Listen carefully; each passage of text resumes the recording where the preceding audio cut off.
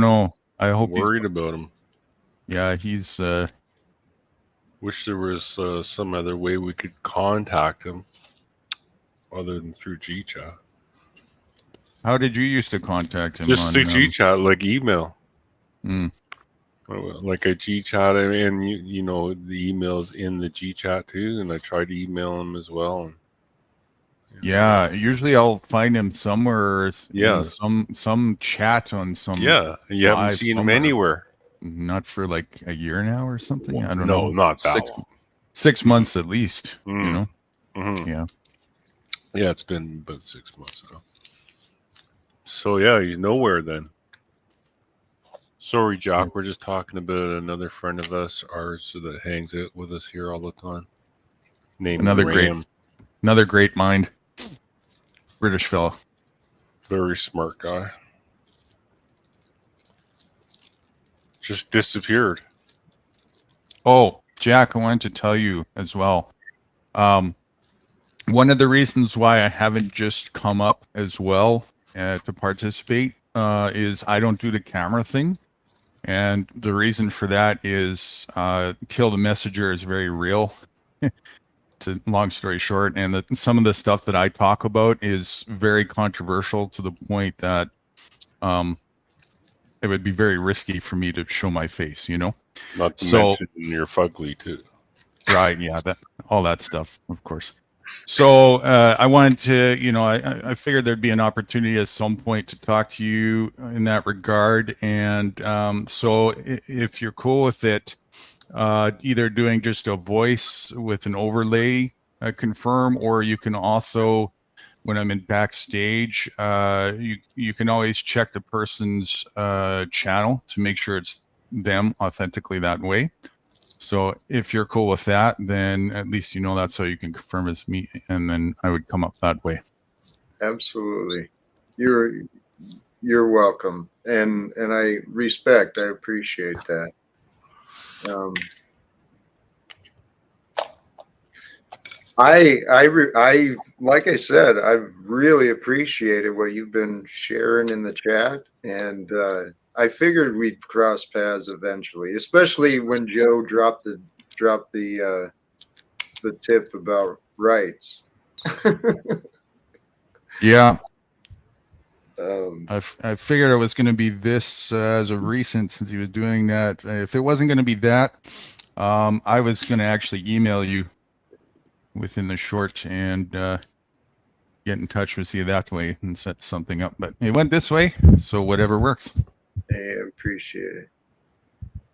And actually, if you have interest, well, here or wherever, I'm interested in learning more about what you're doing. See if I can offer support or see Yeah, if there's anything we can do together.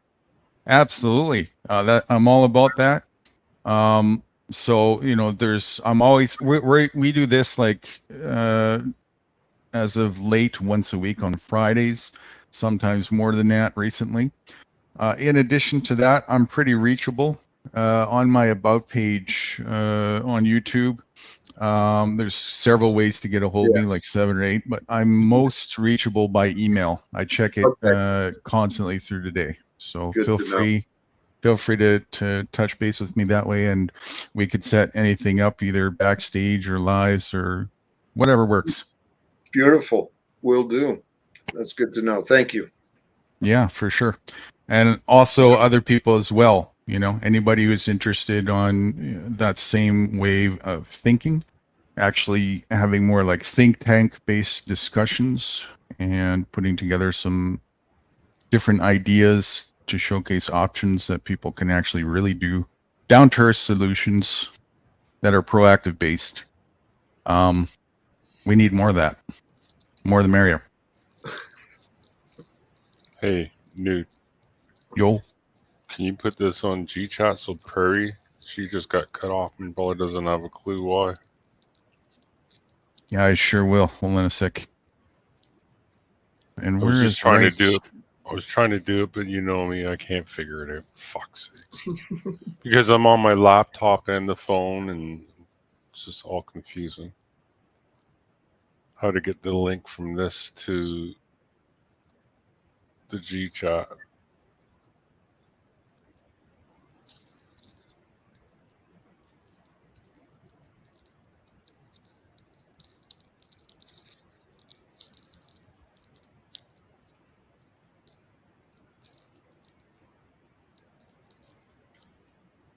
Thumbs. There we go.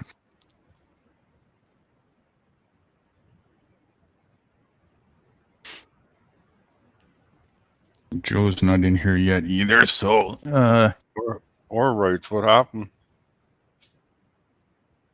that's a good question. Let me get on my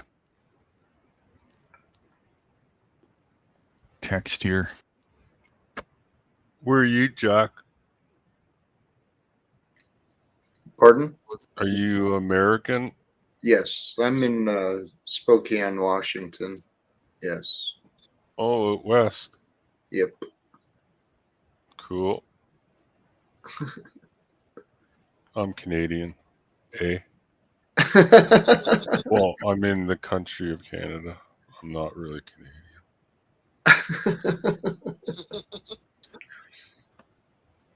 Apparently, we're live already.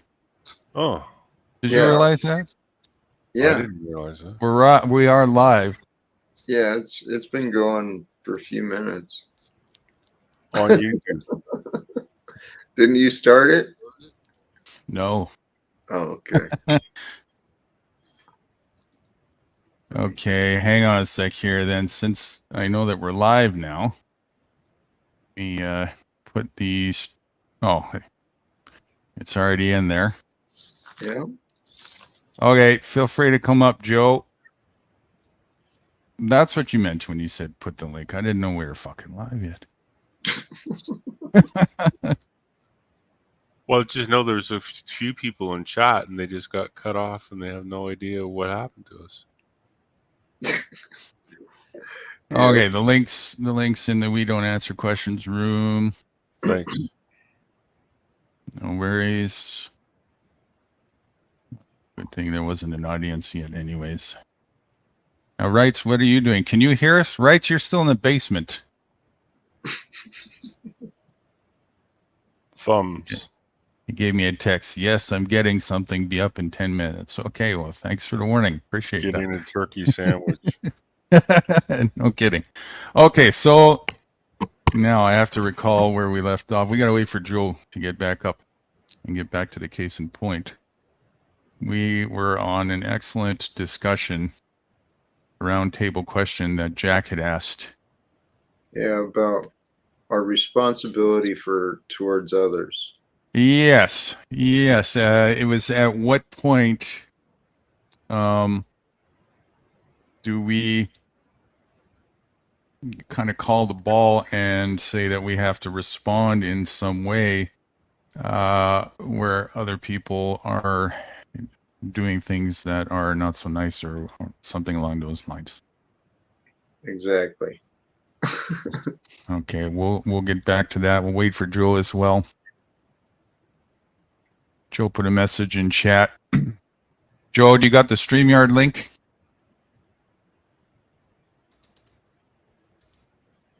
I'm sure it'll work back. I'll put it in his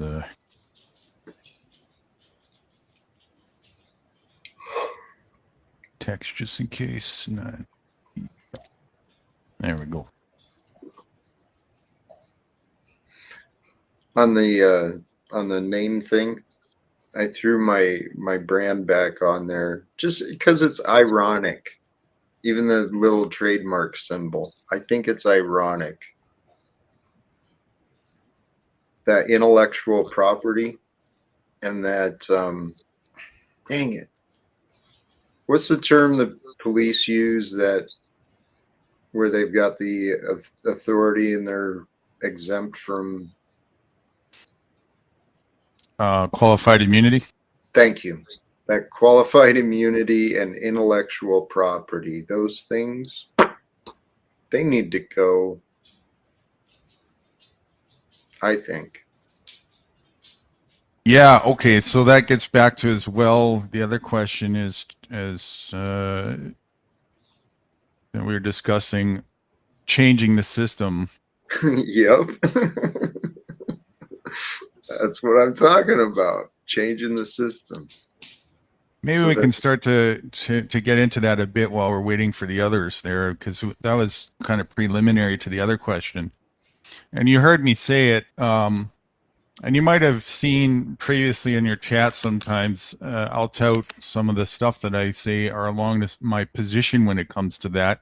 Mhm. And a lot of people might kind of take a second, sort of what the hell is that pointing at when I'm talking about that. So my position comes from what I said earlier. Do we even need a system? And what Do is we your even need it at all? Go ahead, Jack. well? It and that's kind of where it would go back to what system, because there are a system could be a variety of things. So what do you Mhm. mean by the systems we don't need? Well, I guess to answer that is by looking at the systems that are there and checking off, do we even need them at all? Reevaluating. Totally Same. real, totally with a healthier position of discernment, which again is where I see a lot of people are weak in their foundational because of the indoctrination. A lot of people are looking at it in terms of like right and wrong. Just really an unhealthy foundation for discernment. What I subscribe to is it a healthy position, or is it a harmful position, or is it a toxic position? Beautiful. Which gives a much better, more objective, right? Because you can see based on outcomes now and consequences for things that we have tried. It's easier to be more objective without the ego getting so in the way there, for opinionative debates in discussions and so on and so forth.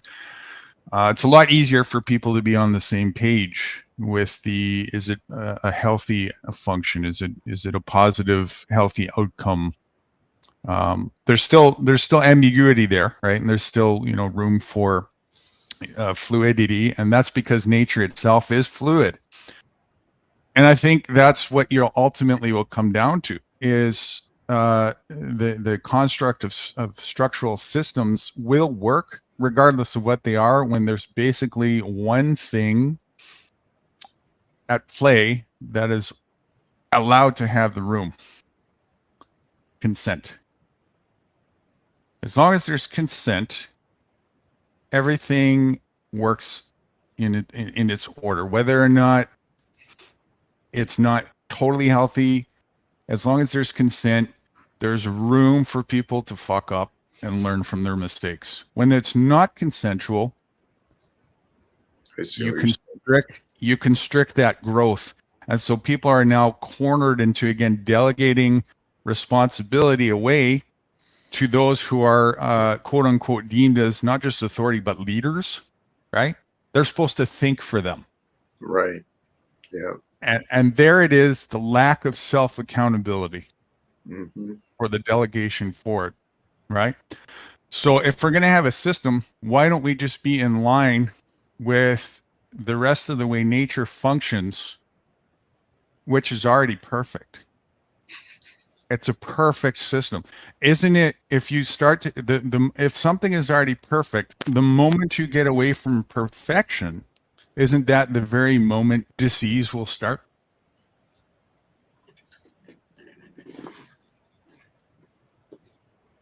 True. Opposite of perfection.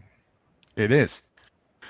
So it's pretty simple. And it took me a long time myself to kind of come down to this and undoctrinate myself. But what I learned was the more we can just be in line with how nature functions and be in the flow, in the fluidity of nature, giving us a balanced breathing room to ride waves as they come, get a little wet, fall in the water, get back up, and learn how to ride the balance. The more that we have the breathing room to do that, everything works fine. Is there going to be challenges still? Yes. Always. Those are opportunities to learn. What I reckon is the idea to put systems on that as a way to mitigate it is a failed pursuit from the start, because what you're trying to do now is you're trying to constrict those opportunities. You're trying to mitigate those opportunities in an insecure, as a result of insecurity from that. And you end up not learning anything. You end up it's a dog chasing its own tail, and to the point of premature disease, death, and destruction, as we can see right now in the corporate society. That's where we're at. And I see where you're saying that the systems can be used to govern and limit opportunities. I think in an ideal world, the systems would be used to, personal or greater systems would be used to mitigate and minimize damages, avoid harms, so to say. And we avoid harms by being prepared, and this is where the greater systems can come into play. Is you were right on target earlier with the basically the one and only thing that can do that. Education. Yes. Right? Education is what gives people the opportunity to know they have choices about things, that they don't have to get their ass handed to them going down this path. It also gives me the opportunity to know before I have to make a mistake that somebody else went down that path and they got harmed by it. Okay, I can take a wisdom from that, right? Yes. Why would we want to constrict that information? Well, the only reason why somebody would want to constrict that information is if somebody, through their own insecurity, wanted to take advantage of somebody else who was naive to that information and rule and enslave over them. That's the only reason. Makes no sense otherwise. That's what we've got. And this is what blows my mind. If we want future generations to do better than we did, let's do a better job of educating them. In this nation, we deny education to the children who don't have this banker's fiat crap. It's insane. We shouldn't be denying education. And Okay. it shouldn't be indoctrination either. Sorry. Excuse me for 1 minute, just for sure. This is for Guru. Let's see if Guru likes this or not.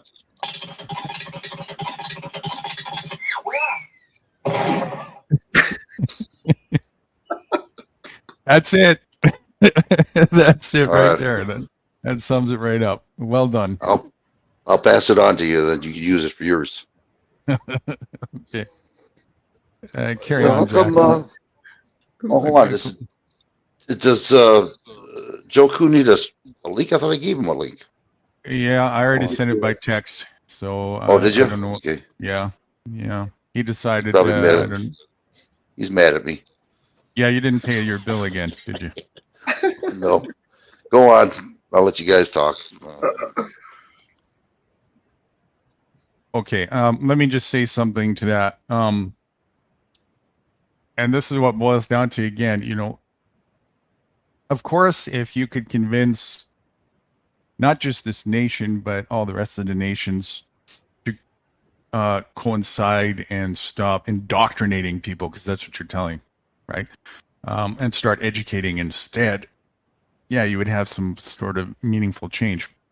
But here's why that's a flub. Okay, the first part is the people who have implemented and remained ruling and reigning over that system for probably centuries. The only reason why they're interested in that pursuit to do so, or the reason why they are, is why they're doing so, rather. And so what you're saying is you would need to change their minds when their position is already rock solid in doing the ruling and reigning. So I reckon if they were actually truly interested in the other side of the coin, they would not even be continuing to engage in ruling or reigning to begin with. My question is, why would they want to change their mind when they're through the utmost and secure ways are gaining the most from ruling and reigning over everybody else? That's number one. Now, number two, we're still delegating that responsibility outwards again. Instead, what I reckon is that we come back to home base and we take the responsibility ourselves for educating ourselves and being teams ourselves and cooperating ourselves. We don't need the cooperation from other people who don't want to cooperate. We just need to ally and cooperate with those who do. And then it's consensual on either side of the fence. And the people who want to continue to be in this BDSM enslaved ruler domination game can continue to do so consensually at their own demise, of course, until if and when they're tired of that game. And then we're always an option for them for as long as we continue for them to seek if they so want. So there's always still that option, you know, as long as they're still alive. And that's the dynamic. And I've actually sought out and found a lot of people through expeditions that actually live this way already, millions. And you're just not going to see them typically in the corporate world, because the people who do live that way have no interest in bringing their healthy ways to a toxic, corrupt sludge fest where it's probably not going to be listened to anyways. You know what I'm saying? So that's my position. What came to mind when you said that is, yeah, that makes sense. I mean, as the story goes, they murdered the Christ for bringing the wisdom to the commoners. And Someone's in a basement. I don't recognize them, right? So Provo Planet. Who is that? Do you recognize somebody by the name of Provo Planet, Jack? Oh yeah, I do. Friend or foe? Friendly guy from What's up, brother? yes. Welcome. It is. Hey, sorry to cut in. I've been listening to you guys' conversation for a little bit. My name's Provo Planet, content creator, live Welcome. stream, monologue, do a couple different things. I just came up, Jack. I know I told you I'm taking a month off your show. Sorry, you guys are having a great conversation, but my point, I want to make it quick and then I'll be out because I've enjoyed listening, is that this conversation you're having right here, I'd love to see more promotion of this, not on your show in the explicit sense of like having the same conversation. You could invite these guys and have a conversation with them, but promote their channels in your chat, right? Like I feel like this conversation deserves more viewers. And, you know, you have a lot of mods, right? And tell them, I think it's your job to manage and tell them what to do. And I think a lot of people would benefit from this conversation that I've been listening to for a short period. So I just want to say, I appreciate you guys, what you're discussing, the civility and everything. And I really love it. You can stay here. You don't have to go. Stay here. I know, but I just wanted to pop in instead of I'm trying not going to charge you, honestly. Yeah, I know, but it's you guys. I think 4 is actually a good number for a panel, just visually, and conversation wise, it also helps. But just want to say, dude, maybe when I come back in a month, dude, I think, you know, if you tell me to like promote people's channels like this, I think that's what and promoting this type of discussion is really what benefits a lot of people. So thank you guys for talking about these issues and being so civil about it, and I think it's productive. So thanks for even having me on to share that with you. If you guys, is that all right? Yeah. Well, yeah, it's so good. Guru, you're fired. I want the other guy. God bless, brother. What took you so long? I don't know. I just felt like I had to say this because this needs. No, I meant for him to fire me. Oh, fire you.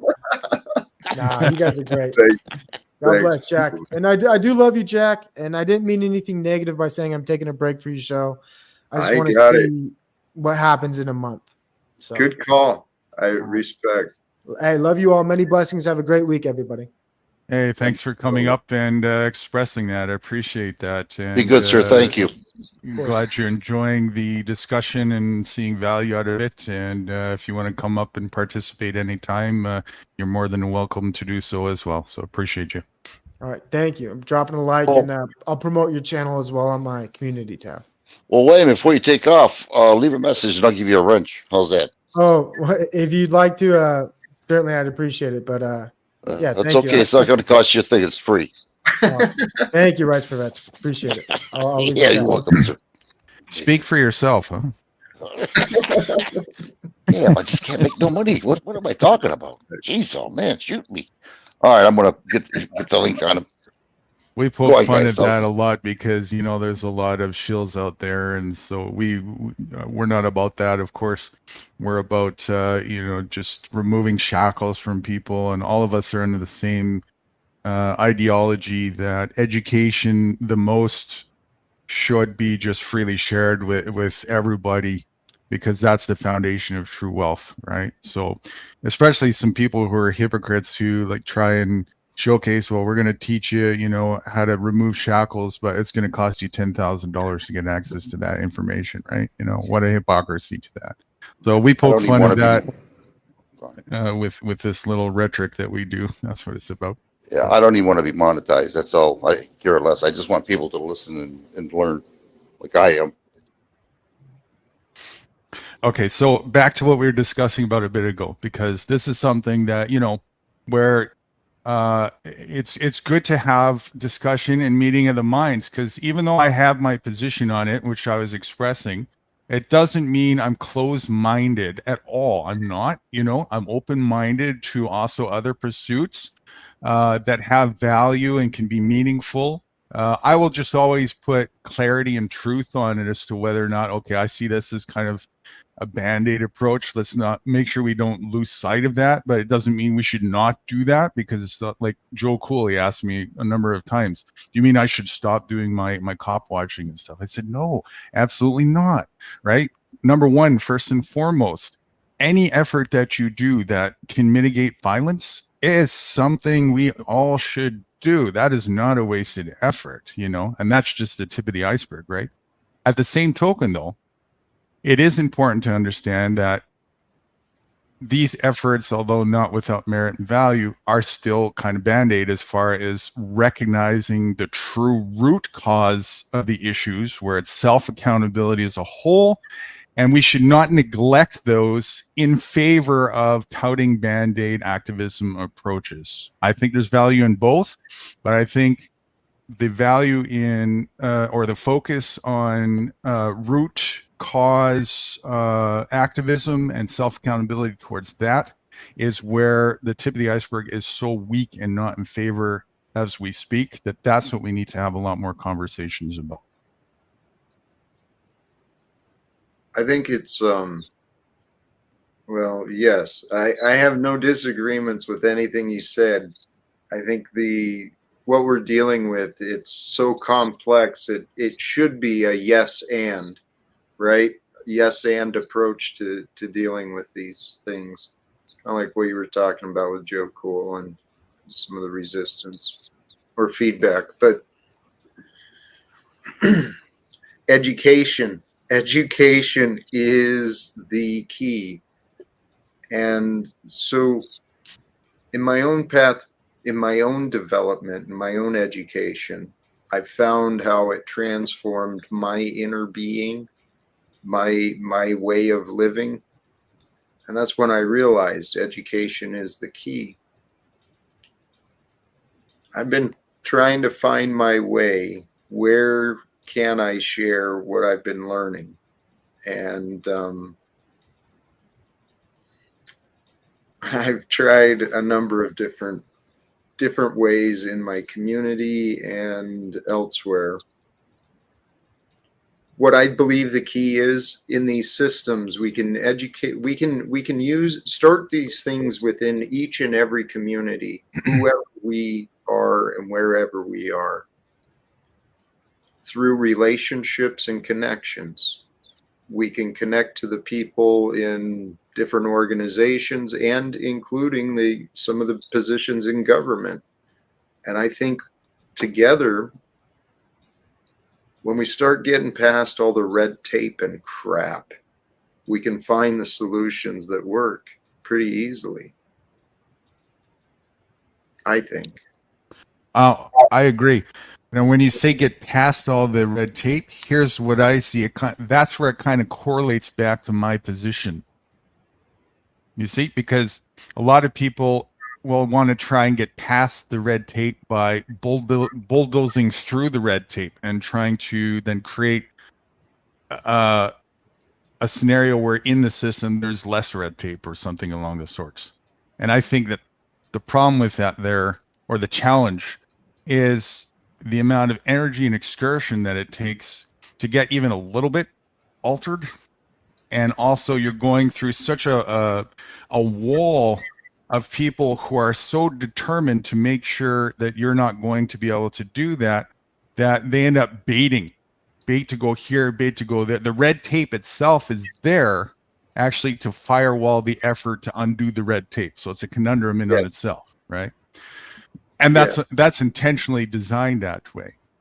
Yes, it's a fail-safe to protect the systems. Right.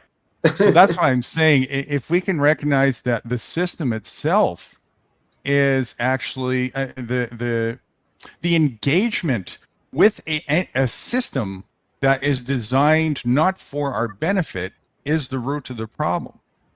So I have to reckon that solution-based, foundation solution-based really is set by learning how to secede yourself from the dependency on that system, Yep. learning how to be more self-reliant so that no matter what happens within that system, it doesn't affect you anymore.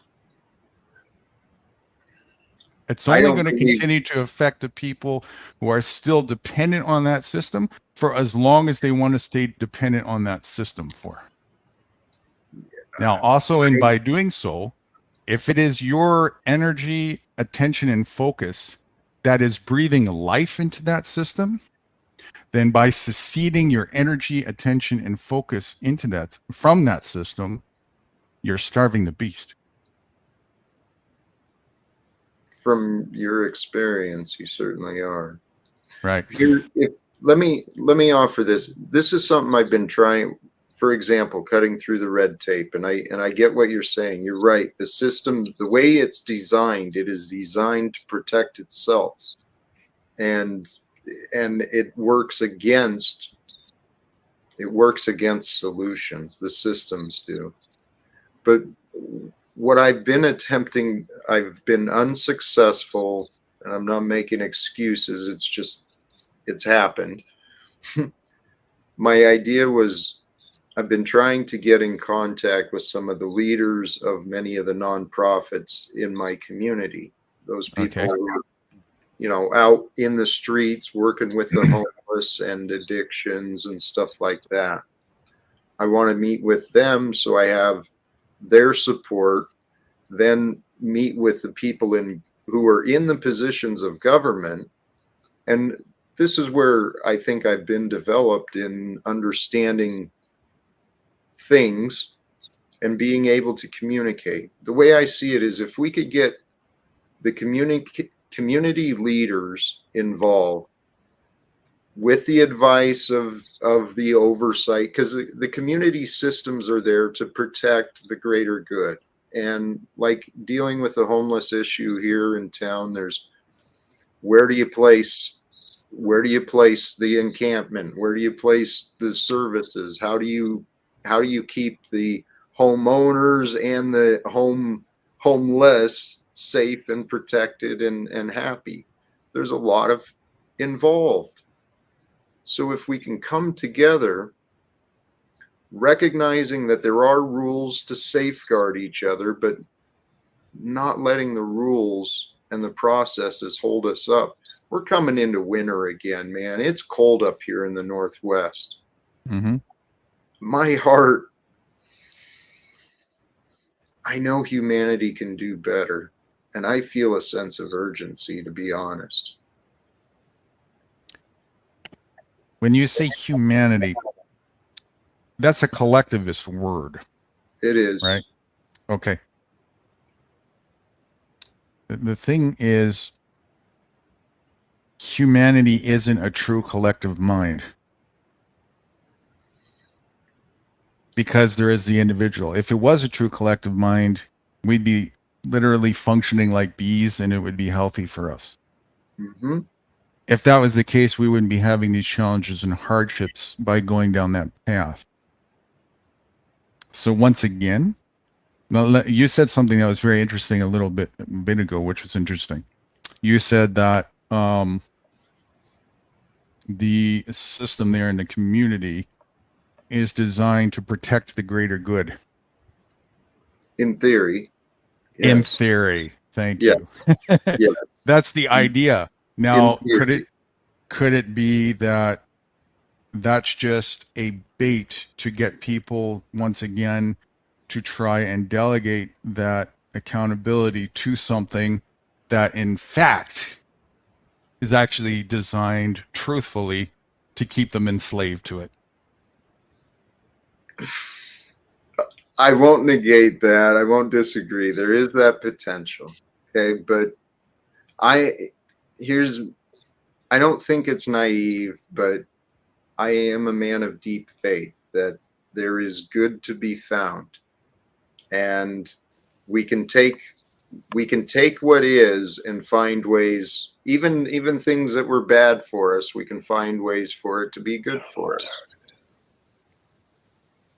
And I think we can do that with these dang systems too. I really think they can be transformed to protect people rather than protect money. This is exactly where I left off. I thought, no way, you guys are talking about We were this. holding the boat for it.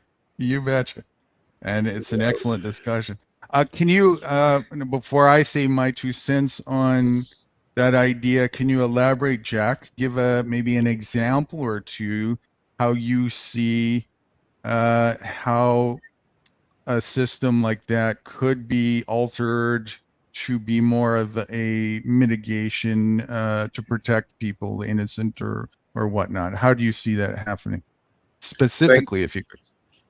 Thank you. Kind of like as oversight, recognizing that there's a deficiency of resources or support in one area, and using the positions of authority, whatever, government and positions, using them as just it's an information place.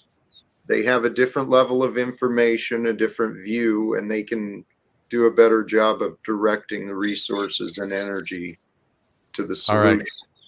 I think we're on the same page when you look at it that way. See, and all I'm doing is I'm proposing is, instead of trying to change the system that's there, make our own, because we could just start and this is actually what I've done. I've got in my private life educational schools going, and I've also been involved with many other people who educate people in the private and teach people about self-reliance and the whole 9 yards, all the stuff that's missing in the system that is designed not to teach you those things, so that it can function the way that it's meant to, which is just to pump out good worker, be obedient job holders, which is just a fancy word for slave. That's all it is, or feudal serf in this day and age, right? That's what it's designed for. And what better slaves are the ones that are naive to the fact of their own enslavement, to the point where they embrace it and will even defend it to the death, right? Yeah, That's the they best beg form of for it. slave. I was watching Malcolm X a couple days ago, and he was like, some slaves were so into it that when the house catch on fire, the slave be like, "Massa, our house on fire. Our house is on fire." Right. So it sounds like, Jack, that, you and I are totally on the same component as far as like the end outcome goal is, so to speak. The only thing that we have a variance on is the roadmap to get there. I see that the roadmap of going outside the system and down to, our own self-reliant paths is also the foundational starting point of making those very systems that teach that. Whether as trying to bulldoze our way through, a firewall of just complete obstacle after obstacle to prevent us from getting information out to people and so on and so forth, Hey, would Guru. actually be a counterproductive pursuit that would drain our efforts by design from being productive for the most part in getting a much better productive resolve if we were to just do like the stuff we're doing right now, type of thing. Guru, does your method work with 300 million people? It works with any amount of number that there's only one condition on it. It works with any individual that is genuinely interested in it. So it's not there's a certain capacity of it. Everybody It's in all about the America. individual. Right. So I was thinking everybody in America, because Jack's plan, I think, would encompass everybody in America. Yours would, in a way, it's everybody in America can opt in if they want and want to behave themselves. So the next question that was a setup for how could, if yours does do 300 million people, how is it so different that Jack has a system that already handles 300 million people? How come we can't just tweak what his system and make it work? Well, it's not a system. It's a path that we're talking about. So there's a variance in the path. What Jack wants to do is he wants to go through the path of red tape to get information out to the public. What I'm saying is let's go outside of the red tape and be in our own way with nature and not even engage with the past, travel the road of least resistance, so to speak. You know what I'm saying? Jack, does your system, I don't think I have a really good grasp on your system. I assume there are a lot of fucking trucks involved, a lot of foreign foods and a lot of shit going, bridges and whatever the fuck else. Does your system include people who can opt in and opt out?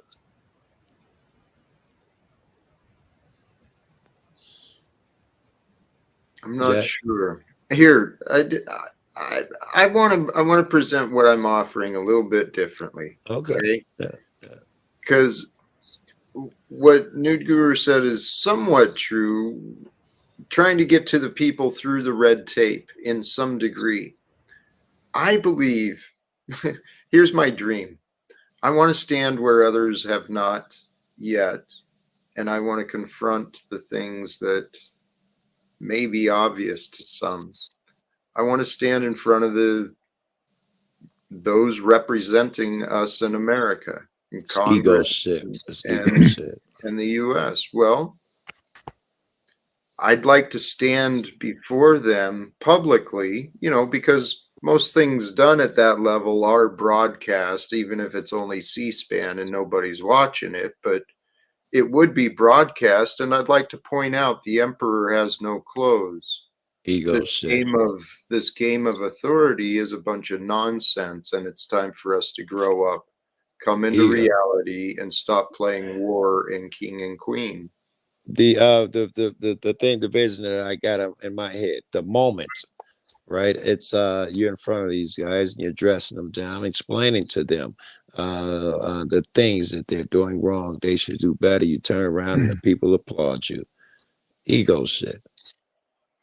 I don't want applause. I want it on the record that the emperor has no clothes. This game of authority is killing people. And it's time here. Can we come back to I'm that not other talking about the question? message. You understand? I'm not talking about the message, right? Yes. Another person might have presented it. He's running around with a band of guys, and he pulls a computer cord and brings the system down. I'm talking about the imagery that you presented. All right. Fair enough. All right. Can we come back to that other question, though? Our responsibility towards others. Because Yes. for evil to thrive, good men must do nothing. So where is that line? Where is that line? Yes. Okay, let's go there. So where do we leave off with that? I think Joe was saying the first. Yeah, I don't think I ever gave my answer. How we would. Can you put the question for good men to do evil? Can we present it in the form of a question? Well, the idea is it came up when we were talking about the responsibility of self. It comes down to every one of us are responsible. So then I wanted to branch out. Where is our responsibility to our neighbor, to the others? Yeah, okay. I didn't want to phrase it. I didn't want to say help, but you're saying responsibility. All right. Where's our responsibility? Yeah, that's where I left off. Well, when I wake up in the morning, I got one foot through the door.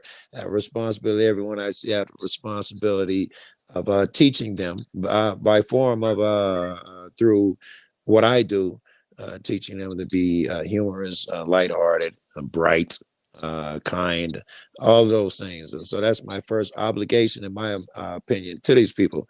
But really, this is where my insidious shit comes out. Really, I'm trying to convert everybody. I'm a fan of God. I'm trying to sneakily get as many souls over. I'm the worst nigga because I'm a zealot, which means I can't really like, cheat, and steal, but zealots are the fucking worst. I will trick you, motherfucker. I'll do some Illuminati shit if you agree with me, motherfucker. Yes, we gotta go to God. And in that sense, I think I have a duty to present to you right and wrong. I have a duty to, if I can, stop you if I see you hurting yourself. And that benevolent shit is touchy, but I have a duty. If I see something obvious, a pitfall, I can keep you out of it. I have a duty to, to warn you what's ahead. So I think I got many obligations, many duties to everyone I meet. All right. Dan and Wrights, you want to put your 2 cents in on that? Please.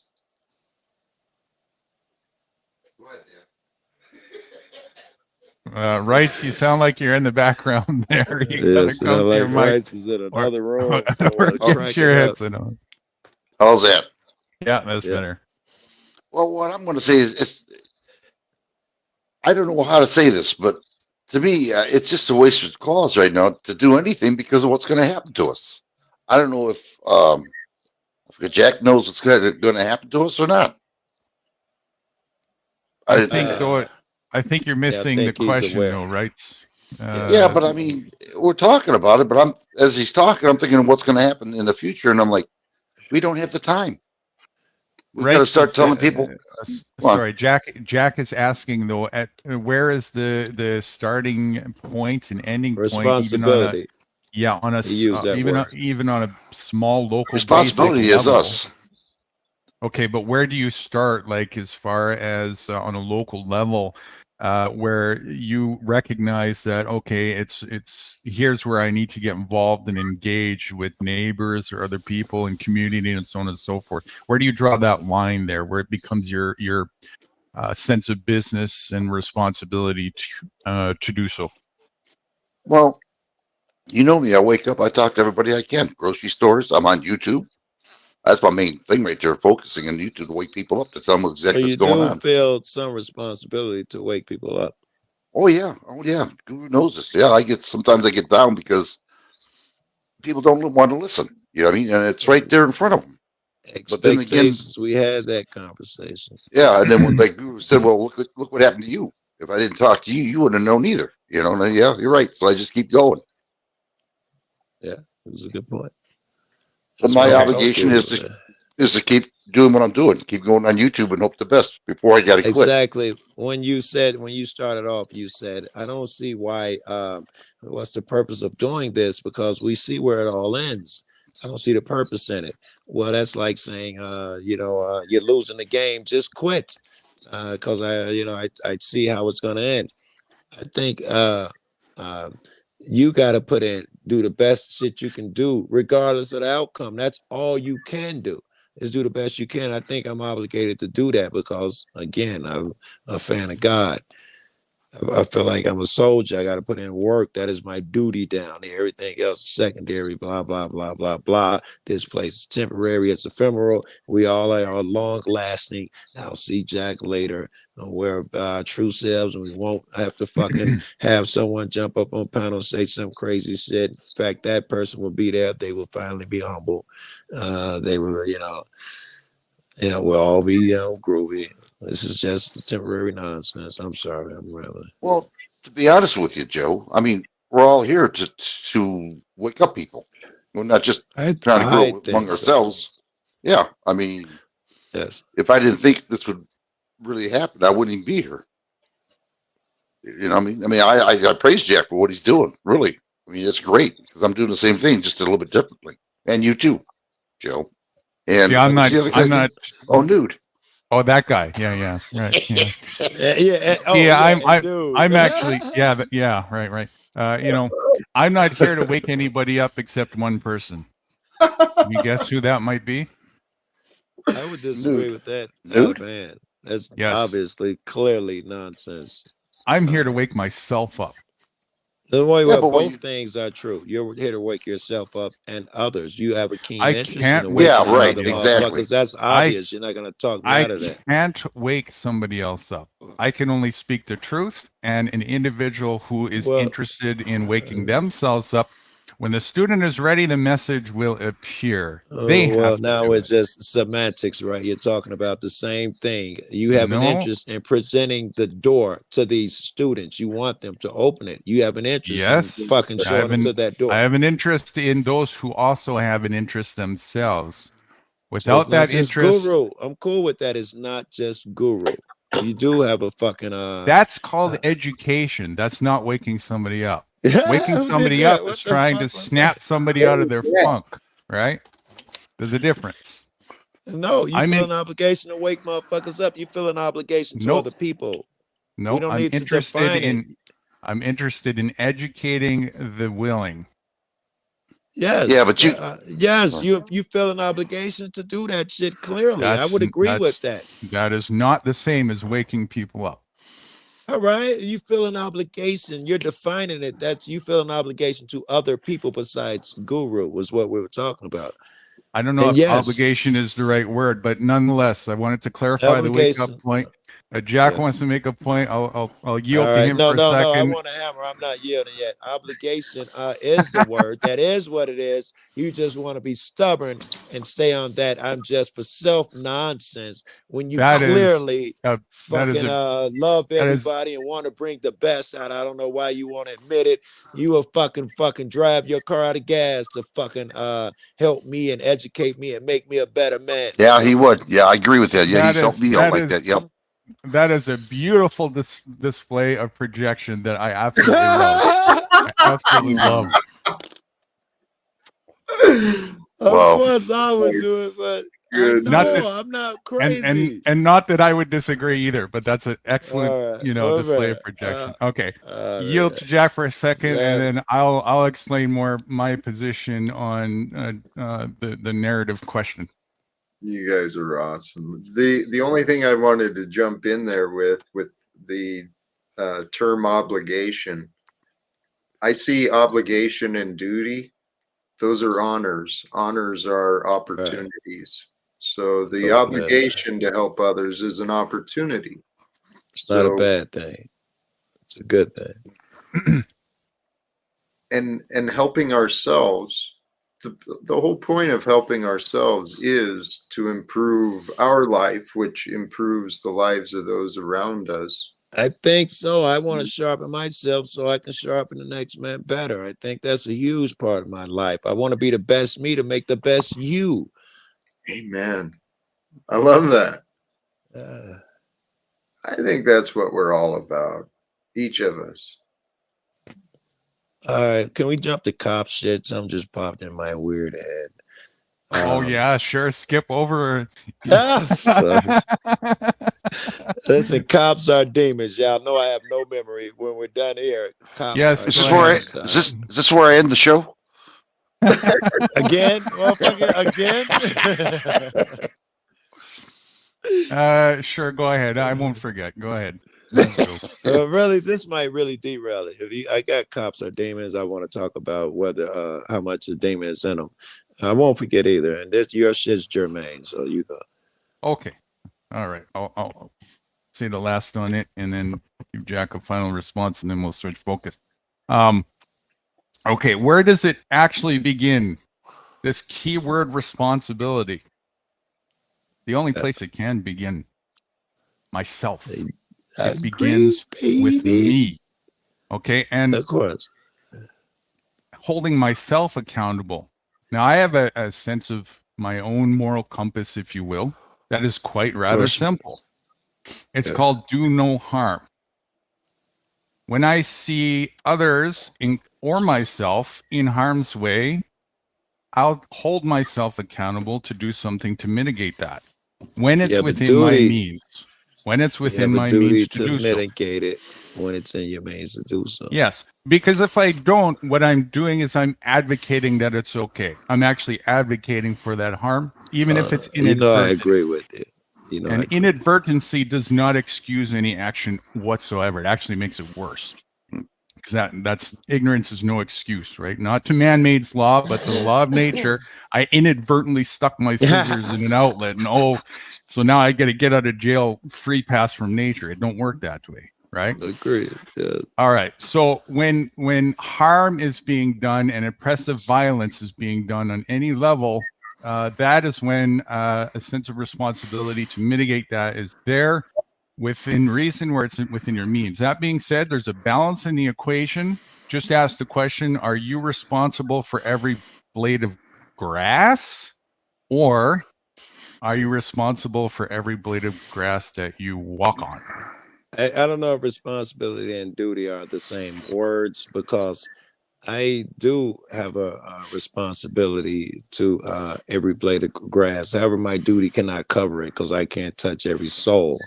But I do have that responsibility, and it's logical because, in my opinion, we all make up one. That would be every atom down here. We share some unseen something, and humans share it on a heavy level. I really believe that we make up one individual. I really believe that the earth is bad because we are bad. We are writing and creating in a way. We ain't got to get too descriptive, but I do believe we put out negative and we cause negativity. I think we're the cause of that, and that makes it a we're. I can no more treat Jack shitty as I can my left hand. Right, I Right. can't hit rights with a hammer. I'm gonna hit my left foot. It's the same shit. Yes. I owe my left foot, even if I don't use that left toe, motherfucker. I owe you, even if that my girlfriend will never see that damn thing. I sleep in my socks. I still owe my left toe. Yeah, and a lot of the basis that I see is the reason for Jack's question there, and this question comes up a lot, is people are really just looking for something that's sound as far as structure goes. What can we have that's simple, easy to Yeah, I dig it. understand, isn't 10 million fucking pages of legislation to confuse the shit out of everybody, right? Just something Yeah. simple and fundamentally sound that is positive, safe, and moral as a compass guide for people to use when they engage and have a more healthy cooperative function. That's really what it's all All about. right. I had a question for you and Jack. And your shit, the three words is the simplicity of it is do no harm. You harm nobody else. That's where this is gonna go to. Then it gets complex when you deal with a lot of people. So I'm interested in the difference between you and Jack.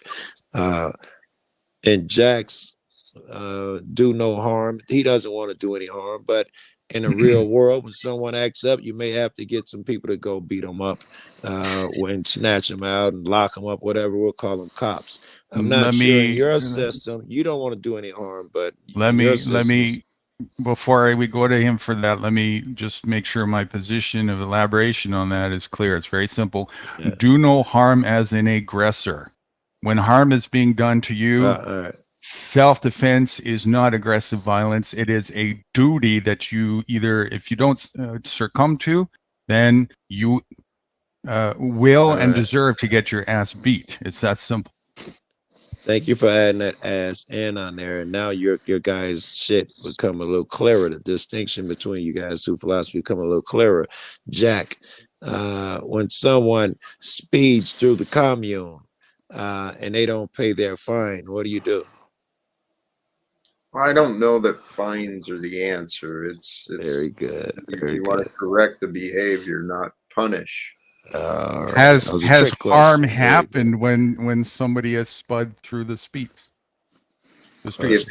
If harm happens, then the harm would need to be addressed and Yes.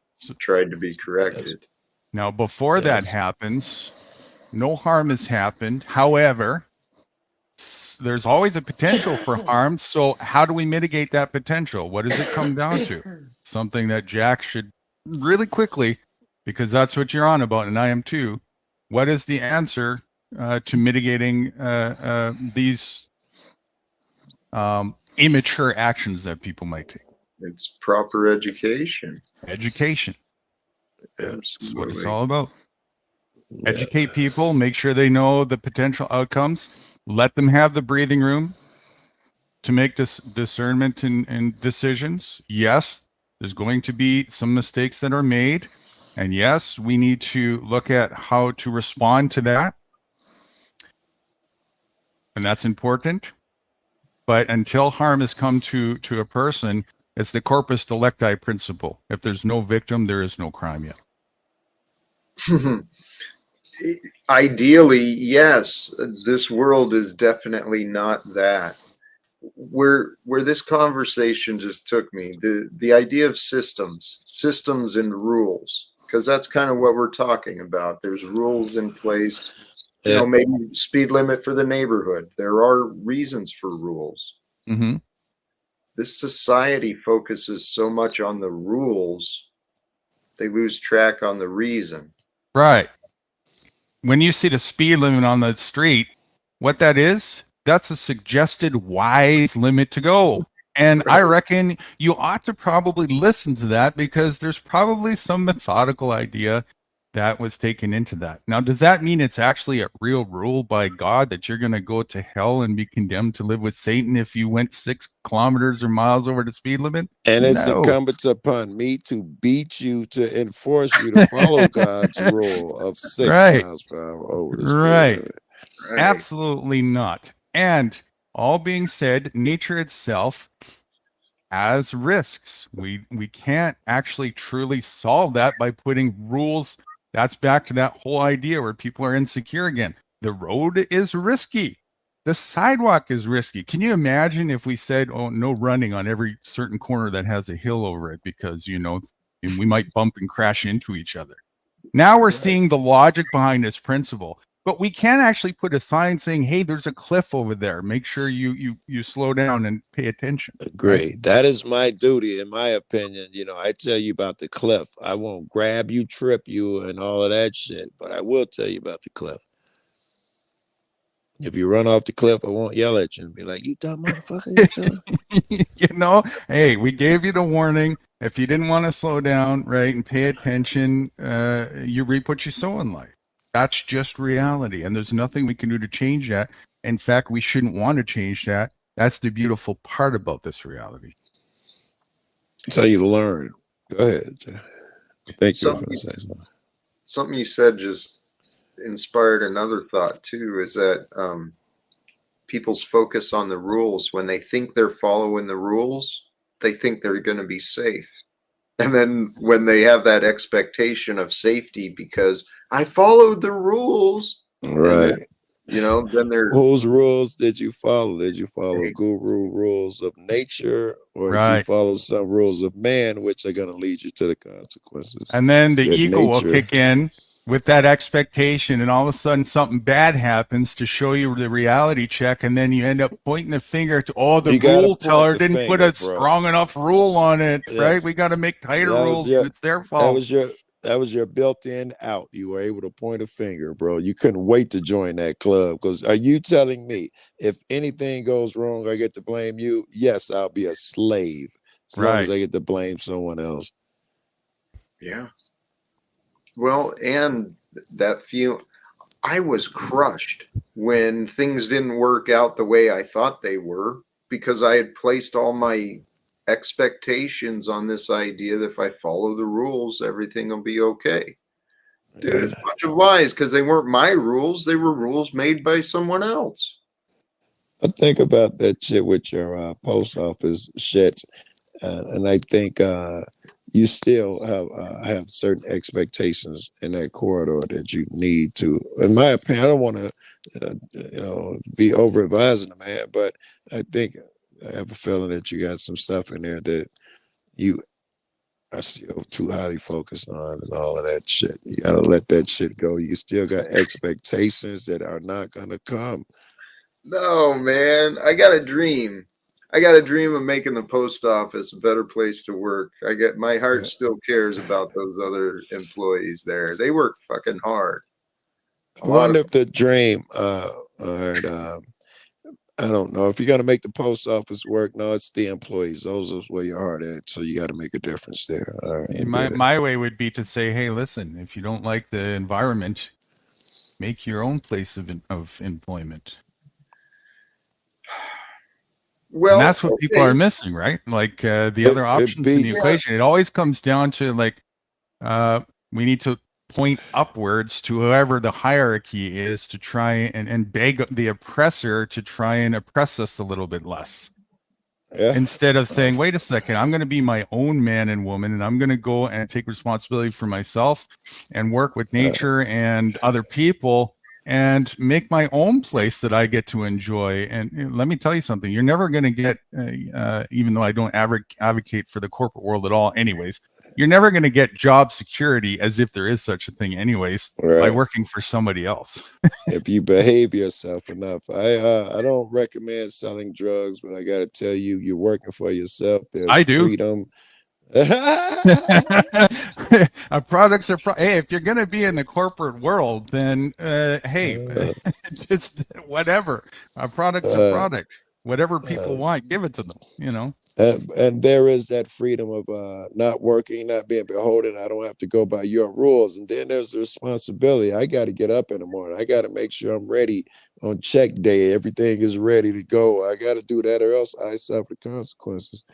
Well, if it's a matter of responsibility, then you ought to secede from that whole way of functioning. Otherwise, any sense of partaking in it is advocating for that harmful destruction of everybody who's involved in it. To have responsibility? I know I'm misunderstanding you. Secede from all forms of corruption, or you yourself are the corruption, right? Yes, I would agree. You said it, you rephrased it differently earlier to like not intervening is giving my acceptance of it or something. Giving consent. Thank you, consent. That's what Right. I'm looking for. Yeah. I think when we don't intervene, consent and we are enabling. And this is where that question came from. Where's our obligation? Educate the willing. If they're not willing, Yeah. it's their path. Yeah. Otherwise, you become, that's where that line is right there. If you cross over that line and go any further, you become the tyrant. I know Wrights isn't here, but I thought that earlier when he said that what he's missing there is he's not showing mercy. With that, I don't forgive people, blah, blah, blah. Well, you got to do the other thing too. You must teach people mercy. You must teach people forgiving. That aspect was totally missing, and I never got there. Now, what do you do when you got a person who doesn't give a shit and doesn't want to listen to what your teachings? I am fine. I got so many fucking shit to do. I got no issues with that. I did my obligation, and because I'm a nice guy, I probably put up with you calling me a couple names in the process of me giving you that little piece of nugget of advice that I thought I had. And I go on about my business. I come back and check on you later.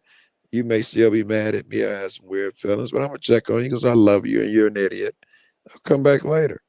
That's it. You could have just said, let them be. You know, I don't let them be. I always come back. I must. Coming back isn't what I mean. Just let them be in the For the sense moment. of, for the moment, you know, Absolutely. I'm not, and you don't ever have to put final close of door on Right, anybody, right because on, okay. people come Yes. to their senses at some point, right? But Or for the I time move on with being, my life. I may not Yes. be running to them again, and I'm Yes. okay with that. Yeah. move on with your life, and don't let here's the line where it's not a healthy function anymore. If it's at the expense of your own essence in any way, Right. you have now lost sight of personal responsibility for yourself. If that's the case, this may be a little different. If you're responsible for your own essence, then that goes to you letting people trigger you, or All you of it. letting outside shit control you. Yeah. All of it. Yeah. Even in as far as how much you choose to engage with people on certain subjects and this and that, you know, Yes. all of Yes. all of that, right? If Jack- it's at the expense of your essence, then you are being irresponsible to yourself. Jack, if you hear me on your show when the chaos starts and it's clear that other people jumped up there and said crazy shit, and I say I blame Jack, that is the way I mean it. You're responsible for your own shit, your own not triggering. You're responsible for all of that shit. So when you bring a motherfucker up there and they trigger you, it was still your responsibility. You're responsible to yourself. You're not the best person if you can be if you're letting that shit in. I'm glad that this room is where it is, because I would hate to for these guys to think, oh God, they're all attacking me again. I'm just making observation, you sensitive motherfuckers. Well, it's a good thing I don't have sticky fingers to shut this thing off, you know? Yeah, right. I don't know. Shoot. But And another thing to be careful about as well, right? Like none of us know it all. None of us are Yes. far from being omnipresent knowledge and perfect in that way, right? So we're all In at peace fact- and have wisdom to share and so on and so forth. That being said, though, this idea that we want to fix and correct other people, most people are putting 98% focus outwards in that direction and missing that, wait a second, what about correcting and fixing yourself? Yeah, that's all it. And in fact, I've gotten so bad with it.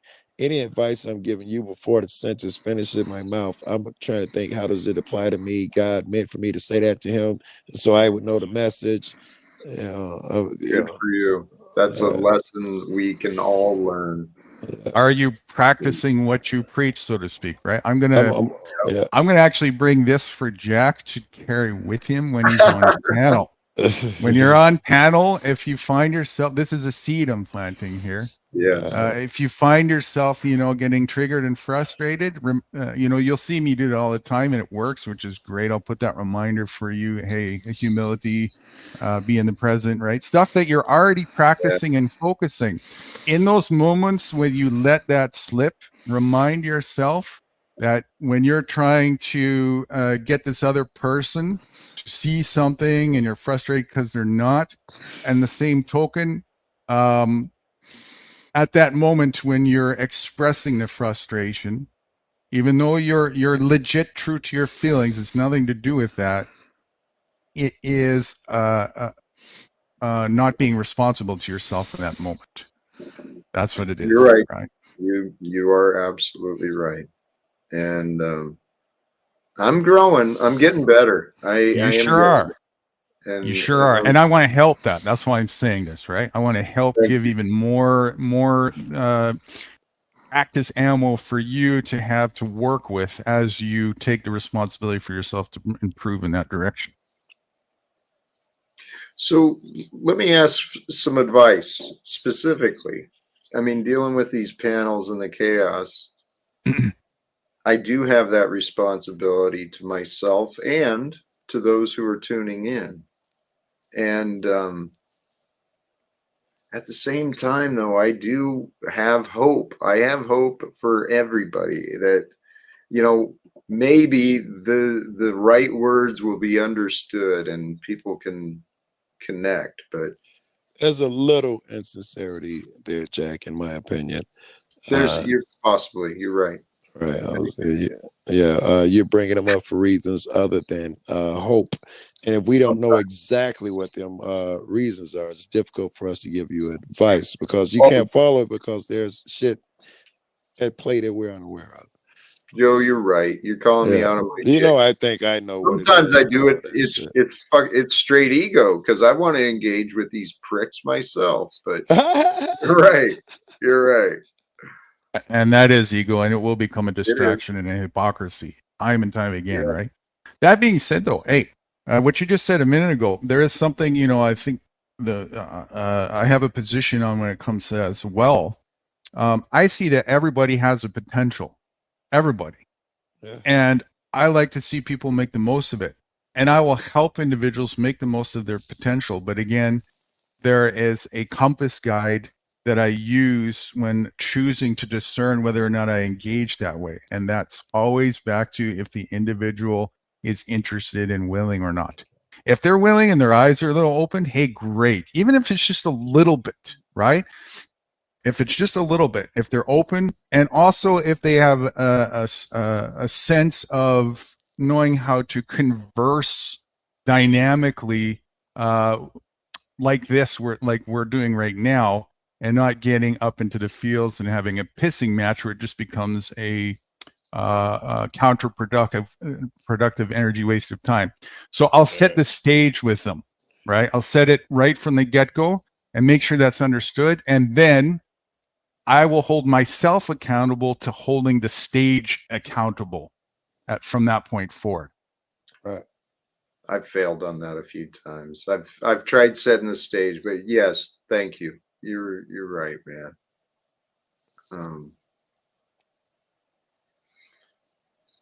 I don't know. This life is an amazing adventure. The thought I had, what you guys are offering here, right? And New Guru, Joe, what you guys are sharing here.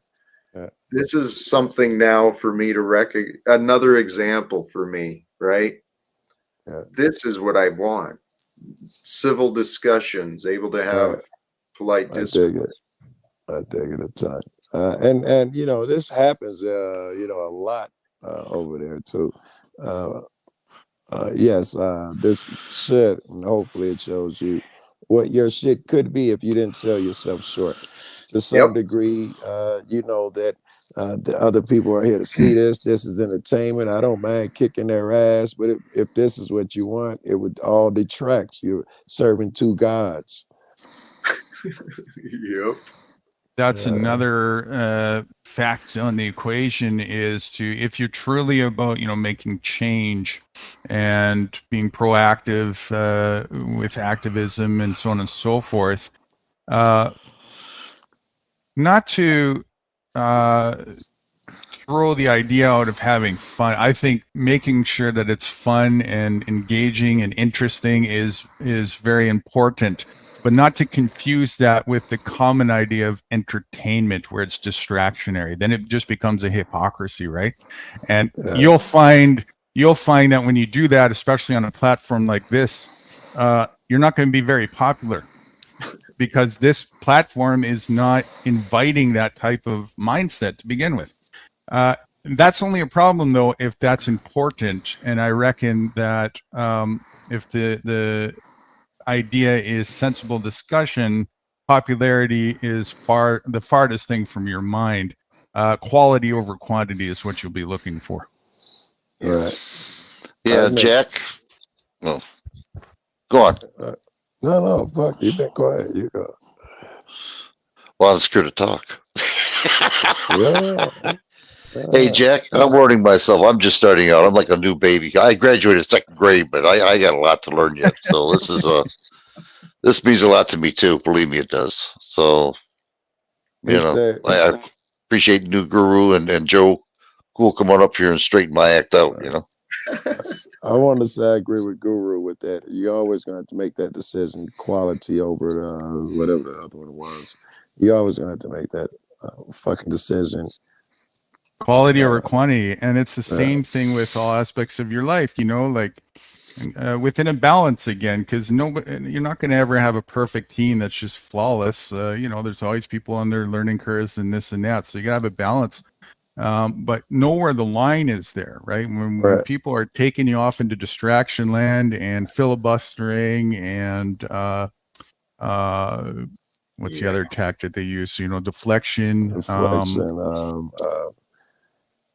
agents of chaos, right? All this kind of stuff. That's totally way past any line of sensible, healthy, meaningful conversation. Motherfuckers trolling you, giving you straw arguments. Why'd you block so and so and all of that nonsense? Here's another part of this, though. I see those patterns. They're confused people. They're not healthy. I agree.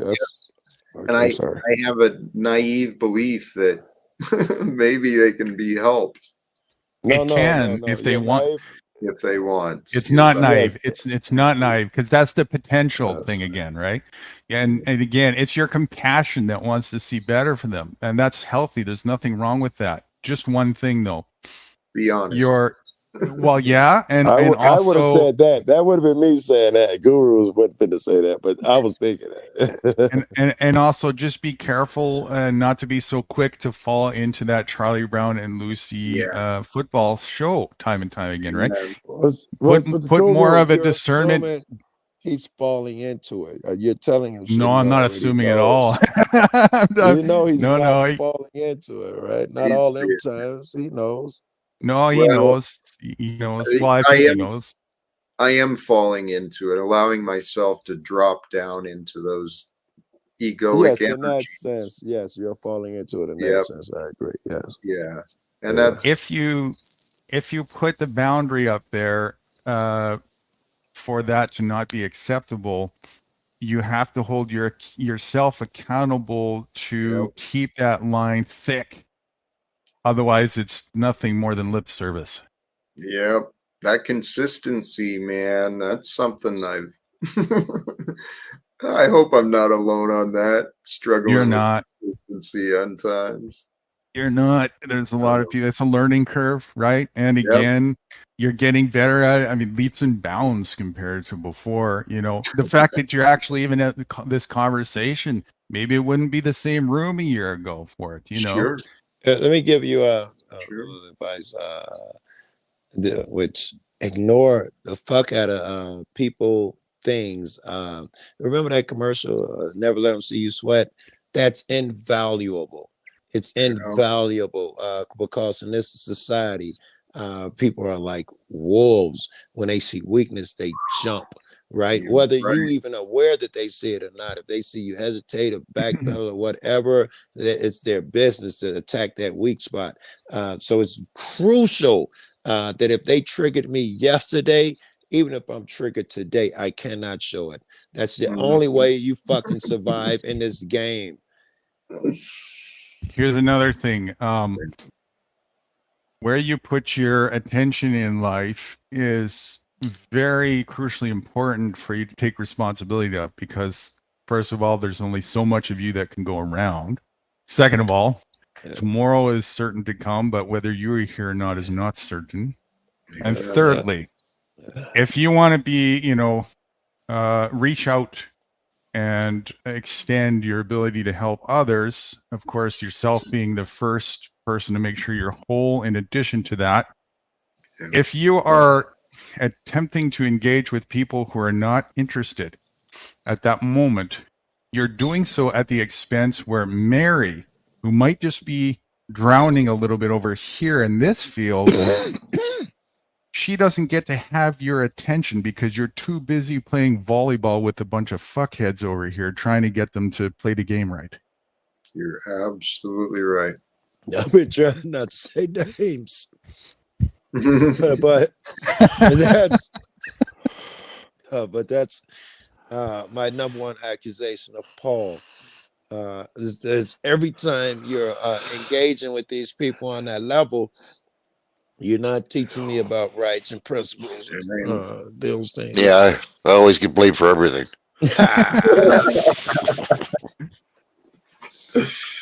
Right. Yeah, that's something I recognized, well, even better through the panels, but I recognized that a while ago. For all the hours where I was angry and focused on conflicts in my head, Right. I was missing out on good things. The best revenge is not doing what they do. Yeah. It is. It's priceless, bro. They hate you for it, but they say moving away, Sun Tzu, that even your enemies admire you. And that's what it's about.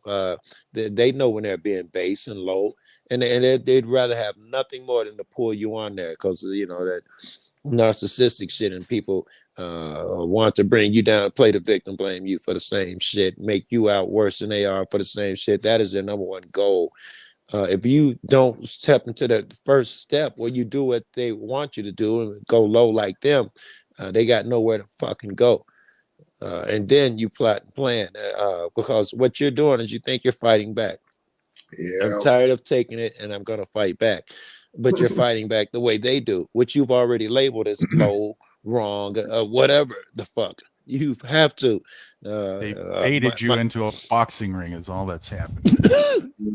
I know. you and your solution is always the same thing. You bring them on and give. I'm joking here. You bring them on and give them another chance. But you don't change your tact. It's the same tact. You have the same results, right? Yeah. You'd have to have a. Okay, go ahead. You'd have to change tact and do different shit every time they come up. If that's what we're talking about, you'd have to try something different, and then you say, "What kind of success did that have? Where did it fail?" Yeah. And then you fine tune your approach. So, what your approach was last month should be nothing like this month. Fair enough. I have been making small changes and adjustments. I mean, as I get to know different people and in different circumstances, I try different things. I'm I'm learning and growing myself, but things are going to work out. I think these things are working out just perfectly somehow. I have faith. Well, everything is perfect by default. If it wasn't, existence wouldn't be, and we wouldn't be here. Amen. Perfection is a question of balance, and I couldn't see a better balance than everything the way that it is already. Now, that being said, we've been given this interesting little extra thing on the equation, which seems kind of odd, but I think it's just what goes hand in hand with having a version of freedom. We can discern and choose to defy being in line with nature if we want to our own demise, if we so choose. So it's been left to us for the responsibility of that, the whole package that goes along with that. That means educating ourselves and seeing, what works and what doesn't work, and being honest about that, and so on and so forth, and learning from our mistakes and learning to not repeat them. I believe, yes. And as individuals, New Guru, what you're saying, I am so convinced there's something unique and special about this time that we are living. I'm confident we are here, this generation, all of us alive. We're here to break the patterns. And the patterns can be broken individually and on the collective level, the greater scale. Excuse me. I'm sorry, I'm running to the kitchen. Give me a minute.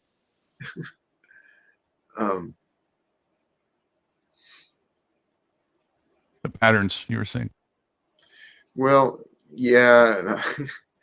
My thoughts keep going beyond, and I realize the chances of what I'm saying are pretty slim, but this responsibility to others, I feel like Joe said, we are all a part. I don't see any separation from anyone or anything anymore. And if we don't do something in America, the people who are participating in the beast systems, they're going to continue telling the bankers to keep printing money, and then they're going to keep spending that money on more military and more people dying. Yeah. That's ultimately the point of it. How it works, right? Because there's another objective behind that. That is the reason for that facilitation to carry out. It's not a nice agenda, but and we talk about it a lot on here. There's no holds barred about the truth. There really is no nations. There's just a conglomerate of a corporate hierarchy that's going on, and America is just a franchise of that. The United Nations is kind of headquarters, and they're not hidden at all with their objective and their narratives of focus. And the top priority for them is culling the herd. Yeah. And so wars, right, and are one of the main facilitating functions to achieve that culling of the herd. It's that simple. That's why it happens. Jack, have you ever heard of a CBDC? CBDC. Is that the digital coin stuff? Yeah, Yeah. central bank digital currency. Yes. That's when we're gonna start getting shafted right there. That's part of it. Well, I've heard a lot of the plans and I've watched. I mean, in this lifetime, we've watched currencies being manipulated time and time again throughout history. And introducing a different currency, I think it's just another method of control. Just Of course. what you're saying, yeah. Of course, yeah. To lead down to the next level, like if you look at it as a whole, if you understand if that's really the true priority, then the rest of the stuff that is going on starts to make perfect sense. Get people into a concentrated thing called a city.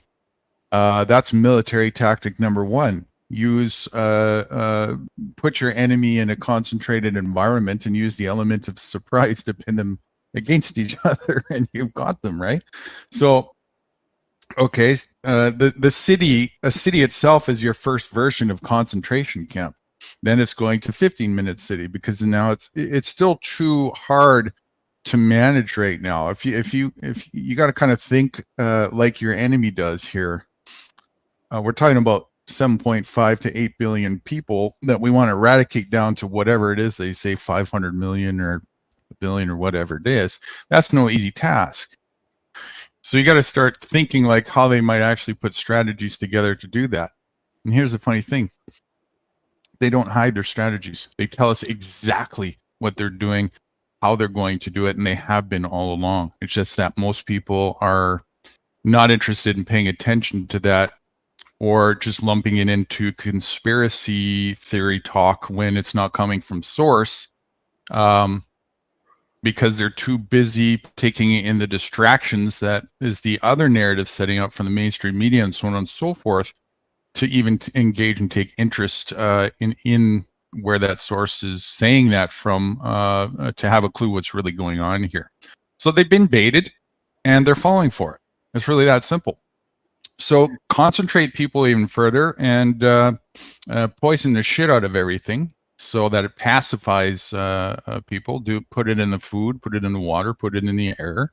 Do it slowly and gently, and guide people into the gas chamber as they did in Nazi Germany. I saw that as basically just a dress rehearsal for the real thing as we see and speak here on a world stage. That's exactly what's happening as we speak. Softly and gently, very quietly, it's a Holocaust that not too many people are recognizing is taking place as we speak, right?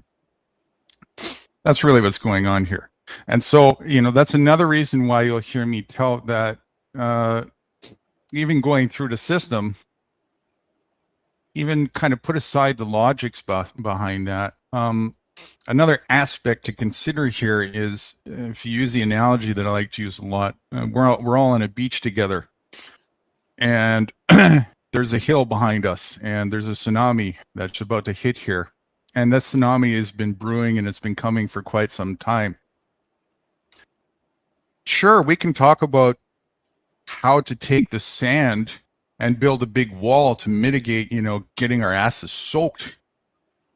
But is it sensible to do that when the tsunami is 5 cents away? Or should we just run up the hill and tout to anybody else who is not too occupied and is interested in hearing that, hey, there's a tsunami, so that they can have a chance to make it to safety as well?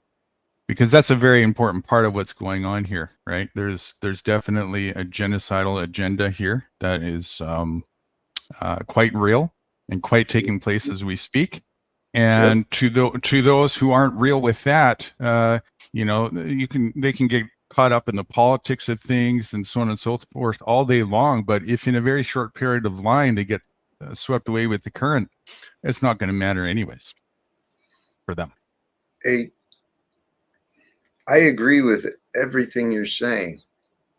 It's been manufactured manufactured ignorance, which has resulted in manufactured stupidity.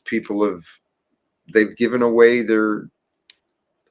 people have consented to this craziness. And I do feel like there is a sense of urgency, and what I feel is necessary is a wake-up call. I mean, kind of what, but it means convincing people who don't want to learn, convincing them it's time. Just make sure if you're going to do that, that you're sitting on top of the hill where you're already safe.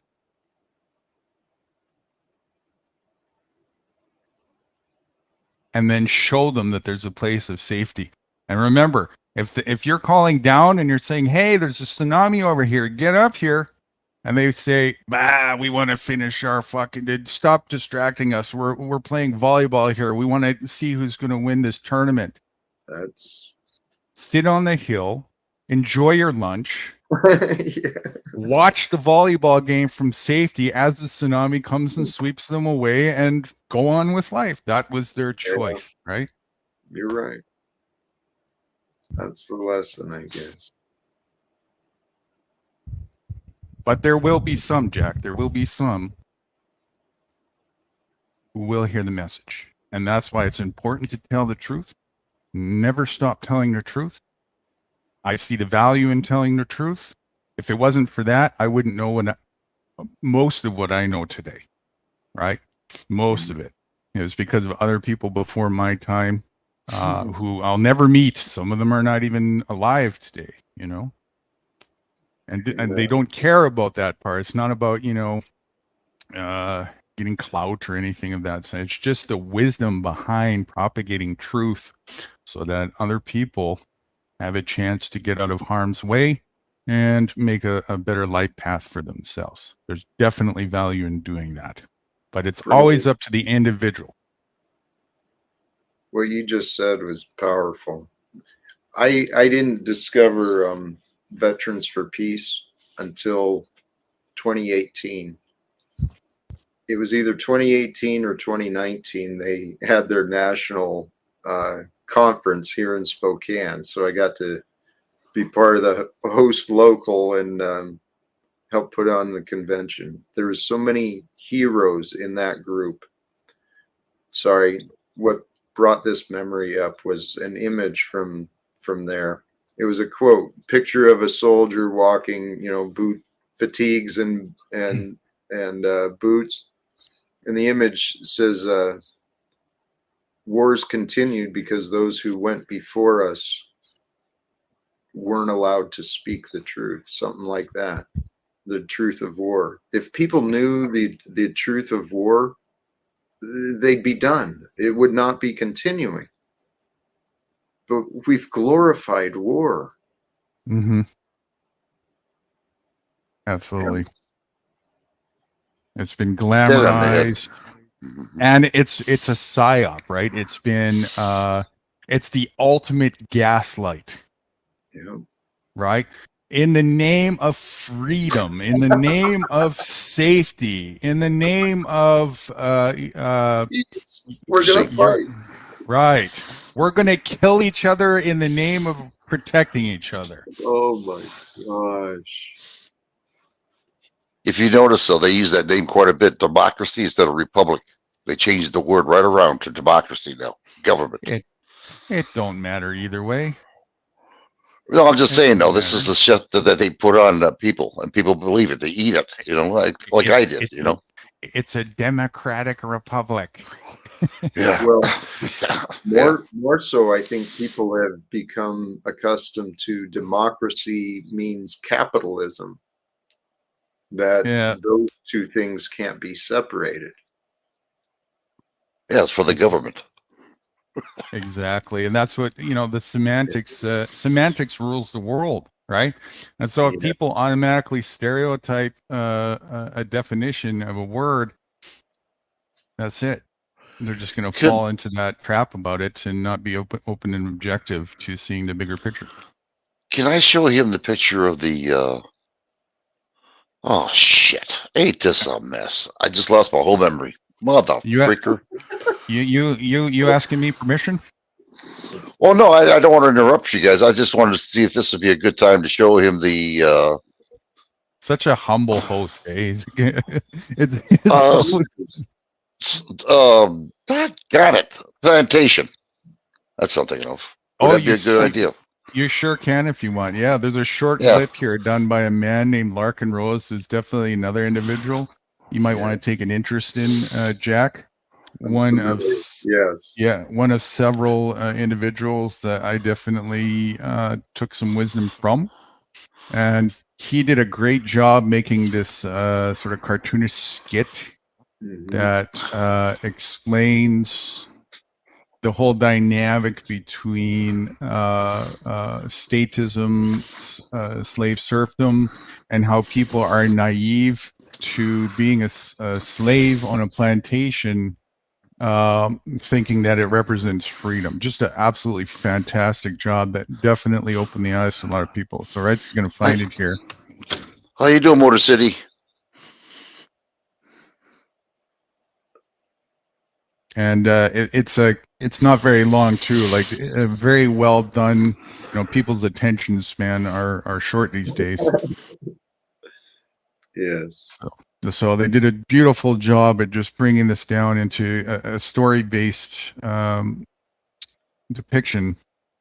I did That see is- that. I saw the animated, and then I saw his newer production as well. Oh, he already knows who we're talking about, right? Yes. So you I'm- saw it. Okay.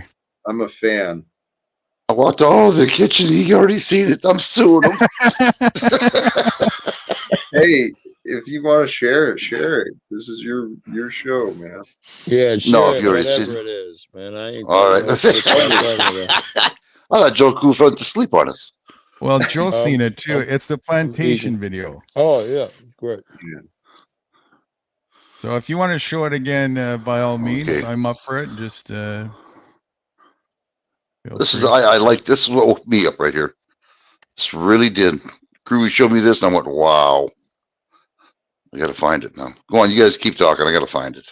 It is a great resource. Yes. Jack, don't let him fool you. I caught him over here playing a bunch of racist stuff, and he had to justify it afterward. No, what happened was we were trying to show the value of economy. I started talking to Joe Cool about it, tell him what was going on. He says, shut up and go to the back of the bus. Right? Whitey.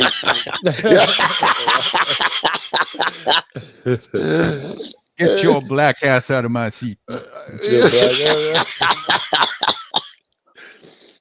Hey, we laugh about this shit, but when I was a kid, we would go down south. My mom would give us the don't look a white man in the eye speech and all that shit.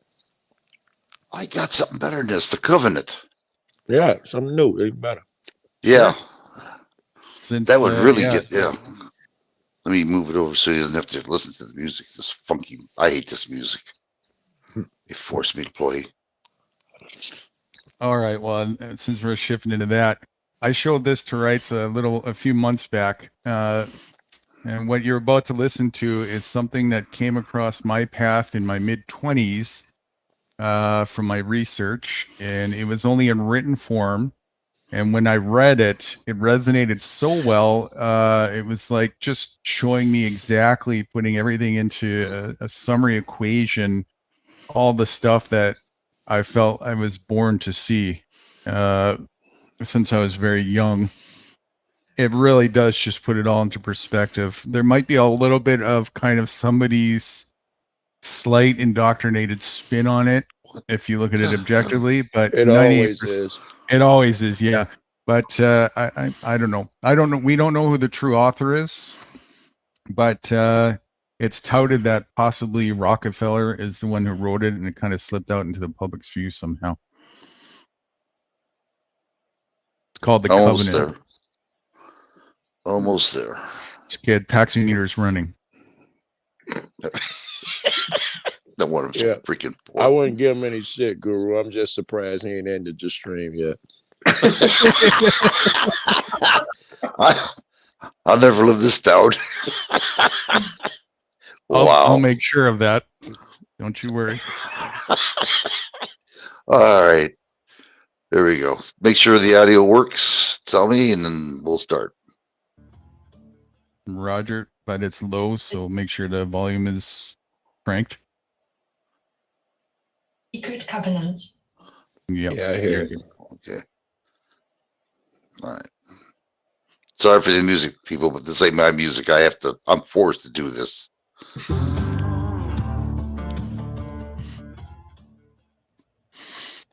The secret covenant. An illusion it will be, so large, so vast, it will escape their perception. Those who will see it will be thought of as insane. We will create separate fronts to prevent them from seeing the connection between us. We will behave as if we are not connected to keep the illusion alive. Our goals will be accomplished one drop at a time, so as to never bring suspicion upon ourselves. This will also prevent them from seeing the changes as they occur. We will always stand above the relative field of their experience, for we know the secrets of the absolute. We will work together always, as will remain bound by blood and secrecy. Death will come to he who speaks. We will keep their lifespan short and their minds weak, while pretending to do the opposite. We will use our knowledge of science and technology in subtle ways, so that they will never see what is happening. We will use soft metals, aging accelerators, and sedatives in food and water, also in the air. They will be blanketed by poisons everywhere they turn. The soft metals will cause them to lose their minds.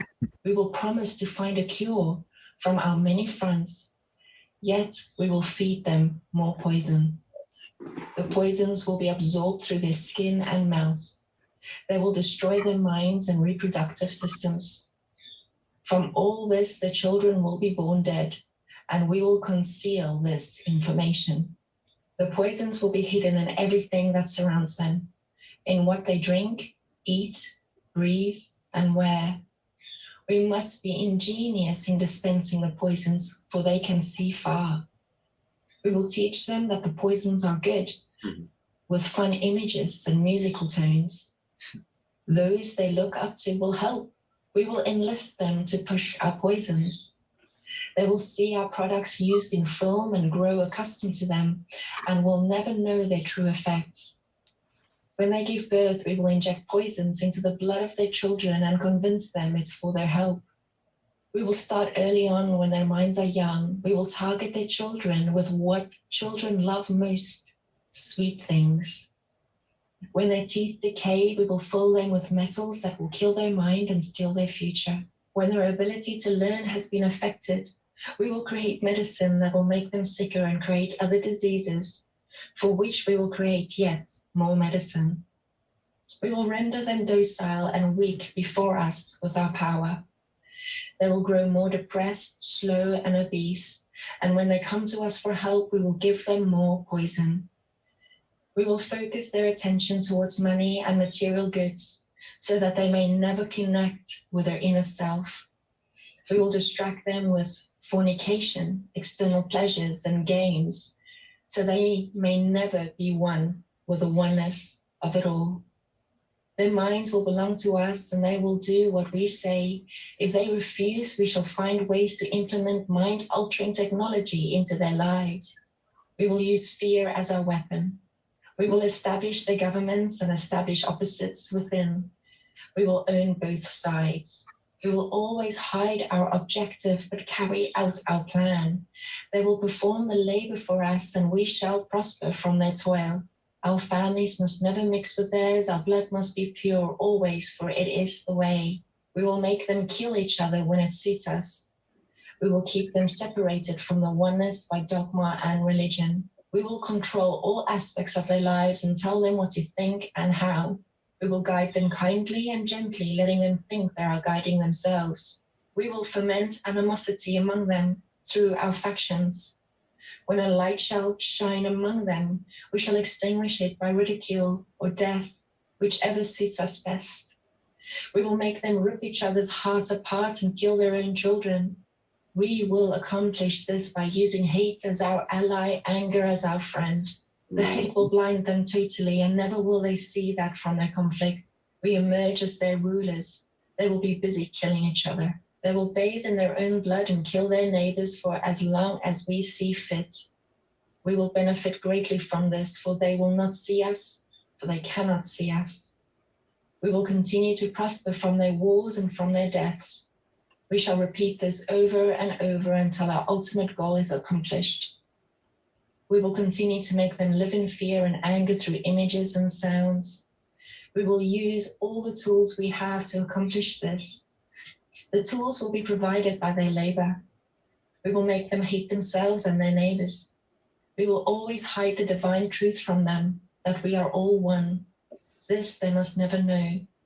They must never know that a man's color is an illusion. They must always think they are not equal. Drop by drop, drop by drop, we shall advance our goal. We will take over their land, resources, and wealth to exercise total control over them. We will deceive them into accepting laws that will steal the little freedom they will have. We will establish a money system that will imprison them forever, keeping them and their children in debt. When they shall band together, we shall accuse them of crimes and present a different story to the world, for we shall own all the media. We will use our media to control the flow of information and their sentiment in our favor. When they shall rise up against us, we shall crush them like insects, for they are less than that. They will be helpless to do anything, for they will have no weapons. We will recruit some of them to help us carry out our plans. We will promise them eternal life, but eternal life they will never have, for they are no of us. The recruits will be called initiates and will be indoctrinated to believe false rites of passage to higher realms. Members of these groups will think that they are one with us, never knowing the truth. They must never learn this truth, for they will turn against us. For their work they will be rewarded with earthly things and great titles, but never will they become immortal and join us. Never will they receive the light and travel to the stars. They will never reach the higher realms, for the killing of their own kind will prevent passage to that realm of enlightenment. This they will never know. The truth will be hidden in their face so closely they will be unable to focus upon it until it's too late. Oh yes, so grand will the illusion of freedom be that they will never know they are our slaves. When all is in a place, the reality we have created for them will be their prison. They will live in self-delusion. When our goal is accomplished, a new era of domination will begin. Their minds will be bound by their beliefs, the beliefs that we have established from time immemorial. But if they ever find out that they are our equals, we shall perish then. This they must never know. If they ever find out that together they can vanquish us, they will take action. They must never ever find out what we have done, for if they do, we shall have no place to run. For it will be easy to see who we are once the veil has fallen. Our actions shall have revealed who we are, and they will hunt us down, and no person shall give us shelter. This is the secret covenant by which we shall live the rest of our present and future lives, for this reality shall transcend many generations and lifespans. The covenant is sealed by blood, our blood. We are the ones from heaven to earth came. The covenant must never ever be known to exist. It must never ever be written or spoken of, for it is. The consciousness it will spawn will release the fury of the prime creator upon us, and we shall be cast into the depths from whence we came and remain there until the end of infinity itself. Author unknown. But many believe it was written by J.D. Rockefeller. It was absolutely not. Cut it out. Stop it. But the one thing we're sure of, 97% sure of, it is absolutely written for one of us. It is too perfect, 1,000%. And I'm an open-minded cat, but I'm absolutely sure that one of us, one of us smart fucks wrote that. There were no mistakes. If Rockefeller would have wrote it, in my opinion, they would have spoke more about what they must do amongst themselves. It was directed to intentionally inflame you that they're all against you. If there was really about them, they'd have had more of their personal shit in there, in my opinion. It would have been more about them and not all about us. It was just been little signatures, little small things every few minutes, and they ramped up as it got toward the end, and it just made me I hard totally to explain. agree. Yeah, I totally agree. The chance of it actually of coming from Rockefeller, I think it's probably actually. I think what you just said cancels the possibility. Where it was said to have leaked was somewhere through a banking document or something like that. I forget. If you research it, it's not hard to find. Oh, that's nonsense. In my opinion, I wouldn't even research it, bro. Well, where Guru, it first, yeah, your voice is changing. but Huh? You don't sound the same. I sound the same to everybody else. No, you sound like you're further away and perhaps in a little more echoey in the bathroom. Or something. Sorry, I had my mic up so that it wasn't. Is that better? Yeah, that was Okay, rights. Okay. Yeah. Right. You know, since we're on a path of education tonight, you know, I'm taking lessons for everybody here. Thank you, Go on, right. Guru, sorry. The student has become the teacher today. That's Yeah. right. Yeah. Go ahead, Guru. Sorry. Go on. Yeah, and from where it was said to have leaked was somewhere in a banking document or something. I forget. I think my opinion, and we'll never know, is Yeah. somebody from within their you know, their elitist cult, shall we say. Somebody wanted to leak information out to us, and did so methodically through that venue. Okay, and the only way, in my opinion, that part could be true. If someone did try to get it out to us, it would have come in bits and pieces, and where they tried to leak it out, and it would have come and accumulated in different places. And someone came along, one of us, and all of our fucking sticking points, they just made one document of. It has no fingerprint of theirs, and every fingerprint of ours. All of our best arguments, all of the best things to inflame is too fucking perfect. Mhm. It had to become from our side. It had to originate from our side. Even the cover story, the Rockefellers are so and so. I would buy none of it. And as it stands on its own, it's absolutely brilliant. I agree 1,000%. I took my headphones out so my girl could hear it too, and she loved it too. It's too perfect. It's like me, you, and Wrights sat around for a couple months hitting all the best points, and then put in a document and say, let's say it was leaked. It'll give it more authority. It's exactly what it would look like. I think if it came from them and would have their signature, they don't sound like me. The person who writes that sounds like me. I don't know who it sounds like. I think it sounds pretty accurate, regardless. Regardless, it definitely sounds pretty accurate. But even still, that as well is just the tip of the iceberg Yeah. to the rabbit Yes. hole that's, you know, Yes. behind all of that, right? But that alone is definitely enough to solve enough of the puzzle to know that, hey, you know, those people are definitely, and that system that they set up is definitely not something designed for our well-being. It really is just a Yes. plantation Well- that we ought to secede ourselves from. There was another part to that, though, that I wanted to touch on. At the end of the covenant, it said, should the truth be realized, you know, we're done for. We won't even be provided shelter. I think even many of the elites, quote unquote, the wealthy, they're living in fear just as well as many of the poor. Just More so. Absolutely. Yeah, you're preaching to the choir with that one, right? They are they are 100-fold living in a state of 100-fold more insecurity than the slave class are. Absolutely. Can you imagine being dependent on the naivety of your slaves for your laundry to get done? At any moment, right? At any moment, you'd have that fear. Right? Not You a do- very solid position of strength to be operating from. To No. show their insecurity, they would do everything to keep them from that awakening, to divert, deflect, oppress.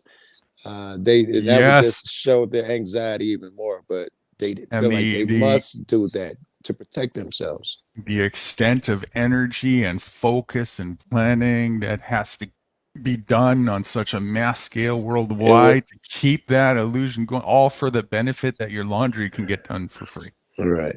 And the extent that you go through to achieve these things will be exactly related to the anxiety and insecurities that you feel. So Right. it's a never-ending loop. The more insecurity you feel, the more safeguards you put up. The more safeguards you put up, the more insecure you feel. And at some point, it ends up with, I think, what we got now. For officer safety, I need you to get your hand out your pocket. For officer think- safety, I need you to get out your car. I think there's two foundational and almost justifiable basis for true insecurity. Number one, the slave class, if they really were to have a true awakening, would also need to take personal responsibility for Right. their side of the equation. And they wouldn't do that. It's not for a long time, right? It would definitely be, pointing the finger again, as they've been trained to do, at their oppressor. And all of a sudden, oh, now it's, we see what you're doing. We're going to cough with their heads, right? So they're insecure about that. And there's a certain amount of truth to that argument, because when you release a bunch of slaves that have been on a plantation, what do they know about the rest of the world? Right. So there is a certain fear that should go along with that. Right. And then also, I think the other side, and this is really controversial here, but I'll encourage to be very objective. If you are involved in partaking in, let's say, experimental ways, so to speak, like a kid with an ant farm and wants to try out different things and see how it goes, and you conclude that, oh shit, that went sideways, or you ended up designing, let's say, a virus-based species, or a species equivalent to a virus-based species that was very destructive and could very easily get out of control. It might be in your best interest to do artificial selection rather on the quick. You know what I'm saying? For the virus. For the virus, right? Yeah. I.e., humans. If you're gonna use that analogy, the problem is you can use a virus to affect the humans and go that route, but you couldn't get rid of them all because no, that's not what I'm saying. I'm saying the humans are the experiment that have either were by design or have gone rogue and are definitely classed as we speak as a virus problem. Right. So you can't get rid of, if you're making the decisions, you can't just turn a virus off as humans off. You need at least slave labor.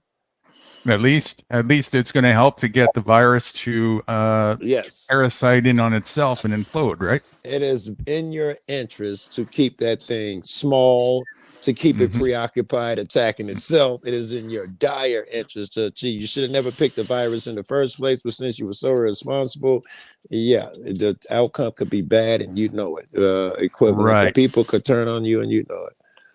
And if it's either that narrative or off with your head, if that doesn't happen in time, you probably want to get on with it and do whatever you can on mass scale to propagate that narrative to take place.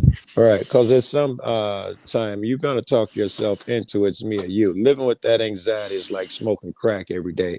At some point, some older motherfucker has really gotten paranoid. He's talking someone into it's us versus them. That was a really good tape that leaked, audio tape from one of these Southern right Republican Senate hearings and shit. Somebody had a tape or a player in there. But that's exactly what it was. They were, it was the 3 civil rights workers. Rights, you're getting a little loud if you will. Not workers, the fucking 3 senators. What the fuck am I talking about? There was a protest outside of the Capitol, and 3 of them went down there to, I know where I got 3 civil rights from, and 3 of them went down there to talking shit in the protest and fire up the crowd or what have you. 1 white woman, 2 black men. And when they came back upstairs, the Republicans voted to kick them out. A step hardly ever taken because it requires a second vote, but they kicked them out, except for the white woman. And the press asked her what she think about it. She's like, I think these fucks are insane. That's just, she didn't say fucks. I think they're insane. Look at the optics alone.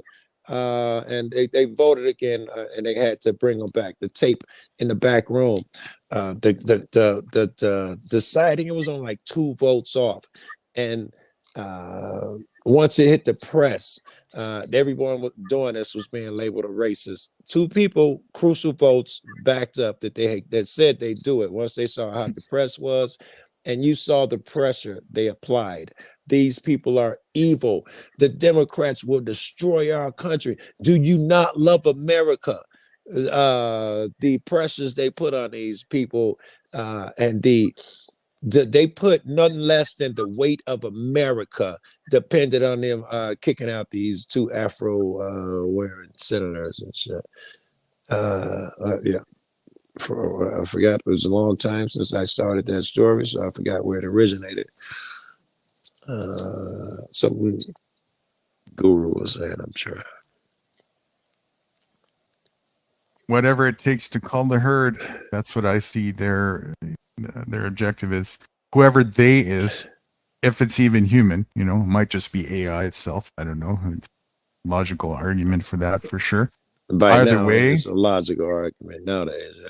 right. Either way, objectively speaking, I don't see that it's false to show that the indoctrinated, corrupted mind very much acts and functions parasitical at the demise of not only. See, it would be one thing if the species was just doing itself in, and not harming any other species and so on and so forth. It would also be one thing if it was all consensual and only the part of this collective species that wanted that and nobody else was participating.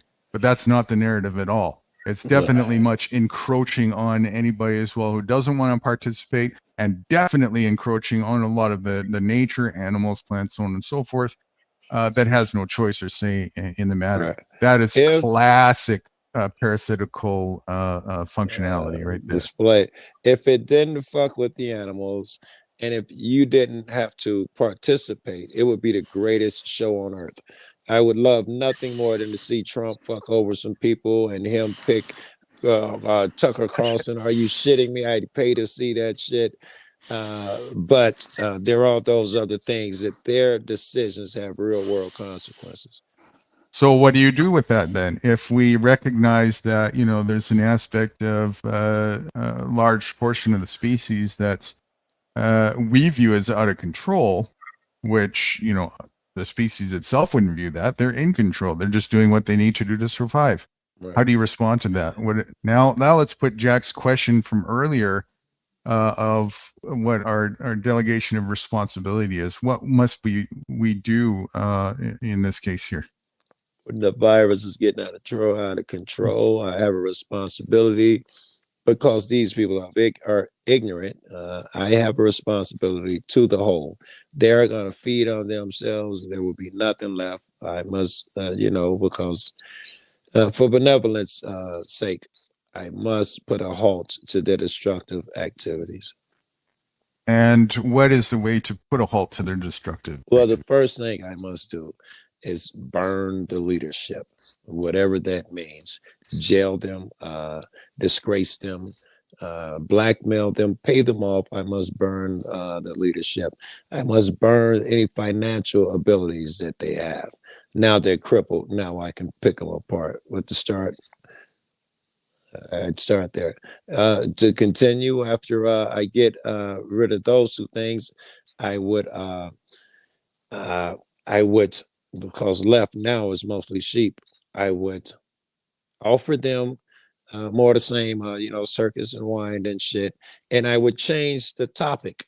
I'd give them something else to fucking feed on and blah, blah, blah. And then once they're distracted, I'd kill a whole bunch of them. What if the leadership, 2 questions to that. Let's go with the first part. What if the leadership that you want to burn is actually recognized the same thing? And they realize, because they're part of the designers of it, that the only way to actually mitigate this problem is to actually get the populace that is out of control to consume itself, and so it's just I setting the think you stage for that to happen. misunderstood me. I was coming from the position of those in control. I was talking Oh, about okay. burning the people attacking our leadership.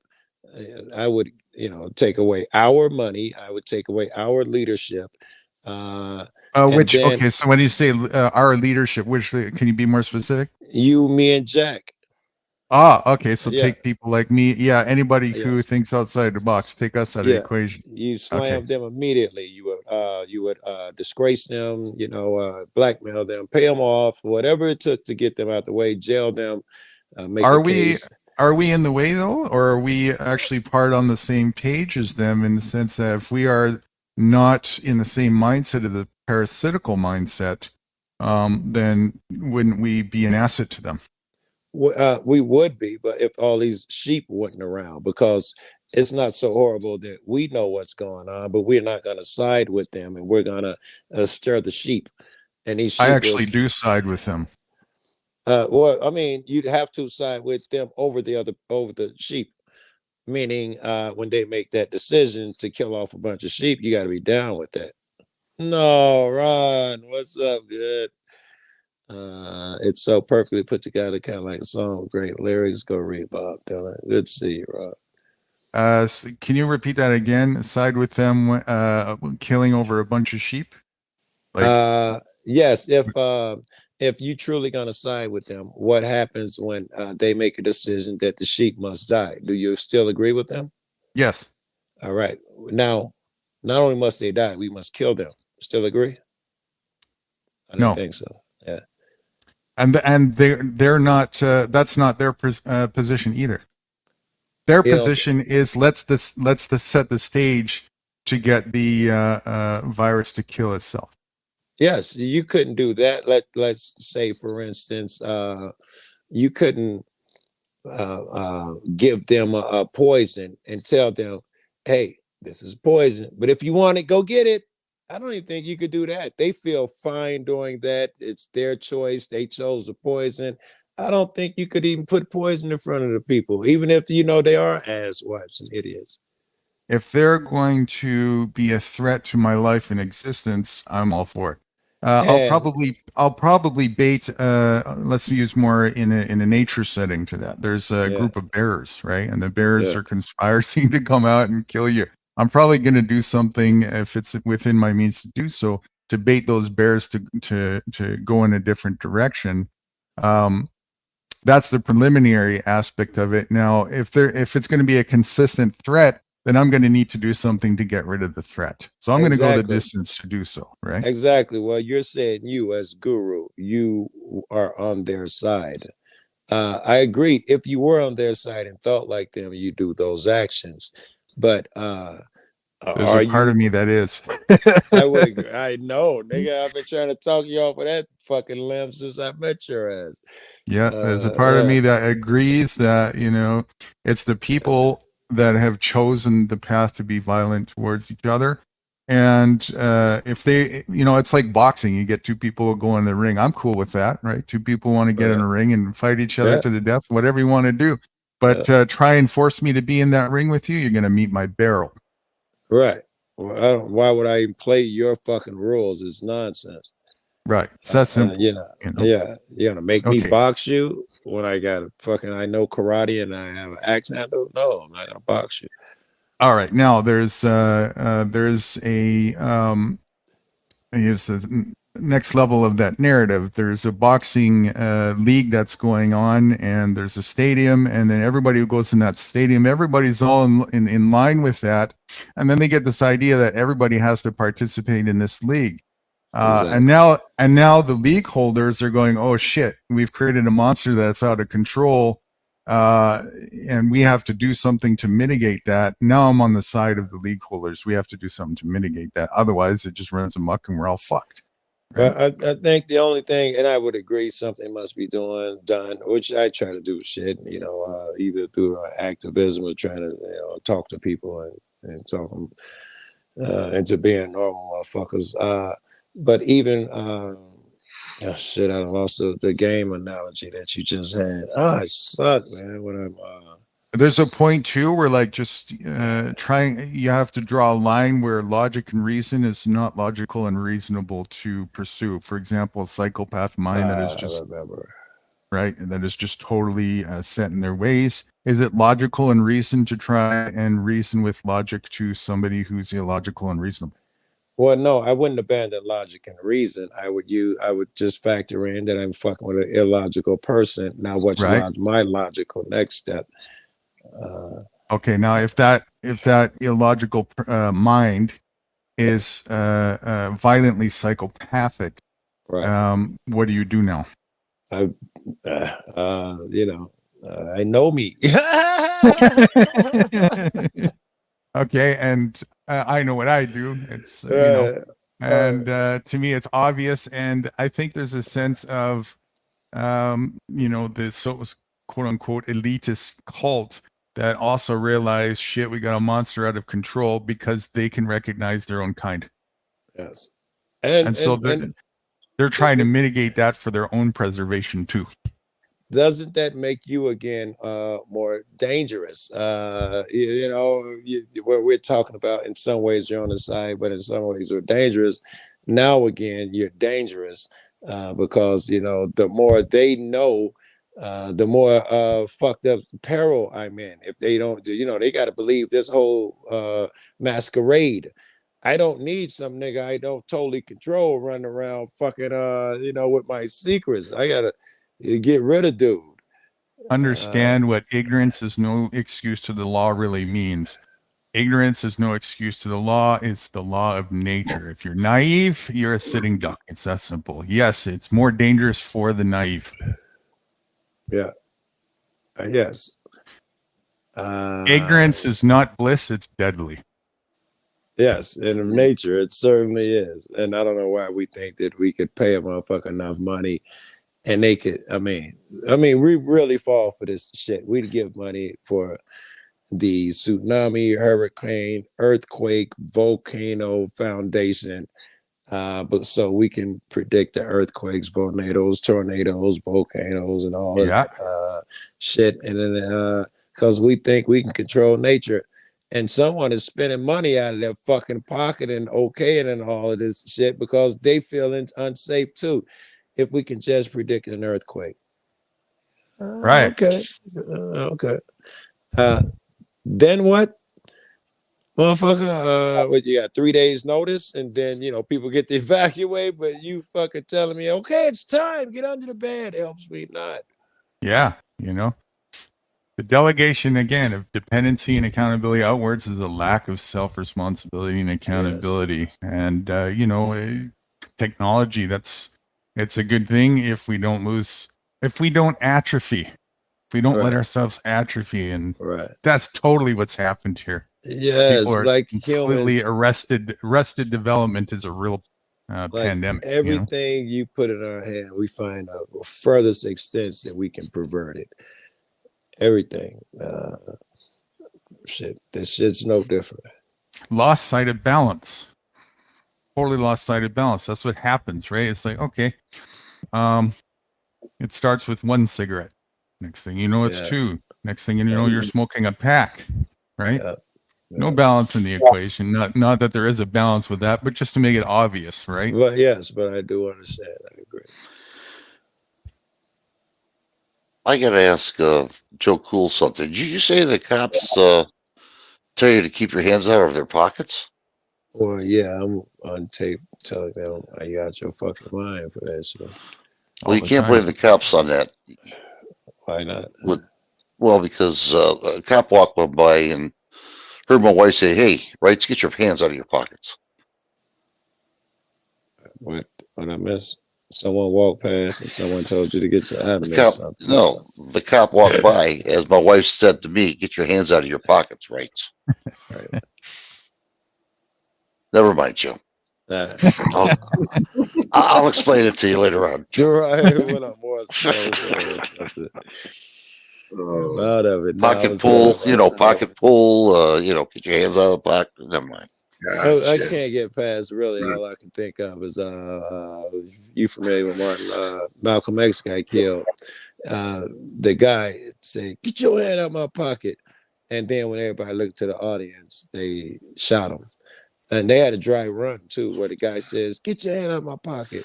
He stood up and everybody looked at him and he just walked out. So they knew it would work. They did the same move later on at a different place. Everybody turned around. The guys in the front row stood up and killed him. That's all I could think about. I couldn't even. Wow, really? Yeah. Yeah. Not aware of that one. Yes. That goes to what we were talking about. He had to be killed.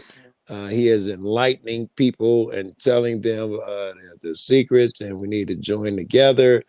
Everyone like that is a threat. None of us are Malcolm X or Martin Luther King or anything, but we're on the menu.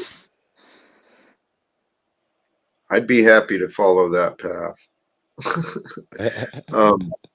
Hey, well, if it means it makes a difference, let me qualify that. I understand that. I understood that. Yeah. I want to thank you guys. I'm going to step out. It's been a long day. I just saw the time. All right, Pepe. Thank you very much. I hope Jack, to see you again. thank you. I appreciate it. Thank you, sir. God bless. Jack, Hey. thanks for coming up. It was a pleasure to be able to meet finally, and I definitely look forward to engaging more on this focus, and also the first time, which will probably be soon, coming up on your panel. So thanks for being with us tonight. Come again, Jack. Yeah, it was great. And Jack, I'm talking to you guys. Really, you get an idea of what it's like. When a motherfucker ain't got to worry about soft ass motherfuckers taking shit the wrong way. You don't have to worry that someone is intentionally trying to trick you into saying something, and and what's going to be said is to be held to use against you later. It's nice, man, to just have a conversation with adults, bro. It's really nice, bro. Where there's breathing room as well to express Yeah. and not be filibustered at every corner.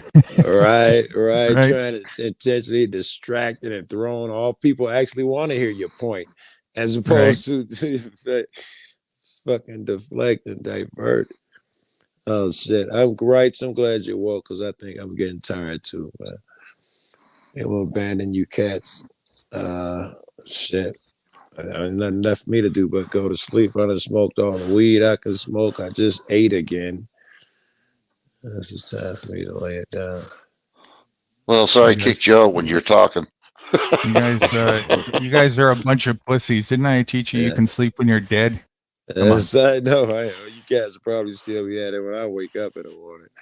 But I get up early. I'll be up to like 3 o'clock. So to me, this is like super late. I'll be up every morning like 3 o'clock and getting coffee and getting started. Jack, thank you, and come again. You cats, love you guys. Keep the show going. All right, Joe, thanks for being with us as always. And next time I got to focus as well in the wings to wrap with you about further to our public and private conversation. I wrote it down, a couple topics about that. So I'm looking forward to that. We're going to go further with a more bigger picture focus of public versus private, and see how that little sort of monkey wrench narrative has been such a thorn in people's sides in keeping them entangled into the system. What do you got to say for yourself there, Mr. Big Thumbs? Oh, good night. Wow. Didn't that's the sum of all equations. Yeah, it was good panel today. It really was. It really was. All two of them. Yeah. Oh man, I'm so sorry about that. My thumb hit that. You're right, Mr. Big Thumbs hit that freaking quarter button on that cell phone. Went think. I went, oh no, don't tell me. As soon as I looked up to see if it was off, you says, "You ended the stream." I went, oh yeah, I did. Oh yeah, yeah. It's hard on the cell phone. It is. So you to watch yourself. But anyway, saying all that, yeah, it was a good panel. I'll tell you, we're not done yet, but yeah, it was good. Yeah, People got to realize this. Go on. These are the beginnings of momentums for future things. All of this up until this point has definitely been preliminary stage setting, and it's been a lot of work and a lot of fun work. But it's going to start from here. Now that you're in grade 2 and all.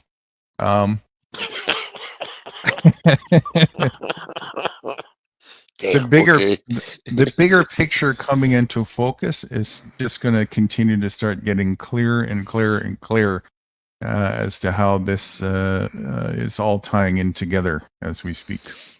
I need more information. I do. I got to learn more because a lot of stuff you guys talk about, I get lost sometimes. I'm still not there. I know that. So I just keep quiet and try to listen. You know what I mean? Yeah, So, that's the it'll part catch up. about it. For sure. That's the part about everybody's on their own path, at their own pace and so on and so forth. I had a teacher, amongst all the teachers, most of them are fuckheads, but you get the odd cool one, And I had detention one day, and from a teacher who I thought was cool, and I didn't mind getting detention from him because I respected him. one of the all two teachers I might have respected over the years, And I took the opportunity actually to have a conversation with him. I forget what grade it was. I think it was like grade 7, maybe grade 8. Oh, it must have been at least 8, maybe even 9. I don't think it was high school yet. Maybe grade 8. And I was contemplating what it might have been like to be on the side of the teachers. What did they have to go through and stuff like that, And so I thought, wow, this is my opportunity to pick his brain. I'm just going to enjoy the detention that he gave me and converse about that. And this is what he told me. He said, the system is bullocks. He said, you got 23 students, you need 23 educational programs. That's the problem with the system. Wow. He was I'll never bullshit forget either. that. That's right. I'll never forget that piece of wisdom. That's the challenge a teacher's up against, right? It's a stereotype-based indoctrination institution. Thick and thin, top to bottom. Everybody, grade 6, look at how many students are in grade 6. Not everybody's there. And what parts of grade 6, right? If you want to educate somebody, you have to focus on them individually. That's the lesson to be learned out of that.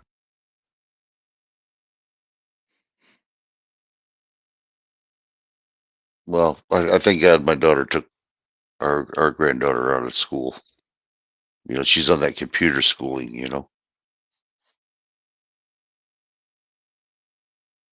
Right. and she's learning a lot more than.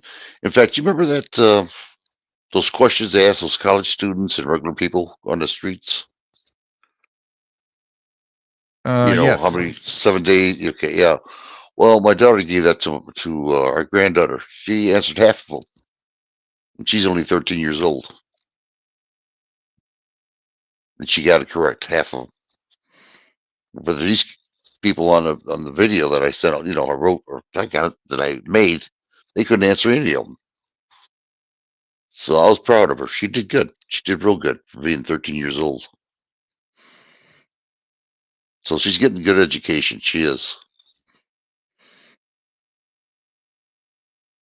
The cool part about that too is when you're working to teach other people, the only way you can teach is to project self-reflection. Right? Mm-hmm. Do you understand what I'm saying there? Mm-hmm. And on yourself. Right, because anything that I'm sharing with you is a reflection of what I hold from my own understanding. So a beautiful part about doing that is it puts you into a very focused, in the present moment of reflection. So I get to hear what I'm thinking when I say it to you. And I get to double check myself and make, is that correct? Do I need to alter something? it becomes my education at the same time. Hmm. Life is an I heard- education. Never Never thought stop. about it that way. Never stop learning, and never think that you have an absolute truth in something. The moment you do that, the moment you constricted yourself from further growth. You lose. That's right. So even everything that I say and I propagate, right, is only coming from my current awareness and understanding. And so when I try and when I converse with people, what I'm looking to do is I'm saying, okay, debates, fuck that idea. That's unhealthy, right? Let's set the stage here. There's me, there's you, there's 3 other people. Let's sit down and we all have a piece of wisdom of some sort. Now I know what mine is. I don't need to go over it with myself. I'm just going to throw it on the table for objective viewing. And we each do that, right? Throw it on the table. Now let's pick it apart objectively. Let's see what value it holds. And then at the end of it, we can walk away with sharing value with each other and possibly coming to an even higher level of truth. That's the power in unity. Never do your rulers want you to ever think like that. If you understand that, there is nothing in your way of accomplishing whatever you want. No, they don't want you to think for yourself. They want them to think for you. Not only not think for yourself, not think how to cooperate together No. properly, Oh. right? Where it's actually meaningful and productive. Never do they want you to consider that. That's why so people struggle so much when it comes to this, because they've been atrophied. They don't have a good foundation as their compass gauge in how to do that. People are entangled in their egos, right? It's all about ego. Let's Yep. compete Yep. in our dialogue, right? Who knows better than the other person? So who's going to look smarter today? And so it becomes a complete catastrophe. It's just a shit show then, right? Who can piss the farthest? Right? Totally counterproductive. And as long as people do that, the elites, they're just rubbing their hands going, there's another catastrophe. And that's, the elitists, they don't do that with each other. They don't. They have organization down to a science. That's why they're so well informed with each other.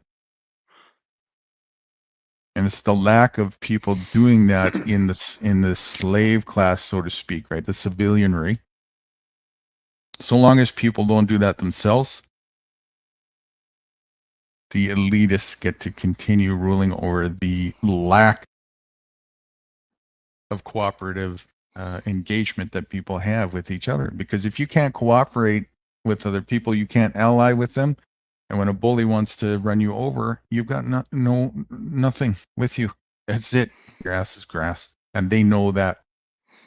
They know that. So they've allied with each other. They cooperated with each other. And now it's, instead of teaching other people how to do that and being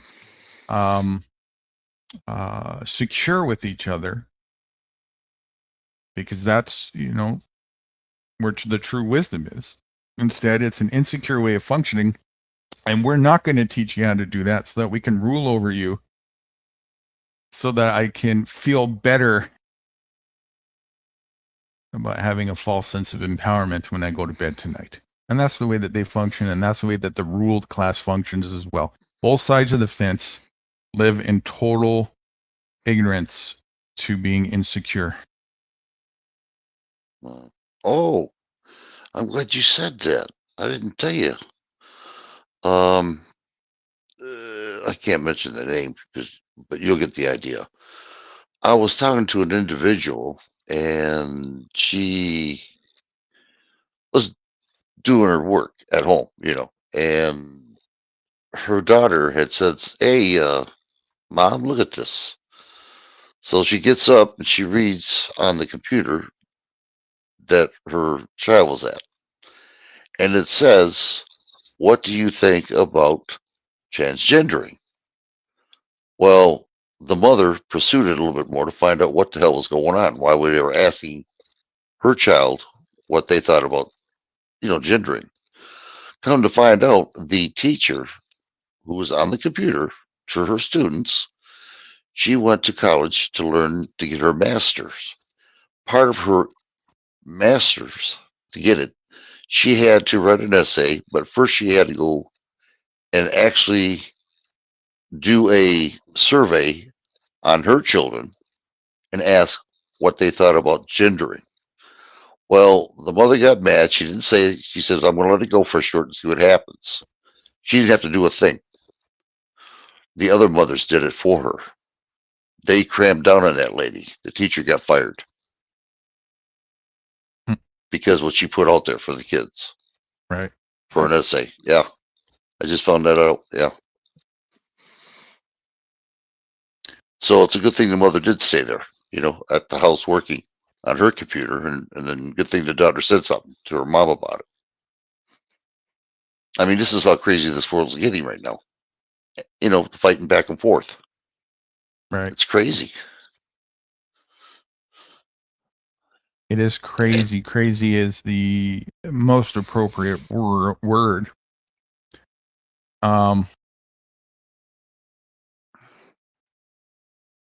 People are crazy. The civilianry, the collective that people point to are crazy. They have mental health issues.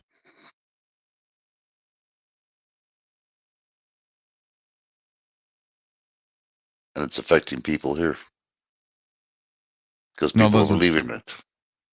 No. Which, when you say people here, which people are you referring to? Where's here? What do you mean? People around the world. People around the world. They're being affected by, what do you call that? The aftermath of these people doing dirty deeds to the people around the world. You know what I mean? To cause Oh, trouble.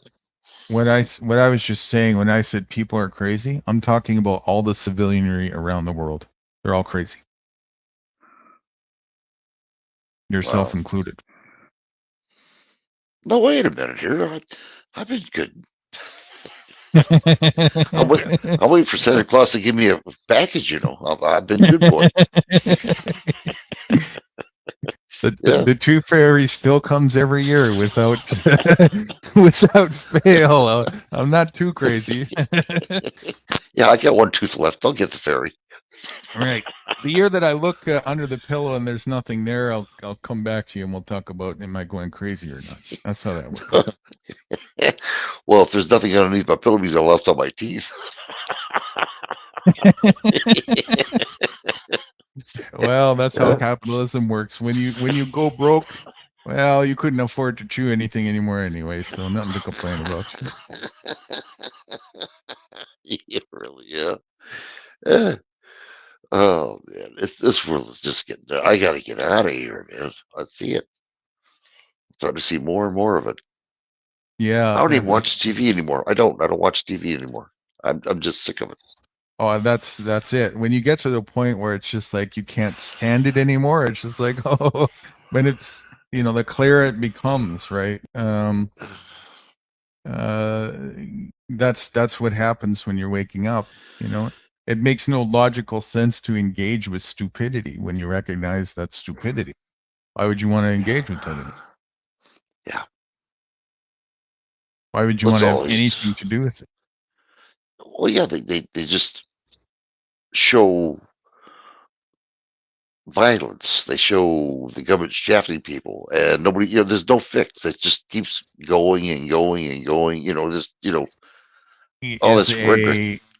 It is a 24/7, 365, decade after decade after century at this point, running long infomercial. Wow. And it doesn't matter which channel you change to. It's one infomercial. Mm. So many Amazing. channels, so many colors, one rainbow. Which reminds me, before we get done, we're going to go back. See, you got to show me how to send that Charlie Brown thing to you Yeah, for sure. Where did you get that? Really? on my TV. I can't believe we showed that. I'm a David. I said that's what I see. Jack's happening on Jack's panel. That's where I said it the most. Even in his chat, I said, "Oh, here we go, everybody, brace for it. The football's coming out." You know. And the day you show me and put that out is the day that Jack's up here. That's too uncanny. Yeah, I'll. Well, I heard you talk about it, and I said, "Well, you know what? I'm going to try to see if I can find it on my TV." That's why I screwed up when I accidentally kicked you guys off. I grabbed my phone. I was looking at the TV set, and I pressed. I went, "Oh shit!" You know, and that's why I told you I was taking off for a short. That's what I was going to do. I was going to see if I could find it for you on the TV, and I found it. So I thought I'd tape it. Did you want the government on that thing, or slave, or do you want me to I take think no. I think that's great because that's the classic part about that is every time people vote, that's what's happening, right? Well, here it is. We're Okay. taking the football away again. You know, or anything to do with the government narrative. Every single piece of delegation towards government for anything, and that's exactly the Charlie Brown and Lucy Show narrative playing out over and over again. So now that you understand that, just that one looping narrative there, how many millions of times is that little clip that you showed there happening every single day? Oh, constantly. Trust me. Yeah. Right. Got to kick And the with football, and you got screwed. Yeah. right. With how many hundreds of millions to billions of people worldwide? Constant loop of that.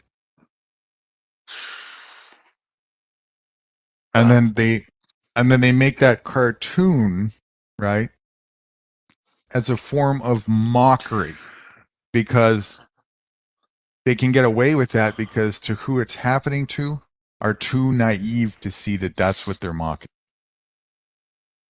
Mm-hmm. And that goes back to the thing earlier when Jeez.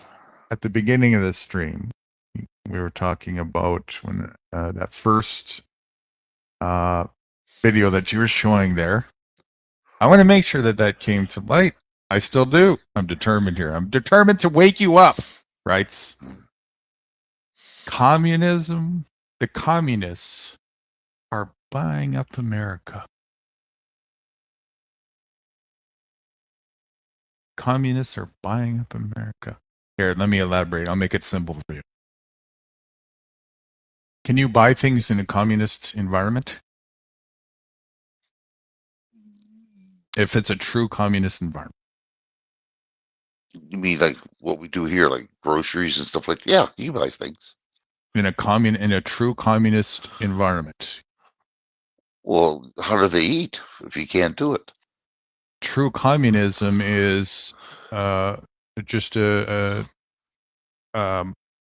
dictator that distributes whatever a portion of ration of wealth as they see fit. There's no enablement to earn extra or anything of the sort. Here, you get this box over here, right? Mm-hmm. And then, so that's a true form of communism without variable. Some places have a variable where you get allocated this amount, and then you can have a limited amount of extra based on your productivity or whatever your value or worth. So that's kind of a hybridized communist capitalist environment. Then you get a capitalist environment where it's you get nothing unless if you work for it. That's capitalist, right? Mm-hmm. Okay, so now that you understand the true definition of communism, communism doesn't have an economy where you can buy things. And that's what they're touting as the label of communist China, right? So apparently in China, there's communism and it's just all delegated There's no economy to buy things because that's not how communists works. And now they're saying right to you directly on your mainstream media, communist China is buying the United States In the capitalist world. in the capitalist world. How is that possible if in communism you can't buy things? Hmm. They're mocking All right. you, right? They're saying you believe you're so deluded and ignorant to what that truly means. What they're really doing is they're trying to set the stage that China is an enemy. Oh, big bad China is coming here and buying it up, and they're bad. Why? Why is China bad? Why are they the enemy? That's What do a they good stand question. for? What do they stand for? Oh, no freedom, no democracy, no rights, Instead, they stand for what? communism. Communism, right? They don't really, but that's the narrative, right? That's being pumped out in the mainstream media. Communist China, big bad communist China, right? They're bad and ugly because they're communist. Same thing with Russia, right? The former Soviet Union, communist Russia. Same thing.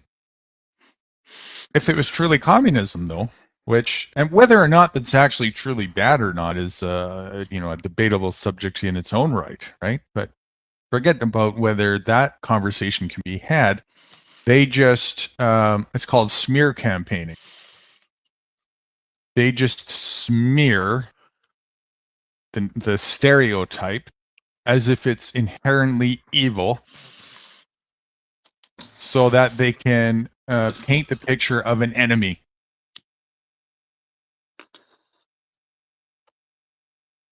Communist China, and then there's the hypocrisy, right? In their own right, they paint the picture, and because people are so ignorant to what I just said, they'll miss the mockingness that's going on because they know that they'll miss it, so they can easily put it out there without even thinking twice about that. Communist China, where it's not possible to buy anything, is buying the United States.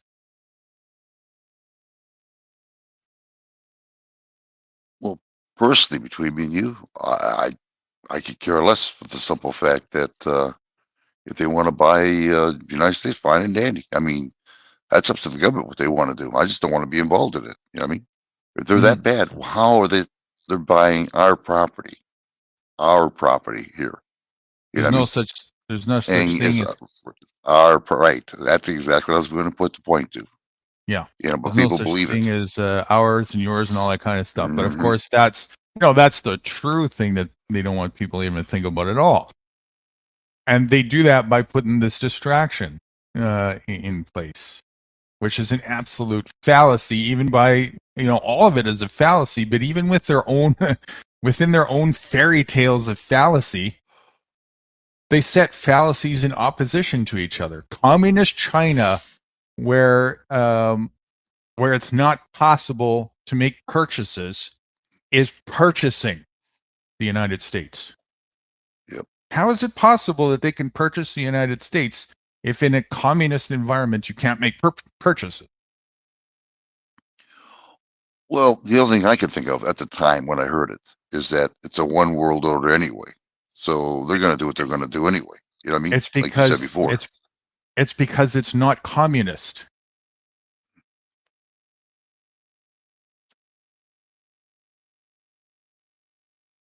Because we're all one world order. It's a subsidiary franchise. That's not why. That's what's really going on. That's a further scope of the narrative, but I'm focusing specifically on the narrative that Glenn Beck said in that video that you shared with us earlier. And I'm breaking it down here to show the hypocrisy behind the bullshit here. Okay. Mm-hmm. His words was communist China is buying the United States. Right. That's like saying a bucket full of water is drying everything. Now you lost me. Now you totally lost me there. Okay, let's break it down simply. A I'm sorry. I'm communist, just okay. a communist environment. Can you make purchases in a communist environment? No, Okay, so if you can't make purchases in a communist environment, how is it possible to purchase the United States if you can't make purchases? I don't know, Guru. I don't know. It's don't know. not.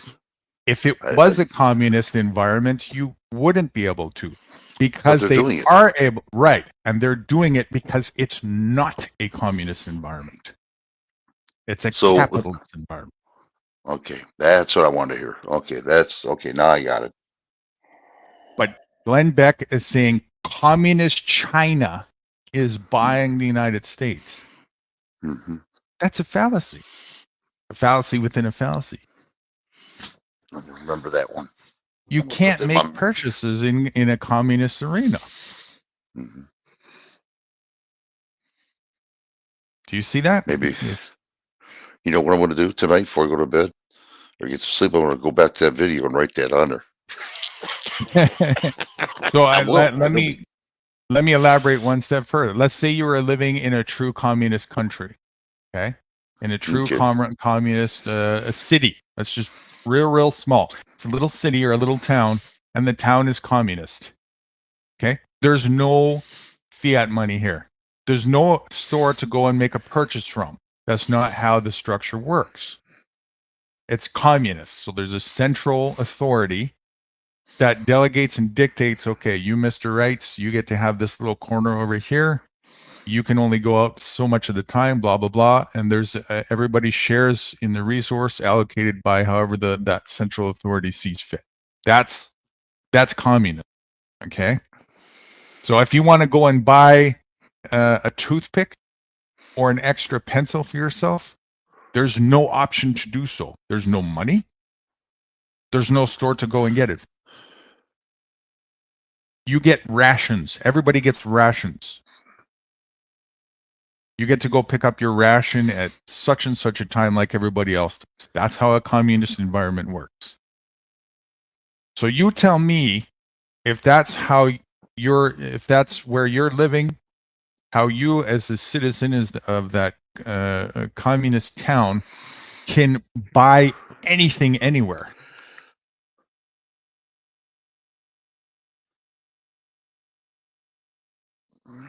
Basically, you can't at all. Not Of really. course, you can't. There's no money to buy anything with. There's no nothing, right? That's not how that town functions. And yet here you got Glenn Beck saying that this town of China that's communist is buying up all of the United States. The only way that would be possible is if it's not a communist arena. And of course it's not. China is the farthest thing from communists. Well, like you told me before, we talked about that communists, and you told me, you said, well, do they work? China, yeah, they work. Do they get paid? Yes, they do. They get paid. Do they buy things? Yes, they do. Mm-hmm. That's what you told me. Well, it can't be a communist state. Right. It's capitalism. It's capitalism. And- But here you had earlier, like I said, Jeff Beck, communist China is buying, forget the rest of the statement right there. Communist China is buying. Just stop it right there and analyze that for a second. Communist China is buying. You should be falling off your chair and laughing if you understand what he just said. Communist China is buying. There's no possibility to buy anything in an arena of communism because there's no such thing. Capitalism is not in the picture here whatsoever. There's no possible buying is not a thing in a communist setting. Purchasing is not a thing in a communist setting. Yet Glenn Beck is saying communist China is buying fill in the blank America.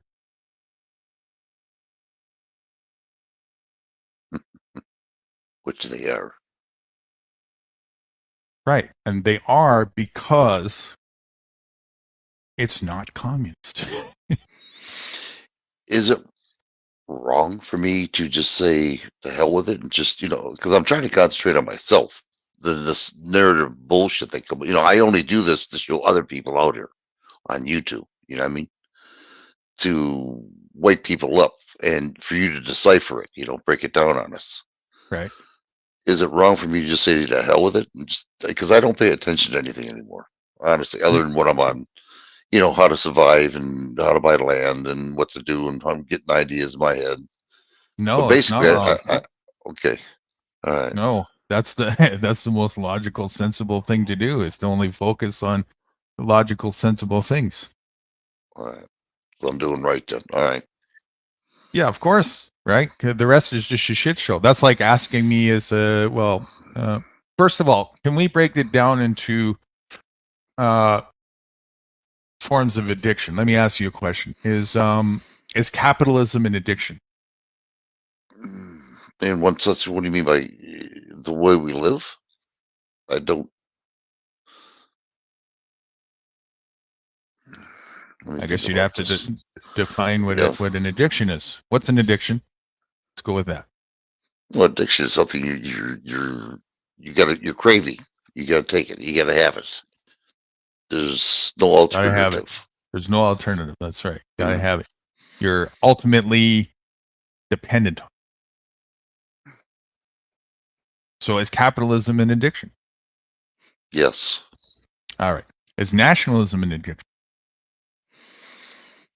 Yes. Yes, it is. Is patriotism an addiction? Oh hell yeah, yeah, yeah. Is it culture an addiction? Yes. Oh yeah. Hmm. Are addictions logical, sensible, and healthy? No.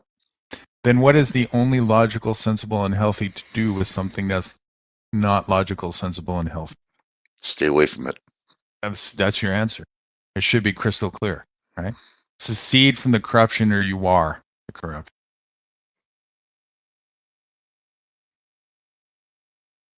You've been addicted to your indoctrination since you were born. What Oh, we're hell doing yeah. here, yes. So what we're doing here is we're helping to discover that addiction, and we're helping to show a path to becoming clean and sober from that addiction. That's what this is all about. I can honestly tell you, it's working. It's definitely working. I mean, It is. I can see a change in me. It is. Right. And like all things addictive properties, sometimes it takes, consistency, practice, and falling off the bandwagon a little bit here and there, and blah, blah, blah. Right. But, Hmm. it's, I'm not even metaphorically saying it. All of indoctrination is the ultimate addiction. It makes narcotics look like a joke pale in comparison compared to this one. This is the highest level of addiction, and one of the hardest for people to secede themselves from, because they are so utterly dependent on that which is keeping them from being self-reliant. Yeah, it was hard for me. Believe me. Well, you know that. I'll have to tell you that it was hard. Yeah, it takes time, it takes patience, it takes focus. All these things. It also takes healthy instruction. It does. That's important.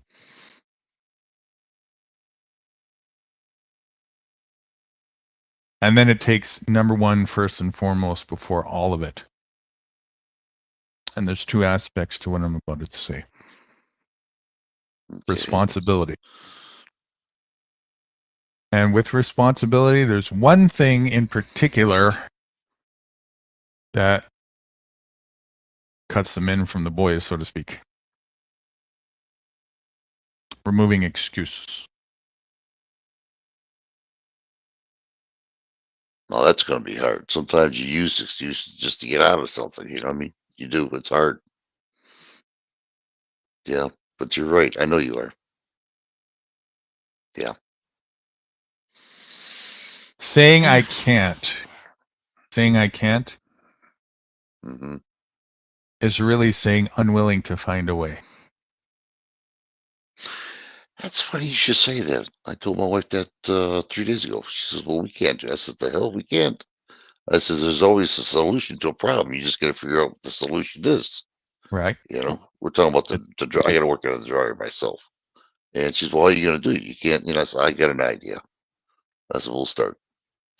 I says, there's always a solution to a problem. Because she always, when I say something, she always, well, we can't do this. We can't. I said, I'm tired of that. We can't. So I'm trying to teach her to think positive, do what you can do. She don't like me for it though. Well, that's and that's the first part about it. Mindset is so important when it comes to all of this stuff. That's the foundational stuff, right? Mindset, positive attitude, mental focus, then an attainable plan of action that's simple with enough flexibility that you can change things up as you need, so on and so forth. This is a foundation of making progress. Most people fail at the very first part of that equation, mindset. Positive attitude, what's that? Give me my video games. Give me my addictions. Give me my heroin. Give me my booze.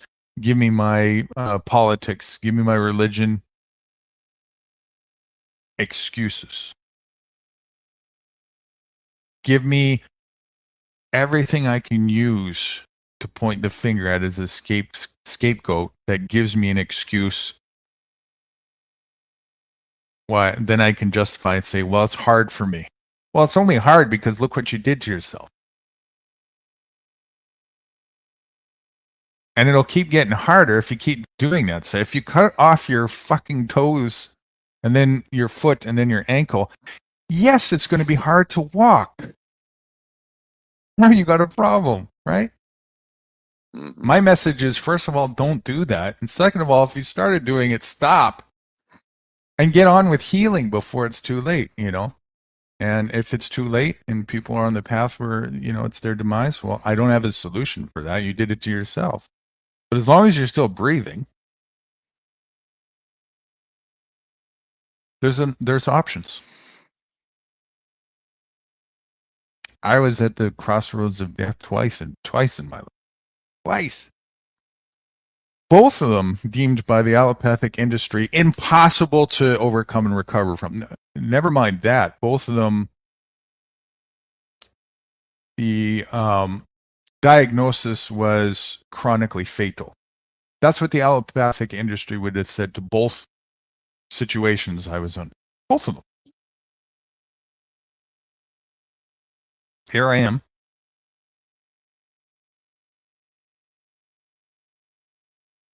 Not possible in their science. You're probably doing better than what you did before. Yes. The way you're living now. Yep. I mean, if the second thing didn't happen, I would definitely be a lot further ahead than I am right now. But that's what it is. What it is. I still recovered from that, and I'm still on the path of, I'm way back on that track again, and I'm grateful for that. I'm grateful for a path still. But the allopathic industry, nope, road was closed very, very quickly, a few more meters, according to them, according to their diagnosis and prognosis and science, as they would say. Not possible. So I'll ask the question, are you telling me I'm a miracle? You know what? To their eyes, they probably do say that. You know that? How did he do that? That's not science. That's why you'll never see the real me, because they've got protocols for miracles called a paddy wagon. We need to do all kinds of. We need to do all kinds of. Oh yeah, we need to do tests and figure out what's going on here. Are you serious about this? Dead serious. Yeah, we can't have a contradiction to our science. Are you kidding? We have to either Wow. hide that or mitigate it or find out what's going on here so that we can justify it enough so we can keep the indoctrinative narrative going so that everybody else isn't like thrown out of their trance. I'm an example. I'm a living, breathing example that can talk about it and say that their science is full of shit. That's not good for them.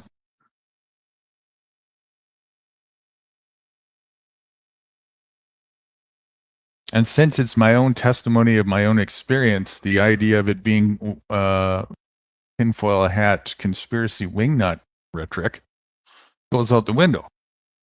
That's really not good for them. Not at all. Right? Especially when so many millions of people are counting on that money for their livelihood. Oh shit, am I ever a threat to that? And especially when the idea is to propagate that to the point of calling the herd. Now I'm really a threat to that. We Wow. can't be having somebody who can stand as testimony with factual. And if that ain't enough, right? Since I started on that path at 29, I've got thousands of self-documented high-hand testimonies who went down the same path that I taught it to that had the same results. Uh-oh.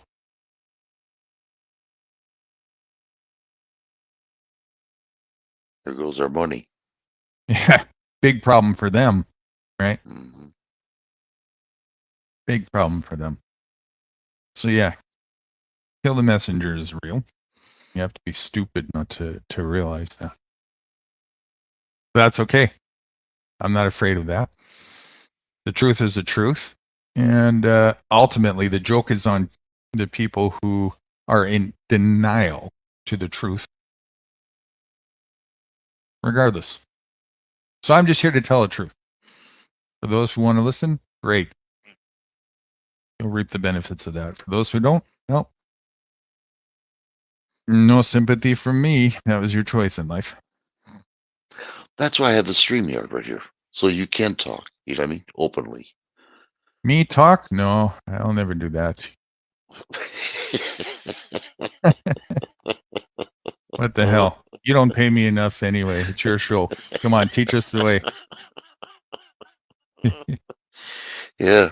Like I know what the hell's going on. Yeah, right. I'm trying to learn myself. Well, I'm practicing here too myself, right? Like I'm always, trying different approaches and this and that, and getting further and further. And we're having success, and we have been since I started, even before I met you. And the reason why we're having success is because it's not about waking people up.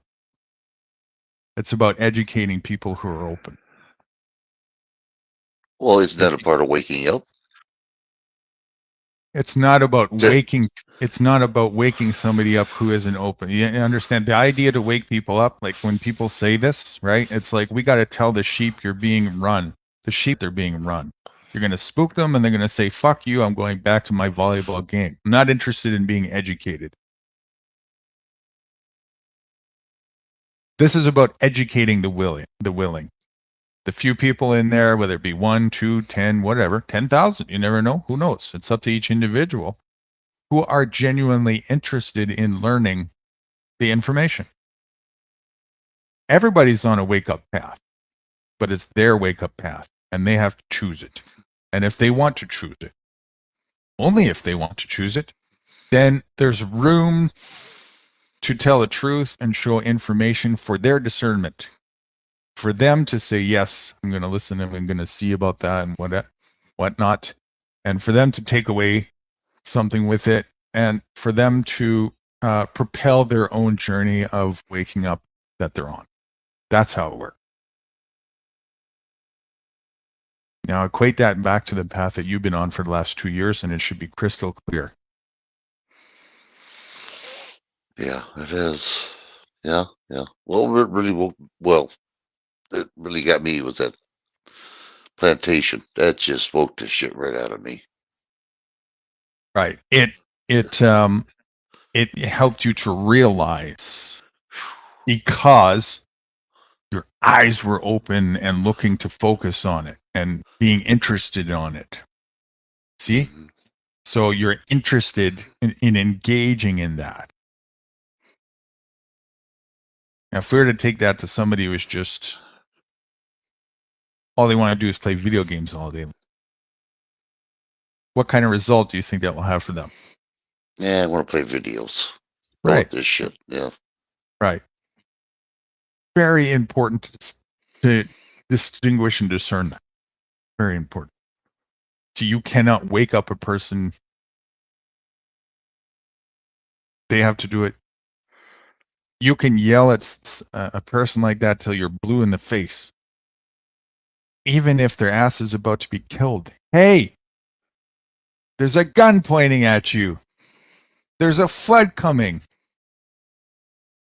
Yeah, I'll look at it tomorrow. I'm about to finish my level on my card game.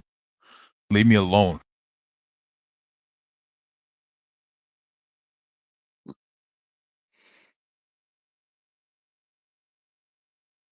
Well, I remember watching that video and I'm like, you know what? That sounds familiar to me. I'll never forget that. Damn, that sounds. And I'm watching it more and I think, that sounds like America, you know? Mhm. And it starts getting more and it says, wait a minute, the right, the left, you can have either one. I'm like, that is America he's talking about. You know? It's a false thing, Right. you know? And it just popped, man, just like a light bulb, man. Oh, mother freaker, I got fucked. What did you do to me, new guru? I that's a good question. I'll tell you what I Wow. did. And if you realize what I did, then it'll help you when you're talking to other people as well. I did one thing. I got your attention. That you did. If you want to help propagate truth, focus on getting people's attention. Don't focus on trying to yell and wake them up. That's not going to, you're just going to disturb people in their nice, soft, cushy bed that's all cozy and warm. And they're going to say, fuck you. And they might even shoot you in the head, right? Mhm. But if you can captivate somebody's attention, who's wanting to give you their attention, who's interested in that, it won't be a wasted effort. It's hard though. People don't want to. I did it yesterday with my sister-in-law. I showed her the covenant. She didn't have the capacity, the spam. Did she want that to give you that attention? Did she want that attention? Did she want that information? Did she want that education? No, not a bit. Not one freaking bit. So your job is to discern that first.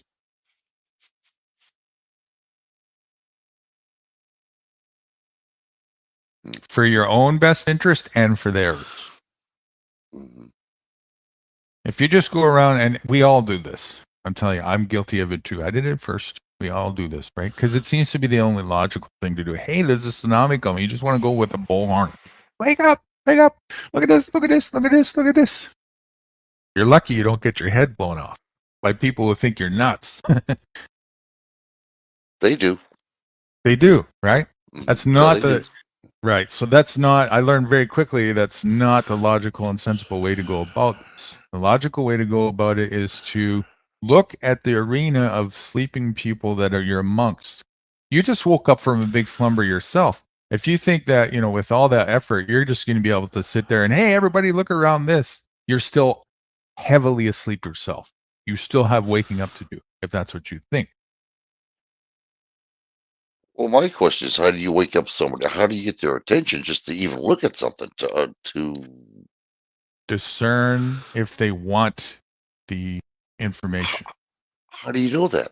I mean, put a seed out there. Test it. Yes, you can talk to them. Put a seed out there. Ask them a question. See your first clue. Your first clue. And by the way, that's an excellent question. We should. I should make a history. This question that you just asked right now almost qualifies you to be in grade 5. You're kidding me. No, Really? this is the mastery course of teaching and propagation right here. How to discern if somebody is interested in the information. That's what it boils down to. That's what it's all about. Your number one clue is if they ask the right questions. If they even ask questions. If they're coming to you and asking for a question. Or if they're asking questions at all. If you pay attention and observe, listen to what people are saying. Listen to what their focus is on. Objectively view. What are they thinking about? What are they saying? What is their focus? What are they talking about? What are they talking about? Where are they at with their mindset?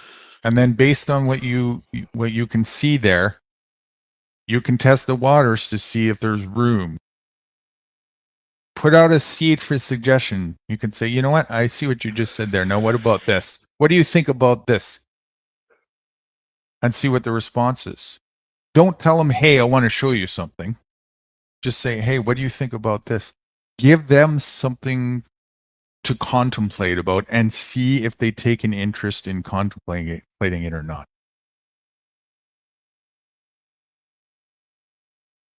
And don't All right, have but- any expectations either way whether they will. Let them show to you without any expectations, because if you do, you're probably going to put a bias on the equation, because you really want them to you're compassionate, right? You really want them to, you're hoping, right? Yeah. Remove- I am, yeah. You gotta remove hope out of the equation, because you have to be objective with this. Don't confuse that though with seeing that everybody's got a potential. Everybody does. But if you jade yourself and put a bias on the individual and think that then you're gonna put an expectation on it, and then you're gonna be disheartened and disappointed. But that was yourself. That's your own ego doing that. You have to remove that and just put a little tidbit out there to see where they're at for focus. Just put a little a seed, little nugget, and see if they bite it. Let them show you that they're interested in engaging in that. Well, it used to hurt me. It doesn't hurt me anymore because ever since you said you don't teach the Teach willing and ignore, and I have. I just they don't. Fine. I just don't come back. That's it. I'm done. Right. And So that's you what got I've been that doing. down part. Right. Yeah. You Oh got yeah. that. Yeah. You definitely got that part down. So that's great, and that'll prevent you from getting discouraged and being in having the right expectations that, I mean, to be fair about it, okay? To be fair about it and not to compare. But if you just put, I've been doing this for a long time, right? A couple decades. And if you see the type of effort that it takes me to go through the process with somebody, and of course I'm working on that, improving and getting better all the time as well. But after this amount of time as well, you should realize that, oh well, there's probably a lot of learning to go through self work, right, to get to that as well. And the reason why I call that to light is so that you can bring those expectations down really, really, really small, because it's only logical to do so. You shouldn't expect yourself to be able to perform Beethoven's Ninth Symphony after 2 years of university of piano lessons when you just graduated grade 3, right? It's very Well, much like that. You told me just keep practicing. The more you practice, the more you'll get. That's what I'm trying to do. I'm trying to get Yes. better and better, just to find out what they say and see if I can figure out if I can break it down for them to make it sound more Yes. honest. Yes, to yes, 'em. Yeah. Yes, and that's it. And okay, so now let's take your question again, because I want to go further with that. How do you discern if somebody is really interested in engaging? Let's use you as an example. A lot of you, you know, there's different aspects to this, because people are on their own walks of path, and part of it is an experience thing, right? So you're gonna in different mindsets and different environments. Not everybody is already an activist and this and that, but you were. So for me, it was easy, right? I already had a lead on here, and since I'm interested in focusing on working with activists to help them be more fruitful, well, I've got my work cut out for me half, right from the get go, don't I? Right? Because I'm Right. interested to find out what you got to say. Yeah, so it's not too hard for me to know that I'm probably going to be able to have a little bit more success when I engage with you than I might be some Joe Blow off the street that I didn't ever have any conversation. I know nothing of what they're about, right? Uh-huh. Okay, so different mindsets call for different strategies, if you will, of discernment when it comes to that. But using you as an example, let's say I didn't even know that. There are some other things that I did, which I'm sure if you think back to it, you might be able to recognize as clues if you look at it from my view that I did with you that helped me recognize that you were a person who was genuinely interested in information. What are some of the things that you might think them? So apparently I must give you the right answers. Well, that's a good question. Wow. Cool. It's been a while. You're gonna Actually, have it to help me still out here. happens. It still happens, but yeah, ever since Well, the I keep- beginning. I keep asking you questions and you keep giving me Yeah, answers. To it. Yeah. right there. Yeah, there you go. Same thing, right? You ask questions. That's your first clue again. That's your first clue. But obviously, you know, and sometimes it can start like that. Sometimes somebody just asks a question out of nowhere and it's like bing, bing, bing, bing, bing. That person wants to know something. They want to know truth. That is your window right there. If you're observant enough, you can see the only way that that person would have an interest in asking a question like that is because they're on a path of wanting to learn and discover those things. Mhm. So that's why that is your top clue, right? But that's not your only clue. There are other clues. What might be some other clue?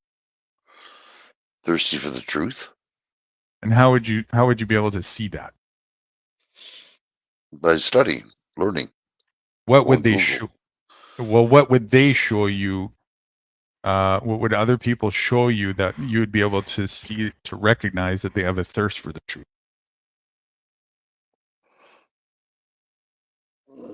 Explain that a little bit more, please. Break it down a little bit more. I don't. Other than asking you questions, Yeah. what are some other things that people might do that would show you that they have a thirst for the truth?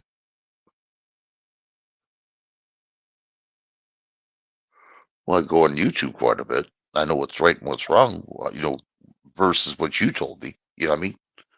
And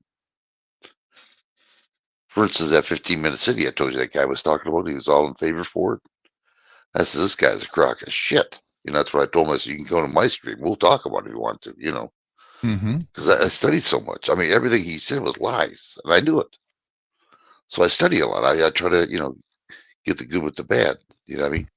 Right. That's what I do. Is I am always on YouTube, Google. You know, And do you Go on. think that I can see that you study?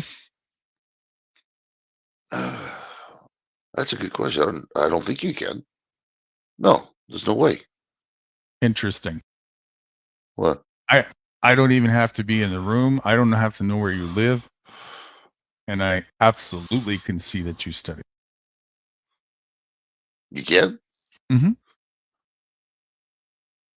I can see it by what you talk about, what you propagate, what you try and achieve with what you learn and study. You showcase it all. Your true colors are apparent with everything that you choose to focus on. Because I'm observant and looking for that. You couldn't have found it another way. Other than epiphany, which you would most likely propagate to be so. Oh, I had an epiphany. I self-discovered this. I had a self-realization. And that's another thing. if you have an epiphany about something that's correlated to the topic, that would only happen. You would only engage with that epiphany if you were already interested in openness. So that would be another thing that could show me. Now, if you got So somebody who, go ahead. I I yield. was gonna say, basically, I'm heading the right way then.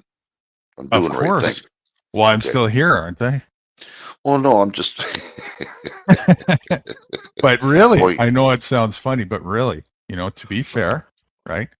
You've heard me say, and obviously you can see, like, what I practice, what I preach. If I say you need to be meticulous with your time and where you focus, uh-oh. that's You probably a disappeared. good sign. If I'm the, oh shit, testing, Try, no, testing. you're Am I back. here? You're back. You just, yeah, I'm you back? started saying you want to, and then all of a sudden you disappeared. You came right back again. Can you say it Okay. again?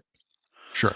So if I'm a person who practices what I preach, which I am, and you'll hear me to say, how many times have you heard me say you need to be meticulous with your time and choosy of who you engage and focus with, because time is short, and tomorrow might come, you might not be here in the whole 9 yards. How many times have Many you heard me times. say that? Many times. Many right. times. Yeah. Oh, yeah.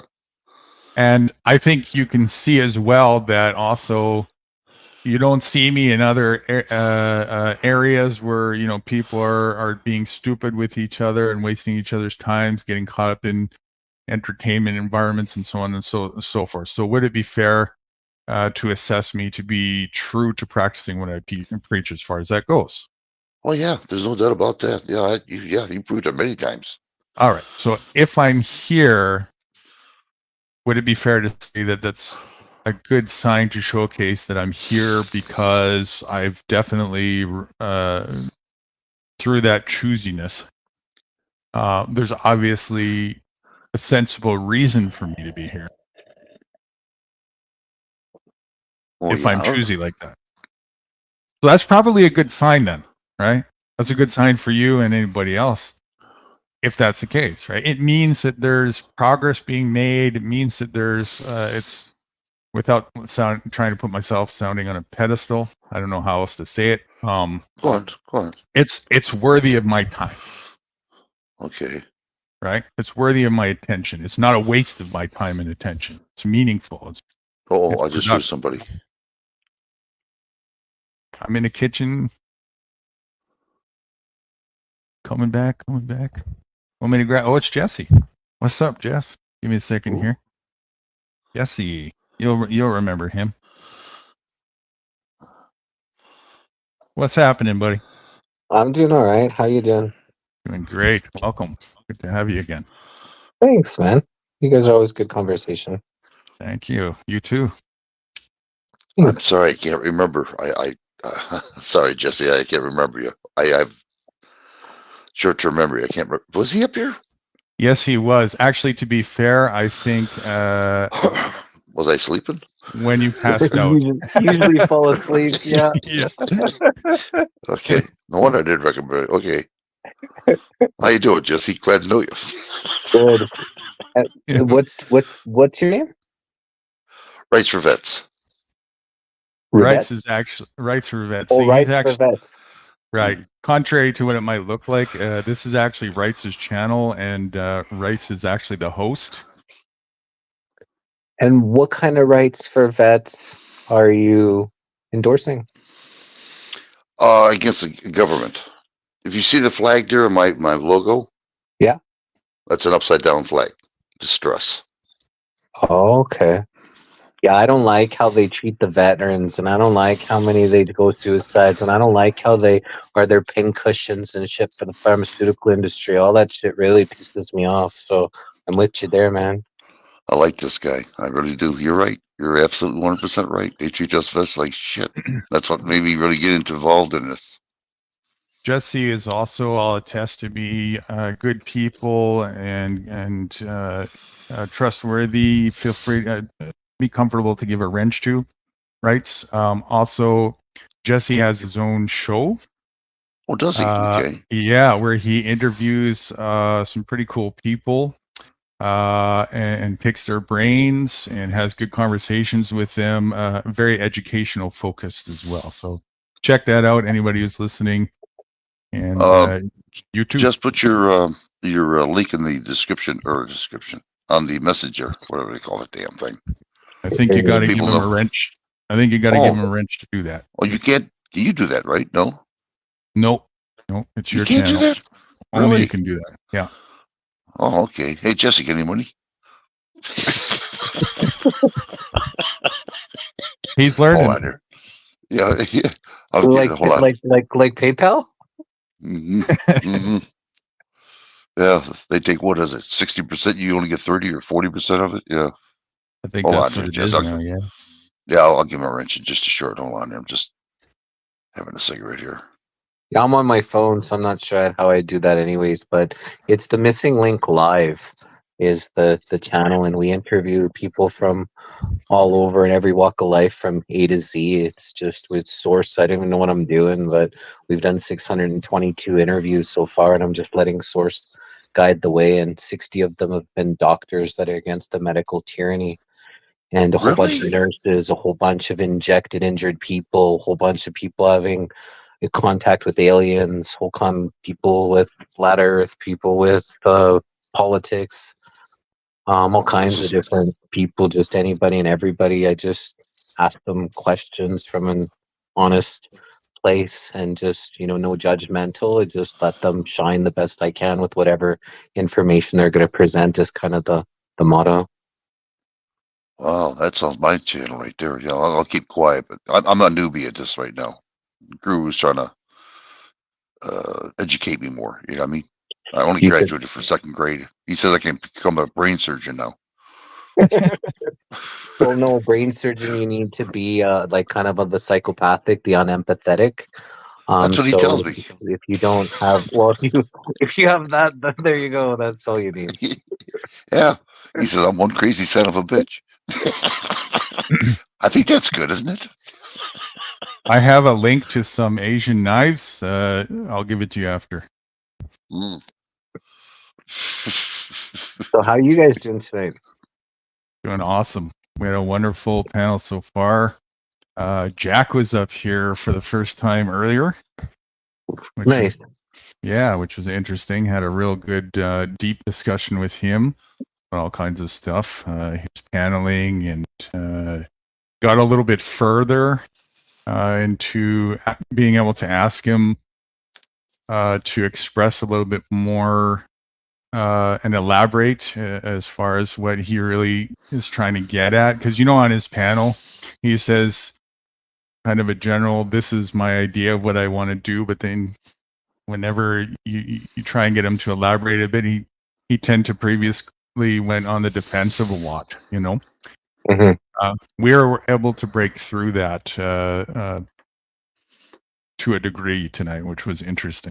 Actually hear some of that elaboration, and also to get him to see if to get him to consider objective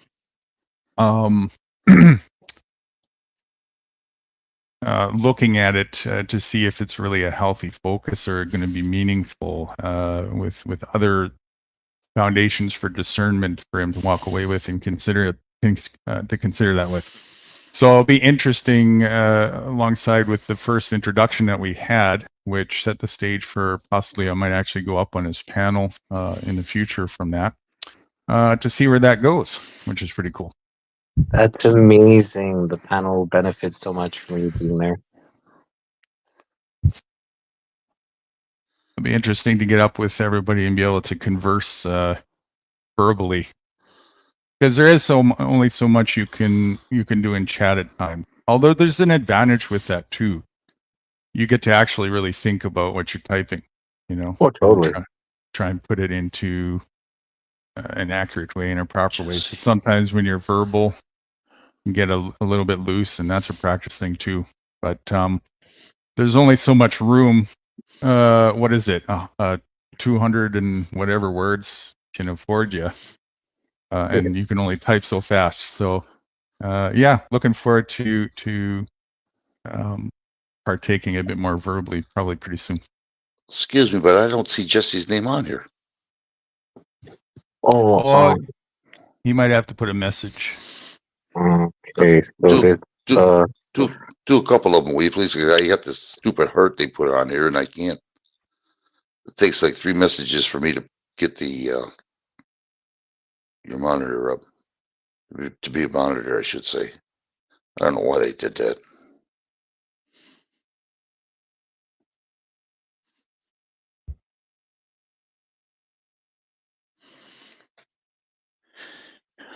I'm going to let you guys get acquainted for a couple minutes without my presence. I got to do a Tim 100. So give me about 3 or 4 minutes. I'll be right back. All right. Well, me and Jesse, we're going to the bar. We'll catch you later on. okay. I You can just afford bounced that? out. Shh. I'm going to I wait. thought you're. I'm going to remember that when it's paycheck time. I thought you were on mute, so you couldn't hear us. Yeah. I figured you did. Okay, I'll be back. Okay. I was on mute. I just went and I left. I'm on my cell phone right now, so can't go in and out. And I went and I got the channel I put it in the back chat. Oh, you're in. Oh, backstage. Can I do it that way? Let's see. You just have to be able to copy and paste, I think, if you I know how to don't do think I- that. Yeah, I think I do. Let's see here. Okay, there. Oh, shoots. You still there? Yeah. I got your link. Okay, I got you there. Oh, wait a minute. How come this baby allow me to want to describe the channel? Yes. Why doesn't it allow me to describe? Oh, I see. Well, that's different. Well, wait a minute. What's going on here?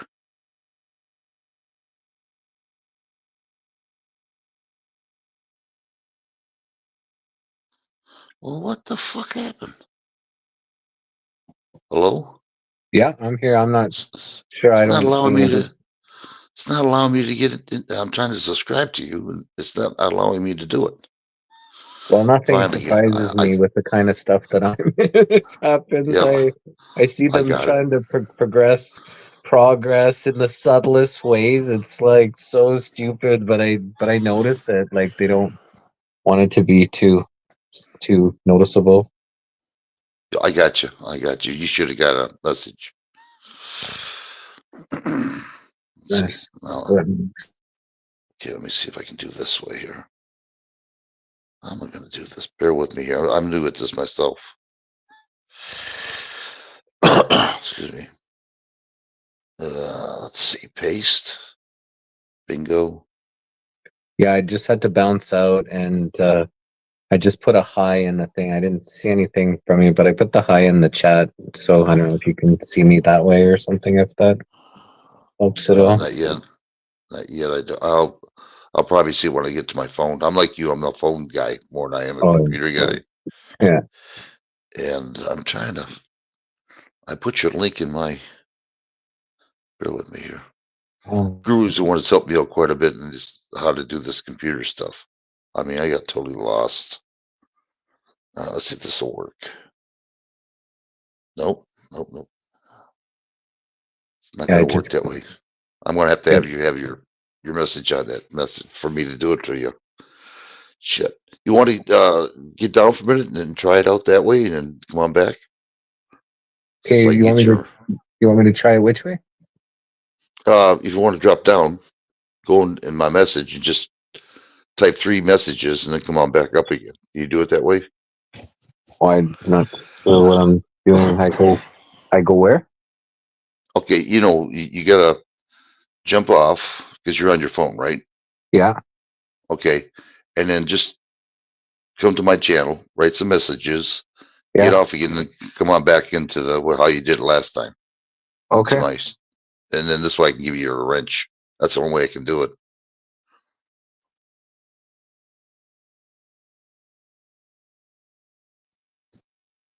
Oh wow, got it. I just popped a bunch of messages in there. Yeah, one more message. This heart's in the way they put on here. I don't, one more time. Now I got it. Got it. Okay, thanks. That'll work. Gotcha. Yeah, that drives me bananas, that heart thing. That you can't see the comment until another comments pop up. It just covers that part of it. Yep. I mean, we got to teach you how to break some hearts too, right? Jeez. Well, we got him for a wrench, though. We got him. He's in there. He should have got a message by now. Thank you, Jesse.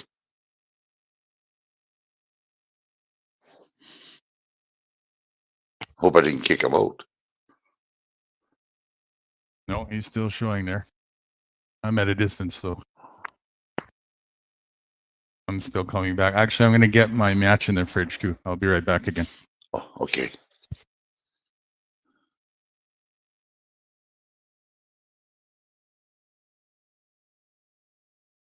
Hope we didn't lose him.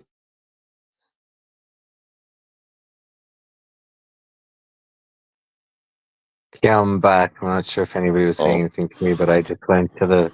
I have to. I don't hear anything when I go to the page, and I just went and I put the channel in the comments there. So thanks. Okay. No, I don't care. This is a free channel, and that's what I have this StreamYard for people that want to be recognized more. You know what I mean? I don't ask for subscribers or anything like that. I just, if I get them, I get them. If I don't, I don't. Because I'm not going to be monetized anyway. I could care less about that. I just want to help people out. Yeah, nice place for people to chat. I like that. Yeah, it's a quiet channel. I got over 400 and I forget how many videos just on this channel alone. I only got 152 people. 400 videos. Wow, that's amazing. Yeah, 400 something. Yeah. So I got everything you can imagine on this thing, you know, about government. But you're right about the VA hospitals and all that. Uh-oh. We lost them.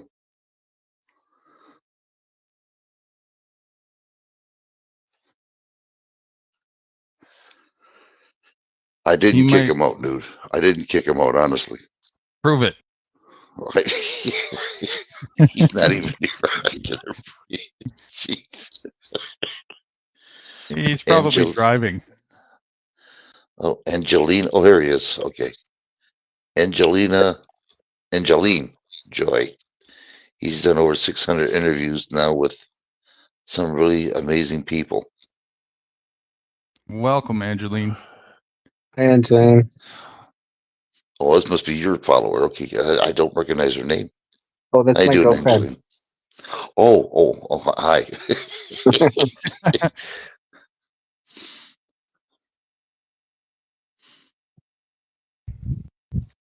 Yeah, Yeah, I'm gonna go. Just remember me when I see you on your panel. Don't kick me out, okay? How much money you got? That's the answer. I do it. I knew there's a catch. That's why you had him up here. I see what's going on, dude. Yeah, we go live like Monday, Tuesday, Wednesday, Thursday, and Friday. But this week is Saturday, so we got an interview tomorrow with an Irish scholar who is kind of battling against the government a bit, and he's very intelligent about signs and symbols and just waves. And he talks about sociopaths, psychopaths. He's the one that was actually talked about the brain surgeon, needing to be a psychopath. Wow. I'll be on your channel, believe me. That sounds really interesting. I like that kind of stuff. I have heard quite a few surgeons say that they're in the line of work because they are really, I don't know how they put it, but they're passionate about cutting into people.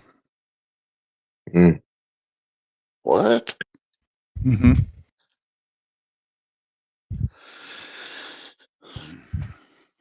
Not that they necessarily want to hurt people, but there's something that Yeah, some people get enjoyment of cutting people up. Yeah. It's bizarre, but they get pleasure out of cutting into people and ripping out organs and shit like that. I just had a Jeez. double hip replacement surgery like 8 months ago. They cut off both of my hip joints and put titanium bars down my femurs and then reattached it to my pelvis. I remember you saying that because you're having some pain before that or something. Something happened. Yeah, You're I going- think it's from the travel injections I took like 13, 14 years ago. And I went for a 45-day trip to Asia to 8 different countries and a bunch of them third world, and kind of got pressured into taking. Never had an injection since I was a kid. And then I got a bunch before I went, and my foot started to swell up, and I had Achilles tendonitis, and it was like I was seeing Chinese doctors putting all these salvies and herbs on my legs and stuff while I was there. And I feel that it's what attacked my hip joints because I was strung like bull before that. Damn. Most likely the case. So, how's it been since the implants have been put in? Amazing. The pain that I had for so many years is gone, and I'm starting to even be doing my kicks again. And so I'm really excited. The doctor said I can start kicking the bag now. That's great. Yeah, I was been doing like when I was going to physio quite a few months ago, I was able to do 40, 50, 60, and then 70 pounds with like my leg presses. So it's feeling good to not have that pain I had for so many years. Nice. That's all I gotta have, and that's not gonna be done anymore. VA didn't do a damn thing for me, bastards. So I didn't accept any of their blood products. So because they couldn't guarantee it was unjuiced blood. So I had to sign a form saying that, they can't give me any blood to keep me alive. And if I go, I go. And they kept asking if I was a Jehovah's Witness. And that's the only one Really? that actually do shit like that. They won't take blood or something. Interesting. And so they kept Yeah, asking. he's right. He's right. And 3 people asked me if I was a Jehovah's Witness. I couldn't believe it. I was like, I don't look like one, do I? But I guess I don't speak like one. But yeah, I first couple of days was a little bit rough because I had lost so much blood because I was cut open for 6 hours, and I obviously lost whatever blood I lost for those 6 hours, and I was still able to make it through. So, yay me. What did you go to VA hospital or? No, I'm in just- Canada, right? I'm in Canada, and Canada. and so the doctor, she went with my wishes because I said, and I wanted to donate my own blood, but they stopped doing that in Canada. I couldn't have donated my own blood before, so they could give it back to me, and they didn't allow me to do that, which was kind of fucked up. But That's silly. But Yeah. It is. not surprising. Because that would be a sensible ideology, right? Your own blood, you're not going to reject that, Totally. I would have been going for the months up every week to just donate more vials or whatever, right? For a whole stack, and you needed to just put my blood back into me. Right. In Canada, don't they have that? What's the name of that? Euthanasia, like that kind of. Oh, euthanasia? Euthanasia. Thank you. Yeah, that's a new word for me. Euthanasia. Yeah. Yeah. So it's called. If Angeline shows, she'll know. Where assisted suicide. And so my mom's friend, which is in Vancouver in like British Columbia, that's on the West Coast, he went to the hospital because he was sick. And the Chinese doctor came in there and asked him if he wanted to do this MAIDS, it's called medically assisted, something suicide. And couldn't believe because he's just had a cold and he was old, and he actually got asked if he wanted to take that, and that's pretty fucked up. Well, it's, I'm sure there's a lot of compensation for a doctor or facility per patient who does that. So there's a lot of incentive to recommend that, right? Probably have it on the older the scale, the more they pay out because the less burden they'll be on the medical system. Yeah. On freaking real. Life don't mean nothing to nobody anymore. Not to nobody. It sure does to me. That's why I do what I do.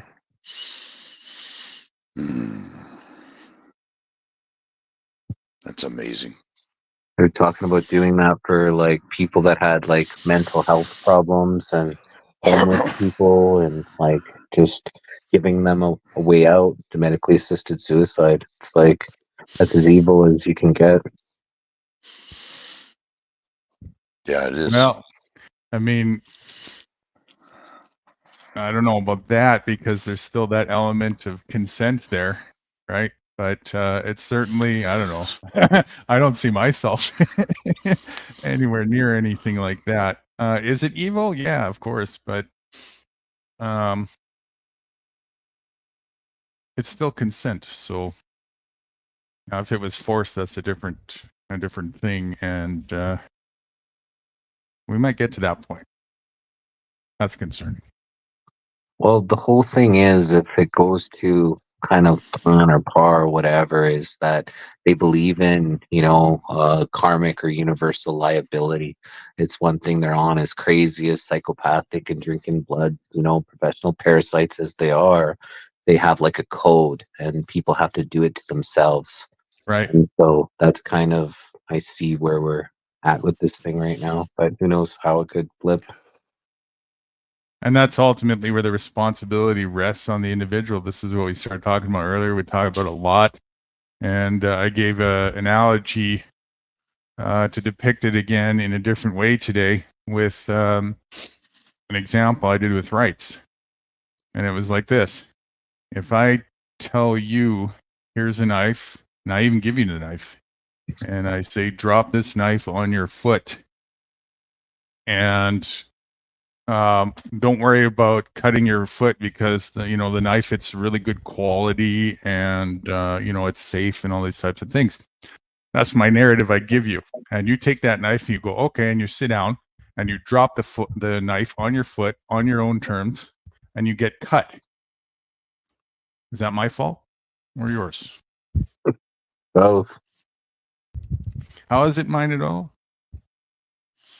Well, I would never even thought about it until you said something. Introducing it introducing the idea into consciousness. Sure. Well, yeah, I propagated It's the both. idea. Both, right? Like one is more dumber than the other, one's more devious than the other, but they're both at fault because if you look at and so that's why I don't even typically do fault, I do responsibility. If you look at from an aspect of who's the one who's getting harmed here by their own doing, when the idea behind ignorance is no excuse to the law, the real message behind that is it's not man's law. It's ignorance is no excuse to the law of nature and the consequence of your own decisions, your own actions that you choose to make. The responsibility rests on you as an individual, no matter how much bullshit somebody feeds you. The responsibility rests on you to discern that bullshit and make the decision for yourself. And if you don't do that, if you just believe it or whatever, that consequence of nature doesn't give you a free pass just because you were naive. Right, but in this society where things is a trauma based and they've poisoned everyone, so for some people they're in such trauma that they are having a hard time even making those choices for themselves. So Right. there was some culpability to people that have intentionally done that, so their narrative thinking that they're absolved of this liability is total horseshit. They can try to convince themselves all they want. They're still actually, what you're talking about is poisoned people propagating it's a blind leading the blind. poison Yeah. people propagating the same narrative to other poison people. So in that sense, it's no different. It's ignorance propagating ignorance, Hmm. right? Although I really don't think anybody who's in the medical industry, just that aspect, there's different industries as well where it would be different, but just looking, since we're on this one, especially with the stuff that happened over the last 3 years, anybody who is still, especially after a year that shit, who is still in that industry doing those things, knew exactly what they were doing. There's no way, there's no way they didn't know that they were part of a eugenics population control program of some sort. There's just no way. Totally. And That's why we willingly. focused on. That's why we focused on so many doctors that were in the system.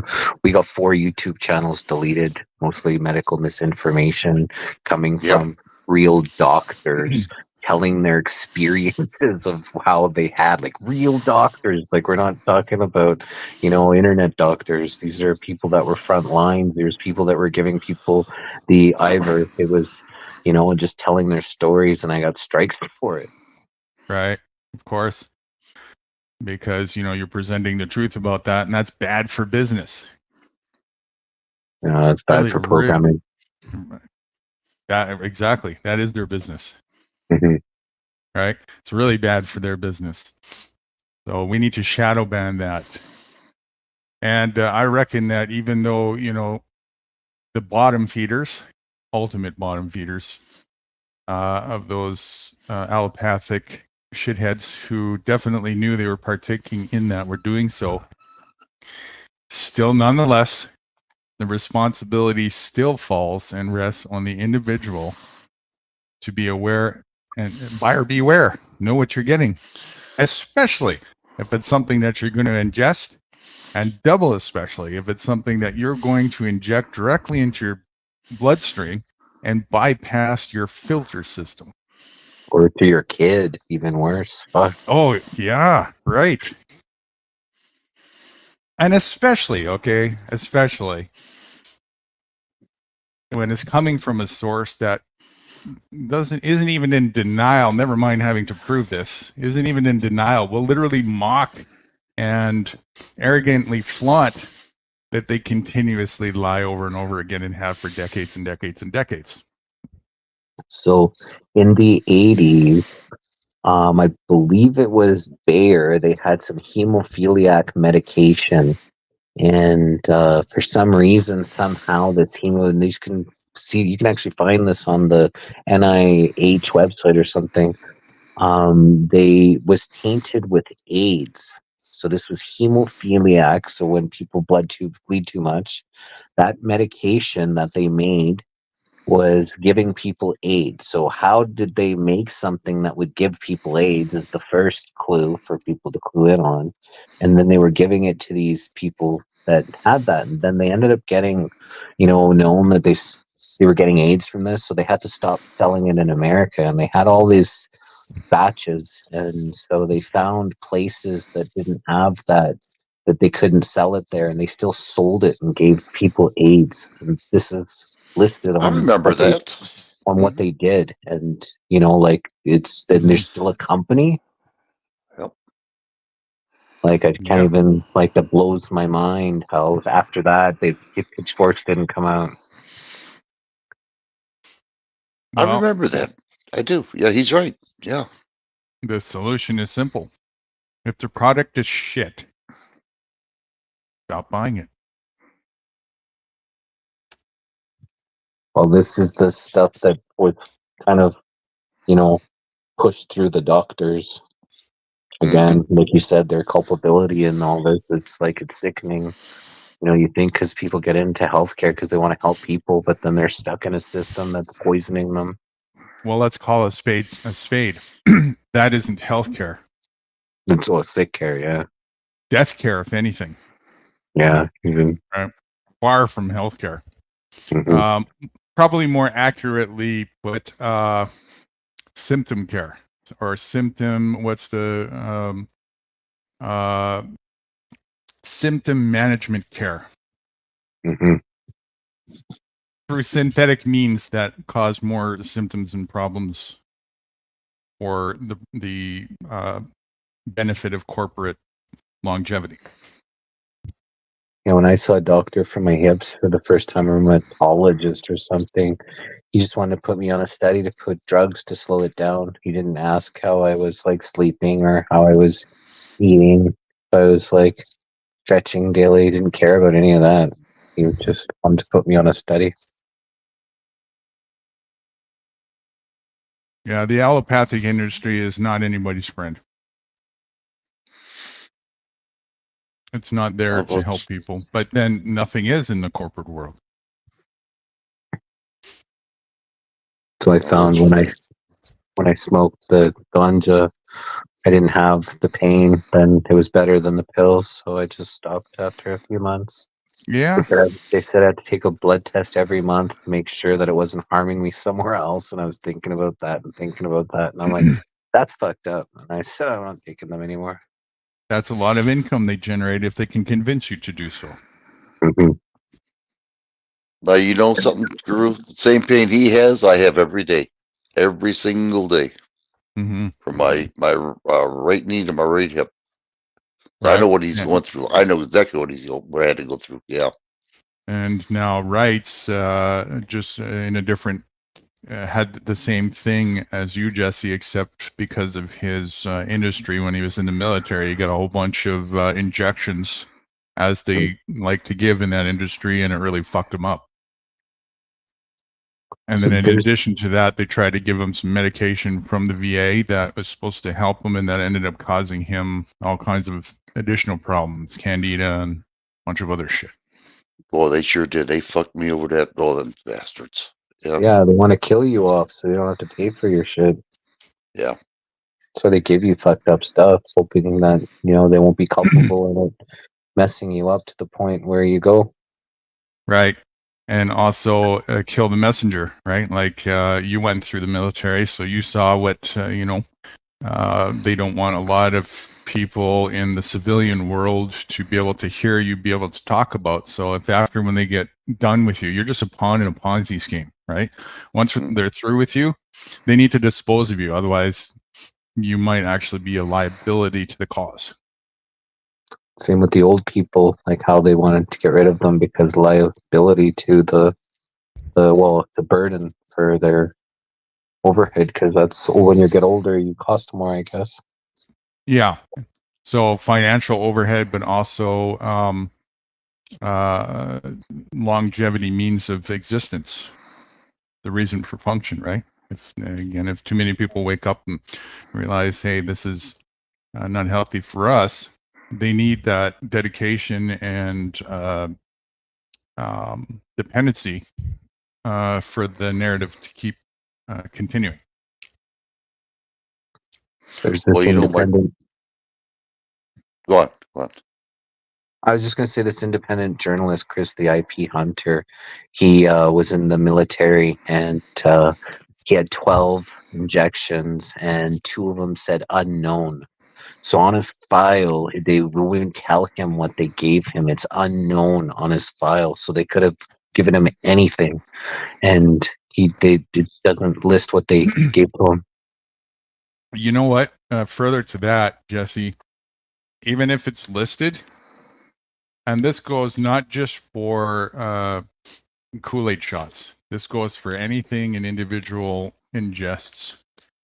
If you weren't there from seed to ingestation and had your eye and hand in it, you're playing Russian roulette to the highest degree. I don't care what they put on a label. I don't care what they put down as documented, this is what this is, ingredients or blah, blah, blah. You don't know if it's true. Totally. And they are putting different, they're doing different studies through it. So different people got different things, and then they look for different reactions. It's like, a legal way for them to medically test on people. Yeah, make them their guinea pigs and and also justify the outcome regardless, and mitigate liability and the potential to be sued. No liability, no sue. It's all protected. It's all protected. And that's right. Try and contest and challenge that. We can reverse it on you and say you're trying to cause our business harm, and we can turn around and sue you now. Yeah, they court martial people in the military and all that kind of stuff. They got it pretty bad for the people, but I heard some of them speaking out and some of them with this new, thing that they gave out to them that there was an increase, there's actual numbers, and they took it to Congress a while ago. I don't know why anything didn't happen from it, but they mentioned how all of the different diseases increase sometimes 1,000% because of this new bullshit that they pumped into them. Mm-hmm. Well, my game is when I get a little bit stronger in this activism and learning a little bit more than what I know now. And I'm done with VA. I'm actually, my last day, I'm going to walk in here with a camera and I'm going to take every damn picture I can legally. Have them have a freak out on me, You can't take pictures. The hell if I can't. Oh, yeah. I'll be walking around there, VA, with a camera in my hand. Oh, they're going to shit. And it They ain't have going to be some pretty either. they have some really cool gadgets where you can just put the camera on your like pocket or whatever, and if they don't even know, you just go walk around asking them a whole bunch of questions and it get recorded all. So that'll be a little bit of grade 3, right? But grade 4, and I reckon it's a lot more fun is when you do it illegally. Well, I did have a pencil or a pen camera, and I tried it out, and I brought it home, and the son of a bitch fell on my pocket a little bit, tilted, and oh man, it was sideways when I showed it. It wasn't straight, So I threw that away. Yeah, this legality scam people are in hypnosis too is quite something else. The security guys at like stadiums for these sporting events, they got the Oakley glasses on. They actually have cameras in them. It records everything that is happening in the crowd in case something happens. Someone throws a bottle and hits somebody in the head. It's all on video. Wow. And this was 12, 13 years ago.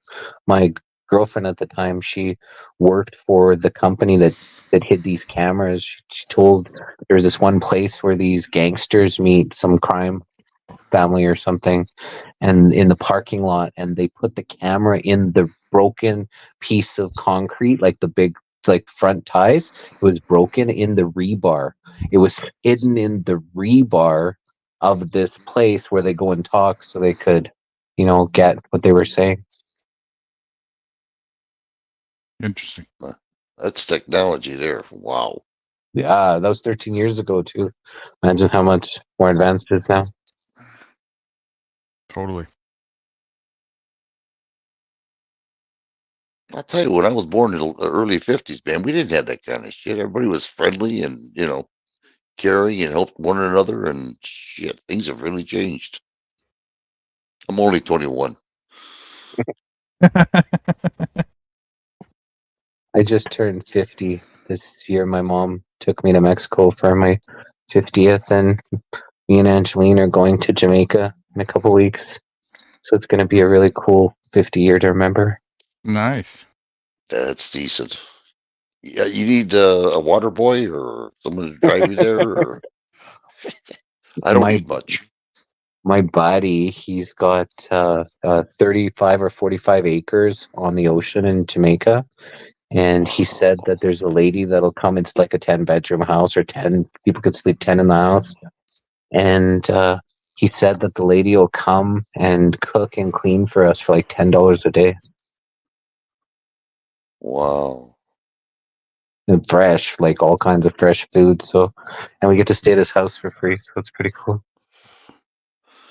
How can you handle it? It's a hard life. Someone's got to do Yeah, it. it is. Yeah, someone's got to do it. Yeah. Last Well, time I do was me What? Go ahead. Well, I was just saying, when you're there, send me a postcard, will you?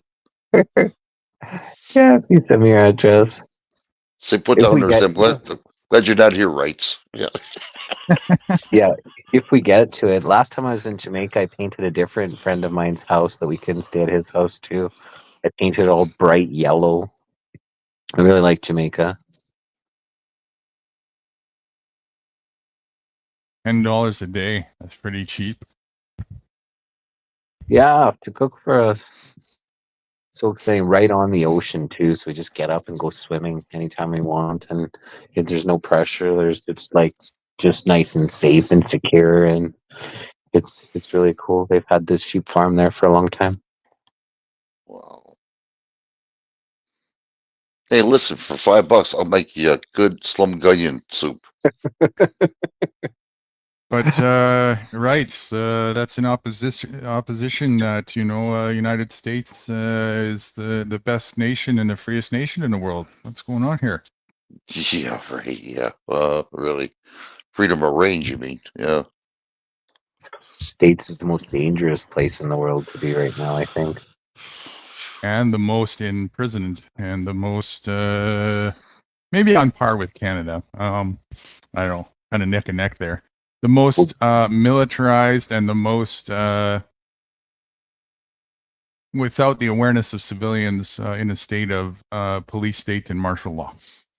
Well, dangerous because like they're under attack. There's a Trojan horse. It's the last stand to the NWO. If America falls, then the rest of the world is not too hard for them. That's right. That's right. Plus, I live close to Detroit, so I'm really screwed. No, we think the attitude we're stronger than them. We outnumber them. We always have to have a healthy mindset towards it. Not my nation. America falls, the rest of them fall. Well, Canada's pretty fallen already. I can't wait. I like watching dominoes. Fun. Wait a minute! Don't let it fall yet. I got to get out of here first. Hold on here. Damn. Start walking. Yeah. Damn, I ain't even got a car anymore because someone stole my steering wheel. Yeah, I got a meme for that, or quote of the day, right? You'll remember. The tsunami doesn't wait for people to get off the shore before it splashes the beach. Did you say someone stole your steering wheel and you don't have a car anymore because of it? Yeah, Guru's buddies. I didn't pay the bill, and they got two goons after me, and they come over here. One was biting on the tire, and the other one stole my steering wheel because I didn't pay it to Guru. Wow, sounds like a good friend. Well, yeah. I was in the red until Guru showed up. Now I'm in the black. I got to keep paying him, Guru's expensive to talk to. That's why you guys were talking about that money. How would you know? You still haven't paid your first bill. Yeah. Well, like Guru said, we go back and forth with the money deal because we don't ask for any money. Everything's for free, We don't give a shit. We mock the every idea time- behind it. Mhm. Because education, right, is the thing that is the only thing that would really free somebody from clutches of slavery and tyranny would be the know-how, education. And so you get a lot of these false, what do you call it, shills, right? You try and tell that they have the answer and the solution. I got the answer to this freedom for you right here. You just got to pay $10,000 to get access to it, but it'll make you rich.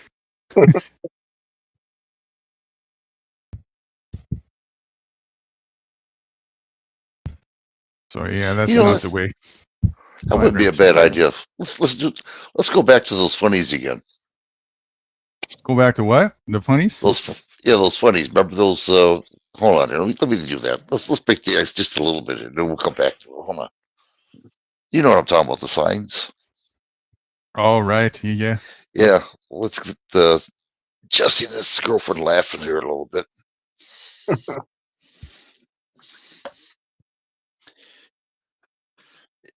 Just this is the truth. These funnies I put up there, right? I never thought anything about it. It's the only thing ever he got hit was hard, over 2,100 people. All my other videos is like 5, 6, 7, 13, 15, 0. This one went viral for you. Yeah, a little bit. That's how it I works. didn't, on a yeah, I platform didn't like this. think it would work. Never even thought about it. But you know, you can get a little clever and put the funnies, and then after 5 minutes, you put in a little spoof of you know, something meaningful in there. Mm, It's called clickbait. oh, is that what they call that? Yeah. Give me $5, please. Hold on there. Bear with me as you guys go ahead and talk for me. I'm gonna. There we go. I'll look for it right now. Break the ice a little bit. Who is on the stage tomorrow, Jesse? His name is Stephen Manning, and he's from Ireland. And he's been on the Missing Link probably like 5 or maybe even 6 times already. And I really enjoy talking with him. He's very smart, and he takes a little bit of a different view to like religion and talks about symbols. And he's kind of educating people because he's battling the government. Ah, interesting. So he's battling the government in what way? He was trying to get on some of the boards to make the things. He got arrested. Whatchamacallit, for kind of going after them, making them aware of the corruption and things like that. But he has a special needs son, and he's the only caregiver. His wife had died a few years ago, and Wow. and then the person at the prison let him out and let him do his like time in like his residence or whatever. So he could still take care of his son. But fascinating, just like guy and story. Interesting. Okay, gentlemen, sit back and laugh your rear off. Here we go. Audio check. Check. Yeah, I hear it. Okay, here we go.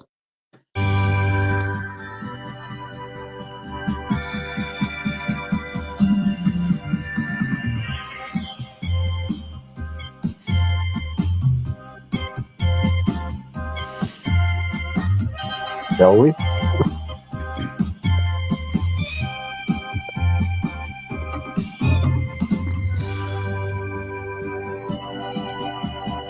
Free cremation.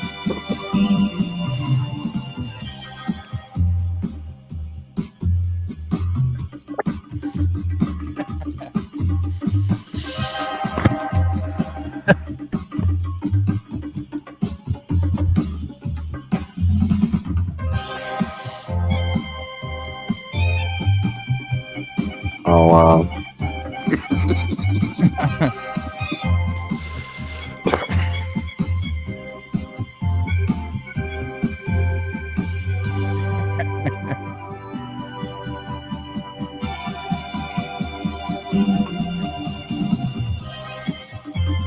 Like they put on the kids' clothes. Do not put the child in the dryer. It's like, why would they have to like put that shit on the clothes? Are there people putting their kids with the clothes on in the dryer? In this day and age, that's not enough warning.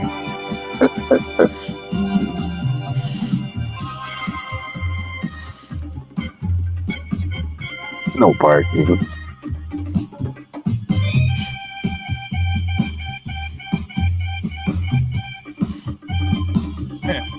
Spicy pumpkins.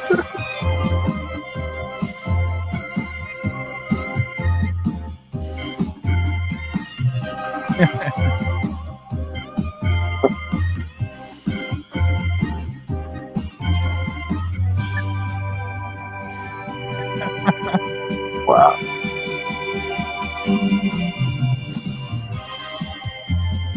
She should be missing a tooth.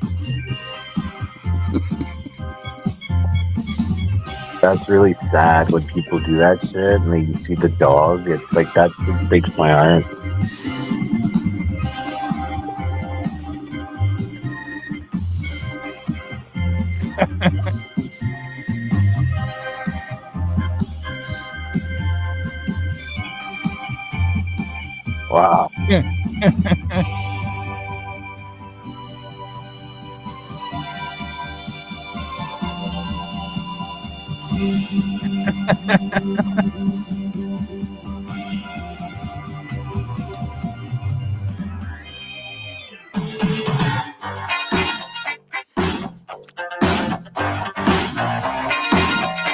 Wow.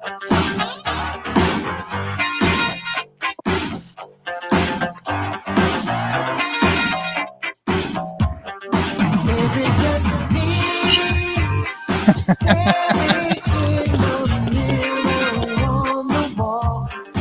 All I can see is nothing more nothing at all. Can't be any more clear than that.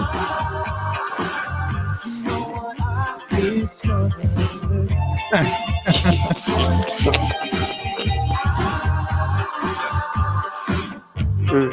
Is it for me? The voice that I keep hearing loud and clear. Is it just me taunting me with things I don't wanna hear? And it goes on and on. Wow. It is. It's been special for me. A never-ending song. Singing from myself. I didn't have to say that to people. Singing from myself.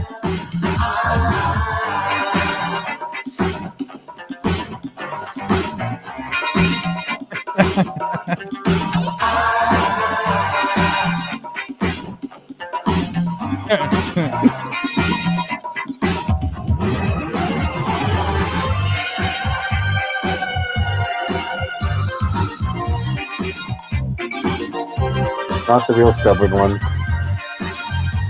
No, we ain't.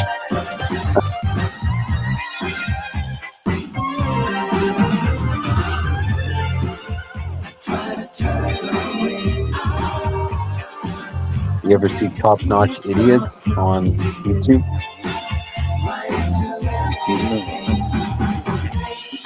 Never heard of it. Stop making holes in my fence. These guys, they call them Top Notch Idiots, and they go do the stupidest stuff to get like views.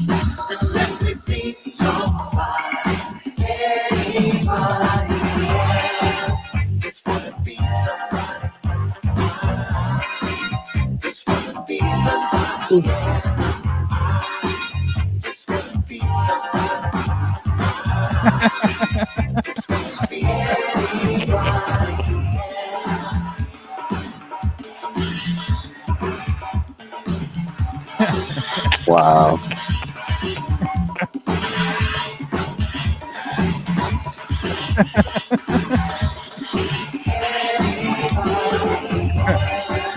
I feel so educated.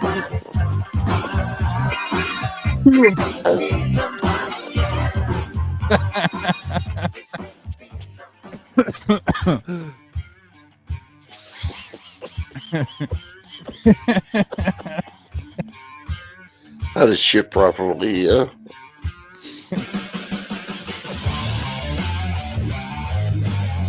Don't you bastard, don't flip me over, yeah.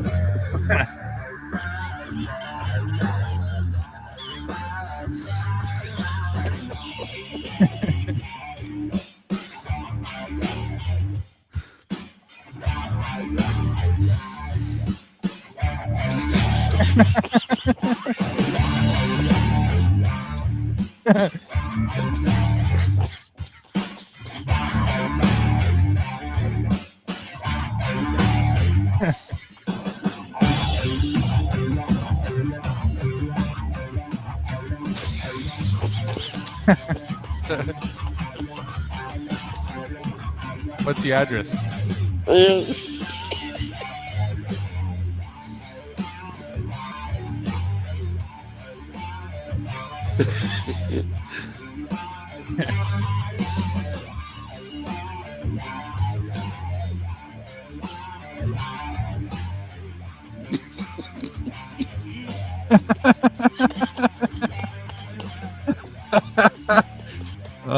Man.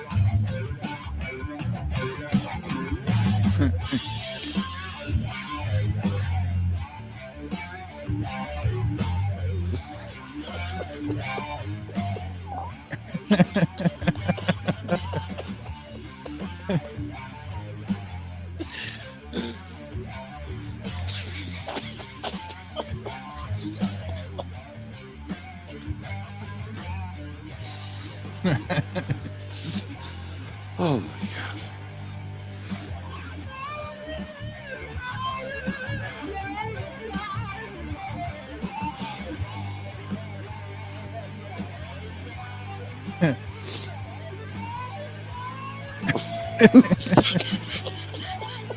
When hell freezes over.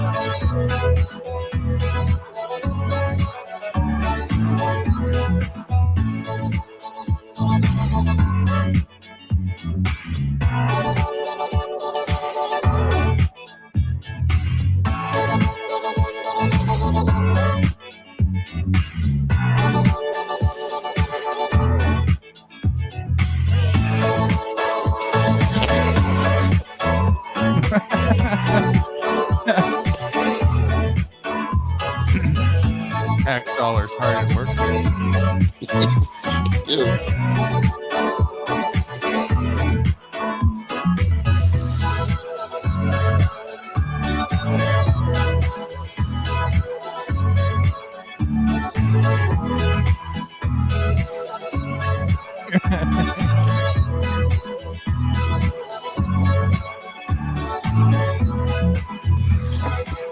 That's true there. Yeah.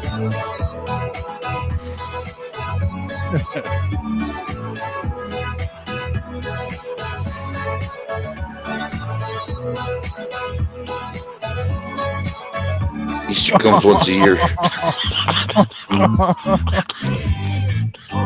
often do you do that?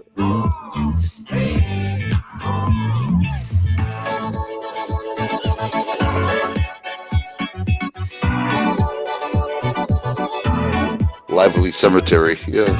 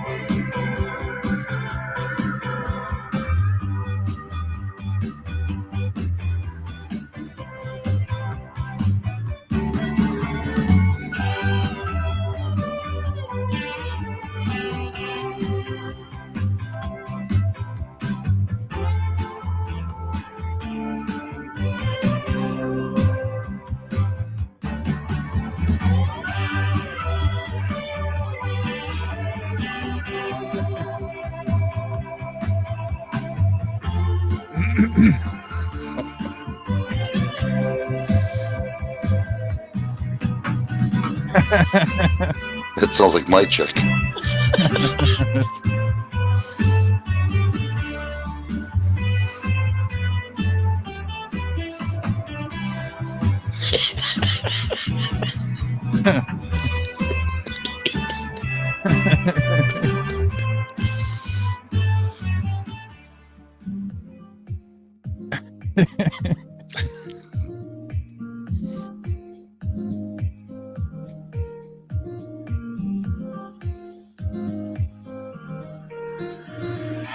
Joe, president.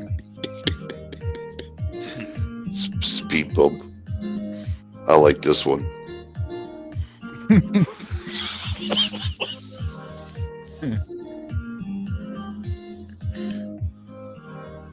Uh-oh, wait a minute, something going on here. I got a phone call. I have to go. Thanks for your... Thanks for being with us, Jesse. Yeah, thanks, Jesse. You too, Angeline. Appreciate it. I'll probably catch you live tomorrow, or some of it at least.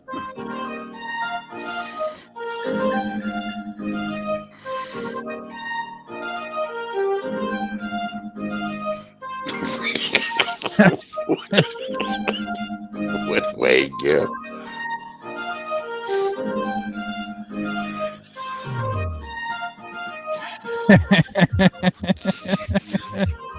If you decided. That's just asking for it.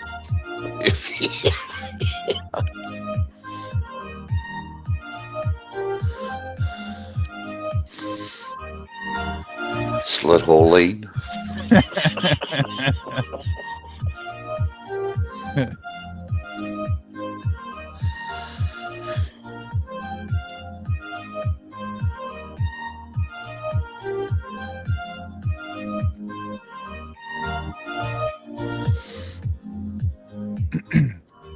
Library's closed until opening time.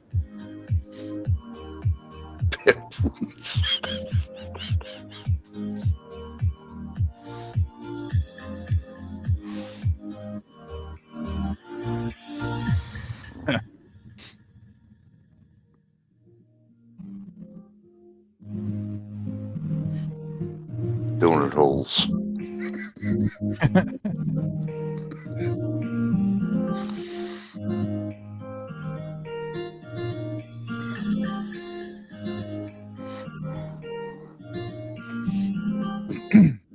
Gives you nothing in return. So's my ex.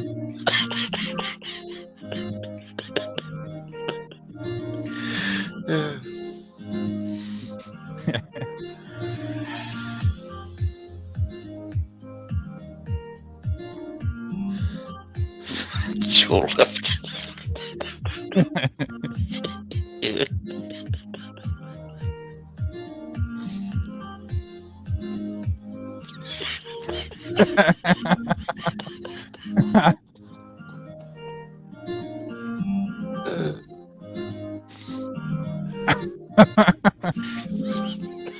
That's brutal.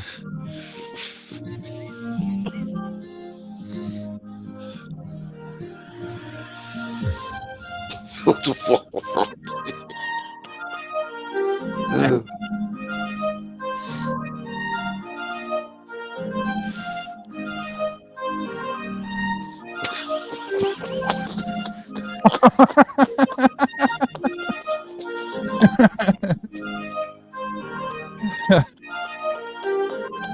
Ah, terrible. Yeah. Oh.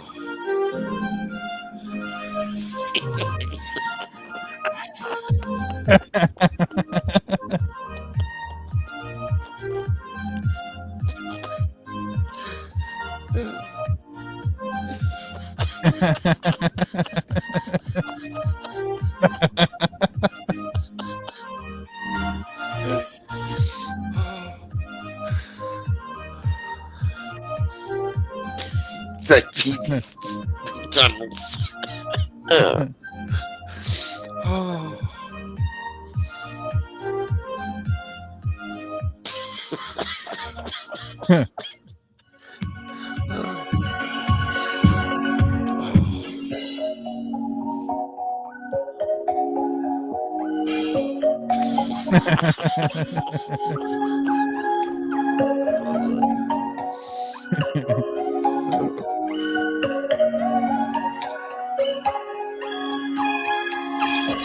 Really?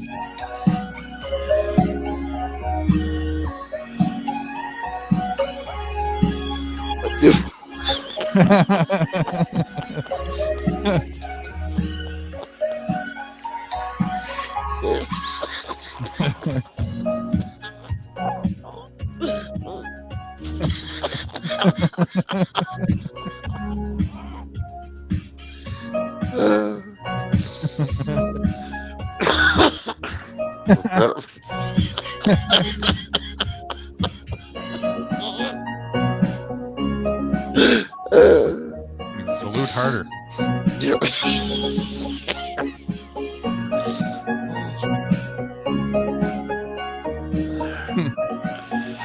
Eat it, Fred. Heck, eat a ball.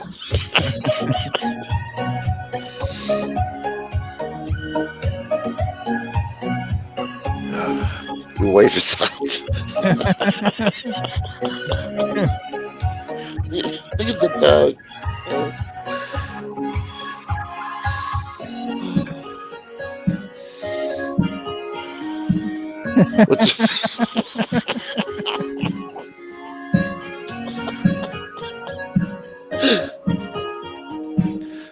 Oh.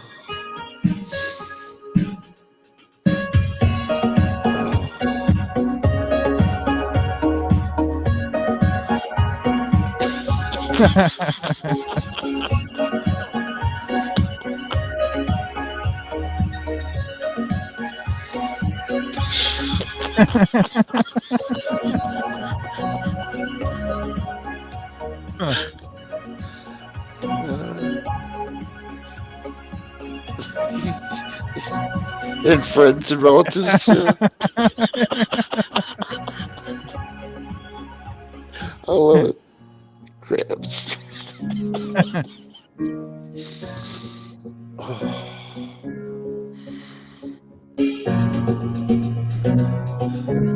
It's all about the bitches.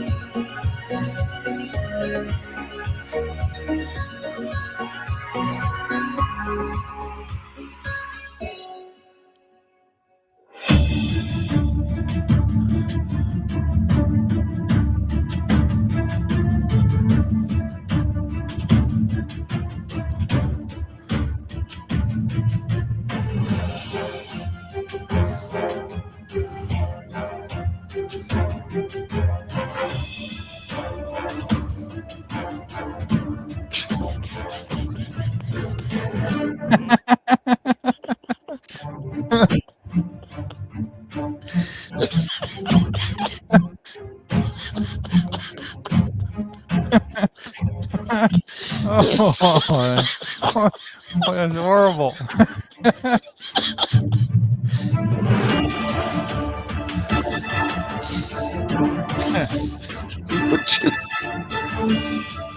Oh.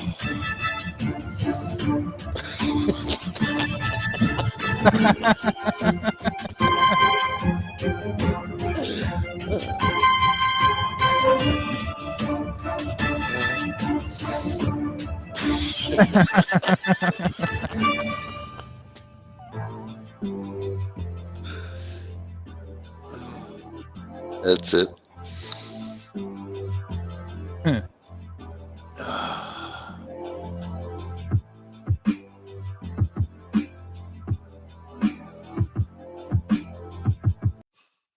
Oh, I get the biggest kick out of that. Oh, thank you for. They couldn't see it. Is what it was. They're on their phones. Right. And Angela says, I can't see it because I'm on my cell phone. Oh, yeah. It's all right, though. I laughed. That's That was okay. good. Yeah. Oh, boy. Did you catch? You just look at this. Hang on a second. Fresh myself. Yeah, I showed you the other day's quote of the day 2 days ago. But did you see? I threw a couple other memes at you, but did you see today's quote of the day? No, I didn't see it. Not at all. I don't think I did. No, I couldn't have. No. Okay, hold on a sec. Throw it up. I don't think I have. All right, there we go. Oh, So we got okay. our Yes, I friendly did get guy that. again. Oh, you got this Mhm. one? Yes, I did get it today. Yeah, in fact, I put it in my. Yep, sure did. My. Remember that first one I got? That was the last one I copied. That's the one I sent out. Yeah, the one Yeah, I that got all you three mean, of them. you mean the one that you put up? Yeah, I got all three but one time, and I copied every one of them. This one. That's it. Well, yep. I like that one. Did I send you this one? Hold on, I can't. Dang it. No, I can't. Everything. No, I don't remember this. Yeah, I think of that one I put after. Yeah, well. Okay, this one. Actually, this one here might be something for you to check into. Somebody posted this on Facebook, and it looks to be like this isn't a facetious meme. I think this is. I laughed because this didn't surprise me. This is, how much more obvious can it be, the ridiculousness of their narrative? But check out the title here. You know what? I want to copy that right now. There we go. I'll do you one better. I'll send you it. Okay. I'll definitely gonna check into that then, because you talked about that before. Yes.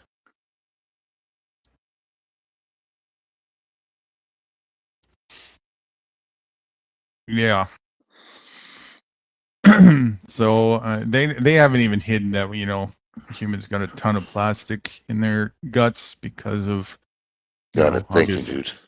Obviously leaching and just all the plastic that people are sticking in their mouths, and also because a lot of the food that people are eating are really synthetic and plastic and they don't even realize it. So, but they weren't really hiding that. They even had studies that published out to see how much people on average have stomachs that are floating around in their guts and stuff like that. But now it's going even further. Now they're trying to say studies that show that microplastics may act as a beneficial dietary fiber. Jeez, so what do you do? Shit out a plastic bottle with a cap on it? What? And if they're constipated with plastic, you probably have to eat Z bugs. Eat Z bugs. They'll eat the plastics. We got the perfect solution. Yeah. If we're supposed to eat plastic, we wouldn't be eating food. Probiotic termite powder for you tomorrow. And what's bad about it? The FDA, Food and Drug Administration, they're for it. Oh, there's nothing wrong with that. because they're cahoots with the government, you know? That's still something I got to drill into your head. They are not in cahoots with the government. Well, they are the government. The government, yes. Mhm. It's the Gotta be same fun. outcome either way, but you know, gotta if get I this own thing. McDonald's and I own the board of directors, I certainly make all the decisions for McDonald's and I certainly profit from all of it. You sure do. That's all you got to realize is the same lobbyists and the same shareholders are the same people who are in the government, and those people as well that you see are not actually the true presidents and CEOs. Are just spokespeople that are acting as presidents and CEOs, taking directives for people that you don't get to see. Wow. That's the truth of what's really going on. And those people that you don't get to see don't really give a shit about making money or not. They don't need to. Really? Wow. Yes. So what's their agenda? Just to kill us? Is that what Yes. it is? Yes. They're runners of the experiments, right? They're your real owners. And maybe not. They're also, again, I showed you that there's potentially at least a 33 level hierarchy above them. So, you know, how deep does the rabbit hole go? You got me shrugging my shoulders. That's a shame. Hold on, I'm gonna get this thing out of my phone. This hold on here. The Charlie Brown. You can show me how to get it to you. We can do it live, can't we, or no? You could just upload it to photos if you want. Or you can just show me the link where you got it from. Oh no, you said you recorded that off the Yeah, on my phone here. In fact, I gotta. well, if if I it's just- is it on your channel? Or you just got the video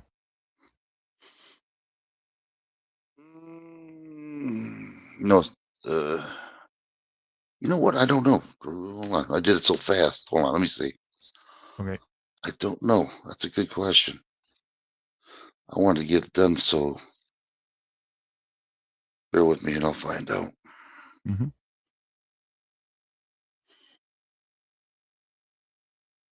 If not, it's on my. Yeah, it is. It is. It is. I got it on private. How do we do this?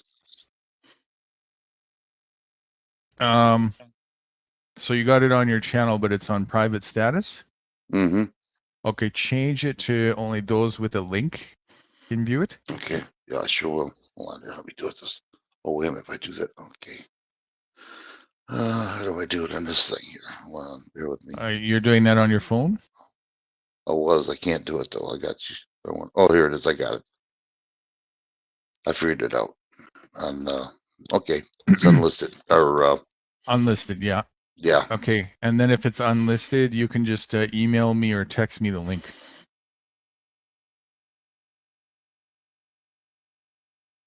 So Do you know how to do that? let me figure this one out. No, I don't know how to do it like this. Unless I play it. Well, I gotta play it probably.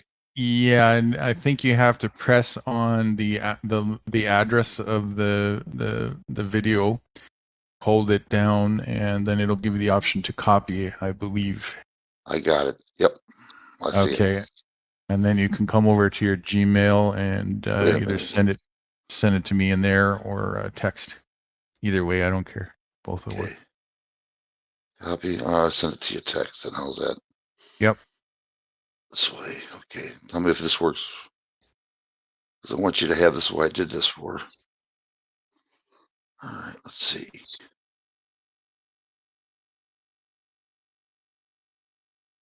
Coming your way. Here it comes. I don't know if it worked or not. You send it by text message. Yeah. Or Gmail. Yeah, that worked. Let me make sure it's the right video. Hold on. It says video unavailable still, so make sure that you for sure switched it to unlisted status. Yeah, I checked it out. Hold on. I'll do it. Hold on. Let me go back again then. Let's see. Da, da, da. Here. Studio. Here. Click, click, click. All right, I had to go back.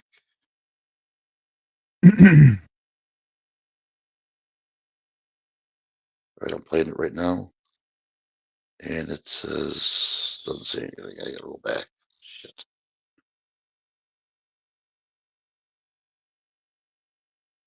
Well, the sucker changed to private again. Why did it do that? Is there a save button someplace?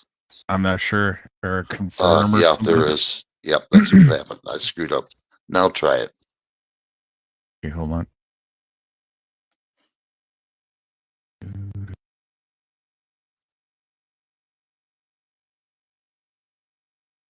Now I can see that. Yep.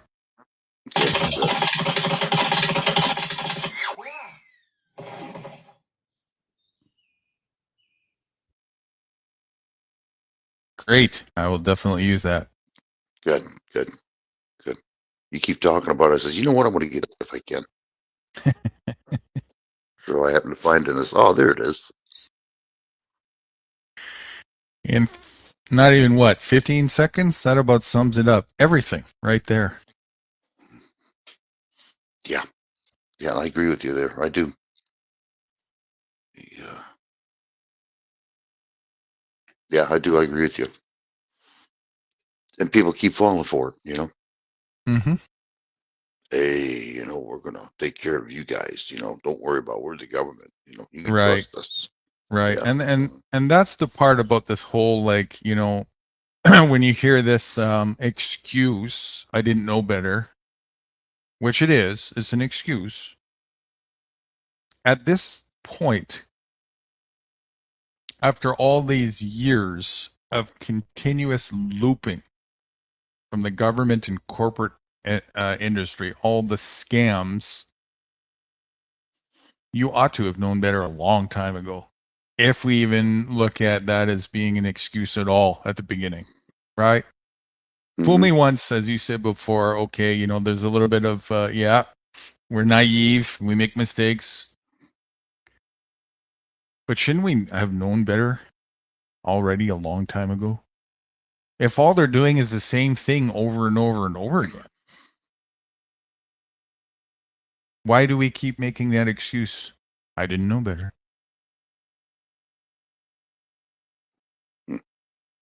I can 'Cause tell you it's why. Go on. Sure. You I can tell you us my first. reason. I just Sure. got tired of it. And I didn't give a shit. You know, it's the same shit over and over and over, you know. And now I know exactly what's going to happen before it happens. You know what I mean? So I just gave up on it. Was eating me alive, but I gave up on it. Huh? Why do people want to lean towards that as being some kind of excuse still at this stage of the game?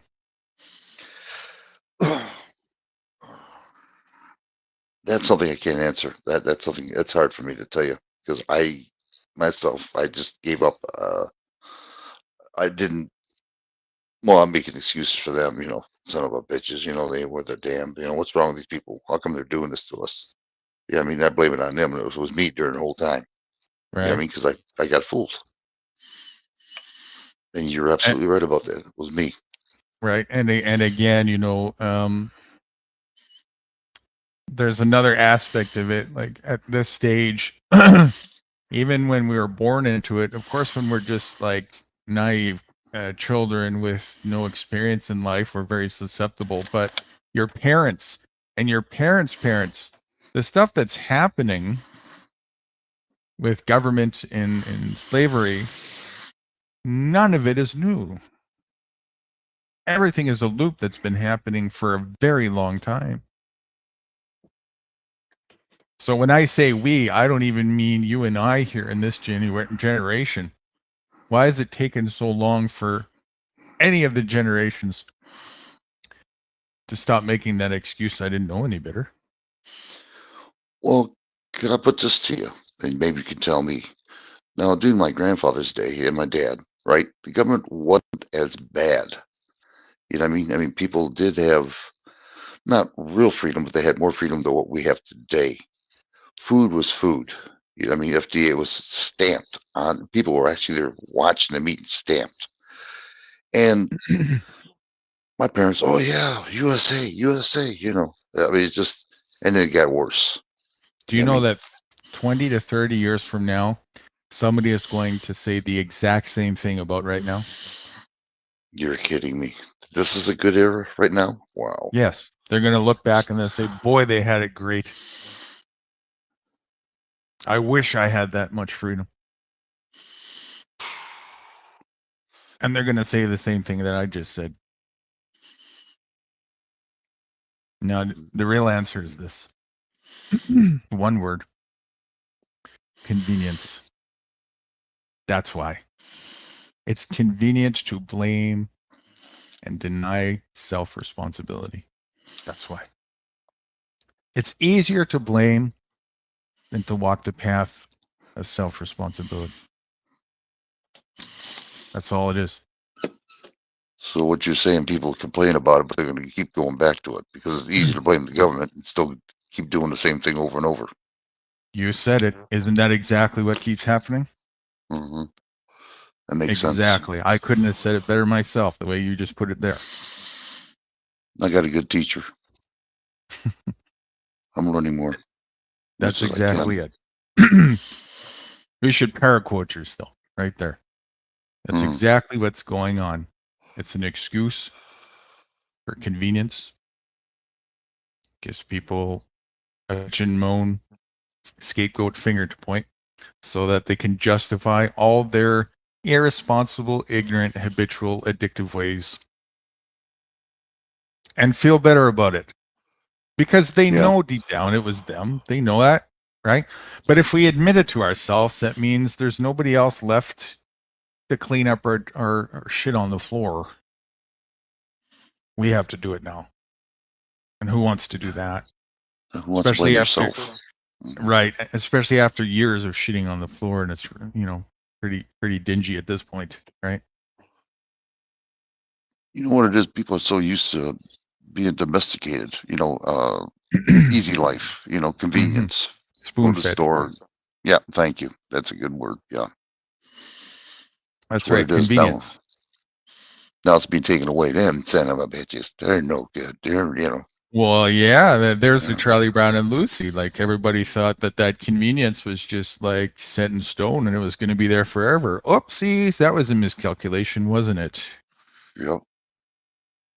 And then all of a sudden, now you got children who have atrophy, don't know how to feed themselves. They're starving because they thought government was going to spoon feed them forever, and that was never going to go away. That wasn't a bait scam.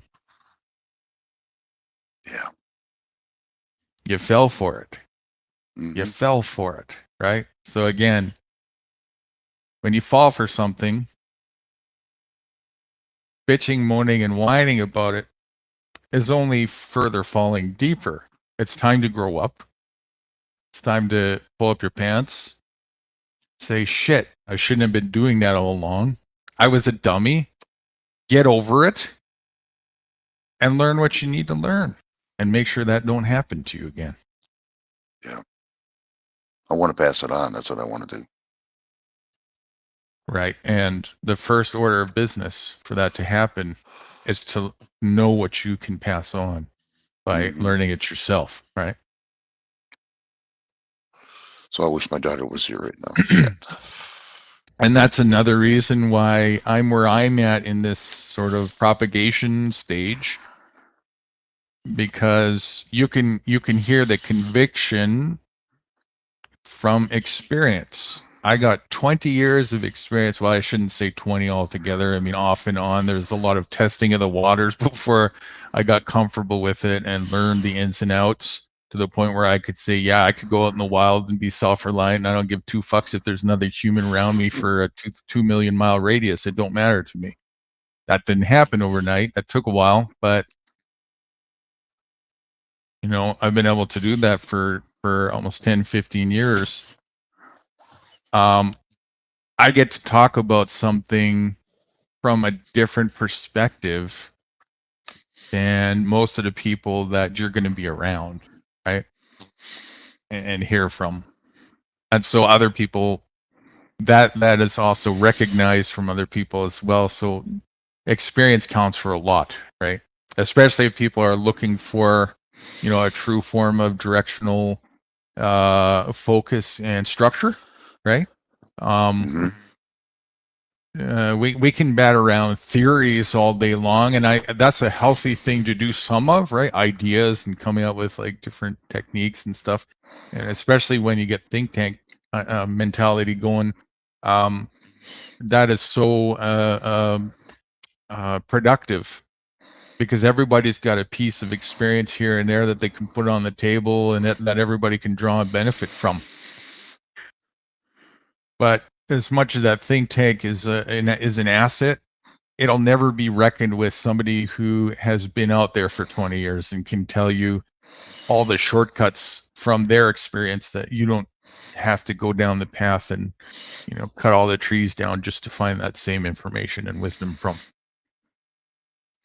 Boy, Guru, I hope you're ready, because when this shit happens with me, I'm going to be asking you all kinds of questions. Trust me. I got to get my shit together here fast. All you got to do is get ready to click on links, and I'm giving you some of the backbone now.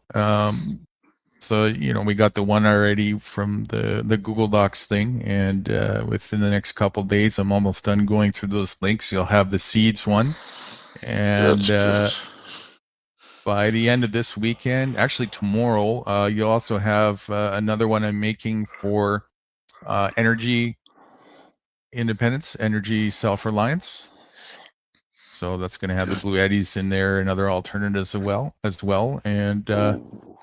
yeah, right. The Boy, stuff that I'm showcasing, I've already had it catalyzed and indexed. I'm just putting in a form that we can use even preliminary to the website. When the website is ready, it's going to be, of course, a hub and a catalog of all of it integrated into one center. But there's no reason why I can't put it in it's not going to be all cosmetically pretty or anything, but it doesn't have to be. It just needs to be there and simple and easy to access, right? So That's right. As long as it works, that's right. That's the big deal. Yeah, and so that's the direction we're going. And those links, when I give them to you, are the same thing that you just gave me. They're on that same status with the Google Docs. What was it called again? Status that you put on that video. What did that call? The Charlie Brown video. What the hell did I put on there? I just did it fast. Oh, Yeah, government and slaves. You talking about? No, the status of being able to view the video. Oh shit. You change it so I could see it. What is it? What was that called? Unlisted. Oh, unlisted. Yeah. Yeah.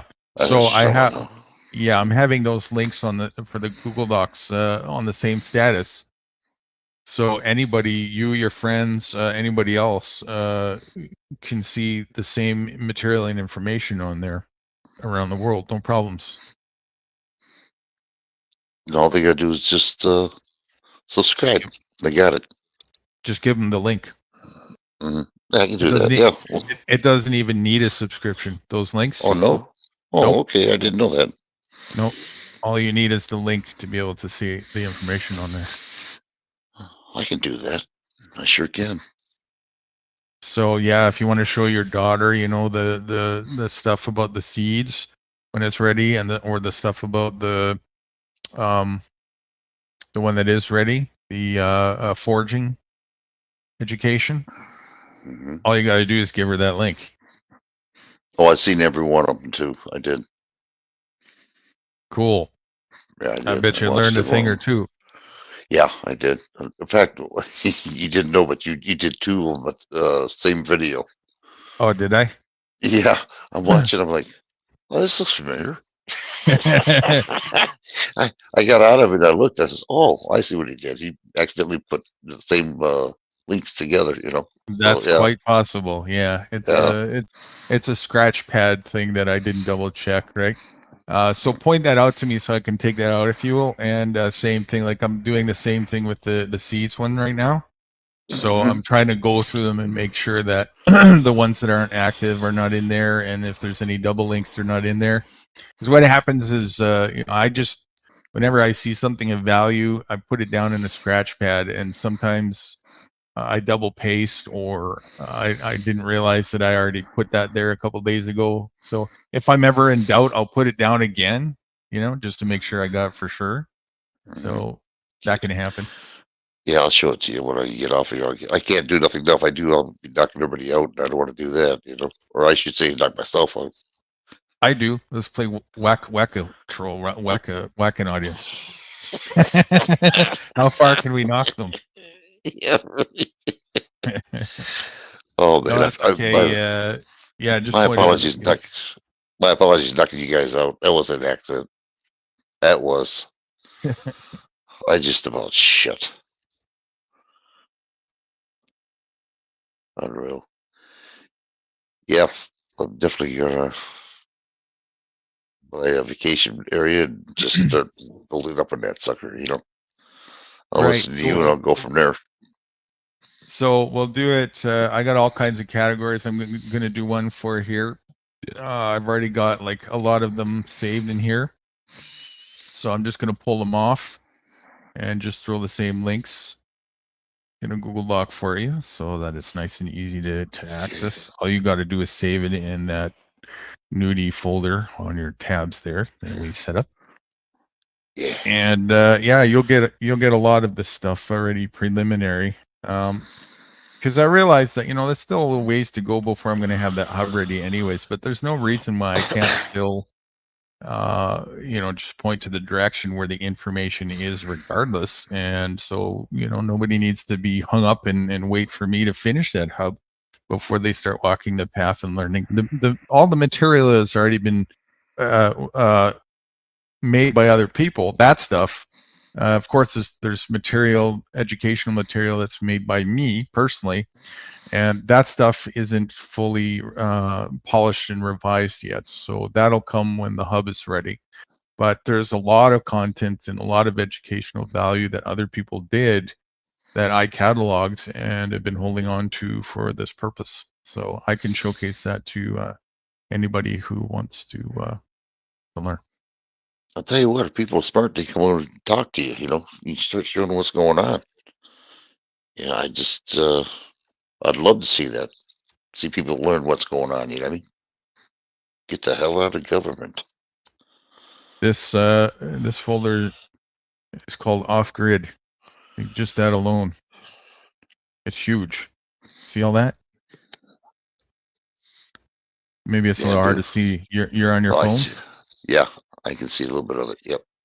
Where was I there? It was right here. Yeah. Okay. So this subfolder here, it's called Off Grid. Jeez, oh man, look at that. That's just the beginning. Oh my God, you gotta be kidding me. Holy sh! Damn, Guru.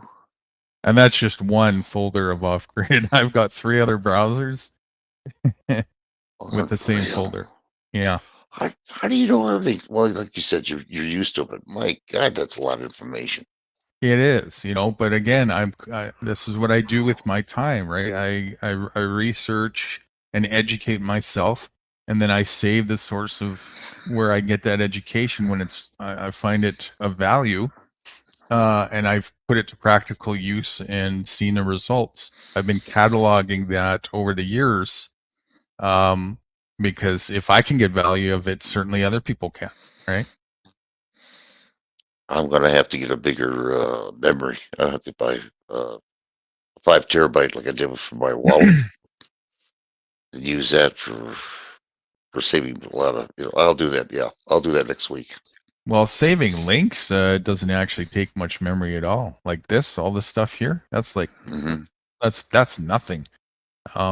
Especially with a hard drive like ours. So for that purpose, I wouldn't worry too much about that. Plus, well, I mean, links and videos as well. I'm saving videos, and I don't have that much space, really. You know what I mean? Yeah, I well, think if I you're would, actually, but I don't. yeah, if you're actually going to save a video, download the video, then that's different. Of course, that's going to take a lot of information, but just the links to a video that's already there, you know, that's not going to run you much. Now, in addition to that, this thing that I sent you, also there's the other resource to it here. Or, yeah, this one here with the link to my Google Doc. Sorry, that's the, where is the one that, Damn, you got information. Jeez, oh man. I don't think it's saved in there. It's gonna have to go to the Google Docs itself.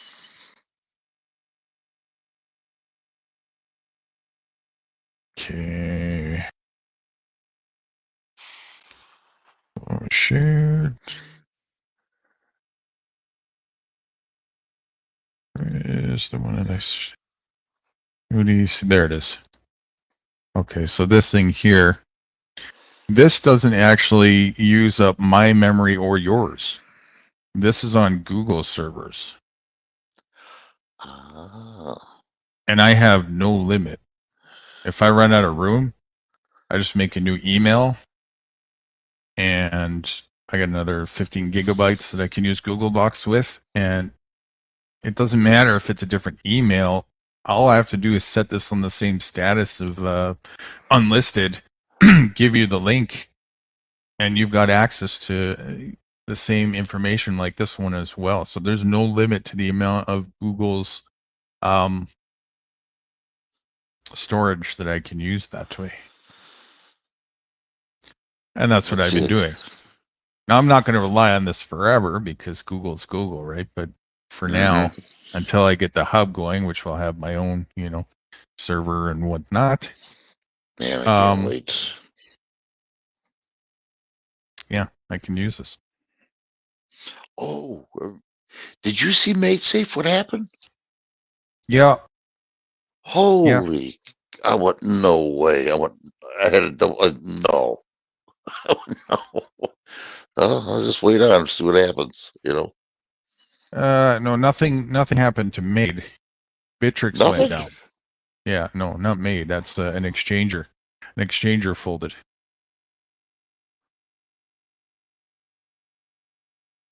Well, I'm getting okay. There's an exchanger in Europe called Bittrex. Uh-huh. It's another. It's like Coinbase. That's an exchanger.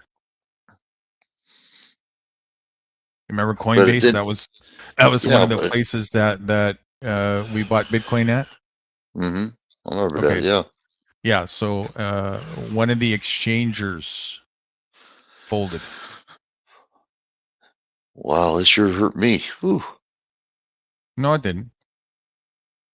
Yeah, it says when I went in there, it says it was below -7 cents. Yeah, don't look at that. Oh, That's okay. nothing. Yeah, that's nothing. Oh, well, what the? First it was 18, now it dropped. What the? That's all right. I'll just wait and see what happens. You know. Yeah, that's nothing to do with anything. No, Bittrex is actually Bittrex goes back to being one of the first online crypto exchanges within the first couple years that they started to be a thing. I think it was what was the Mount Gox was the very first, and I think 3 or 4. There was another one that was in Russia. Forget what was that called off the top of my head. And then after that, there was 3 or 4 more exchangers that came out within that same year, and Bittrex was one of them. So Bittrex is one of the oldest exchangers from back in the day that's still running today, or was well, it is still up and running, but they're closing down. I think it was like by the 4th of January. Why are all these exchanges closing down? What is the deal? Regulation. Oh, so they're doing it purposely then. Okay. Mm-hmm. Yeah. Son of fucking government. Unreal. Yep. So why do we need to exchange? Well, we just cashed We into, don't. We I don't. didn't think. Just for convenience. That's all it is. Right? It's a Wow. little easier to go online and push some buttons that some third party facilitates on their servers. The transaction as a escrow between two parties. That's all it is. And that's why there's a little bit of a fee for doing so. Mhm. But yes, we don't need an exchanger. We can go man to man, and we do sometimes. I've done many man to man crypto transactions for both currencies, other currencies, and physical products. In fact, the 3 years that I was living at that hotel, I paid in Bitcoin directly, Wow. without my legal name being on any contracts. You didn't have to pay no extra fee either. It was just direct type of deal, right? No Yes. fee. Good. That's the way it should be. No fees. This is Yes. bullshit. Other than the transaction fee on the Bitcoin network, of course. That little fee that the network, the miners get, right? Oh, Other okay. than that, Which, yeah, it's tiny. It's like it fluctuates depending on how busy the network is, but I usually put about $1 for the transaction. that ain't shit. Yeah, partially because you'll get processed faster depending on how much you set the fee to, and also because I used to be a miner, and I just give back a little bit, right? I understand what they're doing. Well, it's going up. It's going up in price now. I see it going up. Bitcoin. Yep.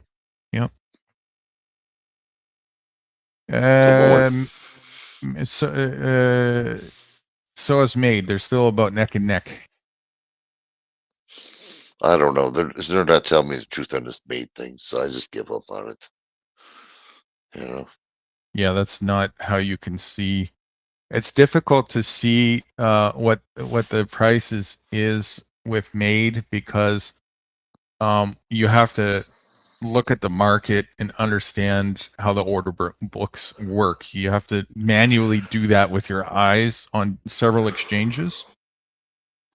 There isn't a one physical spot that has it all consolidated for you, and because the order book is so sparse compared to like something like Bitcoin has tons of orders on tons of exchanges, so you can get a pretty accurate read on what the current price is valued at, because you can pretty much go anywhere, and unless if you have quite a lot of value, you're not really going to change the price much with your transaction, if anything at all.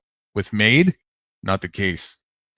Made is so sparse on the order books that it takes a very little amount either way. So much as just $1,000 purchase is enough to hike up the price 10, 15, even 20 cents for at least a short period of time before somebody counters in the other direction. So that's why it's a little more difficult to get an accurate read, and it all really depends on the true price is really definitely varied on the volume, the amount that the transaction is. So if you were to buy $1,000 worth of Made right now, your price would definitely be much cheaper than if you were to buy $10,000 worth of Made. wow. Because to try and buy $10,000 worth of Made right now, you would have to buy up into a lot of the sell orders that are available, and there just aren't much sell orders available to give you the price that you would want. A level one price for the whole shot, not even close. Well, let me show you a bit of an example here, maybe to elaborate that even further. So I'll show you on Bittrex, the market that's closing down. Okay. Excuse me. I can show you, where do I have that? Give me a second here. Find that link. Is it this one? Yes, it is. Okay. Order book. Okay. This chart here. You see this? I remember that one. Yep. This horseshoe? Okay, this is indicating that on this particular order book here, which is on Bittrex, okay, 80% of the orders are on the buy side. Only 12% of the orders, of all the orders that are in the book together as a total, are on the sell side. Now that's just an interesting statistics for analyzing what's called sentiment. So it means there's a high sentiment for people to want to most likely buy this right now than there is as opposed to sell. And that's good for anybody who's holding on to the coin because it's a good sentiment for pushing the price up. Does it mean that will be the fact? No, no such thing. Somebody can come in tomorrow and all of a sudden sell into all the buy orders or vice versa. That can happen with a sparse market like this in 2 seconds. But it would rebound and correct into whatever the market decided to do after such a case. So that's what this is for. Now here's the order book here. Okay, so right now, this is the buy side. So these people here have placed buys, and these people here have placed sells. And if you look at it carefully, that looks like you got to be careful not to confuse commas with a period.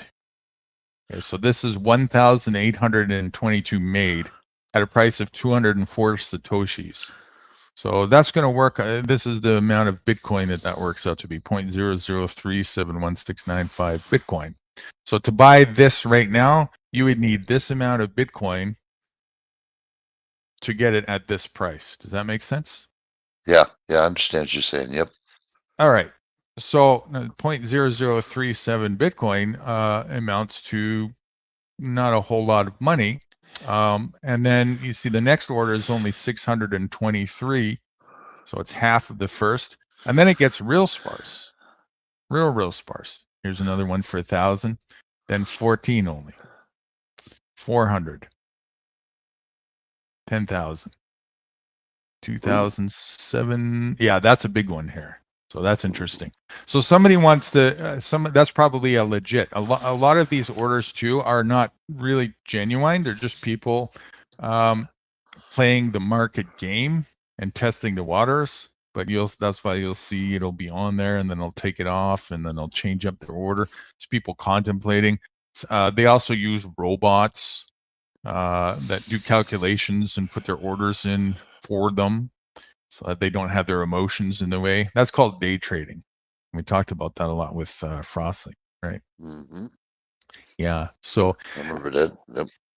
right. So as you can see, if you add it all up, and this is just on one market, right? And there's several markets, and so to get a true actual like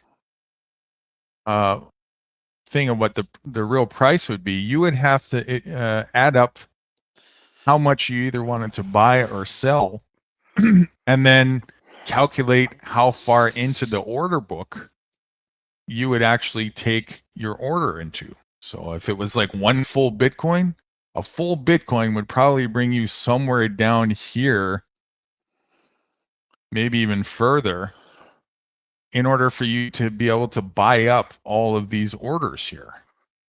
So you wouldn't be able to buy one full Bitcoin worth of made at this price of 204 Satoshis here, because there's only 0.003 Bitcoin worth of made at this price here.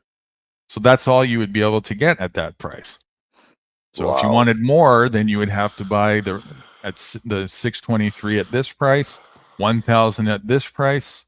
That's a big one. 14,000 at this price. That changed. That was 10,000 a minute ago. Remember? Yep. I remember that. Yep. Yeah, so it's oh no, here's a 10,000 here. So it's changing all the Oh. time, right? It's fluctuating. This is called an order book. So yeah, just one Bitcoin, right? Which yeah, that's $50,000 or whatever it is.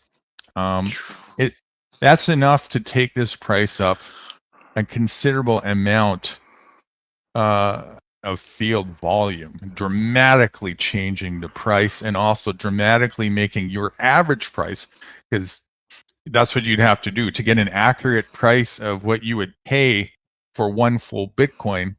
You would have to calculate all of these orders that you would buy into and then divide orders in total to get an average. And that would be the price that you would have actually paid on average for all that made.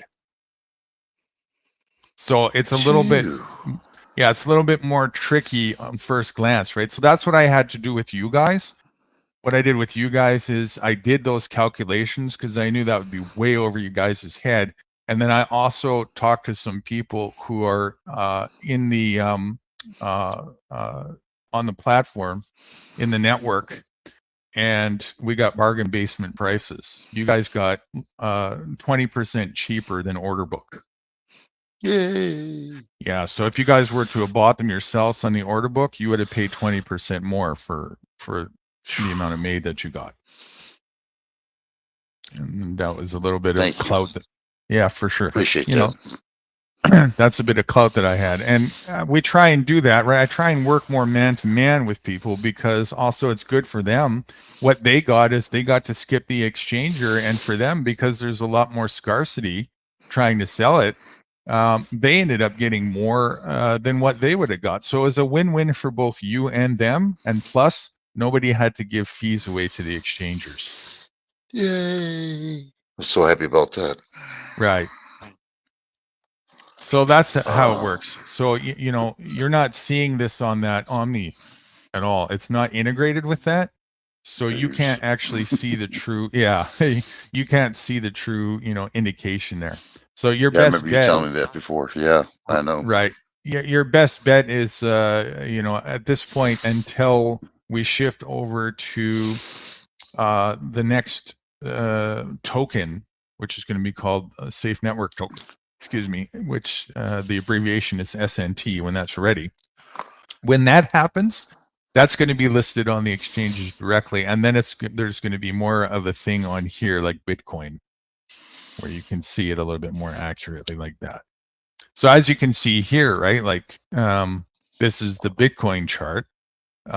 For this price to move here, it takes a lot of, you know, Bitcoin for this price to go up or down either way. That's because there's a lot more volume on the order books. There's so many more people that are participating that it makes it really, really difficult unless if you've got a lot of resources. You know, $100,000, you buy Bitcoin $100,000 in one shot, you might move the price a couple pennies, if that, for a very short period of time, right? $1 million, maybe $1, right? Wow.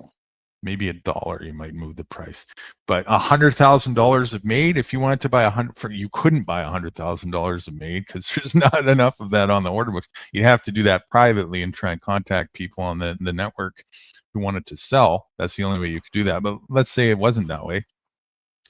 $100,000 one pop of made would probably put the price to like $20 or $30 right away. You know, that's all it would take. Maybe more, maybe a lot more. I don't even know, you know, and then it would correct. Depending on, hold on, let me figure this out here. But depending on what I get from Bitcoin, I definitely want to try to save the money as much as I can. You know that. Transfer it over to MadeSafe. Would that be logical?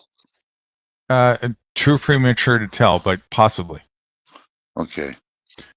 We cross that bridge when we get it. But what you really want to do is be ready with the purchase of real assets so that either way, like this is what I positioned both you and Frost. Well, more you because Frost didn't purchase a whole lot of mate. But you especially, are in a good position so that whichever one between the two here becomes the quicker breadwinner Hmm.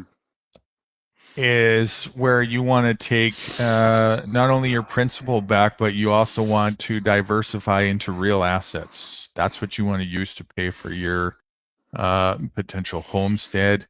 And like I said before, you want to be ready to go so that when that time comes, you can just flip it into that as soon as possible.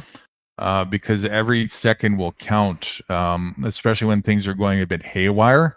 It'll be very volatile and unpredictable. So you're gonna see like days where like thousands of dollars of your and tens of thousands of dollars of your asset here is going up and down like a yo-yo. So when it starts to go crazy, yeah. So there will be a point, like I said, where let me take this out to a more overview picture. See that this is we're getting there. See what I'm saying? Yeah, yeah, there will be a point up here where I say, rights, time to buy the property, and we go boom, we flip it, preferably directly. Hopefully, we can find some sellers who want to take Bitcoin as payment. hmm And that'll be our first priority. If not, then we can liquidate some of the Bitcoin into cash or whatever for the payment. But we want to do that when we're over here and not when it corrects. We don't want to miss the Right. boat, because then the value of the Bitcoin is not worth what it could have been, and you'll end up paying more for those assets than you really needed to. You want to save as much of your Bitcoin as you can Yes. overall. Yes. Right? Hmm. Yeah. That's true. So- Do. Right. So that's why the idea here is to get ready. We can foresee the future because of cycles. And so to be ready as much as you can for when the time comes is the key, so that we can just flip into the real assets. Is that Canadian right there that you got on there? This is Canadian, yes. Okay, So good. I know you're probably salivating if that was US. Yeah, I'm like, well, yeah, that's about right. Yeah, 37. That's what I thought. Yeah, that's what I had There you before. go. Right. Still, that ain't something to lie. That's serious money there, you know. Well, when you first got involved, I'll go back to this again. This right here, it doesn't look like it used to, but this right here, that's the bowl. Remember? Yep, I remember that. Yep, you said hurry up. This was the bowl. That's what I was talking about. This right here, before this dip, right around right here, that's January when I first started talking to you guys. Look at that. And it's And going I up. said this is what's going to happen. I said, now if you just put let's say if you could put your finger right here, right, and delete this out. Actually, I kind of can if I how do I do that? Oh, I can't.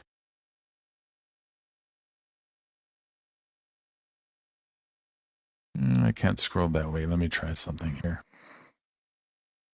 Let me take you on a little blast from the past here. See that? Put it into here. Okay. Tell me if that looks familiar to you. Yeah, that's before we even started the Bitcoin. That's right. That's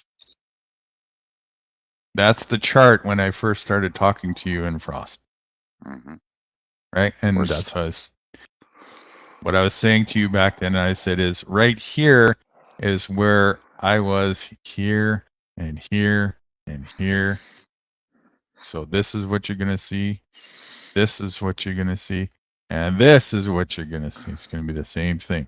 So for me, it's just a repeat movie, right? And of course, now this is where a trend is. I can even draw pencil line here. Where am I on? Second here. Why is it? I keep getting mixed vibes with these people, on Google. Oh, it's going to reach 100,000, 150, 1 million. I'm like, what the? No one knows for sure. Those They're are all day speculating. traders. Those are day Whoa. traders. They're trying to pump and dump the coin on people's emotions and make a buck. Jeez, oh man. I'm telling you, if I had one Satoshi for every time I heard China's banned Bitcoin, Mm-hmm. I'd own all the Bitcoin.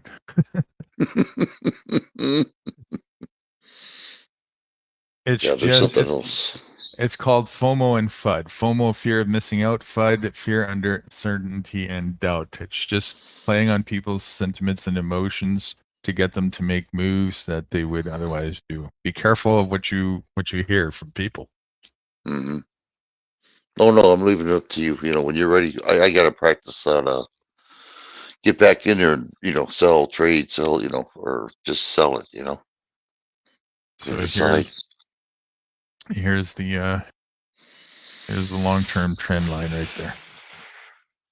And this will just continue. Okay, and if I were to draw a projection line just based on, hang on a sec, how do I, let's do this. Paste and do that. Okay. If I were to draw a projection line, oh, hang on a sec. Bring that out a little bit. For the future. Bring that down here. It's going to look something like this. So we see this right here. And after this, that's going to turn into, go back to the black color. It's going to come up over here. It's probably going to go like something like that. A lot of people right here, they're going to panic. The sky is falling. Bitcoin's a scam. That's what they're going to say, right? And all of a sudden, this is going to happen. And it's going to correct a little bit. It's going to come up here.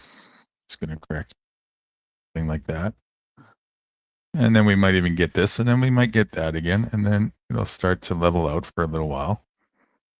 And then it'll come back down to here. And this price right here is going to hover between 250 to $400,000 per coin. That's right here.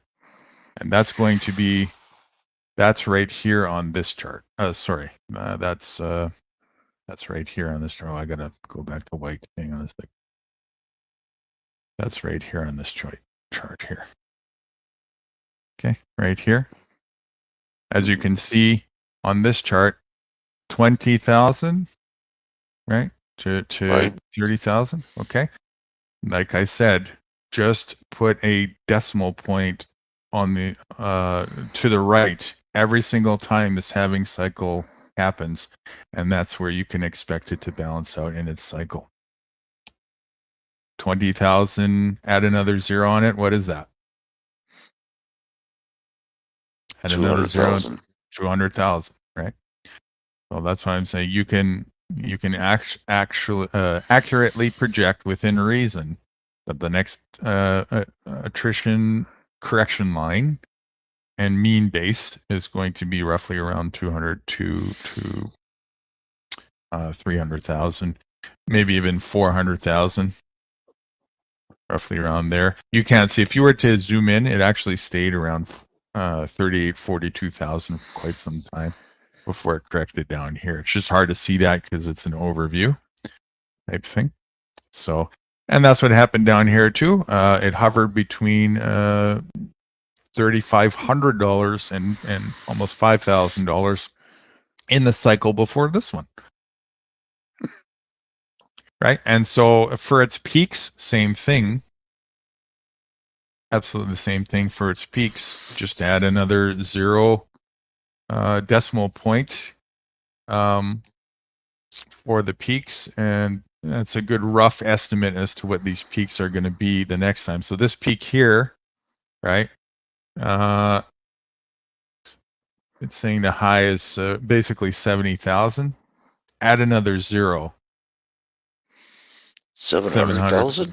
700,000, right. Now, I reckon that that's going to be, this time we're going to see more of an exponential peak, because this time we've got a lot more heavy hitters in the game than we ever did before. Really big stock market firms that are playing this game, that are looking to, they've been accumulating down here for all this time, right? And so they're just waiting for this. They know this cycle. They're not stupid, right? Especially the ones that some of these big firms started back here. So they're not seeing the cycle for the first time. They've been in the game for enough time. So now there's enough of these conglomerates that are tag teaming together that, like I said, I wouldn't be surprised to see a temporary peak of between $1 and $2.5 million for a certain period of time before it starts to correct. I would be very surprised not to see it get to that point. Not You know going to what- stay there, though. Not going to stay there. You realize how much Bitcoin I could buy and save that sucker? Wow. Mm-hmm. When it Yes. drops again, you know? Whoa. Right. That would be. Right. So we're playing, right? We're playing the long shot game here. It's called hodling. And so I've already got my markers and indicators based on it. And of course I'm watching like a hawk, as I always do during this part of the cycle, for news and announcements that kicks off these full moon FUD plays and so on and so forth. And I'm going to know when it's a reasonably good, accurate time to start doing some of the principal reallocation and go ahead and start to diversify into some of the assets. And we won't hit the nail on the head, like, trying to guess this peak here or this peak. That's not the name of the game. Nobody has a crystal ball. I've actually been quite lucky, and I've hit it quite a few times. But I've never tried to do that. What I try to do always is I got a range, and I'll make a point here, some sell, here, some sell, here, some sell, here, some sell, and here, some sell. And if it starts to correct, that's okay, because I'm still within that range. I'll sell a little bit here too. And then it'll average out somewhere in here. And does that look like a bad position to have retraced? If I average out up here somewhere when it's time to sell? Not bad at all. Pretty darn good, right? That's the Damn smart, good, yeah. right? That's the smart strategic play. And so that's what we're doing based on experience for you and Frosty as well. So when we're around here, we're going to be doing these sell points. And during these sell points, we're going to turn that over into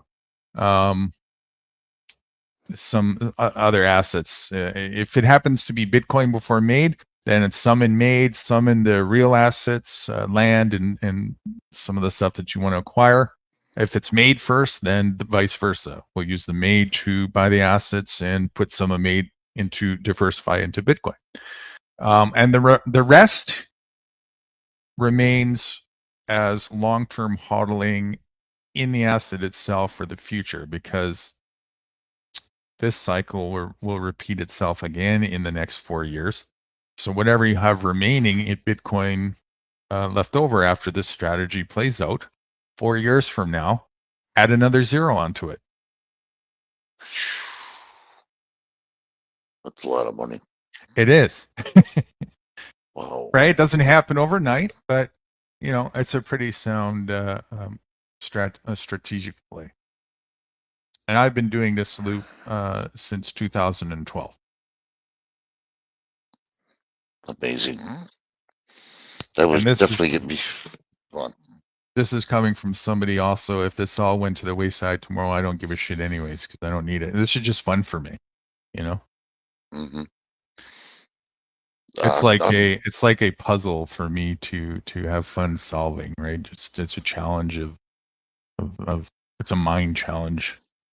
You're gonna have to help me out though, seriously, to learn how to, because I know you're gonna be busy yourself. When you say trade or whatever, I can know how to do it. You know what I mean? 'Cause No, they no, changed that I'm- whole thing around. I'm busy helping you guys. I'm already set. I don't need to liquidate anymore. What I have, it's already established where it needs to be. Really? Yeah. No. I'm all for you guys, right? I've already played this cycle enough. The only thing I'm going to do is looking to get even more properties for the Freedomist Foundation. That's going to be for people who want to utilize for their own benefit while they're learning how to be self-reliant out in the boonies and shit. But other than that, I'm all philanthropy. Wow. That's the whole point. I'm taken care of. That's why I can do this. That's my activism rights. Well, thank you then. I appreciate it. I thought you were going to be doing it at the same time we do it, you know? Well, a little bit, like again for the foundation, right? But Mhm. but I'm doing it as I'm doing it. It's the same moves that you're doing and Frostley and anybody else as well. There's a bunch of other people in my private life too. And I'm just giving the signals. Okay, we're doing this today, and we all do it. Gotcha. But that's why also it's important to have as much of it ready to go. So when I give the signal, we're not spending, another 7 months trying to get something established as far as, okay, we need to start looking now for some land, and all of a sudden the price comes down, corrected 40% from the day where it was near its peaks. If you do Mhm. that, you're going to miss the boat. Okay. Well, as soon as I find out how much I got to play, then that's when we're going to go nuts. Believe me, I'm not going to be playing around here. I'll be sitting around in my car, driving around, trying to, figure what's going on here, talk to people, Mhm. realtors, and everything else. And oh yeah, I'll be getting involved in it. I'll be getting involved in it quite heavily. 'Cause I don't want to stay here. I don't want to stay here at all. Right. So the best time, the best time to be shopping is practically now, right? To I start know it setting up, is. start setting up the I- stage, because it takes time as well to negotiate and so on and so forth. And The problem also, with go on. like when I say shopping, I don't mean shopping to start putting a down payment or what do you call that? I forget what it's called.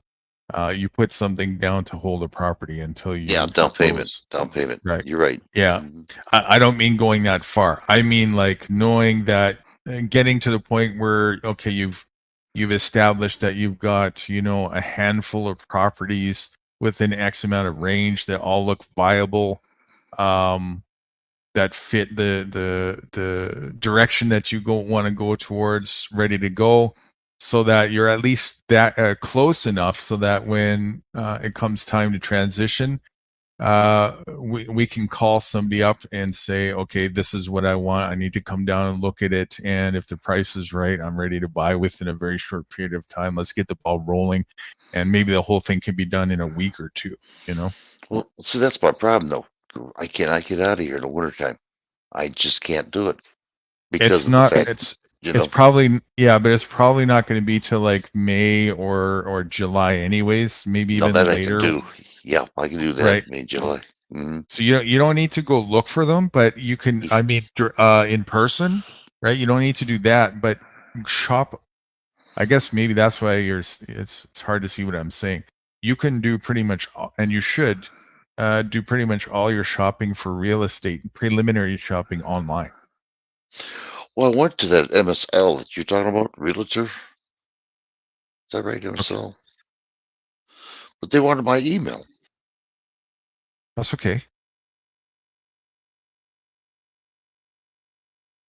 Really? Give me your email. Sure. Why not? Give me your email. Oh, all right, I'll go back there and do it then. Okay. Sure. Yeah, sign up. As long as don't buy any subscriptions. If there's any subscription that you need to, you don't need to do that. But yeah, No. give an email. We won't do this right now, but I'll tell you what. Book me for either a backstage, or we can do it in front of people if you want. I don't care. And we could showcase some of these online sites that show MLS listings and private listings of off-grid properties. And we can do shopping together. And all we have to do is save in a folder a handful of the potential properties that are viable and get that ready, get to that stage.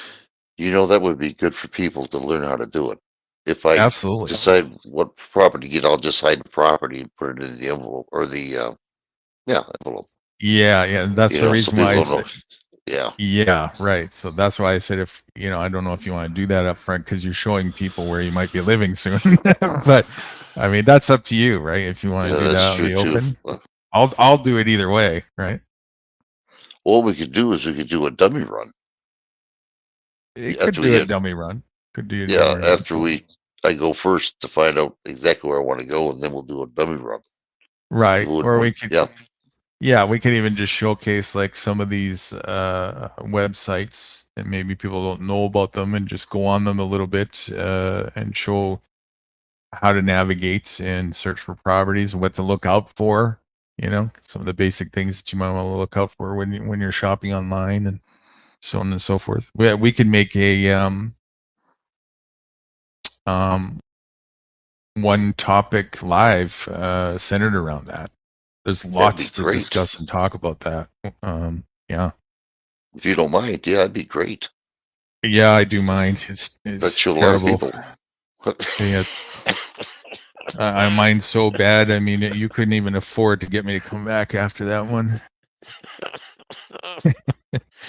My luck, you probably give me a junkyard to live. Oh, goodbye, rights. Really goodbye. Yeah. You get your steering wheel back. If you pay me enough Bitcoin, I might show you how to live in a tin can. Insulation, though, that's extra. And it comes with a tin can phone too, with a string in it. Yeah. That's right. Such Well, a deal. The phone itself is the tin can. You'll be living in a phone. It's new age technology. And the string will be if you want the upper class version, it's a bungee cord.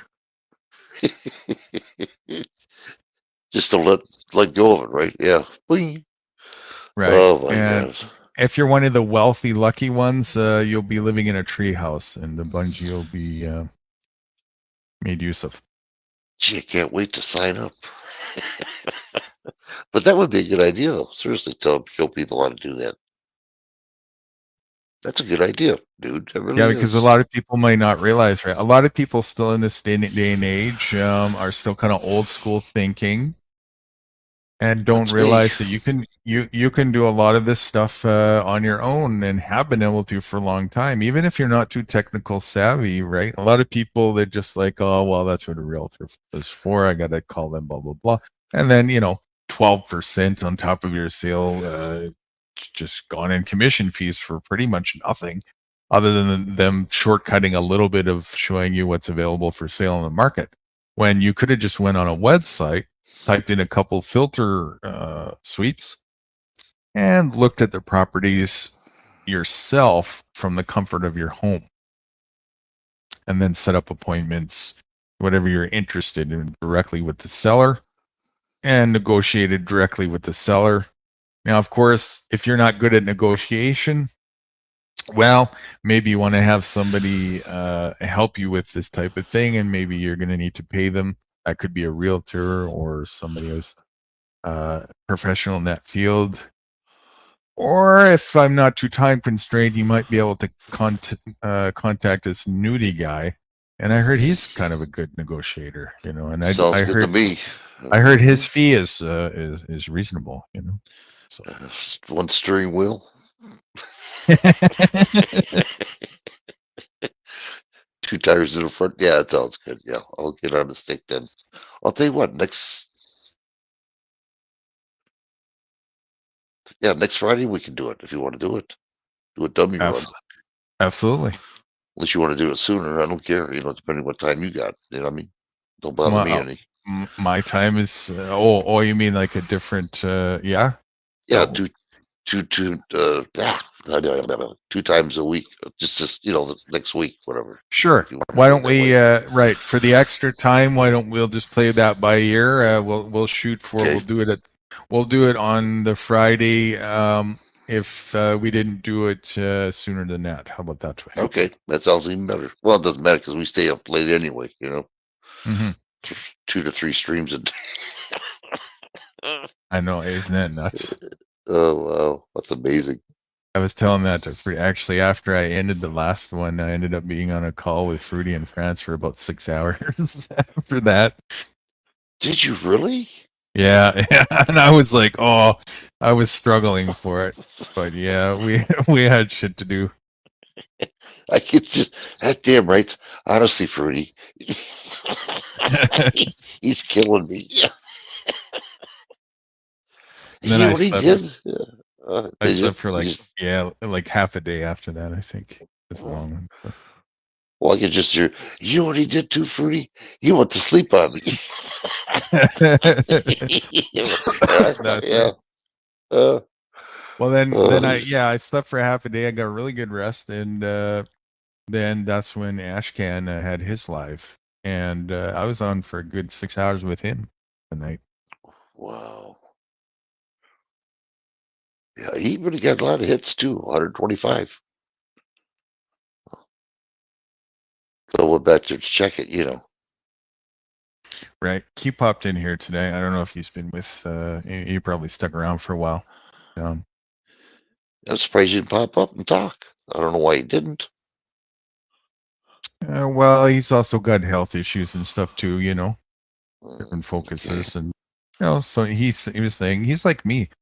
Sometimes you just like to be in the background working on things or listening in and absorbing, taking it in that way. I do that a lot too. Yeah, you did But- do that one time with DJ when we first met. Mhm. I don't know how you could do both, but you multitask right back and forth as you're doing other stuff on your computer. Remember that? That's right. Depending on what I'm doing, I could be rendering a video or putting something together, a bit of research. Yeah, I'm getting a bit better with the multitask, and that's one of the reasons why I'm attempting to get better, because I used to be really shitty with that. It actually surprised me. Women tend to have much better ability in that regard, it seems. But mine was really, really weak, and need to focus on this, try and improve on that. So I'm a little bit better now. But I can't go too much more than 2 focuses at one time, especially if it's online. It's like, a voice here and a voice there and me working. Just it's chaos in my mind, just nothing registers. But yeah, I'm okay with 2 at this point. Sorry. No, it's okay. I can't do it at all. So I mean, when I concentrate, I got to concentrate on anything. I said, let me concentrate on this. What about? Let me concentrate. Jeez, oh man. Yeah. I'm the same way. Totally the same. That's actually a big reason why I'm introvert. One of the big reasons why I'm so introverted. Just so that I have that space to be able to focus and concentrate, especially if it's something that I really need to do a thorough, proper job at. So much as a pin drop will be like a deterrent for focus. I kind of learned that when I was writing music. When you're writing music and you get an inspiration that's in your head, you have to get it down and record it, or at least practice it 100 times over so that you don't forget it right on the spot. And if you don't do that or you get distracted, it's gone and it's never coming back. It's never coming back. That's just the way it works. At least that's the way it works for me, and I think a lot of other artists as well. And so it's the same thing with this focus. And for me, what I'm doing with this activism new guru stuff is so fundamentally important And for me, myself, I never do anything half-assed anyways, but this especially. I have a very high bar for myself to do a really proper job because I know how much value and how much this is needed for other people. That I've spent a lot of investment to get that environment to be able to do this. Let's just put it that way. Bearing no expense. Do you realize what the chances are of me meeting you? Seriously, I mean, it's, In the overhead view, probability of all of infinity and the universes together. yeah, Well, seriously, you could. yeah. What are the chances of you being even just alive and having a life in that aspect? You know, pretty improbable. Yeah, but I mean, just the millions of people, Mhm. the billions of people, and you happen to just go on DJ or my channel with DJ, and you help me out. I mean, what is the chances? I mean, seriously, you know, really, that's amazing.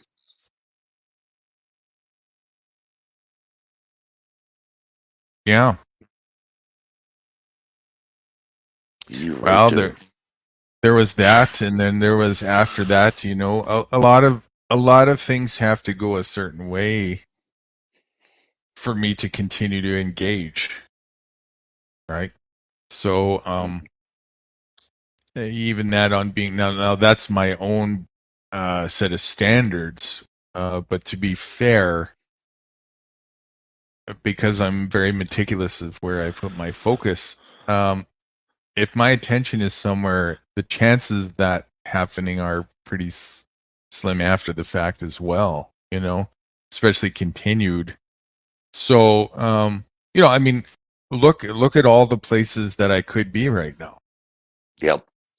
Right. So if I'm there, it's there for a reason. Yeah. I'm glad you're here. I really am. And that's you too, you know. I don't think you're mostly into, you know, wasting your time for nothing with just anybody. I ain't got time to waste. Not my age. Ain't that the truth? Right? It gets more clear as we get up there. And wait a second here. Yeah. Oh shit. Yeah, it's just I do. I just, you know, I keep saying it to you, but I do. I appreciate this. I do. I look forward to this. It's enjoyable. Well, it should be. It is for It me. is. And I wouldn't do it otherwise, you know, if there wasn't at least, you know, I wouldn't do it begrudgingly. No, I'm having a heck of a time with it, and I have been since I made the decision to go forward with it. That's the only way I would do it, is if I was having fun in the time of my life with it. You know, this is you know, all the stuff that we're doing here is still preliminary, but as I told you before, right, this has been premonition based visionary dreams that I had since I was a kid to go down in this direction. I knew that this is the stuff that we'd be embarking on in a path and journey towards at some point in my life. And so to see that like come to fruition is something else. It really is, you know. Well, your reality's coming true. Yeah. You know, I know when me and you were talking, and I don't have the skills like you do. That's why I asked you if you want to come into my stream and just do your thing. You know, I mean, to help people, and you did, and you are. You're helping people out. Just wait till the bill comes. There goes my car now.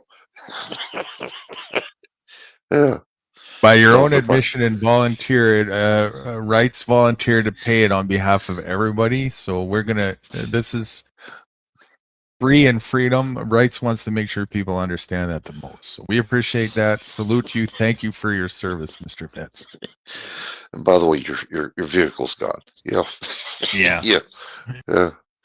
Oh shit. Nah, it's been a blessing. It really has. I enjoy this government activism. I mean, I'm learning more and more each day.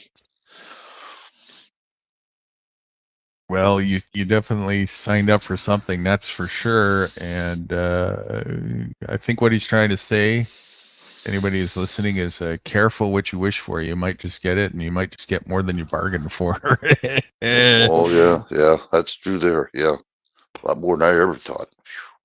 Well, you asked for the truth. There's no way, two ways about it. I know this. You might have said it out loud. You might have said it in your head. You know, I wasn't there, but you asked for it. That's the only reason why you'll come across the path to get it. That's how that works. And it was the same for me, right? Well, you know what I actually thought? I figured, well, you're going to tell me what's going on. You know, I got to do my homework, and that's it. I didn't realize it was an abyss. It just never ends. You start seeing more and more and more, and I'm like, damn, wait a minute here, you know? And I'm like, wow. And every time I open up something, sometimes I hit something else. And I'm like, oh, wow, I got to study this too? Shit, what's going on here? You know, and it just keeps going and going. It never stops. Right. That is how it is. I'm, you know, several decades into it, and it's some days it's still like I just opened up a brand new can of worms. Wow. It doesn't seem like there's really any end in sight to that, and that's fun. Glad it's like that. Don't think I'd really want it any other way, you know. Well, I'm trying to do my people skills like you did. You know, you said the more you practice, the more you get better. And that's what I'm trying to do now. I write things to people, you know, I talk to people, you know, I try to get a reaction to them, see what happens. And, you know, and I can admit, out of 40 people I've talked to, I only got one, was my daughter. So I'm doing good. Actually, you know what? You typically the hardest people to get any sort of engagement with when it comes to this type of topics is the people closest to you, especially in your family. That's a rarity. Really? Mm-hmm. Because most of the people in your family are going to have an extra layer of, they know you. So they know how much full of shit you've been in your life. Right? That's coming from him. Nah, they're going to have this extra layer on top of it already being hard to swallow to begin with. Well, it's coming from him, and he doesn't know what he's talking about. Or he's my parent, he's my dad, or what does he know? Or he's just the old fart, or you know, he's the this, he's the that. Oh yeah. You're just trying. I remember all the 18 years that, you know, you tried to keep me and ground me and do all this kind of stuff and blah, blah, blah. Or your wife, right? You know, what do you, you're never smart in your wife's eyes. No, that, you know, you're the guy that made the, tried to fix the drain under under the sink, and the whole block had a flood in their basement for you. You're how smart are you, right? Well, that's true. She says, you know, we got to work on the furnace. This happened about 15 years ago. So I worked on the furnace. I turned it on, it worked. Got cold, I turned it on, and it didn't work. She says, I thought you worked on that. I said, I did. So how come it's broke? She called my boss up. Says, hey, she says, send a serviceman over here. He doesn't know how to work on a furnace. My boss says, what? You know, and I'm trying to tell her, it's a thermostat. It blew up by its, you know, anything that's weak, it's going to blow, you know, like a light bulb. But yeah, she did. Yeah. Send a serviceman over here. He doesn't know what the hell he's doing. Thanks a lot. That's how it goes. There it is. Yeah. Right? Mm-hmm. You know, same with my biological family, and I don't even like to use that word because, you know, That's so subjective, this word family. I saw a meme actually that said, blood doesn't make you family. Trust and loyalty and blood only makes you related. Trust, loyalty, and something else makes you family.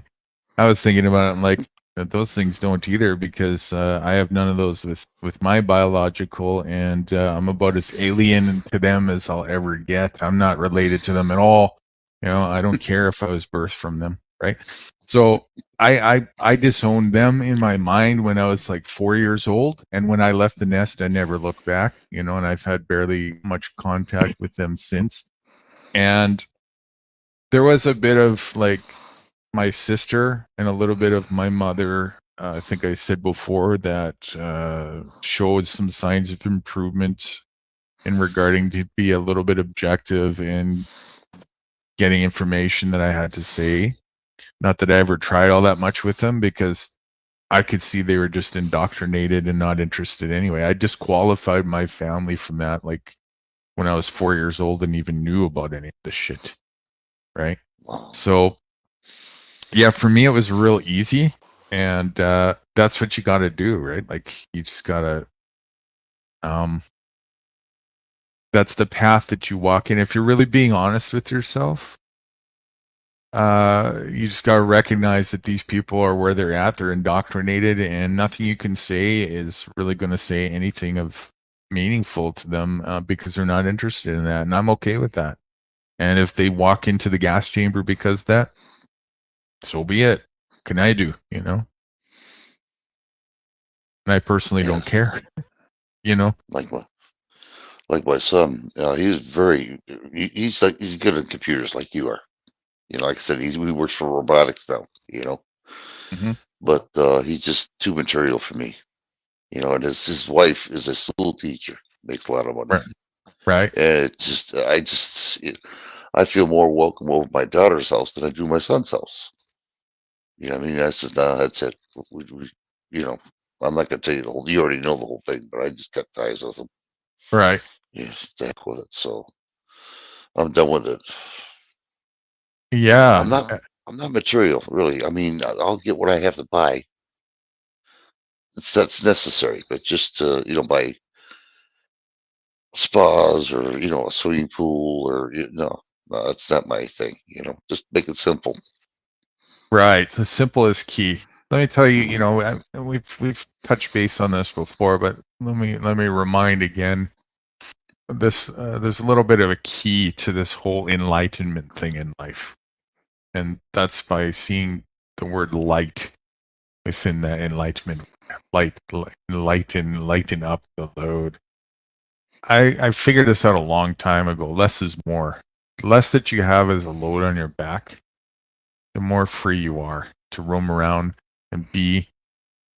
So all these people that are insecure and try and hoard things because of that insecurity, the only thing you're doing is you're creating burden, dead weight, and hardship for yourself. That's unnatural. It's an unnatural way to function. And of course, that's the start of disease right there, right? So now I've lived with that understanding for a long time. And the more that I practiced that and let go of anything that was of weighted burden, the more free I became, whether it was material, psychological, relationship wise, anything of the sort. Until I got to the point where it's just like, I don't carry anything with me anymore, psychologically or material. And whatever I might have for a small collection of something, I expect that to be not there pretty soon, because either it's gone or I'm up and gone somewhere else. I have literally zero attachments to any materialisms or people or families, because I understand the fundamental principle of nature and this environment here, and why it's unhealthy to do so. We're here temporarily, and nature is fluid. and it's like a surf ride. The idea is to learn to balance and enjoy the ride, knowing that the waves will come, they'll keep coming, right? But where you're going to miss the ride is if you get distracted by a wave and try and halt the wave with your arms by hugging it and grabbing it on and saying, no, this is my wave. I own this wave. I want this wave to stop. I need this wave. And that's what most people do. Enlightenment is when you let go of that and learn how to ride the surfboard with balance. Fall off a few times, get wet. Okay. All right. Get back on and feel the balance and do that in a few times and then get a feel for it until you're comfortable with it and ride it with balance, but don't get arrogant on there. Otherwise, you'll find yourself falling right back in the water because a wave will come and it'll sink you when you weren't looking, you know? Mm-hmm. And that's how it goes. Hey, Chuck. We got Chuck in Tennessee in the chat there. Welcome. Good to have you with us. Oh, I'm sorry. I wasn't even paying attention. Usually nobody shows up at this time of night. He's another Greetings. fellow that you see in Jack's arena, who was up here earlier. Oh. Did you want to link Chuck? He can come on up here and talk. He may He's or still may here. not. He does go up on Jack sometimes. I got 0. I don't think he's on here. He put a greetings. You can't really count into that. Well, if you're still there, Chuck, welcome. Good to have you with us. I wonder how he and other people. Well, that's probably from Joe and Jack, actually. Like I said, they announced the name of the channel. So it could be anything goes as far as that. Mm-hmm. And well, I showed you his channel a couple times. I don't know if you recognized him or not. But I showed you his channel a few weeks ago. And he tends to have anywhere between, I think, 40 and 80 viewers watching when he's live. He must be good. Quite a lot of participants in the type chat, and usually the panel is full. That's what I want, a full chat, and just listen, see what goes on. You know what I mean? Just get all the information I can get off of different people. That would be awesome. Right. You could learn by listening more than you can by talking, you know. We'll get there. I've been trying to actually mitigate it a little bit from getting too much, because especially when we're going deep with this type of stuff, it becomes very difficult to make much progress in a subject when there's too many people. So the guy was right, man. Okay. It can go either way. Like, you definitely have to have the right people and the right mindset, right? Who stay on focus, and also good hosting to make sure that it stays on target. So, but yeah, it can get easy because everybody's got their mind, especially when they get excited about a topic or whatever. Everybody gets excited to contribute and put their piece down. And so it's easy for people to get, what's the right word? Over anxious and talk over each other and stuff like that, right? Or inadvertently either filibuster or segue to something. So yeah, but anyway, I've done that too. And with the right people, you know, with the right minds that we're having up here lately, more minds like that. Yeah, what a think tank. Yeah, it's definitely something. So we'll have that too. You can count on it. I can see it now growing a little bit. You know, it's your friends that coming up here to listen, and that's good. You know, it's what I want. It helps me out to learn more. You know. people That's I a lot have of- just cause trouble anyway, so I could care less about them. You know, I mean, not all of them. I'm just majority of them. You know, Right. so this is good for me right here. It is. People are really interested in what's going on.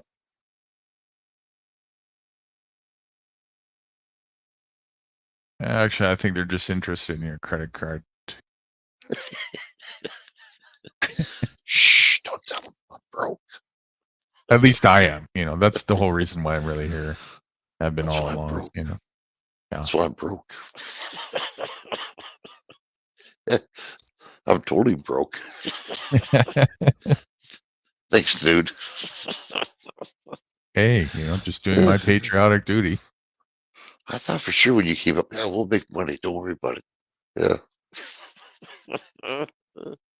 Well, I just Yeah. didn't tell you who the we was. You know, I wasn't lying. Yeah. No, I am. I'm enjoying myself. I'll be going to Jack's place to see how he does, you know. Oh, for sure. Yeah, definitely. You know, Pop Boy. Did you subscribe to him? Yeah. Sure Okay, did. good stuff. Yeah, it's you'll get a laugh out of it too, because you'll see now the Charlie Brown thing that happens. There's certain people that pop up, and all they're about is just either trolling or whatever. I just trying to be agents of chaos, and Jack keeps trying to give them a chance, chance after chance, and they just keep taking advantage of that, right? So that happens, and it can go either way. You know, for the most part, especially as of late, especially like the last month or two, there's been a lot of progress with him mitigating that and keeping at least a fair bit of his panels to something of meaningful focus. And that's why you'll catch me there, right? Because of that. And as long as that's going on, there's even a certain amount of the bullshit that I can just ignore and whatever. It doesn't mean anything, you know. Even a little bit of mocking or whatever. I'll just tune it out while I'm still focusing on my other stuff. But as long as that's like not the main focus majority of the time, which with Jack's it's definitely not, then that's something definitely to be shouting out and partaking in. So he's got a pretty good thing start happening over there. You're getting adversaries against you, eh? What else is new? Yeah, I don't. yeah. Well, it's understandable.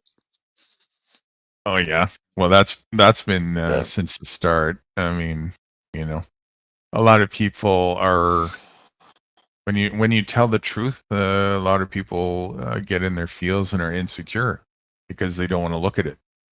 Because what you represent now is, I mean, I can't make excuses for my convenience anymore. I have to think about taking responsibility for myself. Who wants to do that? That damn guru. No. He's just full of shit. You know. Yada yada yada. Just like the guy in Canada. He got pissed off. Right. So when that happens, I'll just sit there and let the deflectionary energy be by itself or take itself to wherever it wants to go. And if I'm not already off into somewhere else meaningful, once it deflated, I'll just say, "Are you done now? Kidding yourself." It's like a balloon, right? You just let it until there's nothing left. There's no air anymore, right? And then I'll blow up a balloon and I'll start making those funny noises, right? Wah, wah, wah, wah, wah. That's all I heard until it was deflated. You know. Now that you're just a deflated sack, are we gonna, you know, focus on something meaningful here? And that's how you handle that, right? It doesn't mean anything. It's just people in their ignorance, really. You got a lot to offer, though. They don't realize it. You're not joking. You're telling them the truth, you know. Right. Which, Yep. yeah, a lot of people are deflecting their own ignorance, not realizing that, and that's common. Either that or they're insecure about it, like I said. And so, right, this is why we're not popular, right? And so, going on this path of activism, if you want to do it, for any sort of clout or popularity, you're doing it for the wrong reason. I would never be interested in that, anyways. But I think it's important to point that out. Where again, that comes back to quality over quantity, and having the right expectations. I'll talk to one person, yourself, or it doesn't matter who it is, or 10,000. It doesn't matter to me the number, if those people are engaged in a meaningful discussion.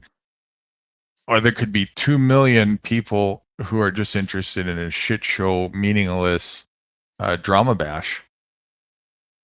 And I'm ready to if I haven't already left, I'm ready to throw a stink bomb with a bonfire in the middle of it and walk away and go to bed. That means I don't care. At 10 million, 200 million, I don't care. The numbers mean nothing to me. Nothing at all. Yeah. Well, I can see why. I mean, you get an important message to people.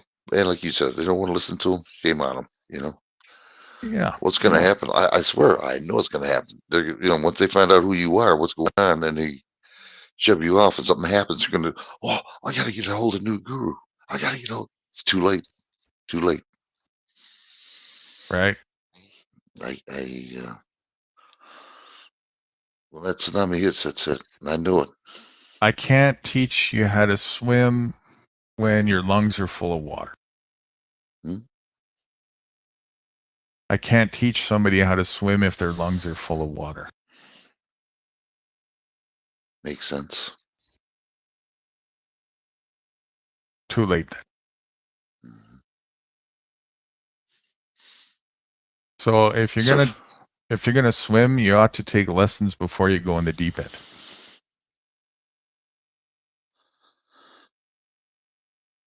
Preferably from somebody who knows how to swim. Might be a good idea, Stays afloat. I think so, right? Yeah. Or at least make sure your floaties are not deflated like that balloon. Learn how to do the breaststroke. Yeah. Yeah, I do. I appreciate your time, your effort on me. I mean, I just can't wait till next year to find out where I'm at. I'm excited. Lot to look forward to. Yeah.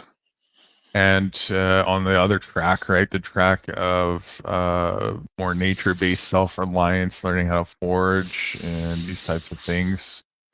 This is the time on the off season to putting the focus into that, because then you're ready for spring and you want to understand the seasons, and also foraging is very area particular.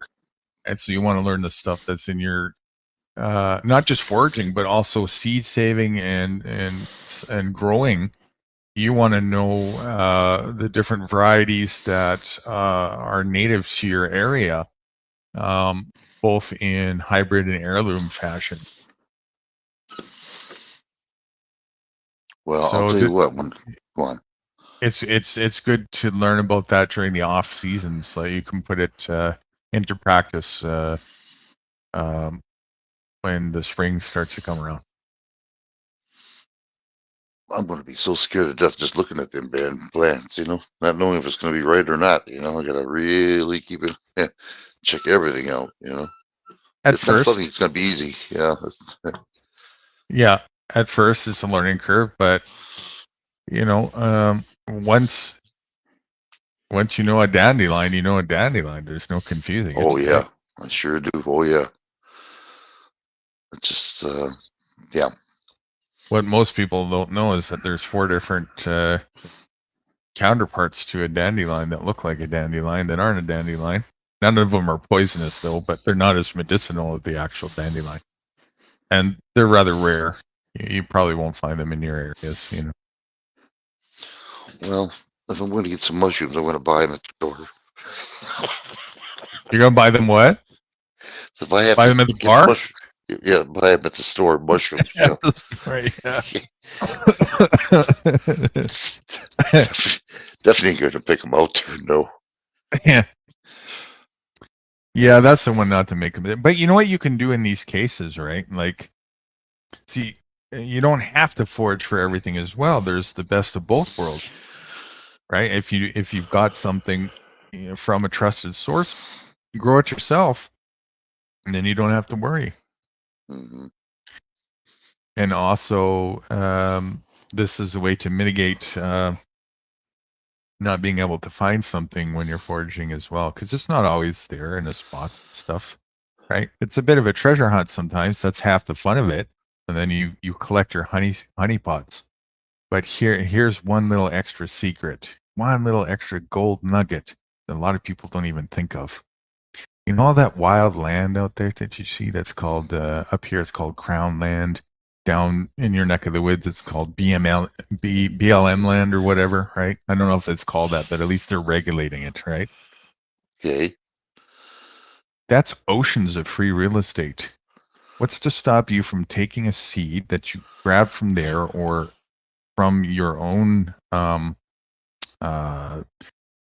homestead or where, if you're growing or whatever, and while you're out there, mark a little spot. Find a little spot where you see some good soil over here or whatever, and you'll get good at identifying also areas where there's a certain groups of plants that have they're growing there for a reason. That's why they're doing well there, and you'll get good at recognizing this would be a great spot to plant some cherry tomatoes, some heirloom cherry tomatoes, and you just so happen to drop a few seeds there, and you just so happen to cover it up. Right? Or drop a little seedling that you made at home or whatever. Mark the spot. And so what if it happens to turn into something that only you know about that you can come back to and reap the harvest every once in a while? Have your own little store. I've been doing this for years, right? Wherever I go out in the wild, in different boonies that either I boondocked at or just visited, that's constantly what I'm doing out there. I'm working with the land and helping to cultivate a little bit the wild land, and they become little resources for myself to come back to. Do I claim ownership over it? No. Do I care if somebody else stumbles upon it and picks them and enjoys it? No. Do I care if an animal comes by and enjoys that? No. Why? Because it's not mine. It's for all of us to share.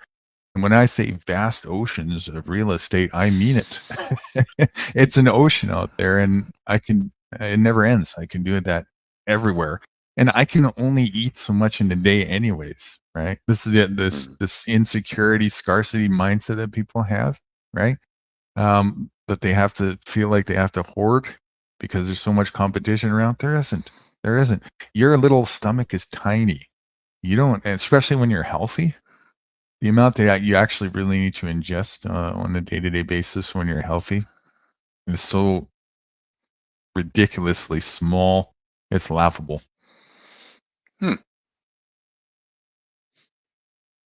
Okay. That's a deep secret. That's going to cost you that one. You want my first pour? You might need to apply for a second credit card tomorrow to cover that one. Do you like dogs? I got 3 dogs you can have. Yeah, I haven't studied up on that at all. I've been doing so many things. It's between the housework, doing the videos. I gotta take my wife to the doctor, stuff like that. But it's coming into a head. I'll be doing it in January, February. I'll start reading up on the foliage. I just gotta slow down on one thing. That's all. Doing videos. For sure. I mean, yeah, it's a holistic thing, this whole lifestyle, right? But that's okay, right? One step at a time, and learn a little bit here and there, and just keep putting more into practice. And for anybody who just caught wind of what I was saying a bit ago, who might be, I've heard it. that's great if you're in the boony lands like I am and wandering around and so on and so forth. But if you still happen to be strapped tied to the corporate beehive cities or towns, you don't have to sell yourself short from that either. You can do some of this locally. You can also get out there on weekends or whatnot. But when you come back, there's a lot of real estate locally, even in cities and towns. Your neighbors, little fields or whatever, down by the streams, right, or rivers or whatever. There's tons of free real estate all over the place if you're just willing to look, where you can do a little bit of this seed bearing type of work, where you don't need to ask anybody's. Well, if it's your neighbors, yeah, cooperate with them, right? But in kind of the more public areas or whatever, down by the riverside or whatever, there's a lot of gold soil and perfect opportunity for planting and working with little private honey pots for yourself, for herbs and whatnot. Between me and you, I wouldn't take anything from this area anywhere. The water itself is polluted. I mean, it is so doggone brown, it's unreal. Yeah. Now, the further I go up north, it's beautiful. So I got probably about an hour drive before I can start looking around. That's how bad it is down here. Right. It's I'm totally pathetic. with you. Yeah. And that's important to be careful about, right? Like picking your spots and making sure that it's not toxic is very important. But I reckon that, even in your most of the areas in the city, with the exception of making sure that, your neighbors are not putting pesticides on their lawns and stuff, that crosswinds can come and contaminate whatever you're doing. That's important. Most of the land in the real estate, even in the beehives, the yield that you'll get, even though it's far cry from the stuff you'll get outside in the wild, compared to what you buy in the corporate store, it's still night and day. Way more healthy, way more nutritious, and way more trustworthy than anything you'll buy from the grocery store. And it's free. Yeah, totally about it. Well, like you said, look at the garbage they put on food, processing foods, and they do it purposely, Sawdust in your grated cheese, I heard. I'm reading up on this shit, All Like, kinds you of gotta be things. kidding. Yeah, she's just like, wow. Yeah, it's just, we're gonna be doing it. The word I just, food, in terms of legal description, has got to be one of the most subjective words in the human language. Especially when it comes to labeling. yeah, I like those fancy words. I mean, bugs. Right. Yeah, think you're getting something good and it's bugs. Yeah. So here's my rule of thumb for that. If it requires a label, it isn't food. Damn. Everything's got labels on it too. Everything. Right? Wow. I mean, if you go and buy an apple, did you need a label? No, there's no label on an apple. Because it's food. An orange too. Mm-hmm. Grapes. Now go buy something in a box, and you'll spend probably a few minutes reading the label. Nature didn't make any food in a box, did it? No, it did not. Nope. And there's no labels on it either. On plant life. Right. Right. Here's a Shreddies plant. Frosted Flakes. Frosted Flakes tree over there. So what do they call that damn thing? Tricks. Right. Yeah. Tricks are for Okay, kids. So to paint a clear picture here, a food label is actually just a warning list. If it's got a Wow, I never label on thought it, of it's a warning.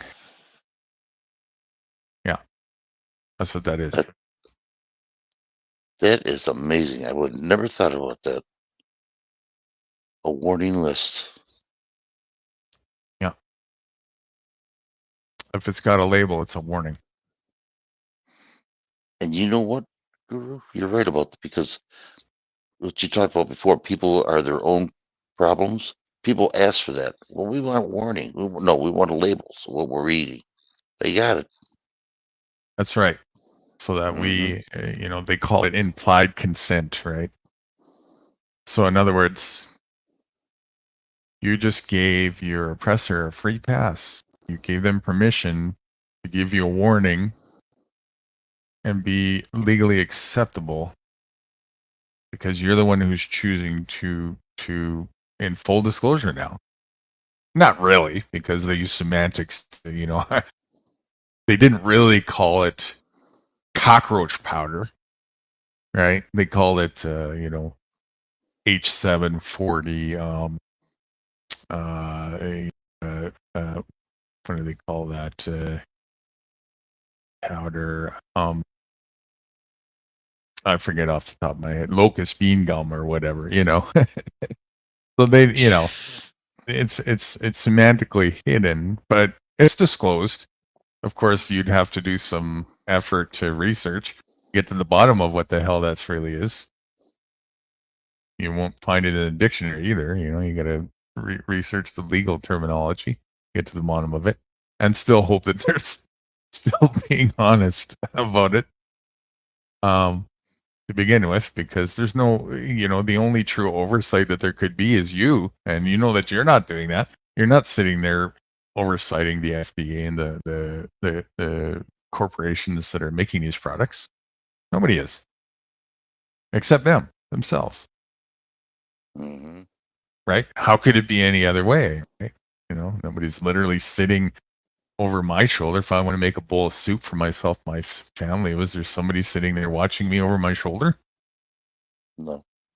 Right. So now think of all the millions of the people who are engaged in food production activities, corporate world, and think of the randomness. What are the chances and probability that you don't get a disgruntled worker here and there that just accidentally happens to overdrip that chlorine that's spilling out into the Frosted Flakes out there? Because he's pissed off because he didn't get a raise for the last. And it can happen. Probably did happen. Seriously. I guarantee you it happens all the time. That's just one example that people got so much trust in, this whole corporate empire because they don't see. They're not sitting there and watching it. Have you ever worked in a factory? I worked at McDonald's. That was enough for 3 years. That was enough for me to see, holy shit, that's going on here and the back end like that. I know that this is just the tip of the iceberg that's going on all over the place. Not just in the food industry, but all the corporate industries. Of course it is. I got some stories to tell you about that, working in the back end of McDonald's. I've seen it all, patties dropped on the floor, people wiping their nose with them,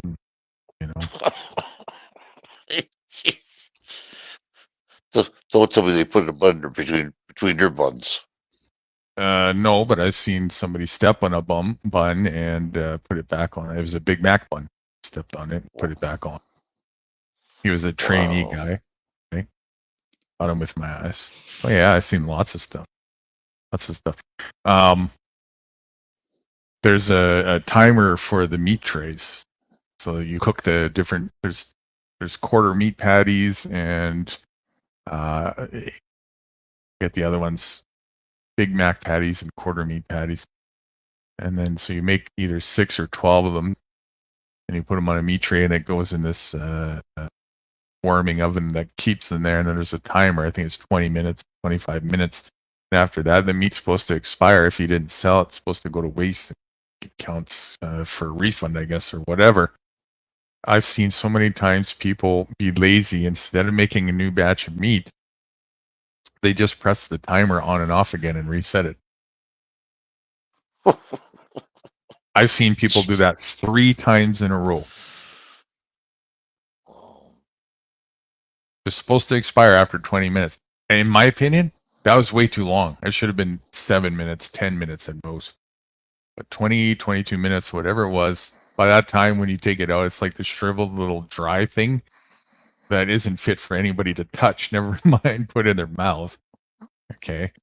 And people will just, once that timer goes to 0, it makes a beeping sound. So they'll just press the button and reset it, re-trigger the timer to start all over again, as if they just put a fresh tray in there that you just cooked. I've seen people do that 3 times in a row. And if I've seen it 3 times in a row, you know people have done it 4 and 5. Oh, yeah, yeah. So What? that's just the tip of the iceberg. You go ahead. I was gonna say, did you ever see it? Did you have enough time to see that Founders of McDonald's? That movie? That I put it that on video remote? that you put? No, Yeah. I haven't yet. Oh man, wait till you see that. You'll see Yeah, I'm the actual interested. history. I'm interested because they actually, there was a crew magazine that came out once a week that they put for the crew to read on our breaks. And so I read in that magazine the narrative behind the story. They put a story out, published it one time about how McDonald's got started, and that's how I knew. So I want to match it up to that and see the truth. Yeah, tell me how truthful it is. Yeah, I mean, it's supposed to be Yeah. a true story. I mean, I know they jazz it up a little bit, but I want to see how accurate it is. The main thing was about the Big Mac. That's how it all started. The Big Mac, and it wasn't McDonald's at first. It was two brothers or something, and they had a Yep. restaurant. That's right. Yep. Right, and the Big And Mac they- was a experiment they did that became really, really popular. Those two brothers got screwed too, big time. Yeah, I they mean, they didn't got talk about that in the magazine. Oh, wait you see this movie. I mean, it's all true. It shows you how they started, what they did to get it started. You know, how this guy connived them. What a picture, man. I'll tell you. It starts so slow at first. Then it starts picking up. And then you see this guy that screwed the brothers. How crooked he was. You know? Right. Oh, yeah. He got a divorce and everything else. His wife told him, well, let's go to hell. And oh, yeah. I mean, this guy turned over like, wow. So, yeah, you'll see it. What a picture. I want to get you another picture of that clip, though. I'm trying to get that in there now. Okay. In 20 minutes, you will definitely laugh your ass off in 20 minutes when you see this picture. Oh, God, man, I freaking died laughing. I'm not going to tell you what happened, but you will laugh. You will in 20 minutes after you see it. All right. It's about the Mayans, you know.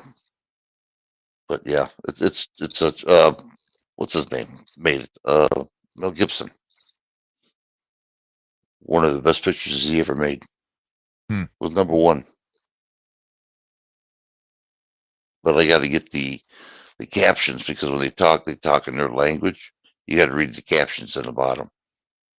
So I got to somehow get that on there if I can. The only way I can get it is on Tubi. So I'll see what I can do for you. This way, when Fruity comes back, you can show her too.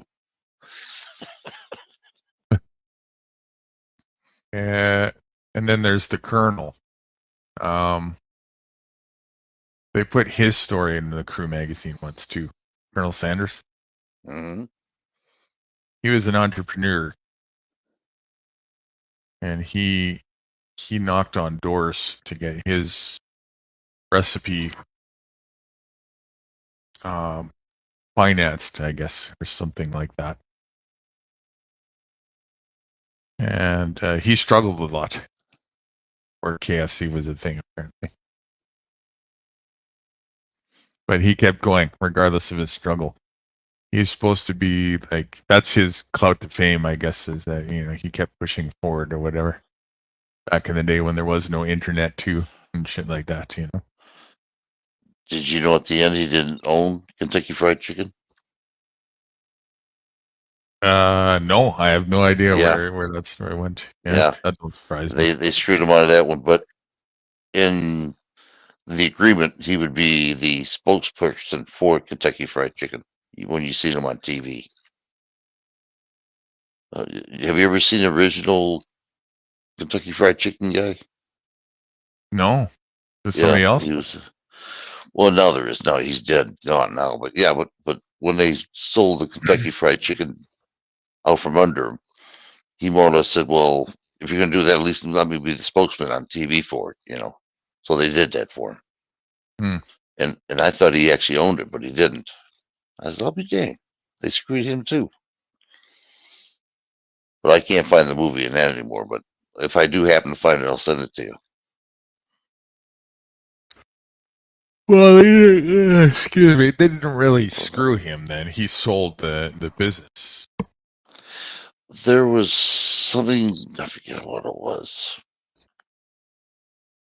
I'll have to check it out, and I'll tell you more about it when I can't remember how they screwed him, but I don't know if he was going to lose his business or, you know what I'm saying? I don't know exactly how it was, but I'll find out. But yeah, He probably got a squeeze play, you know, corporations or whatever. That's how that narrative tends to go, right? And it's you know, it's another setup, right? So in the corporate world, let's make it easy for you got the worker bee class, right? Who mostly is just obedient and wants to work for the corporations, and then you got another level up there who's like, you know what, I want to be a little bit smarter than this, and I want to do my own business. So here's what the stage gets set for those people: let them start a business. Let them finance it. Let them do all the hard work to get it going and established, and then come in and buy them out. Or squeeze play them, force them out, right? So you get to do all the work so that the corporation can come in and just sweep you from under your feet.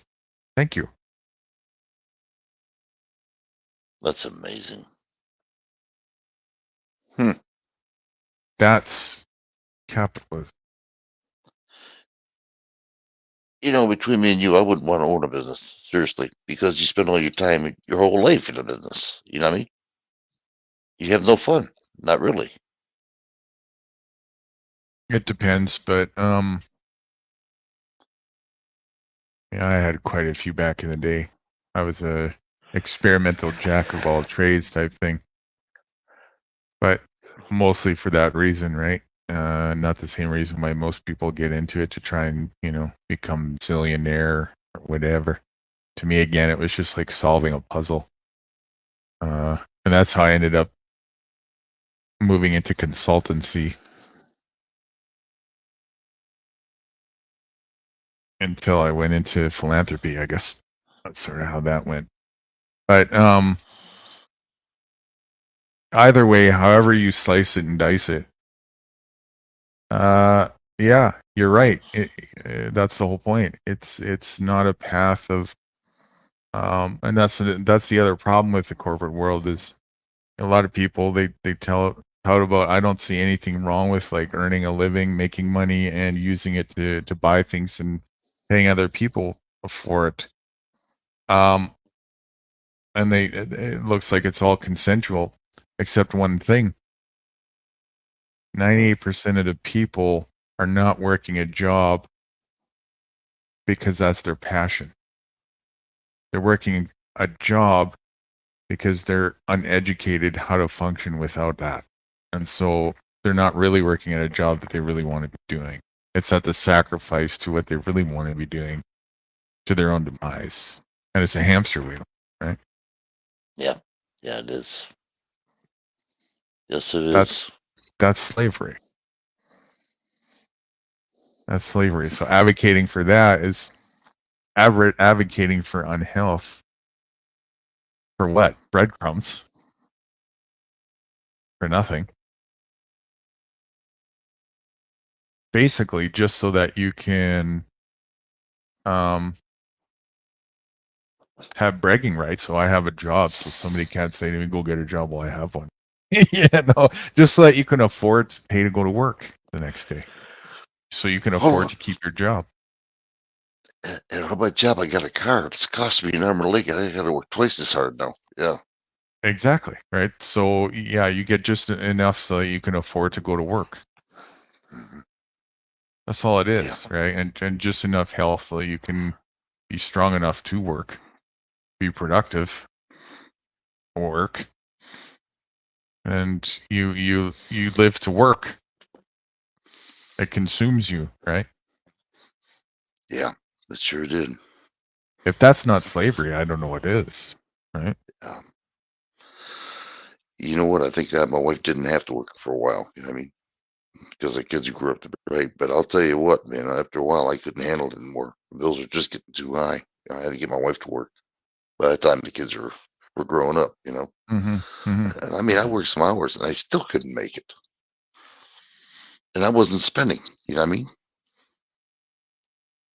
Yeah. It was just the taxes, the car payments, the house payment. You know, wow, I'm like, damn. Insurance Right. goes every year. So problem is you were trading your time for fiat notes. Mm-hmm. That's exactly what it was. Yeah, my life That's for stupid money. right. That's what a slave does. And probably didn't even give it a second thought that the notes that you were trading your time to collect had the face of your ruler on them. No, I never even thought about it. That's the truth. You're right. You're right. There's a reason why those faces are on those notes. It's for them to gloat, right? It's for them to it's their pride in saying, "Hey, we're your rulers. It's not your money, it's ours." Wow. And you're dependent and addicted to it. And there's nothing you can do about that because you're too stupid to think about doing something about that. Well, the That's problem fine. was that I couldn't figure it out. You know, I knew something was wrong. I just couldn't figure it out until you put it all together for me, you know. And then it dawned on me, and I'm kicking myself in the ass for it because of it, you know. I would have done things a lot more differently, what I know now. You know what I mean? A lot more. But that's the past, like you said before, you know. So, Yeah. but I'm learning And now. I would say the same thing in my life. You know, I don't think too many people couldn't say that, right? But definitely, right? The amount of things that I would have done differently with the education. That's why, you know, education what is all about. With education, you got more options. Hmm. And that's why the school system does everything it can to keep you from being educated.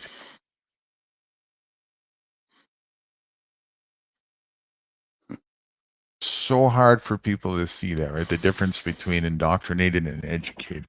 It's, they don't even hide the name in it. It's called school for a reason. You go there to be schooled, not educated. Schooled is a semantical synonym for trained. Trained is a semantical synonym for domesticated. That's what you go to school for. Well, like you said, they don't teach you survival techniques out there in the woods in case something should happen to the government or your food. You know what I mean? Right. Oh no, Right. be good little corporate little worker bees. Listen to your master. Waste your life away for a lousy piece of paper. It doesn't worth its damn tangible asset at all. You know, I was the asset, asshole. Seriously, you know, really. I look back at it. I mean, Right. I froze my ass off and sometimes in those rooftops at nighttime. Yeah, I bet. Yeah, I You did. sure Oh did. yeah. Well, I used to work for Wendy's as maintenance. I remember. Rallies.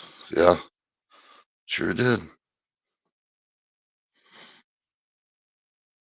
What did I get out of it? I got franchised and kicked every one of us out. Frostbite on your ass. Yeah. So yeah, you're right. Yeah, Yep, and then yeah. it becomes a very difficult, challenging conundrum to solve, especially when you're in an environment where the resources to become educated are so few and far between. Like now, the internet has changed everything with all that, right? It's an invaluable resource that's helped me tremendously fast track the learning curve and be able to make up for a lot of the lost time that happened for the earlier years and that resource wasn't there, you know. When I was fathom this, when I was in my late teens there, actually even earlier than that, since about 13 years of age, all I wanted to do was say, fuck school. I just want to start working right now so I can finish working and retire. Well, by the time I'm 20, if I can, you know, I just want to play music, right? And do you know that nobody taught me that you can look for a job in the newspaper until I was 19 years old and about to move to Vancouver? Really? Yes. Wow. I had no idea that the newspaper was a resource that you can go. And I went out and I did it the old fashioned way as if the newspaper didn't exist, because that's all they told me. Go knock on business doors, hand in resumes, try and contact managers or whatever.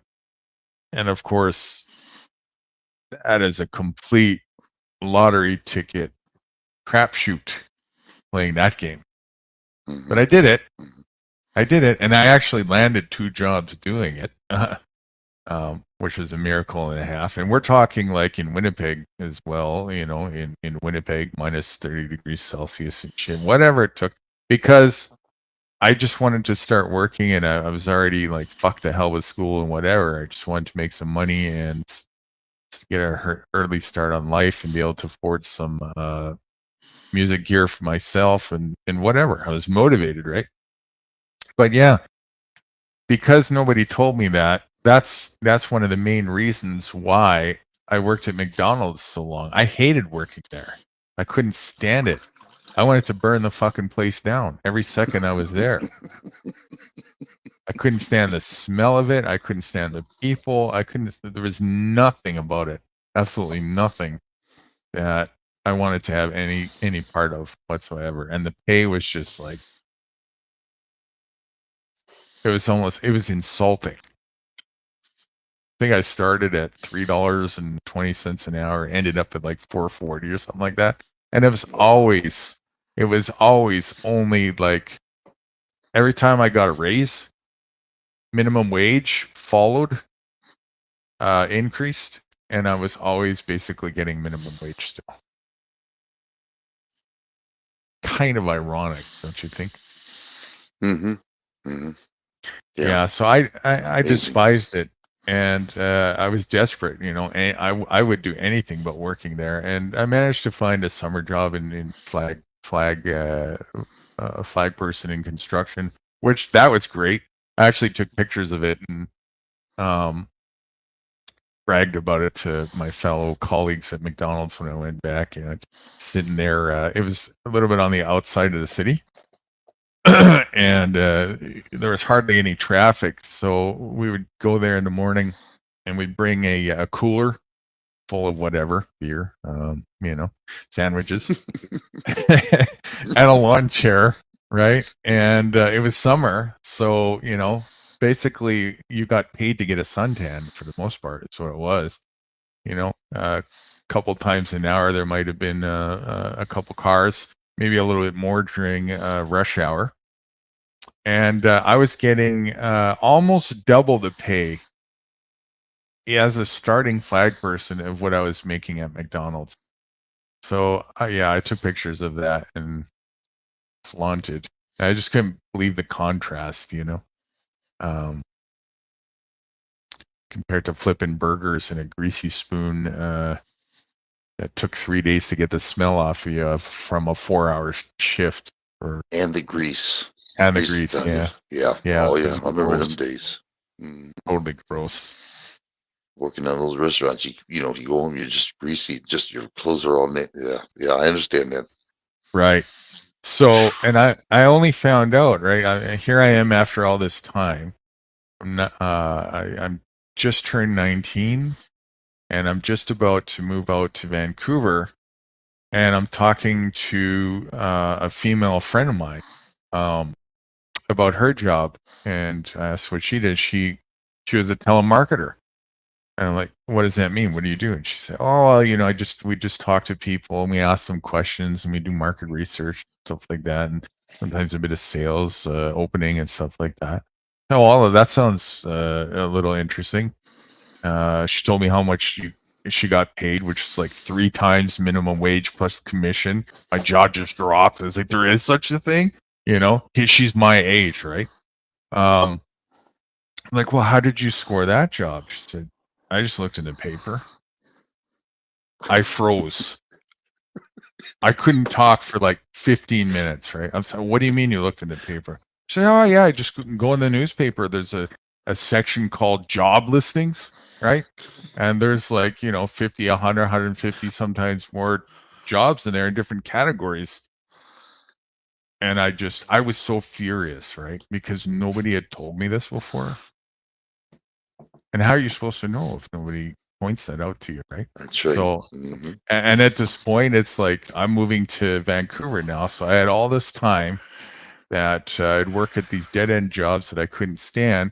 And I probably could have found something like that, or at least a little bit decent, if somebody just would have said something. You know why they didn't say anything? No, why? Because they were idiots and didn't know to say something. My parents didn't know either. Nobody around me knew that you could look in a newspaper and get a job like that. That's how dumb my closest people were.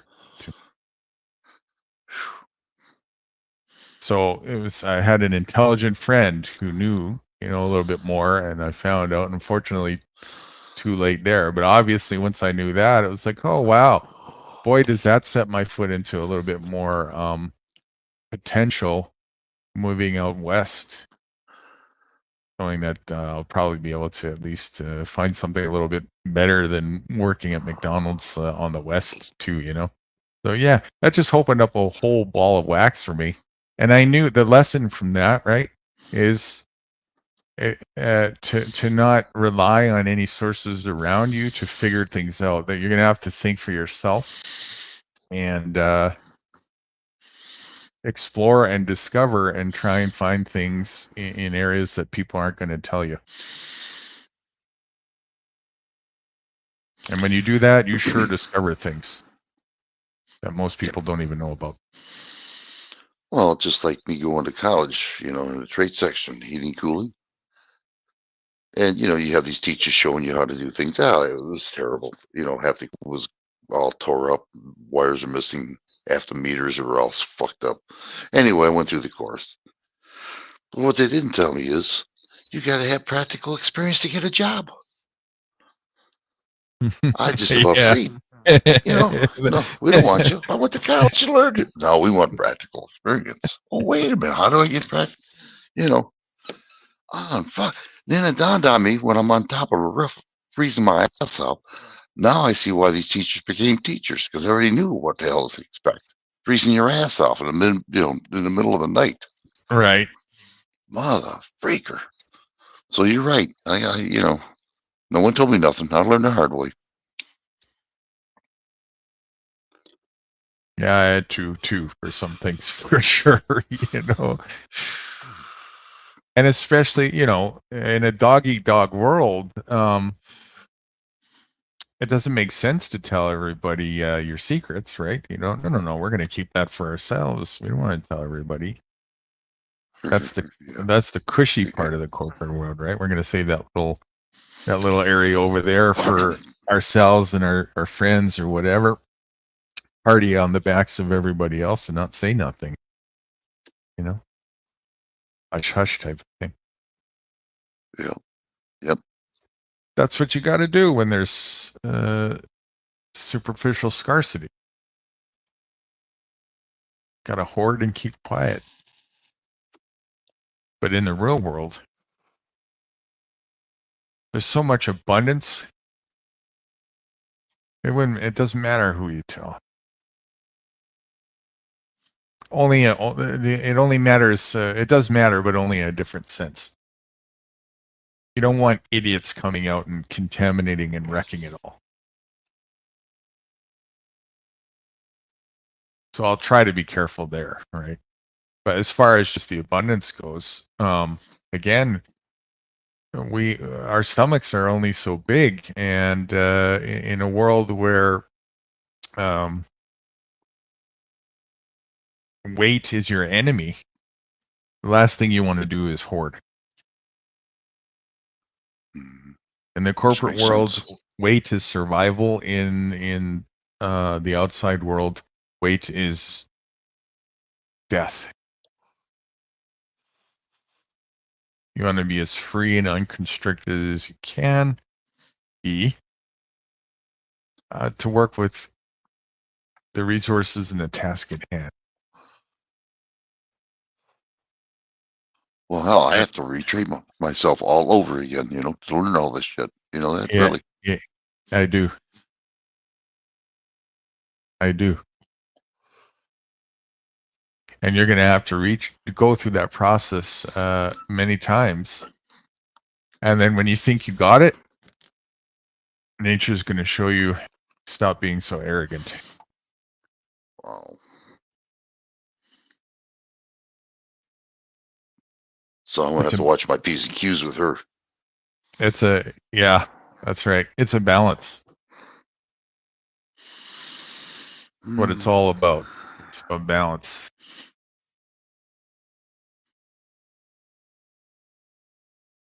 And it's fun. I mean, I wouldn't have it any other way. But let's be real about it. I'm going to be kind of leery with them plants for a while. Yes, there's no room for arrogance. There isn't. It'll flatten your ass right away, right? But you've got everything you need to temper that, right? Like when I go out and I'm inspecting a plant or investigating whatever, and haven't been to the area before, and it looks a little unique. I'll take a little bit of a sample of a leaf or whatever it is, or something that's a little bit more, I know it's the safer part of the plant. It may take me a couple weeks before I actually get to trying something of full ingestion on there. I'll put it on my lips. I'll rub it on my skin. I'll put a little bit on the tip of my tongue, and I'll wait 24 hours. No reaction? Okay, we'll go a little bit further tomorrow. No reaction, a little bit further. Oh, reaction there. Okay. Maybe that's telling me something, right? I'll test another part of the plant. Was it just something pissed on that part or whatever, right? And you use your intuition and your senses, and you just test things like that until you get to the point where it's okay. That's how you can mitigate the risk out there. So that if something isn't good or healthy, you can find out in a safe way.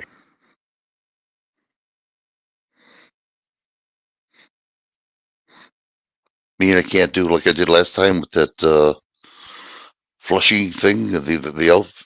What's the name of that damn thing? That's right. The BioK. My instructions Yeah, out BioK. there. Right. My instructions out there is not to call me before you go out there. That's not going to work this time. My instructions is to learn, yes, the art of using your instincts and the tools that you're given and the methodology behind how to properly forage safely. Well, I got that book I showed you. You know, I'm going to read up on that. They got pictures in there to show exactly what to look for. And I understand there's invitations too, so I got to really watch myself on these plants. Yeah. So there's a risk with everything in life, but you know, if you use sensibility with it, and again, the rule of thumb is if there's any doubt at all, that's all you need to not take a chance. when in doubt, throw it out. That's right. Never Ooh, worth risking. Can you excuse me for a minute? I'm going to have to jump down for a minute. I got to put my charger on my headphones. The only way if I put the charger on my headphones, it completely locks me right out. Like it won't be able to talk. So I got to reset everything, and it's not giving me any warning right now. But I know it's been over 10 hours right now. It's still with the charge, same charge. Of course. While you do that, I'll play that Dean Clifford video again. Okay, I'll be right back. Let me do this, and I'll be right back. Honestly. Okay, catch you short. Okay, see you in a second. Okay. Oh, I don't want to do that. Nope. How do I get out of here? Hold on here. I want to make sure I don't do it wrong here. Oh, here it is.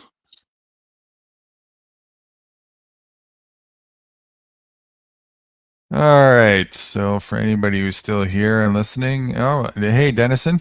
Good morning. And who else? Chuck, if you're still with us. Anybody else who might be listening? So Wrights played this earlier, but not the actual video itself, more of his re-clipping of it. So I'm going to play it again here while we wait for Mr. Big Thumbs to get back. This, again, is Mr. Dean Clifford, political activist, somebody who has taught me a lot back in the day through the work that he did. And this is probably, if not my favorite rant, in the top 3 of my favorite rants of his. So there's so many better things we can do.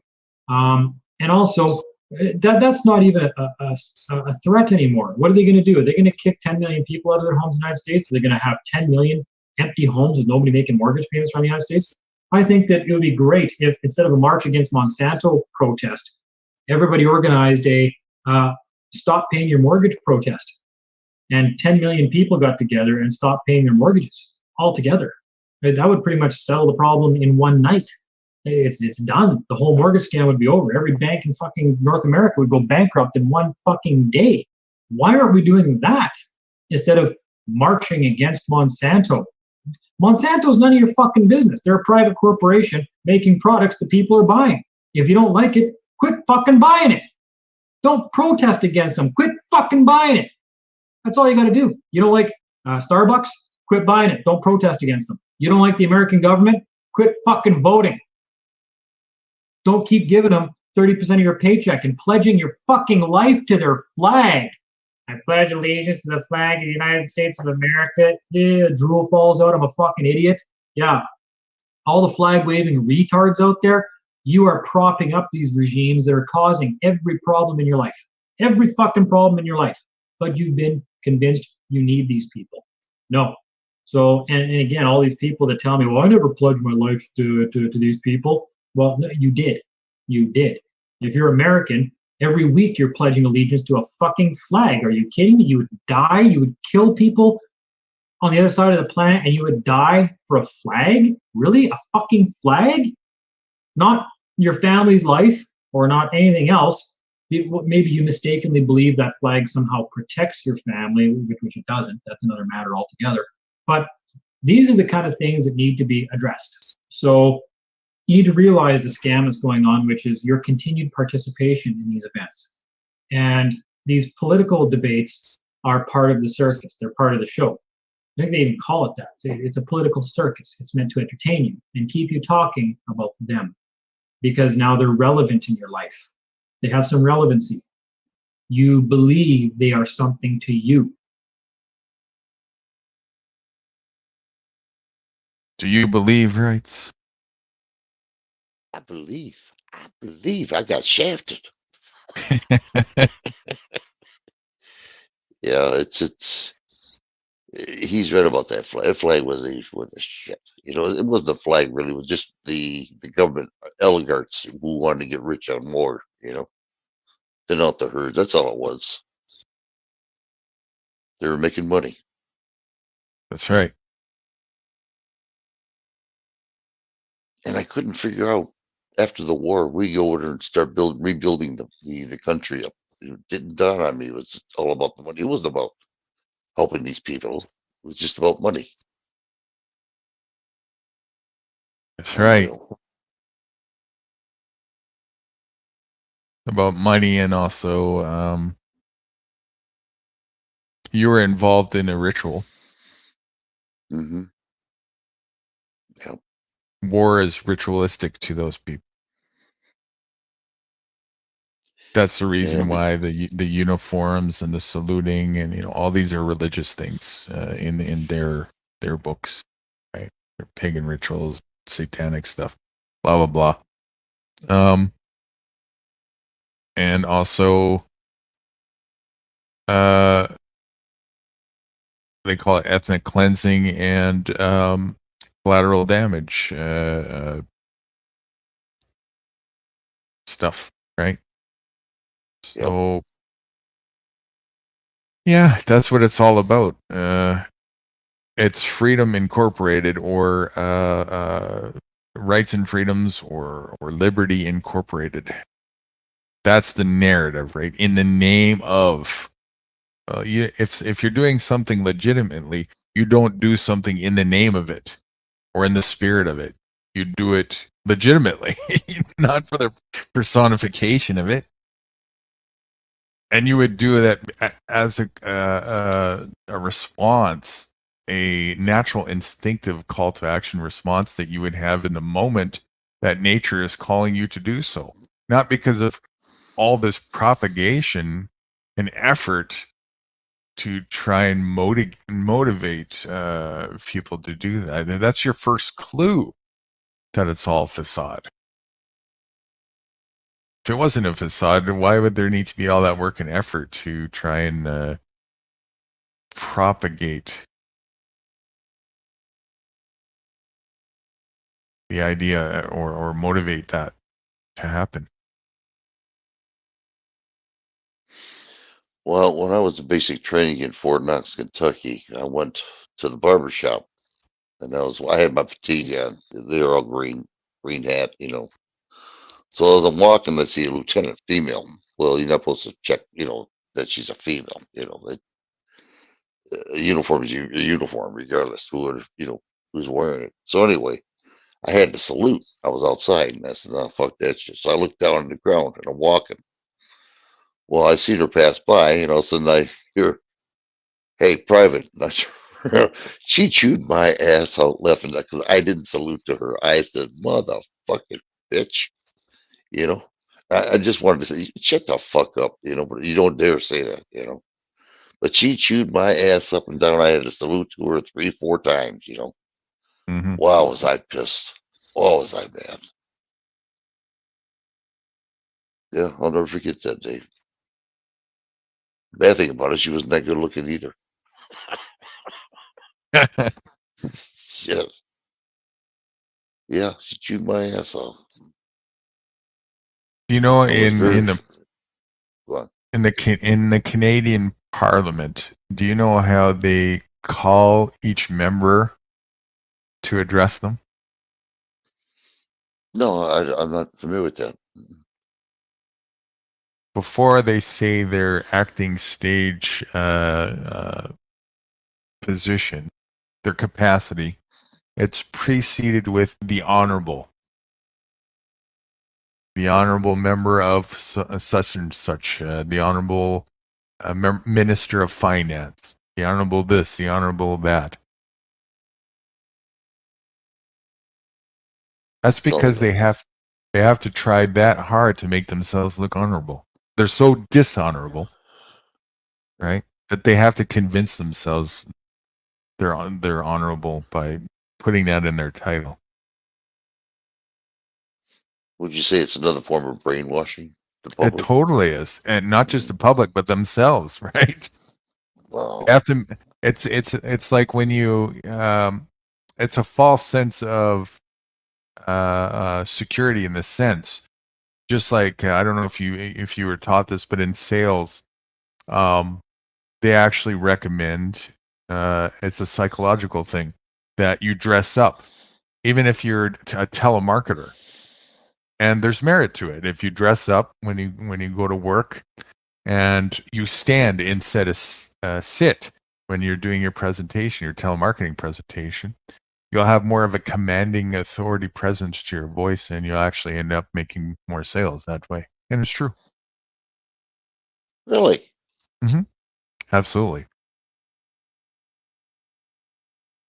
Yeah, it's all psychological, and same thing, right? So if they even tell you, right, you just repeat something enough and it'll be believed by people, even if it's a shit utter lie. So if you constantly put the word honorable in front of your name over and over and over again, it becomes without question. Nobody questions it. It just becomes socially acceptable that, and you don't give it any second thought that, what does that actually mean, the honorable? Why do you have to put the word honorable in front of it? Have you ever seen that in Canada? I don't know what they do in the United States, but here, I'll showcase it to you. Probably only take 2 seconds. Are the hearing. Any one of them. Okay. Preferably, I wouldn't show Trudeau, but probably impossible just because I'm fed up with people talking about him. But I probably won't be able to find something without him, so I'll just pick that. It's fine. Okay. And he is in love with the sound of his own voice and his own attacks, but he doesn't actually check the facts. They don't have a plan. Might not hear it in this because it's a short clip. Let's see if we can get an actual live. Rising on a point of order. Mr. Speaker, Mr. Speaker, we all. Give me a second here. I need something that's not a clip. Something that's actually a live, not a short clip. Let's see. Questions, Christian Morel, the Honorable Leader of the Opposition. He said it there, but there was a lot of noise, so you probably didn't hear Yeah, I it. couldn't hear it. No, I didn't.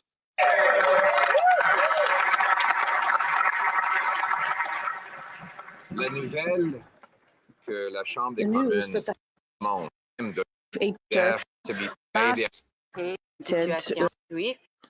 House Leader, he hoped to cause. Your video skipping. That's me. I'm just trying to get to a new Oh, member. They say it at the beginning before, the whoever's going to speak next, they announce who they are with the honorable such and such when they announce it. Have a listen. Government House Leader, thank you very much. this country. Delegation knew about this ahead of time, and it's something that we are all very disappointed by. The Honourable Leader of the Opposition. Yep, audible. The honorable leader of the opposition. You see, right? Like, what's the deal with this shit? And in the court system, in Canada courts, depending on the status of the judge. Hold on, Dennison's here. Okay. In the basement? No, but he's writing right now. I just happened to see him. You want to come on up, Dennison? Hold on a minute. Okay, go on. That was like a while ago, half an hour ago. I don't know if he's still Was here. it but really? I said good morning to him when you were away there for a second. Oh, okay. I'm just trying to make sure. Okay. Go on. I'm sorry. I'm making up for your shortcomings everywhere here, Jamie. Don't worry, we're adding it to the bill. Yeah, this honorable bullshit. I agree with you. Yeah, and so they say that every single time before a member is going to stand up, no matter how many times the same member has stood or whatever. They're just constantly the honorable this, the honorable that. And in the court system, I wonder if we can show any Canada hearing.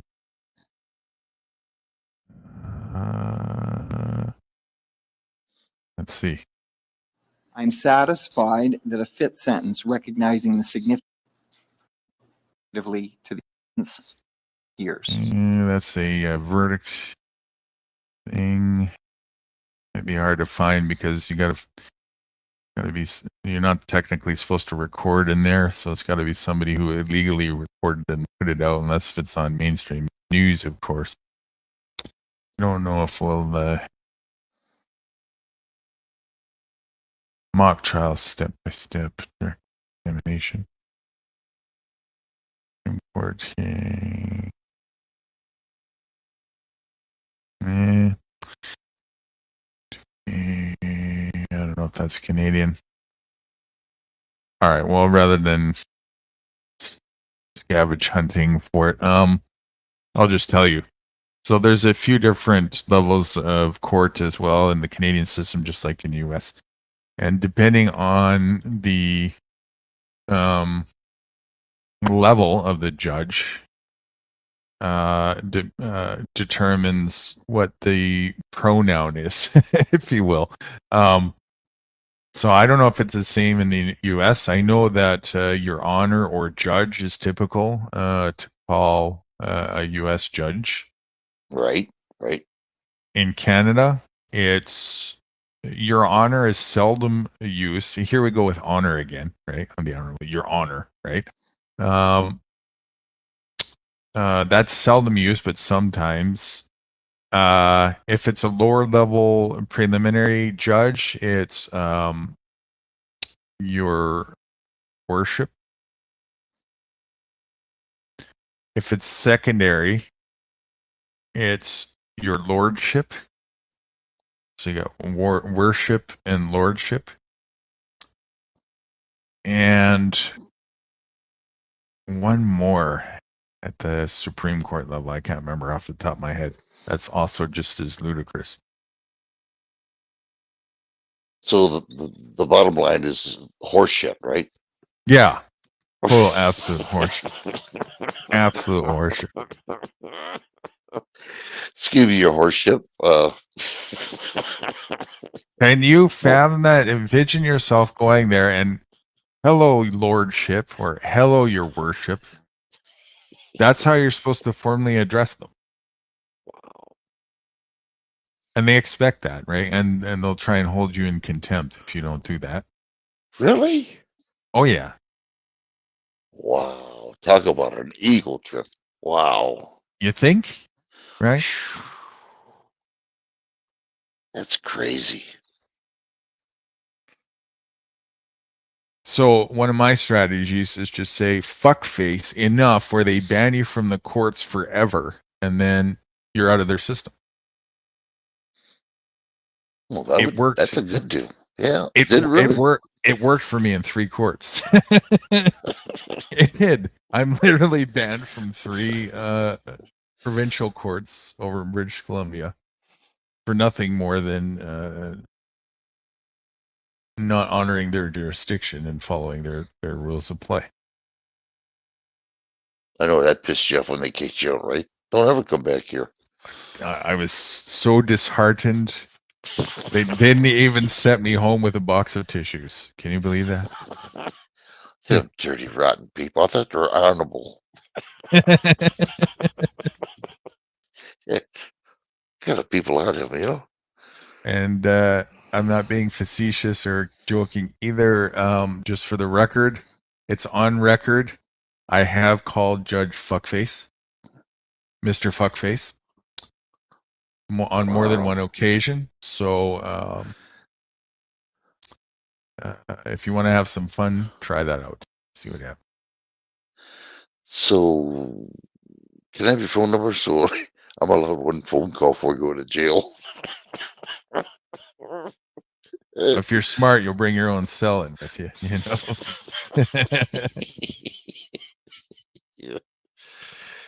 I can just see me. Hey, crew, remember that Kate, what the fuck? The yogurt? Yeah, well, I got myself in a hell of a jam now. Well, see, in the old days, it's the same thing. People don't realize it. In the old days, you were to address them as Your Highness, right? Your Highness, a high level highness, right? Yeah. Sure wasn't heinous. Heinous. Well, yeah. I mean, so I'll walk in there, and even though that's not the case anymore, we don't do Your Highness. I'll just, excuse me, Mr. Royal Pain in a Highness. Can I have your attention, please?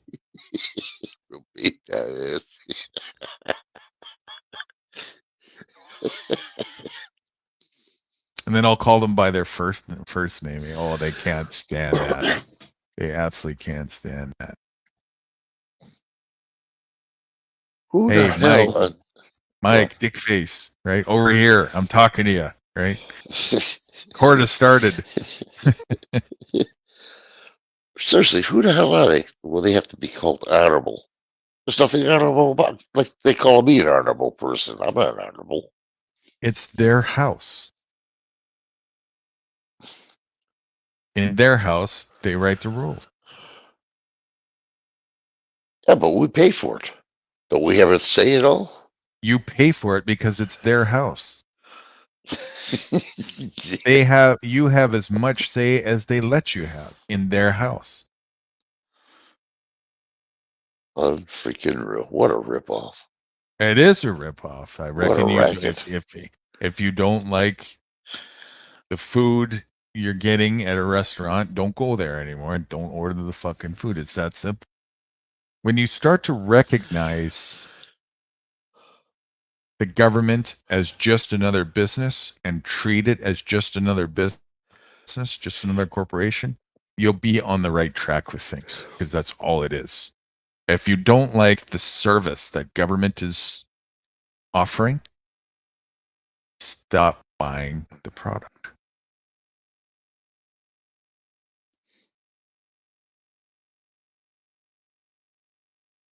You know, I have mentioned that before in my video.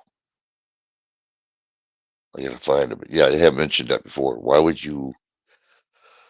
Oh, it was kind of what? Tim Hortons? No, Starbucks. That's what it was. You're paying for them. They turn right around and they donate money for the elections. Well, why would you keep paying for these people that turn right around? They're paying for the elections. You know, get these people reelected. It's a scam. Well, let me ask you something. Do you care about having voting rights for the McDonald's Corporation? No, I could care less. Why? I don't want nothing to do with it. And what are they going to do for me? If McDonald's said you have to pay taxes to our corporate headquarters because you ate a Big Mac this year, what would you say? Tell them here, you have it back when I get done using it. That's probably a good answer, right? Yeah. So the idea, this is again, you have to treat the government as just another business. The idea that they're trying to tell you you're obligated to pay taxes or whatever is no more or less ludicrous than McDonald's trying to force you to have their Big Mac and pay taxes and extra duties on it, and making you work when you don't want to work. And also, if you got a problem in your life, can you imagine if McDonald's said, if you're having a problem with your neighbor, you have to call us and you have to settle your disputes over here. Wow. I wouldn't That's be a all happy that's camper. that's Well, all that's but going on. That's all that's going on. So if that seems ludicrous to you, then it should be just as ludicrous for any other business to mandate the same thing. Doesn't makes matter sense. what they call their business, right? Doesn't matter. Call it government. Doesn't matter. It's just another business. And if it's not your business, you have no obligation. You have no obligation. You have no responsibility. You have no equity. You have no liability. It's somebody else's business.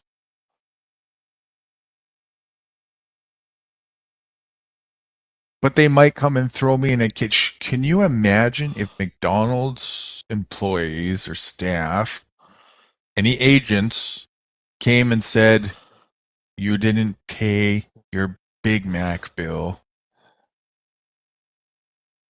your Big Mac tax, rather. And so we're coming and we're putting you in the basement in a cage for a month.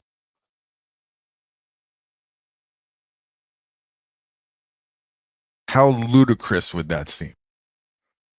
that'd be crazy. That'd be nuttier than hell. Just change the word McDonald's to Government Incorporated. And they can do it. No, they can't.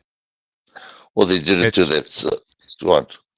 Well, they can do it just as much as McDonald's can do it, but it's just as ludicrous, regardless of who's doing it. That's the point here. Right? Oh, okay. I got you. People are only accepting it because they have a false belief that they have some sort of engagement with this business over here, when they don't. They don't. People have just as much mandatory obligation to business government as they do to business McDonald's by default. Nobody is born with an obligatory duty to any man-made business. How would that be so? Well, you're right about the uniforms they wear. You know, the fake uniforms. If the president comes on TV and they're talking about medical, you got all kinds of medical doctors. They talk about children. The uniforms, they got children behind them. Mm-hmm. You know, they talk about just government itself. Got all kinds of representative of government behind them. It's just amazing. It's just a facade, like you said. It's a big show of nothing but uniforms.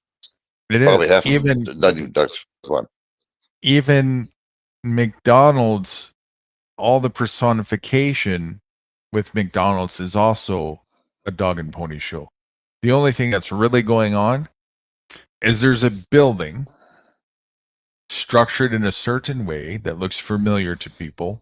And inside that building, there's people cooking food that are also familiar that we call burgers and French fries. But McDonald's is not a real thing. The only real thing that's going on is the building, the people, the cooking, and the food. That's the only real thing that's going on. But people are so trained to think about corporate symbolism that they actually don't see that that's just a building over there. They actually see a McDonald's over there. That's sad. Ask the cat or the person who doesn't know how to read what that building is over there. They're just going to say that's a building. And so, Makes a lot of sense. Yep. right. And so why is that important? Because this is where the line crosses with personification here, where into the religions that people hold in their belief system. Yes, there's a relevance there that we can use as labels to, have as a reference and so on and so forth, blah, blah, blah. Even though I reckon that that's not necessary either, because what do people who don't know how to talk or eat, how do they function? They can do it just fine. Cats can function just fine, and they don't say tree, right? Mm-hmm. You never hear dogs say, rights for vet's house. Again, only humans have this like superficial need to label and identify everything. It's just ludicrous and ridiculous.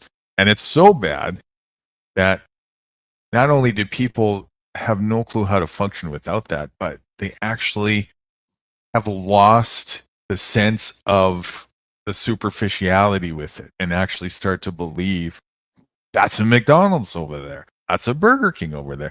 That's a nation over there. That's a United States. That's a Canada. That's a government. That's a parliament. That's a this. That's a that. When the only thing that any of that really is land, air, water, humans, people, animals, plants, living. That's all. Nothing more, nothing less. And as they're living, working with, that land, air, water, and resources, shaping it, molding it, making houses, making these different, tools and the whole 9 yards. That's what's really going on.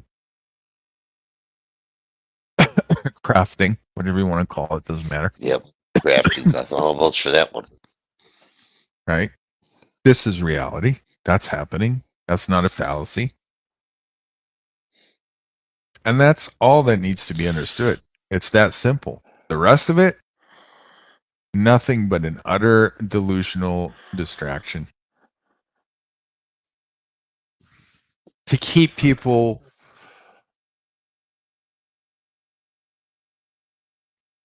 ignorant into honorability when it's not honorable. Your Honor. Never in my right fucking mind would I address somebody dishonorably with the word honor. I mean, would you call your friend that? Hey, Your Honor, come over here. We're having dinner. He'd leave me. He would. Who the fuck are you? He would too. Yeah. No, I didn't even stand up when I went to court that one time. Just everybody else stands. Everybody rise. I sat there. Right. Yeah. That's actually symbolic as well. When you don't do that, you're actually making a statement in there. You're saying, I'm not standing under your jurisdiction. Most people don't know that. That's a authoritative thing to do when you do that.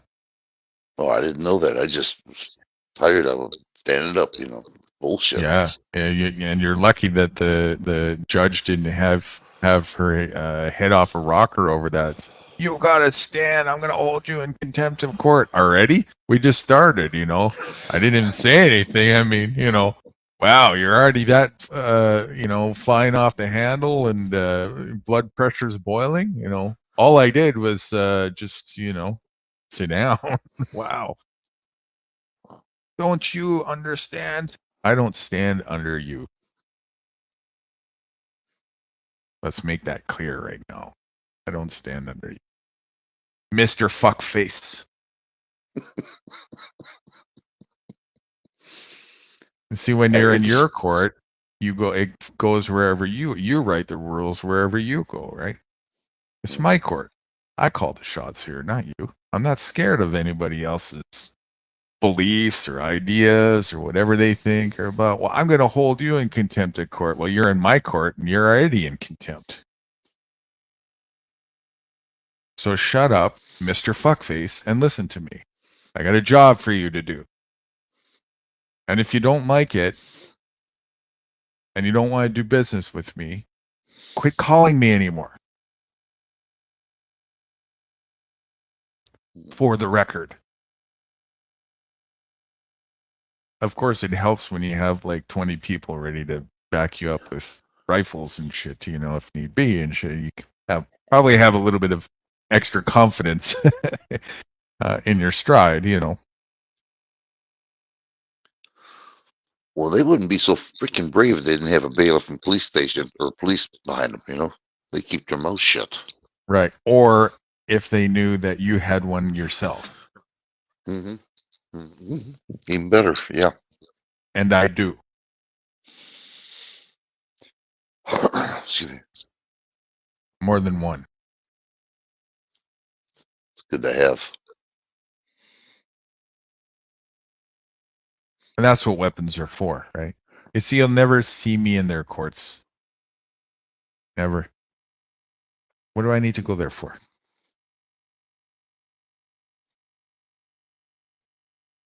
That's like, again, McDonald's trying to force me to go into their building.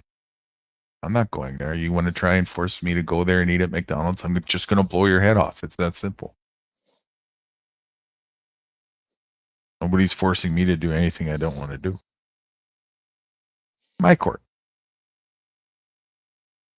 That's how fast trial and verdict happened. It happened all in my head in a matter of 3 seconds. See how that works? Right? It's my nation, it's my court, it's my, you know, my verdict, it's my rules. It's all my business in my country. And in my country, I'm the president, I'm the citizen, I'm the staff, I'm the CEO, I own all the businesses, I own all the equity, I call all the rules, and I'm the only one who decides what's moral and what's not moral, and what I can do and can't do. And nobody else's opinion matters in my nation, in my country. That's how that works. And nobody even knows about my country. It's all up in my head, you see. Just like your country is. Mm-hmm. It's all imagined. So I can do that too. I'm just going to do it a little better. My rules don't have any constraints. They suit me and benefit me as I see fit. I love this nation thing, right? It's great. Amazing. I love all this facade fraud thing. If we're going to have a game of fairy tales, I'm going to write the best fairy tale.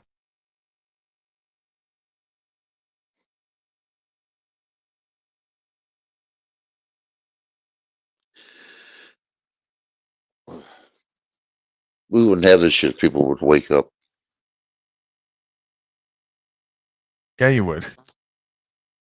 You think so? If people Yeah. woke up and find out the real truth about government? Yeah, because the people in the government are awake.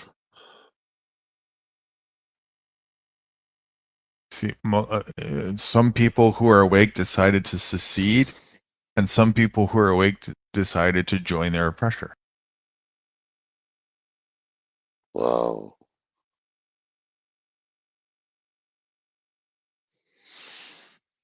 Your government is awake. That's why they're doing what they're doing.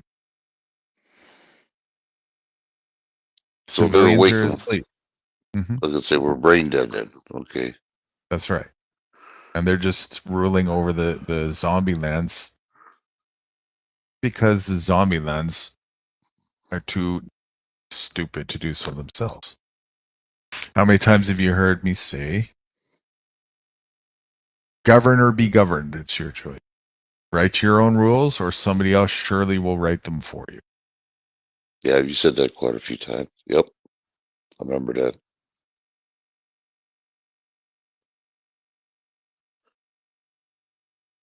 Take accountability for yourself or somebody else will surely hold you accountable. you know, when Steve was, I give the guy credit. I really do. He wants to try to help people out, but Gilbert's not the answer. To go over there and talk in front of everybody, and they're not going to do nothing. They'll just shake their head, yeah, and do nothing at all when you leave. You know. Right. That's the reason why they're there. They're not there to be a servant to people. They're there to be a ruler. But people think that, well, we just need to put different people in there that don't have that mindset. The position itself is a position of rulership. If you want to be in a position of servitude, you don't need to go in those positions. Just put yourself in a position of servitude to your fellow man. Be an activist.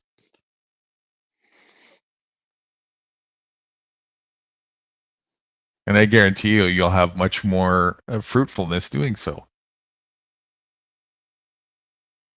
Oh yeah. The reason why they think we got to do it through the system is because all the brainwashed people might have a little bit more belief in it if it's coming from that direction, right?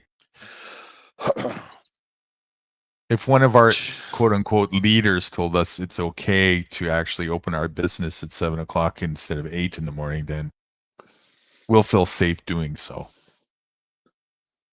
So all you're doing then is asking for a ruler that's a little bit less oppressive.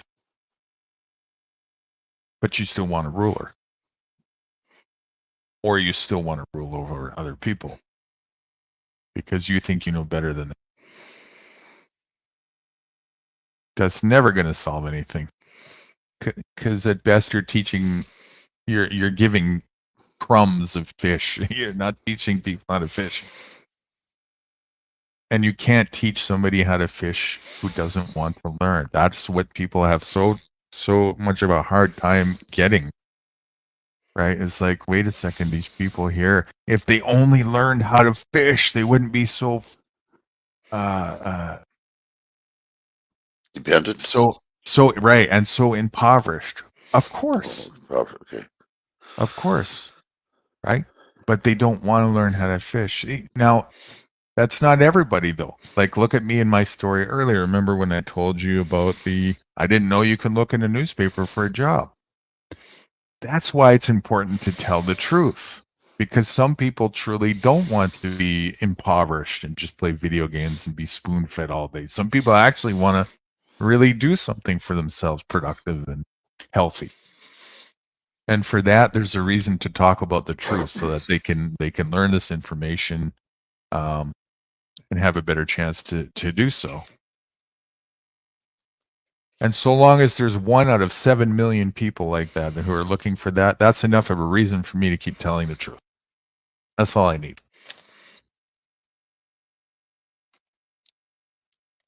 But be real that the other 6,999,999 just don't want to listen. It is what it is. Yep. You're right about that. They don't want to listen to it. They want to just play their video games. They want to have their scapegoats, their excuses, and play the blame game all day long.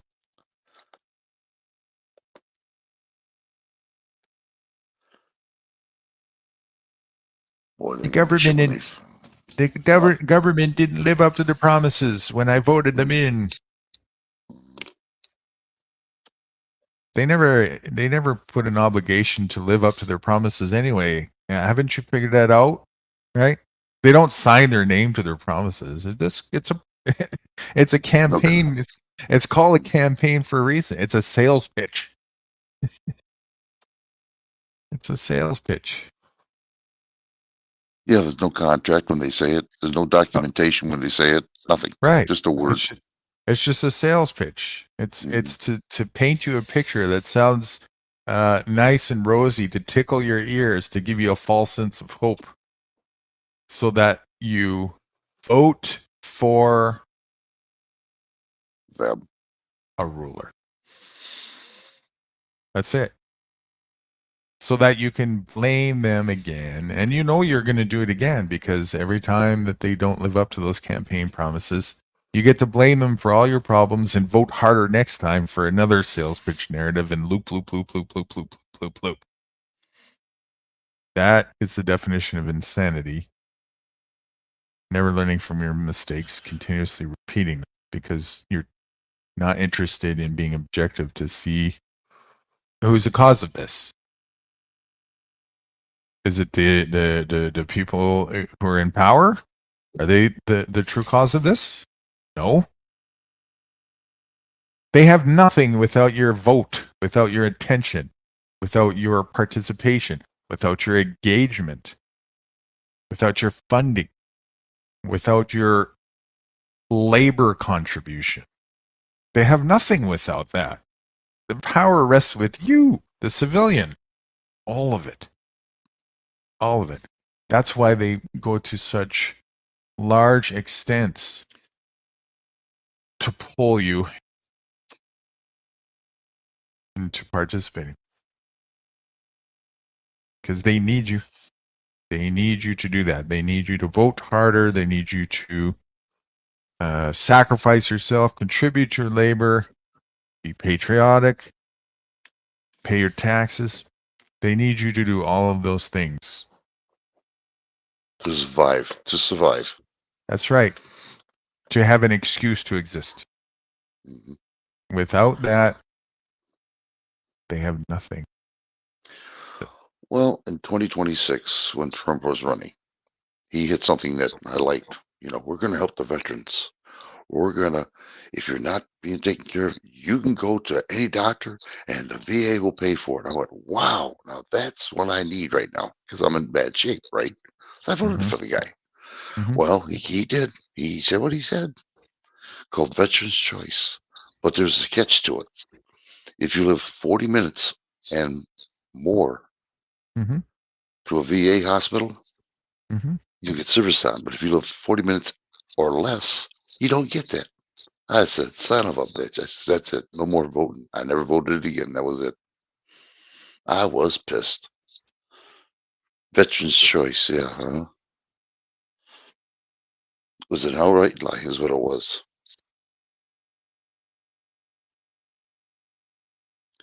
So I learned my lesson in that one. So when he comes up to this election, I'm not voting at all. I'm done with it. I don't care anymore. It's just a sales pitch. That's what it was. Yep. And even if they make good on the promise, it's still at your expense. Any money that you receive from taxes is only money that they took from the beginning. Mm-hmm. Right? No, I agree. I agree. And so, and maybe you got more than you contributed, but that's because somebody else is getting less than they contributed.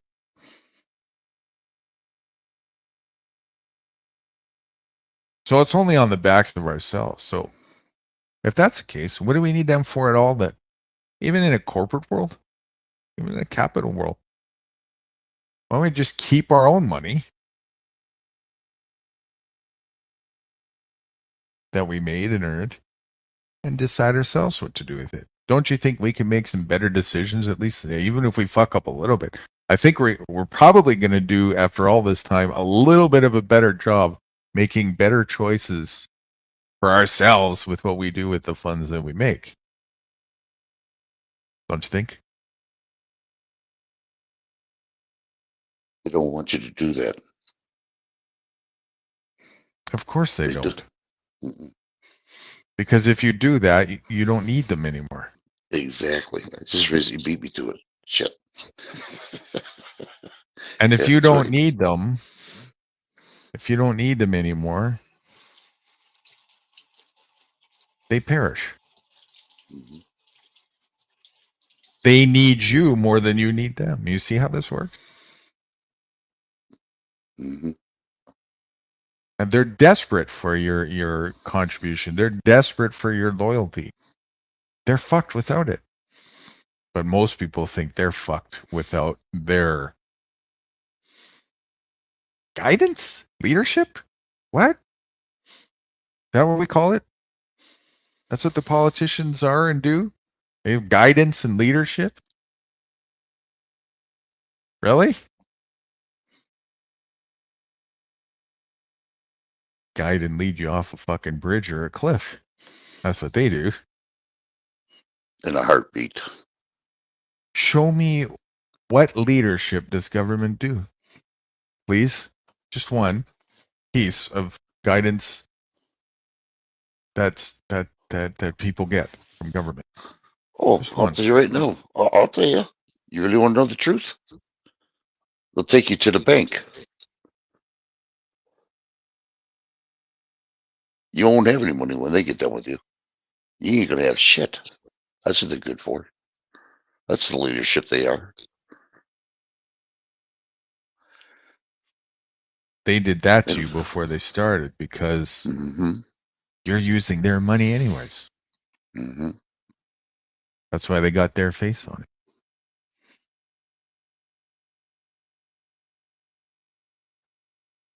Ever notice how it's not your face on the money?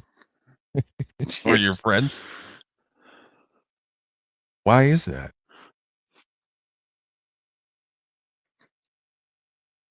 I'd say probably because of indoctrination.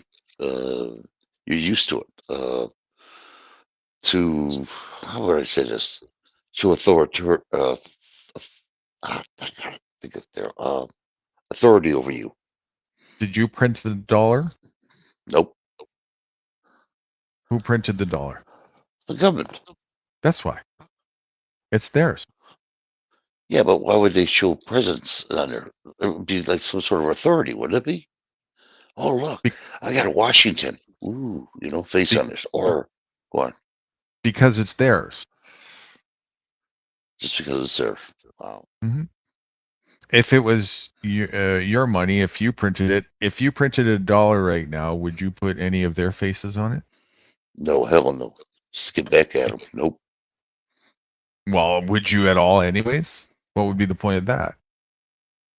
If you made a picture right now, would you put Donald Trump's signature on it? No. It's a signature, you see.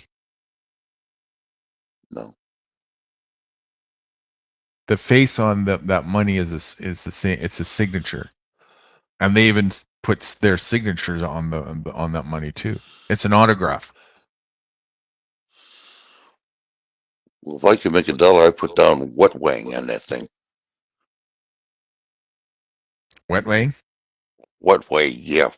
What is that? What's Wet Wang? That sign, Wet Wang.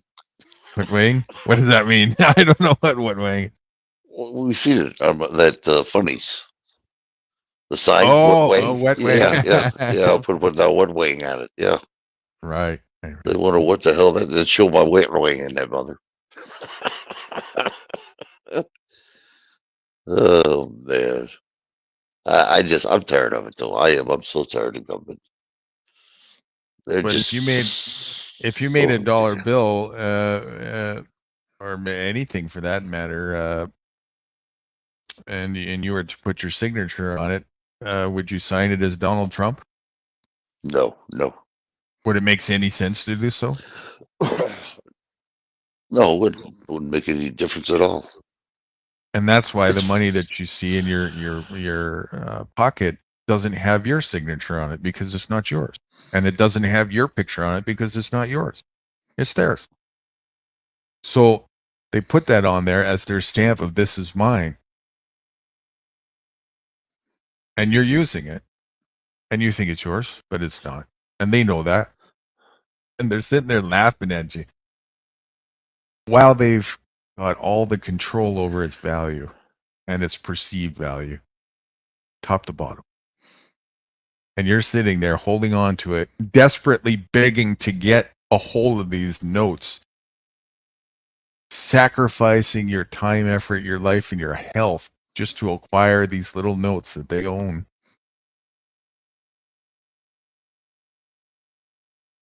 Which I did. I have done. which everybody's doing, right? All the civilians, all the slaves. That's slavery. Instead of just saying, you know what, I'm going to print my notes and I'm going to use these. I've done that. I believe it. I believe it. It's called a check. When you write a check, it's a promise, right? Just like you give a dollar bill, that's a promise as well. Everybody's using promises. It's an instrument of promise. It's a promise note, an instrument of promise. Well, I can make those too, and I have. I just write it on a piece of paper. The bank will even take that. Really? Of course. Huh. It's called an instrument of negotiation. It's used to settle exchanges, right? Okay. Thanks. You just have to have the proper things that they'll recognize on it. That's easy to do. Yeah, we call that, what do they call that? Rotor, what the hell? I can't think of it now. Rotor Republic? No. They put a stamp on that thing, proving that. I can't think of the name of the damn thing. Notary, thank you. That's it. I said rotary, notary, yeah. Right. If we're in my jurisdiction, guess who gets to decide who can be a notary public? You. Me. And guess who gets to be the notary republic that got decided upon? You. Me. So I get to put my own stamp on it, my own signature, my own piece. And it can be just as much as a personification as I want it to. If I want to put a picture of Barbie on there, write the word official on it in my country, in my nation, that's official. Can you tell me what's official or not official in my country? No, I wouldn't know. No. Only you know that. Exactly. And I get to decide. And I get to decide if I want to tell you, hey, if you want to do business in my country, this is what we go by. This is official here. So we use these notes over here. And then you get to decide if you agree or not. If you don't agree, you don't get to change my business. You disagree by not engaging with business. And that's it. That's the end of that. No contract. Right. No contract as far as you and I is concerned. That's honorable business. And that's all we need as a way to function. And to go even further than that, we don't even need these fictitious notes anyway. They're just coupons. All it is. Anybody can make a coupon. It's simple. If I write on a piece of paper and I say I owe you X amount of hours because you helped me with X amount of hours, that's a coupon. You can come and redeem that for my labor at any time you want. These are the conditions. I'm willing to do this and this and this and this. That's a coupon. A coupon is a contract. It's an instrument of negotiation. That's all it is. And they don't want you to think that, of course, you can make them up too with you and your friends and cooperate with each other. And it doesn't have to be based on the same things. It can be based on whatever you want. How about just sheer cooperation agreement? Like, let me use an example. Are you and I engaged in business together? No, not yet. Yes, we are. Huh? Right now, you and I are in the same business together. You and I are cooperating on StreamYards. We're in business together. We have a business engagement together. We are in each other's business. We are sharing each other's business. So you got to understand that term business doesn't just mean in the corporate fashion. That's a business like that. Business just means this is my business. That's your business. We're sharing business together right now. We're in each other's business. We're cooperating. So it doesn't mean money. Correct. Like It doesn't have to have anything to do with me. I got you. All right. I never thought about it that way either.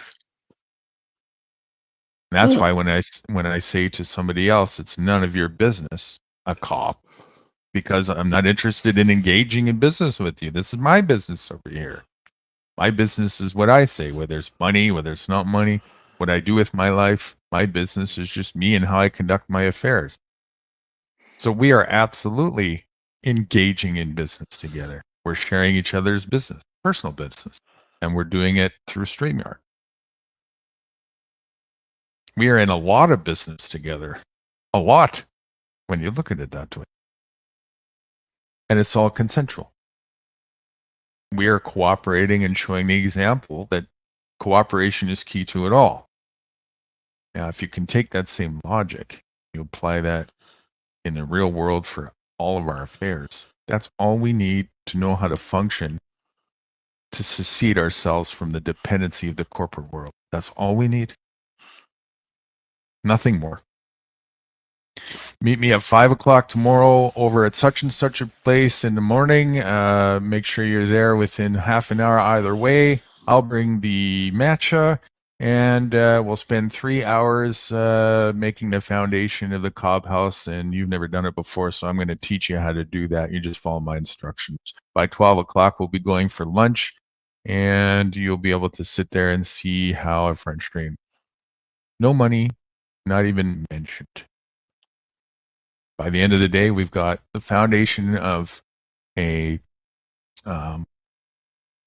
French drain of a cob house, and we enjoyed the day. It was a learning, educational experience. A lot of wisdom came out of it, and it was prosperous. Nothing to do with money whatsoever. So basically, what you're saying is cooperation with each other. Right. That's all it takes. That's all it takes. And when you got 3, 4, 5 people who understand that and are cooperating in the same capacity, what you can do is boundless. It's limitless. You can accomplish any task that you need in record time. And it's not a for life thing. It's a for the moment thing. On an as needed and as wanted basis. Keep it that simple and that flexible and that fluid. And everything goes just fine.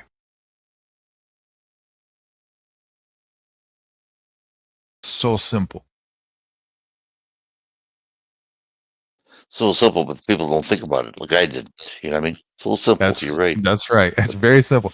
No thoughts of mine, ownership, this, that, right? That all just fucking complicates and destroys the whole thing, right? Get that. You got to get that right out of the picture. It has nothing to do with anything. We simply have a goal in mind. All right, let's set up rights needs a shed to put X and X things in, and we also need a place to store X and X things that are for our tools. So 5 of us, we get together on Sunday for the afternoon, and we build a shed together. And it's designated to be used for such and such and blah, blah, blah. It's that simple. And you just keep working like that. And if you work in team fashion like that, there's too much resources at our disposal for all of us to have our beyond our needs taken care of, you know, and we don't need to superficially hoard onto things, because the idea to do that, the second we go into that territory, all of us lose. So let's just keep it the way it is. We're all sharing it by default. There's enough room for all of us. The only thing we need to do is just make an agreement to meet at such a time to get such product done. They're just making a permaculture setting to grow food or whatever it is. And that's it. It's so simple, but people don't think about it. You know what I mean? Don't. Mm-hmm. People are so distracted and so busy, they don't think they have the time to think about it. But I'm going to say this. If you don't have time to think about how to properly be healthy and function. What do you have time for? Mm. And if I don't have time is excuse in life, and no worries, sooner or later, time will have you. Wow.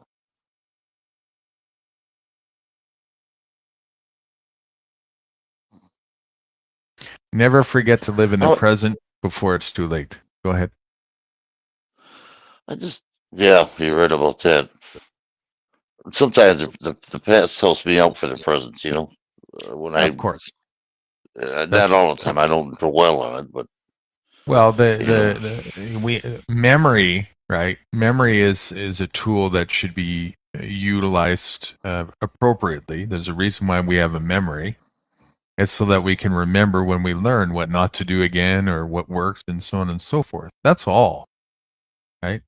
Not hanging on to anything other than that. It becomes just a waste of brain resources otherwise.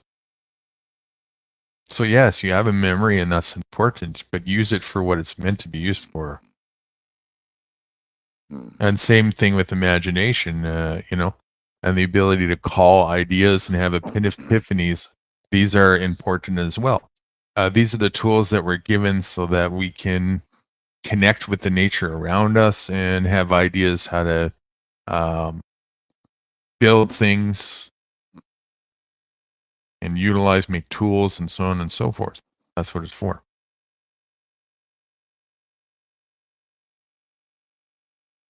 I would like to get off the grid. I'm certain I'd like to see everybody else get off the grid.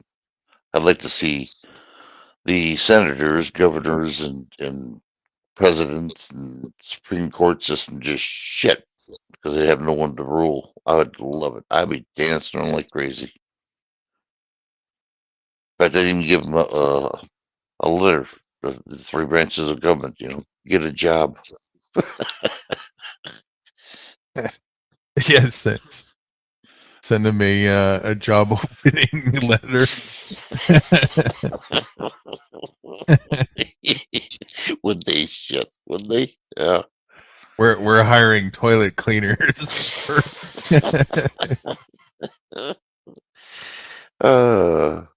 Extra bonus. Eat all you want.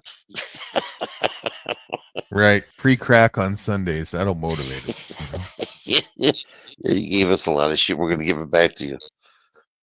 Shit. I am so tired of them assholes. But I am proud of myself. I haven't been watching the news, you know, shit. And, you know, I have not.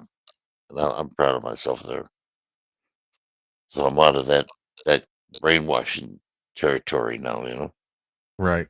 And to be fair again, until they actually force you to do something against your will, they're not technically an asshole. Well, in fact, go on. As much as this again seems counterintuitive, the idea that you expect that they do something for you probably makes you an asshole, because who are you to think that I need to do something for you? I never thought about it that way, honestly, until we started talking, you know. I'm thinking, well, I'm paying my taxes. You know, why am I wasting my money on these people that ain't doing nothing for me? Right. Well, until you told me what was going on. It's a business going on. Oh, shit. Now I understand. Yes. That's where people got to get real. Is stop having this expectation, but also if you're not getting the service that you want to be servicing, getting, or the product that you want to get, stop paying for it. Don't buy it there, right? That's all it is. The government is just a service agent. That's all it is. Yeah. They sell themselves as a service agent as well, right? But nobody stops to ask, well, what product are they offering? You know. Well, yeah, exactly. They just don't care. That's all there is to it. They just don't care. Why should they? Me. Yeah. Why should they care? When they got millions and millions of people who are naive that are continuously willing to pledge their allegiance and their labor to? What do they need to care for? They couldn't stop that if they wanted to. They don't even need to try and make that happen. It's the people are doing that on their own. The people are begging for them to do that.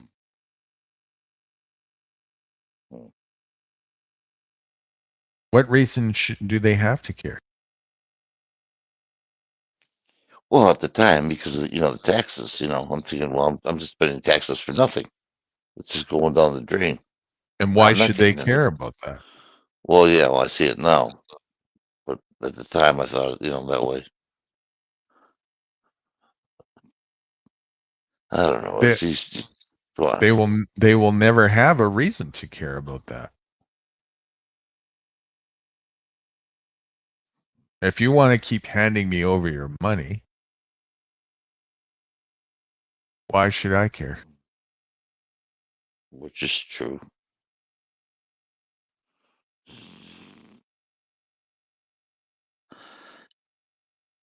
I wonder.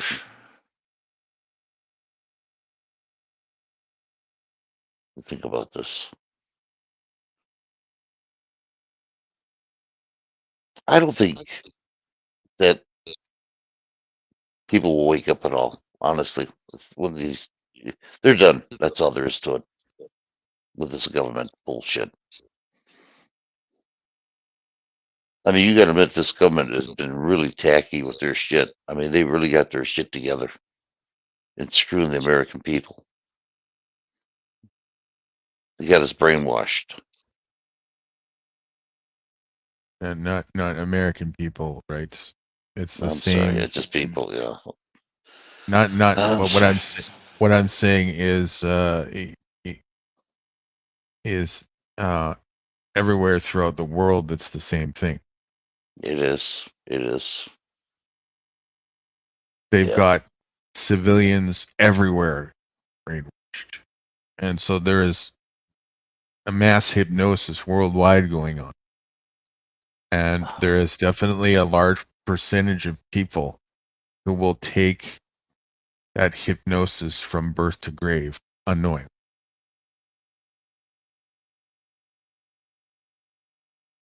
That's the truth. And for those quite a large many of those people, there really isn't anything you can do. But notice how I said a large many. I didn't say everybody. No, you didn't.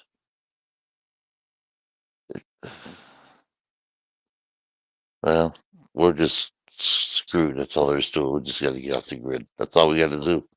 It's the only thing we You're have not, to. you're not screwed because you can. You never were screwed. Nobody's screwed. I screwed myself. Let's put it that way. Mm-hmm. You know But what I'm saying? you're not fundamentally screwed and destined to be screwed for the rest of your life. Thank That's God the good for news. that. Right. Yeah, That's the good news. It is. And neither is Oh. anybody else. Nobody has to be. But it's up to them. Well, I'll put it this way: when I buy property, I'm going to be dancing around in it nude. Outside, yeah. Put a fucking leaf on, will you? Yeah. Yeah. Big ice spy this guy, little letter in the mail. Put your fucking leaf on. Yeah. Right.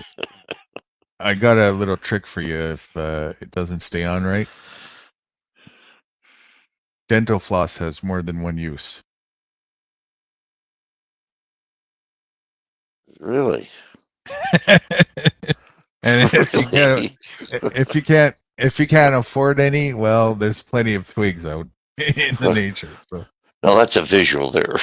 right, vines and twigs, and in fact, you can kill two birds with one stone. Just pull a vine with a leaf off of it, with a leaf on it.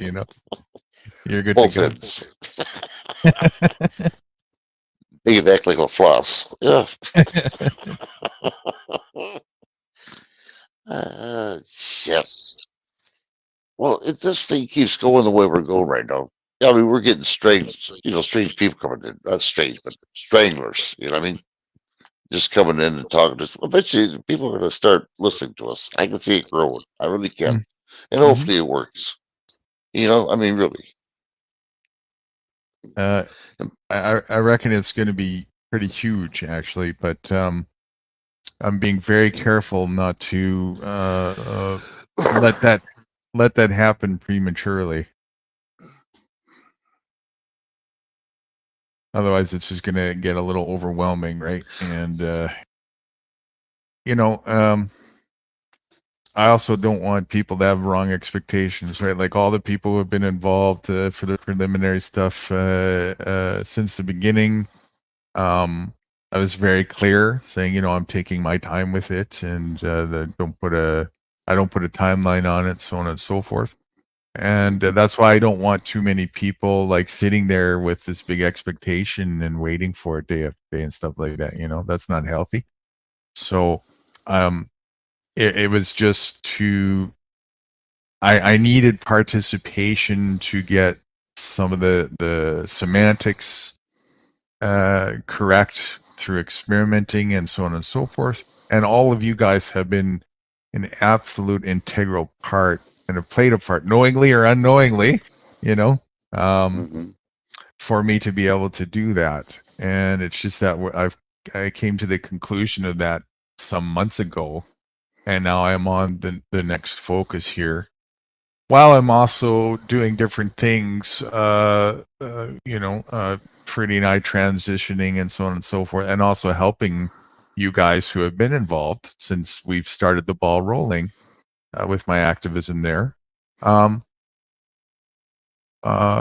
also am committed to focusing with you guys, even though the project isn't fully launching, and helping you guys see that. And however far we go with the rest in the project, it just whatever happens. That's the way that I look at it. Yeah, that's what we can do. You can't. We don't have a crystal ball. You know what I mean? No, and it's we okay, did. right? And also because my time, I'm only one man, so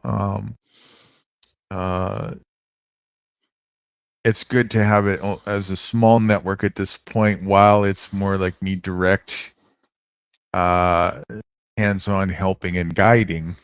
If it gets too many at one time too prematurely before I have the resources intact to help, then I'm not able to be as useful to everybody. Right. So that's why another reason why I've been careful not to let it get too out of control before it's ready. Which makes sense. It does. I understand what you're saying. I'm just jumping the gun a little bit. I'm excited. I am. Well, that's music to my ears. I am too, But at the same time, you're seeing it in action. Everything that we're doing is the project, right? It's just the hub isn't in place with roses, bells, and whistles and shiny all polished. But you're seeing the same thing foundationally and learning it all as we go here as well. It doesn't have to be shiny as long as it's got content that's good for people. Mm-hmm. It's like Right. buying a Porsche versus a regular car. They both do the same thing, just one's got a little extra shine to it, Do you know that if I wasn't here tomorrow and I didn't finish my hub before I was gone, everything that is going to be in the Freedomist Project is all already recorded on your channel?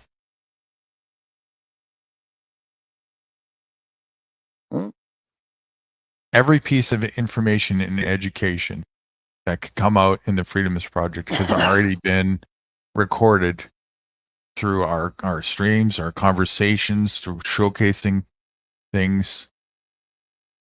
It's all there already. You mean to tell me we went through all that? In all the videos? Wow. No, I was not aware of that either. I know we were talking about some of it. I didn't know it was all of it. Holy Hannah. Well, I mean, it's a never-ending abyss, of course, right? Like it's, but as far as like the foundation goes, and the ability to find the rest as well, like the know-how, the foundational know-how. I've been looping it since I've started with. And all anybody has to do is just go back and listen to the talks and find their way. It's already there. Pretty damn slick. Huh. I like that. So that's a backup. It's a fail safe. If something ever happens to me, you've got the goods. You've got the golds. Collect. Yeah, that. but I will, but how the hell? I can't talk like you right now. Shit, I'd be totally freaking lost. No rights. You don't need to. Just point to the recordings. It's all on your channel. Well, You have played all. every day. That's right. You have all the streams, right? Since the beginning, over 2 years. It's all there. Hours and hours and hours of educational content from us doing this. You probably don't realize. No, I never realized it until you said something just now. The mountains, right? Sometimes I don't even realize until I go back and say, "Oh yeah, I forgot we did that. We had a session on that." Yeah, I remember. I remember thinking about that and putting together. And you don't see what I do behind the scenes either.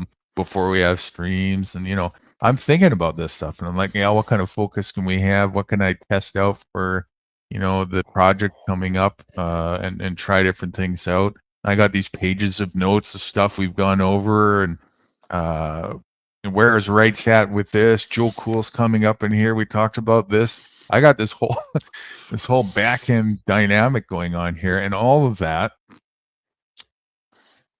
was twofold. Number one, it's practice for me for the stuff that I'm doing, but number two, it's also I was thinking like this all along. If something were to happen to me, we've already got it all down on record on your channel. Well, you can use it anytime at other people's channels if you want to show them stuff. You know what I mean? Mm-hmm. It's all yours. If they say anything, I'm saying, hey, he's got authorization to do it. So, how can we do that? Is there a way that I can just give you permission to just use my videos without any hassles on your person's end that you're going to their stream? Yeah, it's the way that you set it up in your here. Let me show you. Let me put your screen share on, if you will, and I'll guide you to show you that. I got to go into the. Okay, yeah. Do you? That's up to you. Do you want to do that? I can show you. Yeah. Sure. Oh yeah, if I have to. You got money?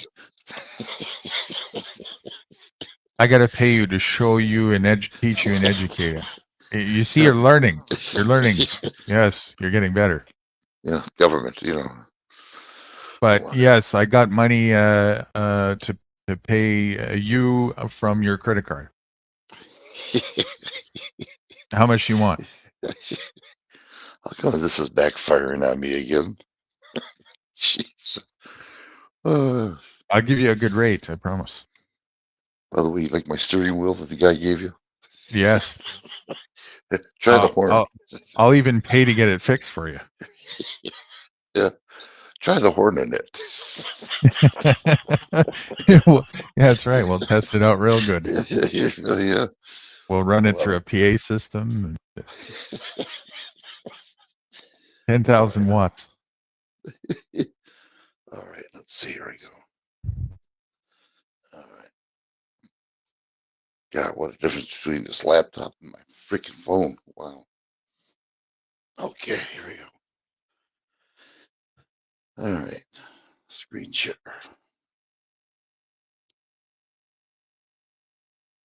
So your wife says you talk too loud, does she? Oh yeah. It's just Well,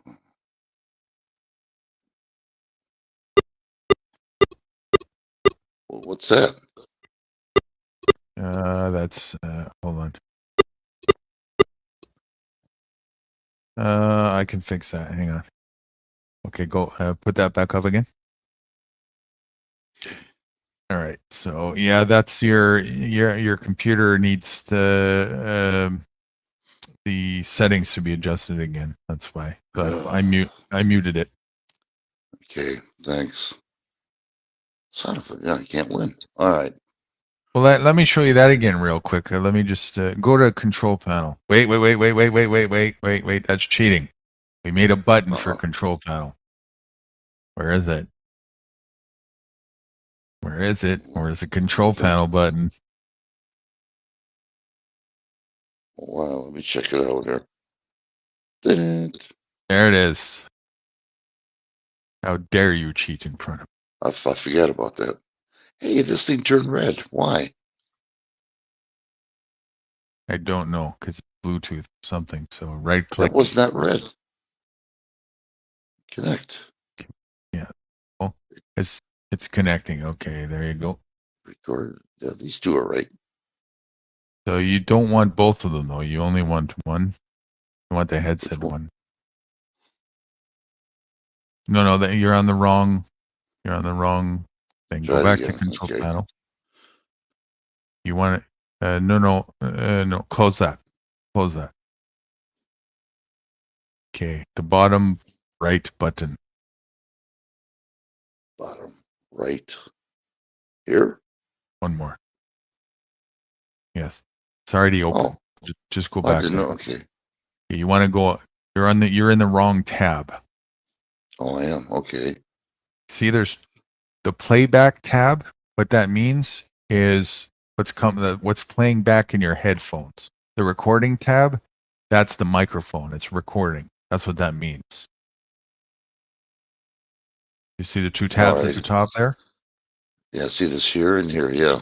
Yes. So the playback tab, that's the one for your earphones. And the recording tab, that's the tab for your microphone. So you need to adjust in both of these tabs here. So this is the microphone one. Okay. Which is on. Right.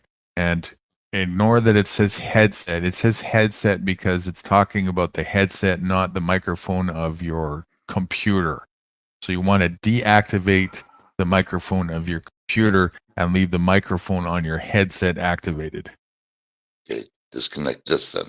No, that's the microphone on your headset. Look and watch and pay attention to which one is which here so that you understand. Microphone. Right. It's the top one says headset, right? And it shows the picture of the headset. So that's the microphone on your headset. That middle one there is the microphone in your array. It shows the microphone. It even elaborates Realtek Audio. That's the name of your microphone on your computer.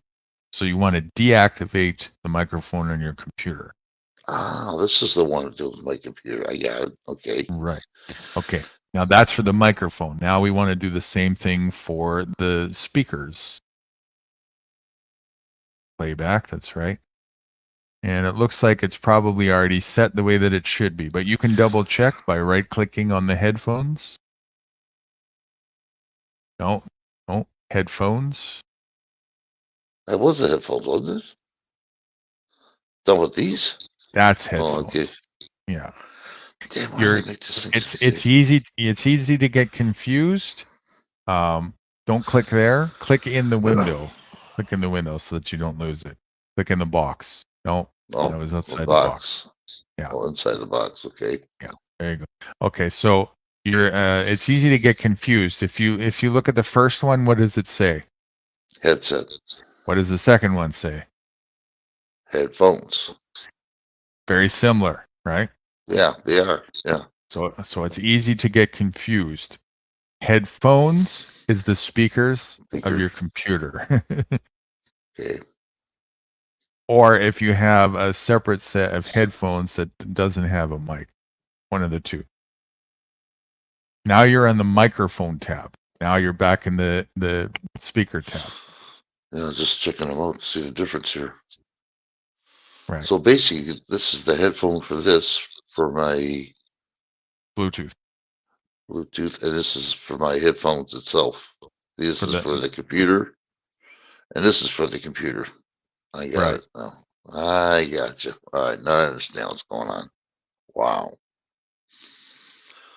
Okay, thank you. So Now, that should fix it as long as you got the top one by the looks of it. If I got that correctly, on both of those tabs, then you should be good to go. we'll find out in the short here. All right, now I got to go to, let's see. Wow, that's Community. running fast. Oh yeah, I'm telling you, everything's working fine too when I turn it on this time. Everything worked fine. You got Didn't a have good to wait tech. or nothing. Can I get a Yes, referral? you sure can. His name is New Guru. How much does he charge? It's free. Wow. Yes, man's great. Just give him a bush of apples. So, I get the wrong one here. Okay, you got to go to. Let's go to something you already made. I think go to your content. I think I should be able to show you.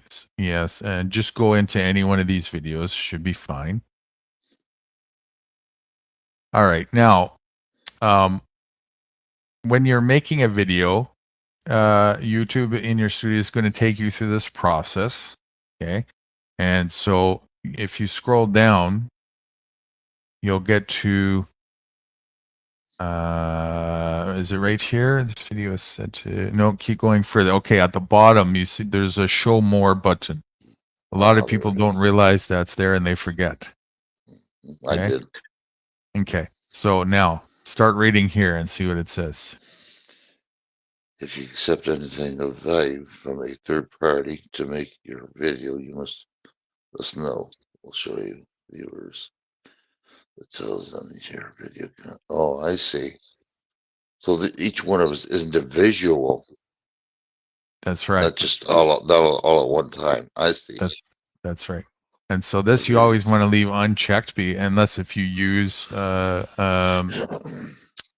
content that is like an affiliate link or something of the sort or sponsorship. So you can leave that unchecked. Now go down further. Automatic chapters is up to you if you want to have that checked. That just means that people can find different spots a little bit easier on your video. I usually don't check it, but it really doesn't matter if you do. Featured places help viewers explore key places in your video. It's kind of like the same thing as chapters. Same thing with concepts. Tags, that's where you're going to put hashtags. In addition to the tags that you put on the front page, there's reasons for both. That this helps with getting your video seen on people's feed page. Scroll down further. Language and captions. You can pretty much just skip this part. Recording date and location. You can pretty much just skip that. Now, this part here, the license, this is what you were asking about. If you click on, see the standard YouTube license, click on that. Okay, standard YouTube license is what you want if you don't want to have your content set as you personally own it. So that's the first thing. So click off of this. So you want to keep it like that. Click off of this because it's already in the right one. Creative Commons means if you want to set so that there's a specific permission standard for your content that you want to set for people. Like for example, I'll let people use for $5.99 X amount of my content or something along those lines. So money. Okay. Right. Gotcha. You get to set the parameters in there. Can you scroll up again? Let me just check. Let me just because maybe they changed that. Can you click on? You see where it says "Learn about license types"? Let's click on that. Let's see if anything's changed, and let's have a read about this. All right, I'll read it because it's a lot and it's a little slow. Make it easier for you. Okay, so Creative Contents. Changes to video attributions. The video attributions page will be discontinued after September 2021 due to limited usage. You can still add attributions to your videos by updating your video description. Creative Commons license gives a standard way for content creators to grant someone else permission to use their work. YouTube allows creators to mark their videos with a Creative Commons CC BY license. If you've marked your video with a CC BY license, you retain your copyright. Other creators get to reuse your work subject to the terms of the license. Scroll down a bit further. Okay, so Creative Commons on YouTube. The ability to mark, upload videos with a Creative Commons license is available to all creators. The standard YouTube license remains the default setting for all updates. To review the terms of the standard YouTube license, refer to our terms of service. Maybe right-click on that and click open a new tab, and we'll investigate that too. Do this. Okay, so let's finish the Creative Commons first. Creative Commons licenses can only be used on 100% original content. If there's a content ID claim on your video, you cannot mark your video with Creative Commons license. By marking your original video with a Creative Commons license, you're granting the entire YouTube community the right to reuse and edit that video. Scroll down further. What's eligible for a Creative Commons license? You can only mark your upload video with a Creative Commons license if it's all content that you can license under the CC BY license. Some examples of such licensable content are your original created content, other videos marked with CC BY license, or videos in the public domain.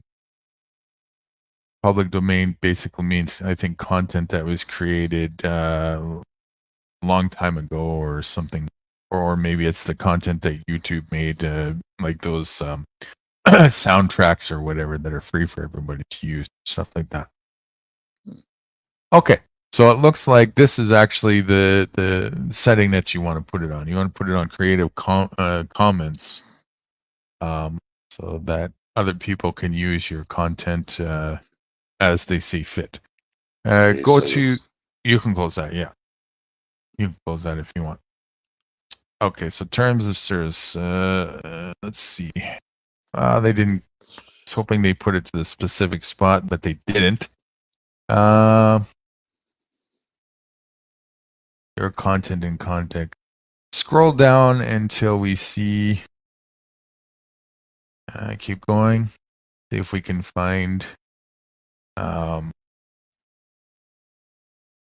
content licensing or something. Standard content license. Keep going. Keep going. Stop there. Content on the service.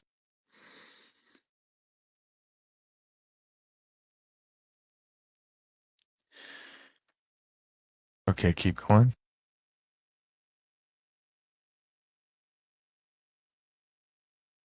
Permissions and restraint. You may access and use, sir. Okay, keep going.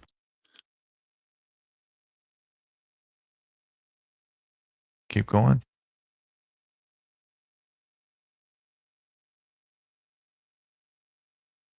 Keep going.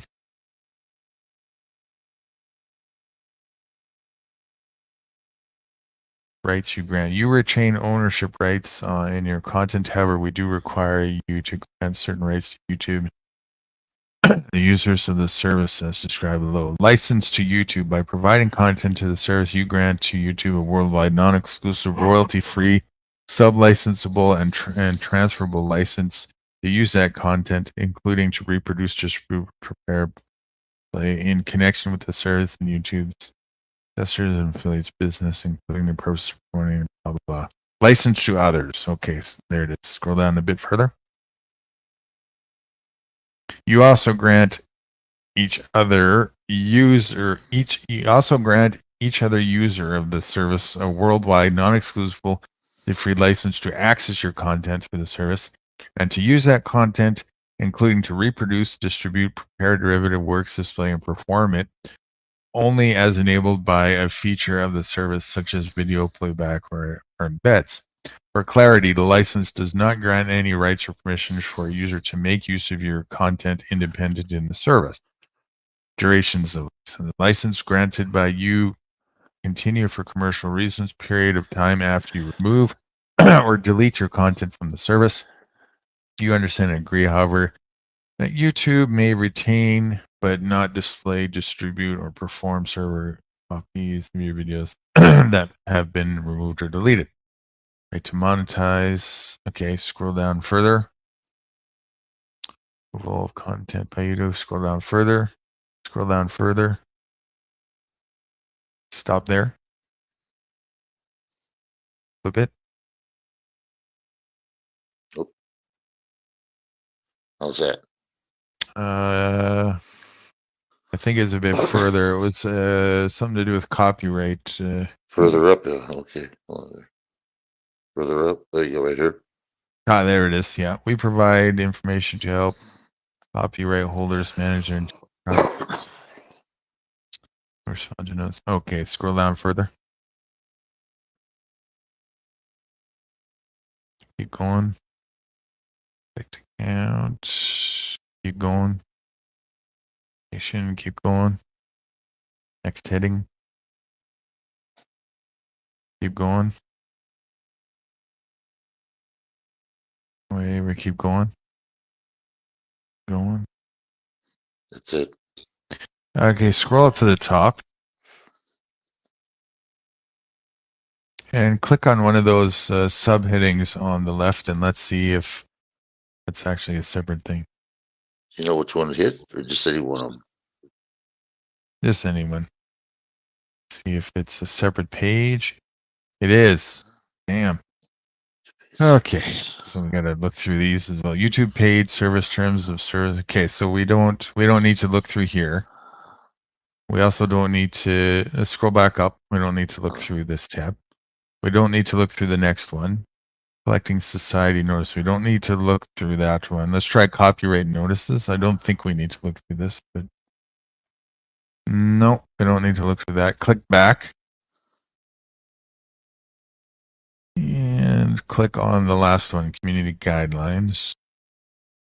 I think we really need to look through here either. I don't think this. Scroll down. Have a quick look and see if it outlines. You good? If it outlines, keep going. Keep going.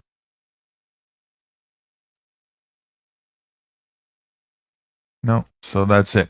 Okay, so it looks like the creative, you can close this tab.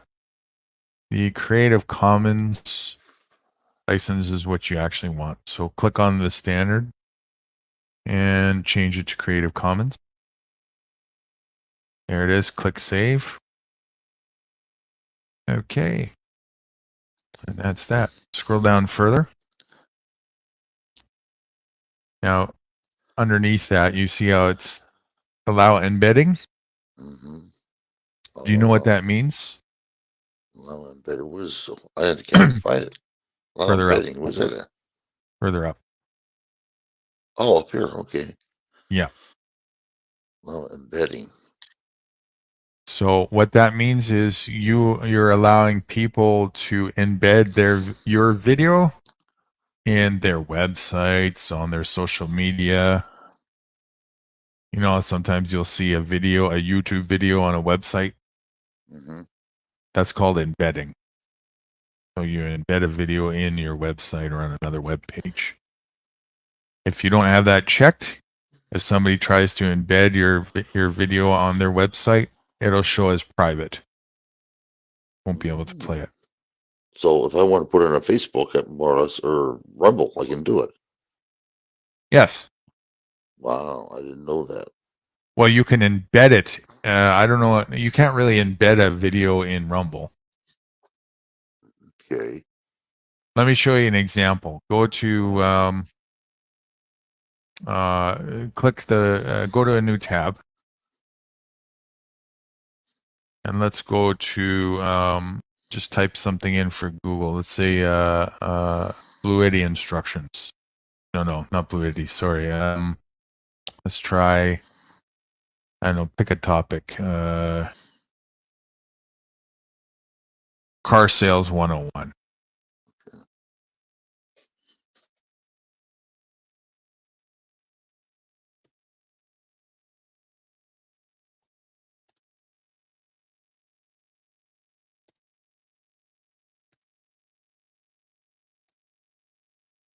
I don't know if that'll work, but click enter. Let's see if we can get to one.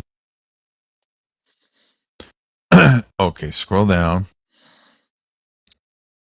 And let's find a website.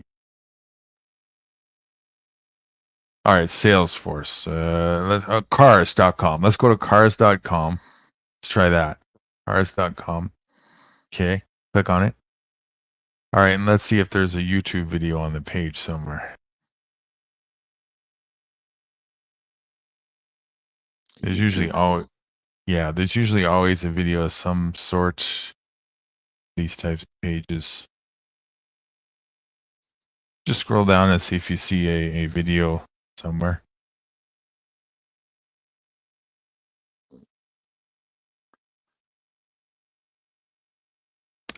Okay, so here's an example. Well, these aren't actually YouTube videos, but these are embedded advertisements or videos on this web page. So when you click on that, go ahead and click on one of those and see what happens. Okay, see, it takes you here. So same concept, all right? If you allow your video to be embedded, what you're saying is if you click the back button,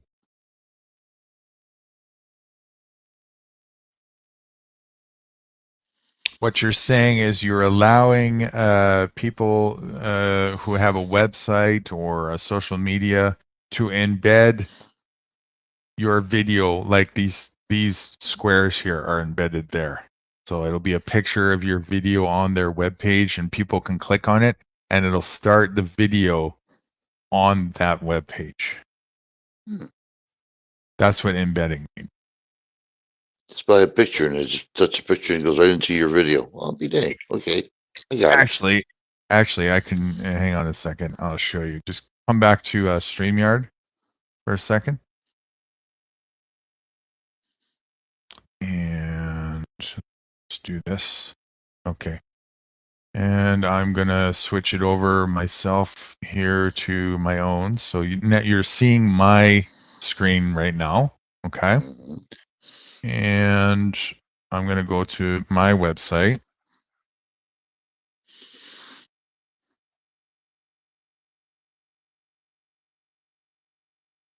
Oh, you spelled it wrong.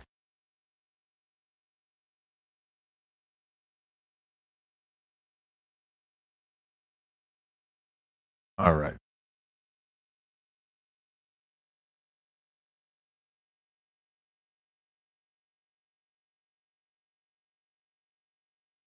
Let's go inside here. I have that zoom depth.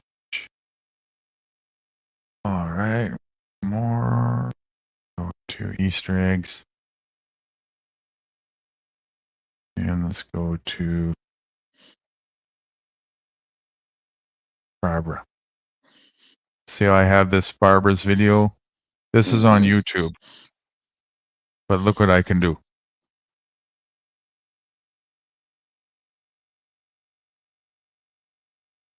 Bit of a lag. Just give it a second here.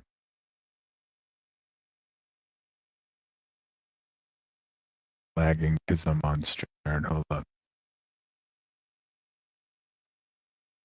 There. All right.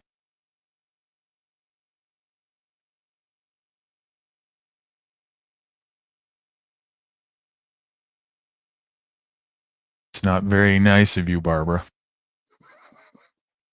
I love Barbara. Okay, well, if I wasn't streaming, it would start properly. Let's try this one. See But here's the pre-launch tidbit videos. Let's see if they'll start any better or not. They will start normally. Actually, I want to test this. Let me give you these links. Sure, there is some problem here. It should have started without hesitation. Okay, I'm going to put your screen share back on and go to the private. Yeah. Oh, there it goes again. Here, just let me control that. So, What is doing that, mother humper? You got it on mute. Okay, right here, right? yep.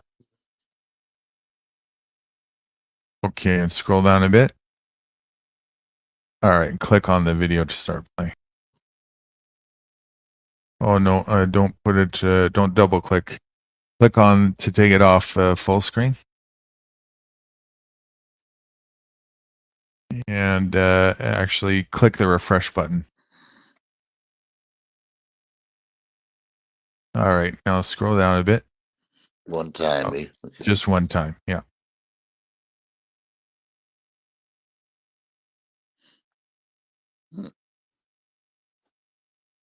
Interesting how that's not starting. So I have to check into that. There might be something that's a problem going on there. It should start right away.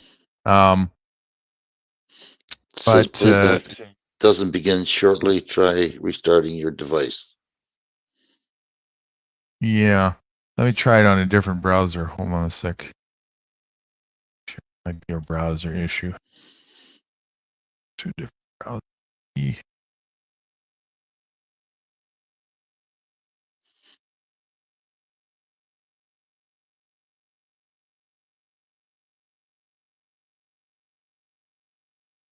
Yeah, I had no problem starting that actually in a different browser. Let me have a look at yours again for a second here. Can you scroll down a bit and see if you see two videos there? Okay, try clicking play on the second one.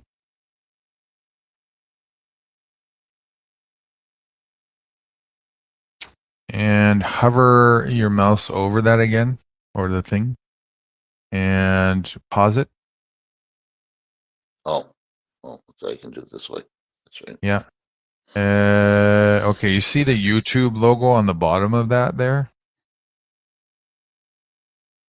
Yes. See if you can click on that. Nope. Won't let you click on that. Left click, not right click. No, I did left. I did. I just tried to right to see what happens. But no, it ain't doing nothing. That's weird. I was able to click on it on mine, and when I did that, it worked just fine. Click on the refresh button. Hmm. Okay, and scroll down a little bit. Okay, and scroll down further. Okay, scroll back up to the first one. And click play. Right here, you said? Yep. Okay, now hover on the YouTube logo on the bottom and click on it. Yeah, so yours works that way as well. All right, so close that tab. I don't know why it's not working in this browser right on the page. It should be. It's working on my other browsers, just not on this one. So I got to look into that. But anyway, that's what embedding is. You saw that my YouTube video is on my web page from YouTube. That's called embedding. So I have to have my video check marked that I allow for that embedding in order for me to do that. So if you have that unchecked, that's a way to prevent other content creators from stealing your video and playing it on their website. Ah, I gotcha. Okay. I gotcha. But I don't care. You know, if they want to use it, they can use it. There's nothing I'm Right. hiding. So basically, all my videos are embedded then. Basically. Well, you're allowing embedding. Yeah, okay. Yeah. By having that check mark. Okay. Okay, I think so you're good to go then. I think if you scroll down further, we'll just double check, make sure there's nothing else there. You got allow video and audio remixing. So actually scroll up a bit. What was the next thing on that? Allow too far. Oh. Right there. Allow only audio remixing, don't allow. Okay. So that's set properly. Category entertainment, that's fine. Scroll down further. That's something you might want to also change as well when you're actually making your videos. You have your category set as entertainment. I would switch it to like education. All of this is doing this properly is going to make an impact on who you reach and how much you reach other people. What's all this shit? That's the type. Click on the area. So you selected education. So if you click on the arrow there, and it's a subcategory for the type of education. Oh, you bastard, you man. And there's a few that could be relevant, like how to could be relevant, lecture could be relevant, real life application could be relevant. Maybe concept overview could be relevant. Other could be relevant. Scroll down further and see if there's any other. Not going any further than that. Just scroll down further anyways. Just enough to see that arrow. Yeah. There you go. Right about there. Okay. Okay, so that's the whole thing there. So yeah, I don't know. I would say probably either how to or real life application. Maybe. It's hard to say, you know. What does it say? We'll just play it by ear. Help learners find your explanation of how to solve problems. Right, the time the explanation starts and okay, so just ignore that. Ignore that next part. Right, academic system none, level none, exam. Yeah, you can keep that undone. Comments and ratings. This is kind of self-explanatory. Click. Well, yeah, put that under purposely. Definitely keep that for sure. Yeah. Okay, sort by. Click on the arrow to see what that is. Okay, that's your comments. So just keep that as. Actually, put newest. Yeah, then you'll see the newest comments at the top. And show how many viewers like this video. That's up to you if you want to show that to people or not. You know, doesn't really matter. All right, click the save button. There we go. And so as far as this particular video goes, you're set to go. So, and yes, you have to do this with every single video. I don't know which one you want, though. That's the thing. I wouldn't worry about your previous content. If there was something that I really wanted that I was having a problem with, I would just let you know. Okay. Yeah, I'll just tell them, hey, you know. Yeah. And you could just change it if we need or whatever. But yeah, in the future going forward, then just do that. You just gotta remember, I know it's kind of hard to see, but you gotta remember to expand that at the bottom and finish the rest of the setup. A lot of people miss that. They ought to just not have that expandable for that reason. But, you know, again, these lazy programmers, they don't give a shit about people who are not tech savvy and can't figure that stuff out, you know. Well, we're just going to have to fire them. I agree. Fire YouTube and fire Elon Musk and the old Twitter at the same time. That sounds good to me. I'll get my Yeah. protest sign right now. We're going to order. Hold on, I gotta get up. There you go. Yeah, well, that's good to know that we get all the content in there for people to watch. Then Now, if you fire YouTube, what are you going to replace it with? Oh, that's right. I love YouTube. They're my buddies. Yeah. You're not going to hire a whole new people like Elon did? No. I'm not even gonna walk into the kitchen or the bathroom sink either. Sink in, There you go. Shut the slide off, right? There we go. Are you going to give the employees a raise? Oh, you know it, right out the door. I'm gonna be corporate, buddy. Yeah, I'm government. Going to give them a raise to the top floor of the elevator where they get their pink slip? You know what? Because they're forcing people to give people raises. Minimum wage. I had to, like I said, I went to college. All I made was $10 an hour to start with. These people are making $15 already. Mm-hmm. The restaurant went, damn, man, where the hell was I at when they did this shit?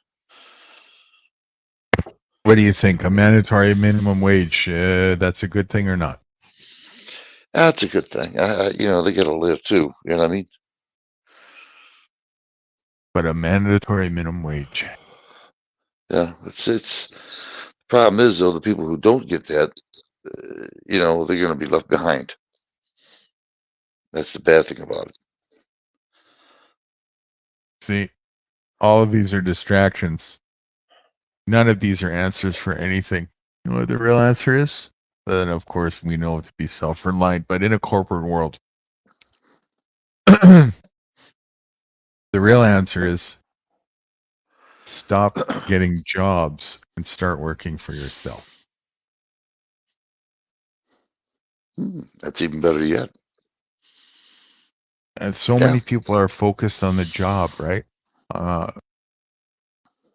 The problem with, again, the function of the corporate world fundamentally is that it's all hierarchy based instead of like if I'm going to do business with you, right? If I'm going to make a company, I'm never going to hire you to work for me. I'm also never going to work for you. I'm going to work with you and ask you to work with me.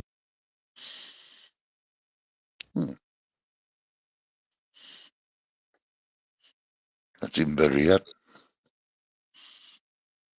In my business, we're all partners. Equal partners. That means if you don't put the contribution into it, we both suffer. Same thing with me. So we'll have a reasonable guide of structure and expectation, and we make that equal. I'll match it, you match it. Simple. Do you think this way there's a high level of incentive because we're both going to get the same, or three people or however many it is, equal share of the equity to make sure that the business is successful by showing up on time, making sure that the customers are well taken care of so that we got repeat business? Oh yeah, they sure would, because in their best interest to do it. Bingo. But if I hire you as an employee to do a job, what do you care for if the customer gets good service or not? Ultimately, you can't see that that customer is actually your boss. Because now I put a superficial buffer in the way. I look like I'm your boss. You treat me as your boss. Forget the customer. What I say goes. That's exactly what's going on now. Right. And when the customer wants to complain, I tell you to take a slip from the customer so that he never gets to see me and he can never find true remedy in the business. So you get fucked, customer gets fucked, and I get all the money. Wow, I'm doing your dirty job. That's what you're doing. You're taking the fall. You're the spokesperson for peanuts, right? And you get to take all the wrath the customer hands to you.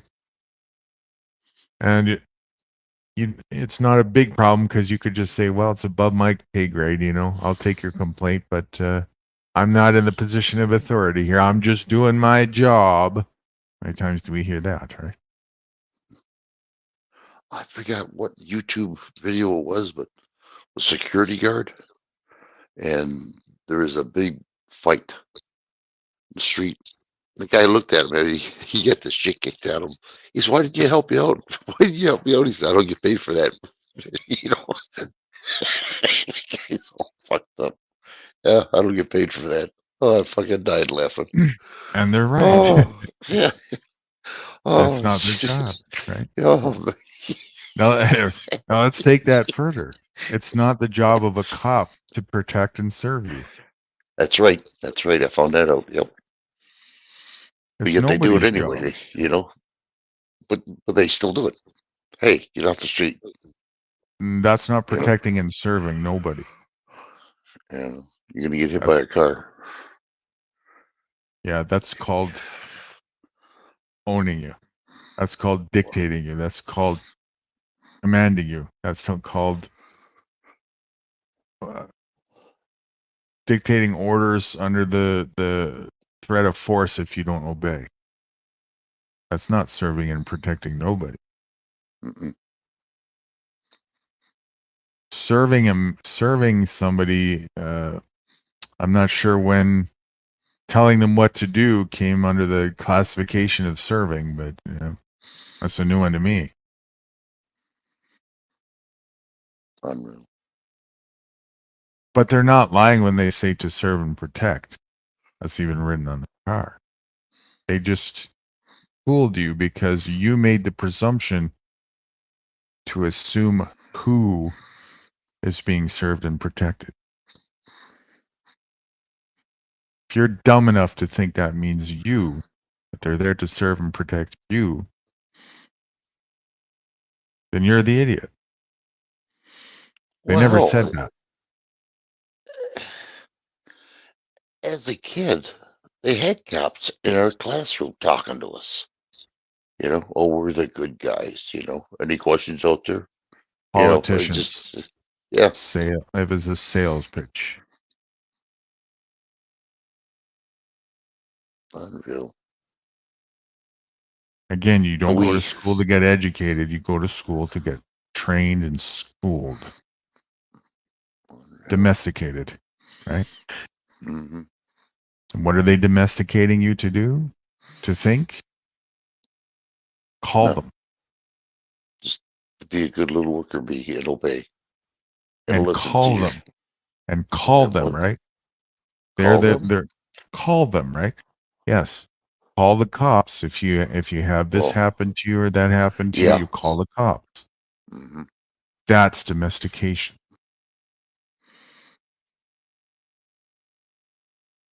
Yeah. Don't you be the law, man. We'll take care of the law for you. That's right. Right. That's right. You're not in your rightful place. Call them. We got this button. You just press the button, right? All us. That's what we're here for. That's what we're here to do. And so poor little Johnny is thinking, oh, wow, I got these big guys. They're going to come and, protect me and serve me. And then the next day, Johnny gets beaten up. Before he had a chance to make a phone call, he's got two black eyes and a broken nose. Boy, that worked. One guy called the cops because he had some confrontation. He said, "I'll call the cops." So he did. The cop arrested him. He had a felony. Right. You fell for it. Yeah. Oh. Again, if you fell for the bait of to serve and protect and presumed that it meant you, you're the idiot. They didn't Yeah. tell you in the rest of the car. It said to serve and protect, but it didn't say who. That's true. I'll tell you who. To serve and protect themselves. That's who. Not you. People are so gullible. Why do they presume so much in life? It never said to serve and protect the public or to serve and protect the people. If you read in fine print, it's probably kind of invisible. Ourselves. To serve and protect ourselves. That's what they're saying. They're flaunting it. Driving around with the big words on their cars to serve and protect us. We're serving and protecting ourselves. We're self-service agency.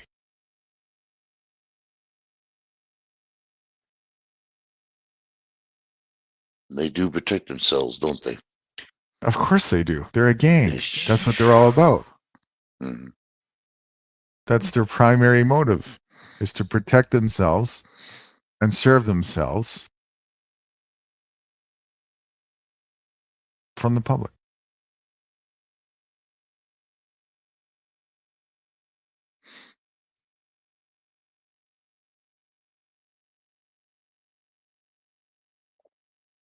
I'll tell you what, if these people didn't have cops, they'd be in a heap of freaking trouble. You know that? Don't judge, lawyers, prosecutors, DAs, presidents, senators. They're not your enemy. The cops are. Yeah, but I mean, if one of them say, kill the sucker or beat him up, they'll listen to him. They'll listen to the senators, the mayors, the governors. That's why I said the senators and the mayors are not your enemy. The cops are. They're the ones who are going to do the physical violence against you. It don't matter who told them to do it. It doesn't excuse their action. And it doesn't put the responsibility of their action on anybody else either. It's them. Without that performance, without that cooperation to be violent, nothing happens. It goes back to the knife thing again. If I tell you to go beat up Johnny over there and you do it, is that my fault? That you beat up Johnny? No, be me. Yeah, me. Right. So you're the asshole. You're the oppressor. You're the violent one. Not me. And you're the idiot for doing that. And if you get killed for doing that, you deserved it and you should.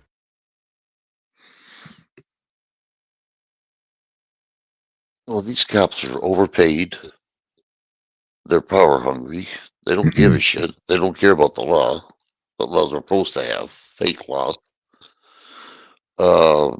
Military man gets more shit on than a cop does. They're in a union. Got the blue flag. And they're a mafia gang. Unreal.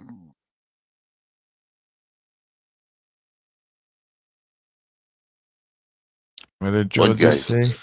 Joe's in the house. What did he just say? I knew up. I knew up.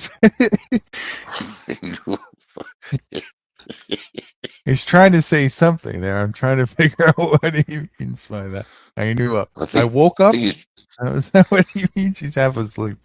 He's trying to say up yours or something. I'm not quite sure.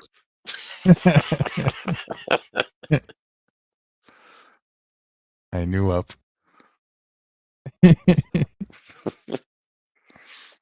That's funny. He's probably going to have his cup of coffee before he comes up. All right. Right. No. So. I mean, So yeah, the onus of responsibility, right? It's very important for people to start getting this right because this is the crux of why things are so fucked up for people. They're getting the onus of responsibility totally backwards, completely dyslexic, absurdly dyslexic. And that's why it's a continual loop. Seems to just keep going over and over again.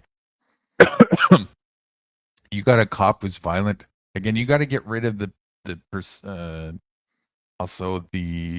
perception of legitimacy with their fake uniform and badge and all this shit.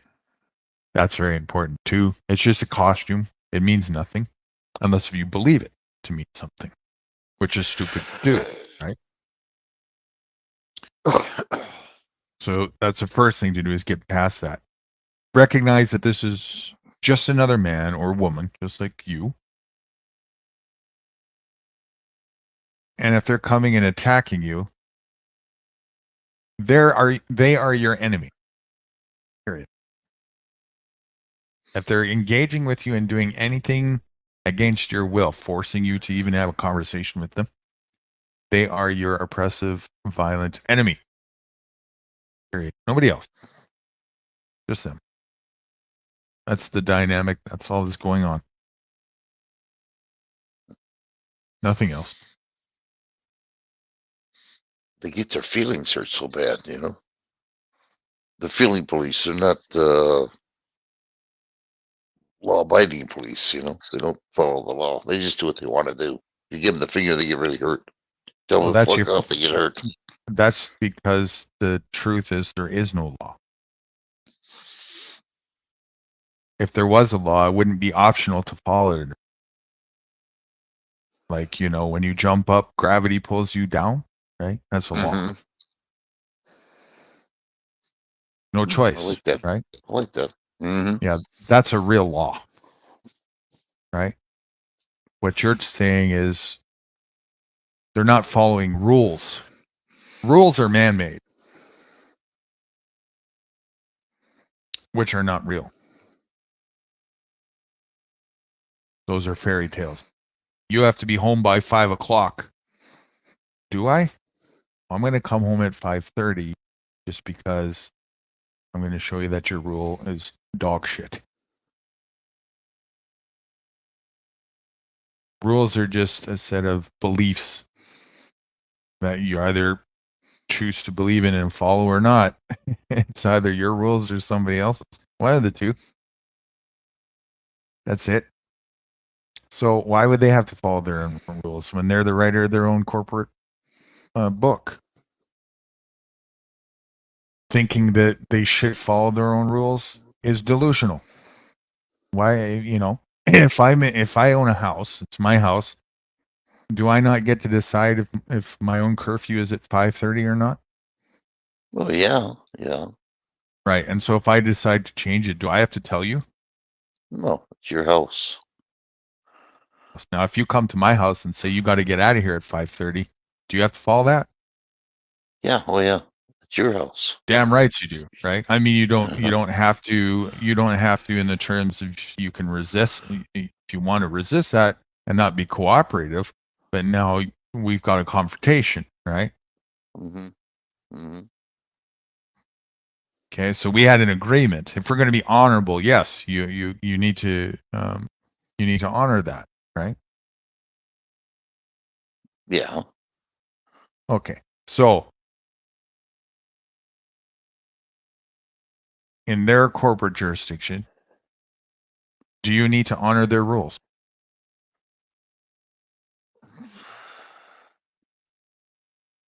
Yeah, I'm going to have to. Yeah, it's their yeah, it's their rules. They're corporate. Only when one condition happens. What is it? You both have to have consensus together. One doesn't consent, and the other one doesn't have authorization. When you agree to make your business with their business. You think I was listening. If you didn't do that, then there's no contract, and then it's just a matter of whether or not individuals are going to act honorably or not. That's it. I tell you, I don't know how Joe Cool does it with these cops. Really, I know he takes control of them, but still, it just wow. He understands that principle. He understands what's his business and what's not his business and what he's obligated to or not. He understands that. He doesn't have to have all the, you know, the levels of intricate stuff with the semantics. No, you don't even need all that stuff. Right? It's good to know, right? Because now you're learning the tactics of your enemy and whatnot. But you just need a solid foundation of your standing in life. Be your own man, be your own person. I have no obligation to follow anybody else. There's nobody a dictator over you if you are in command and a dictator over yourself. That's simple. That's how. And don't be afraid to stand your ground against somebody else who thinks that they have authority.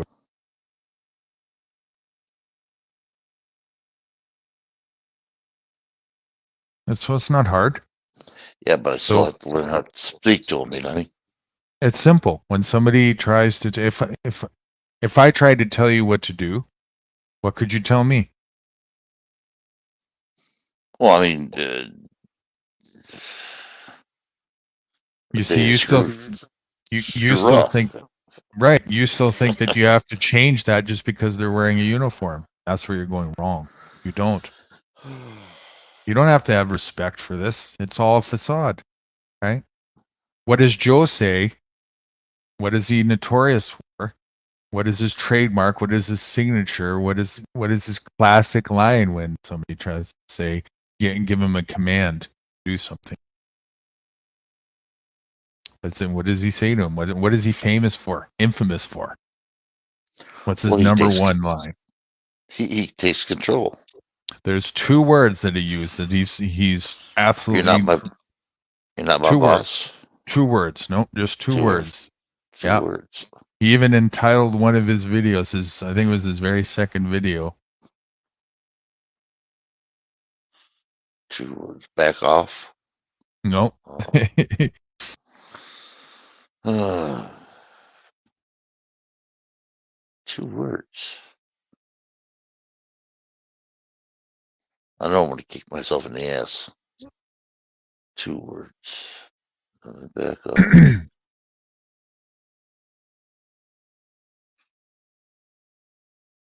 I don't know.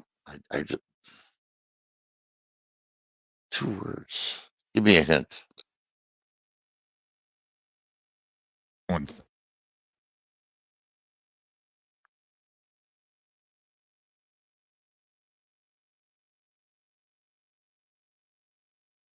Oh, I'm on the wrong tab.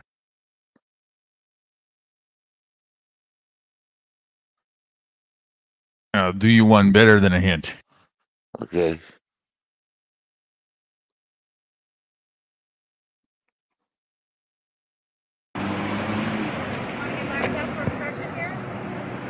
Load me. You want?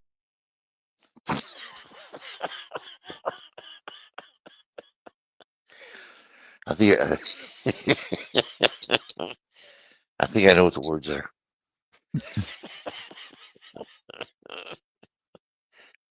Blow me. That's his line, right? What the fuck? Uniform? That means shit. Yeah, you got to Joe's got some charisma. That's an understatement. Want to blow me? Comes again. All right. How many more times? Here. Man, I know the law. Thank you. Thank you. Dude, hey, your man can't go in his pockets. Did you tell him that? He can't go in his pockets on a weapons frisk. While you minding my business, mind yours. While you're minding your while I'm minding my business, mind yours. It's all about business. Whose business is it? Don't force me to engage in your business with me.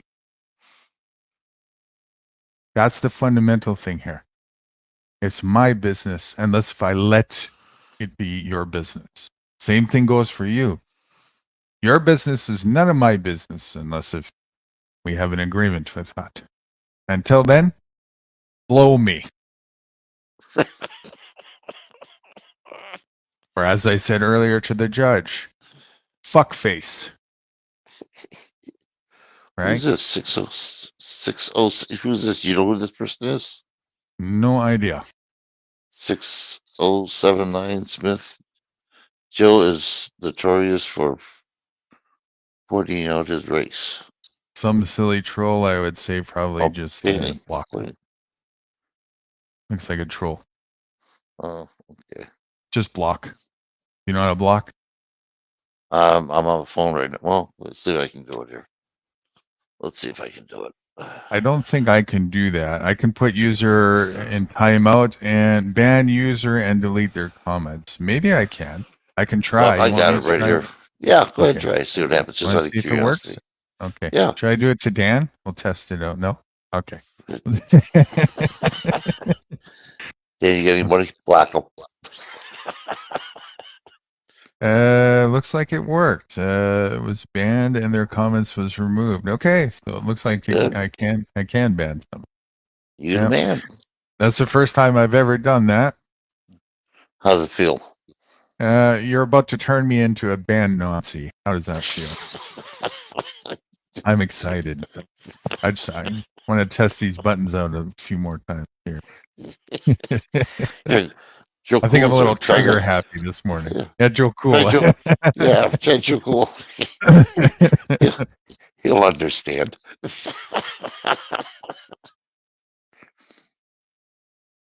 Yeah, so we'll watch a bit more of it again and again. We did this the other day. Just look at it from that perspective of the question that you asked earlier, Morning, Dan. and see why understand there's no reason to. You don't even have to figure out what you can or can't say to any of these people. You can say whatever the flying fuck you want. Why couldn't you? It's not against the law. It's not a felony. And even- It's not a misdemeanor. Even if it was against the law, why would you give a shit if it's their, again, not law, their business, their rules? Their business. Their rules. Okay. Right? Their business and their rules are not applicable to you unless one thing and one thing alone. What is it again? Contract. Right. There's consent. Unless you Consent, agree yeah. that their business is your business and vice versa. Until then, there's different ways you can put this just for understanding purposes. Separate nations. You're your own nation. They're their own nation, but they're sub-nation underneath their paymaster. That's why they're following orders from the pay. They're a group. A nation is a group or a gang. A nation is a synonym for a gang or a club. Another word you can use, right? And in your club, whose club is it? Well, In my your club. club. Yeah, my club. Yeah. Who writes the rules for your club? Me. Me. You. Right. And who gets to be in your club? Me. And who else? Anybody wants to come aboard? Anybody you choose to be in the club. Well, that sounds about right. Yeah. Is it up to anybody else? No. Strictly you. Strictly you. Right? So can these Pig Club members on the street here, can they force you to be in their club? No, they cannot.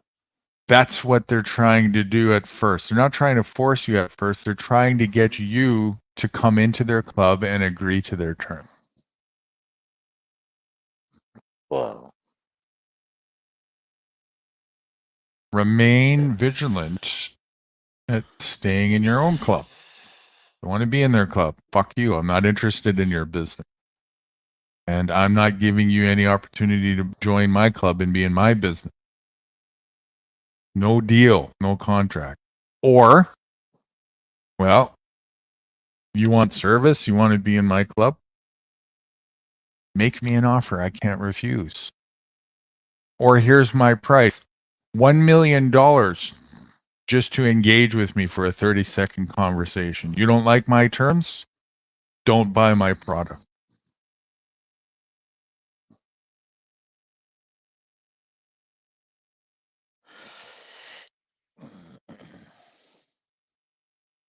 If people were that smart not to buy the products, it would be a lot better for us. Who's us? Hmm? Who's us and who's people? Oh, That's a collective mystery. well, us is we said to use us to ours, didn't you? No, I think you were drifting there. I said I was giving different approaches that you can take if they want to do business with you. Number one is it's none of your business. Number two, it's make me an offer that I can't refuse. Number three, I'll set my prices.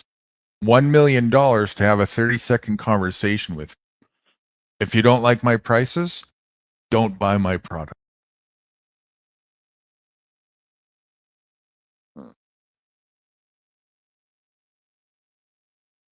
You want ID? $10 million. Damn.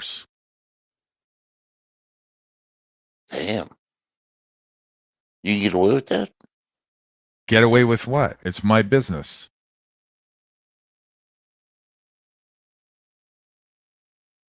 I gotta figure out how to do this shit. There's nothing to figure out. The only thing you got to figure out is it's your business. You call Well, the yeah, shots. but I gotta say it nicely. I should No, you say don't. nicely, but in a nice, No, you don't. firm way. Yeah, you don't have to say anything any special way. You can say it any way you want to. It's called freedom, baby.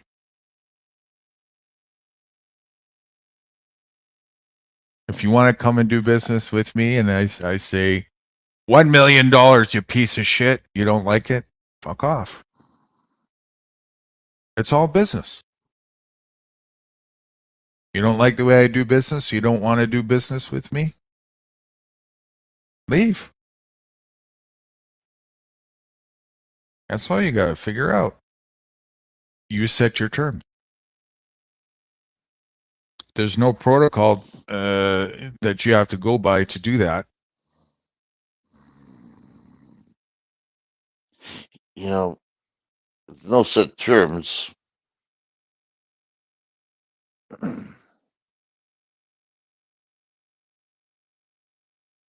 How do these caps keep getting away with it? Because we believe in them, right? You give them your business.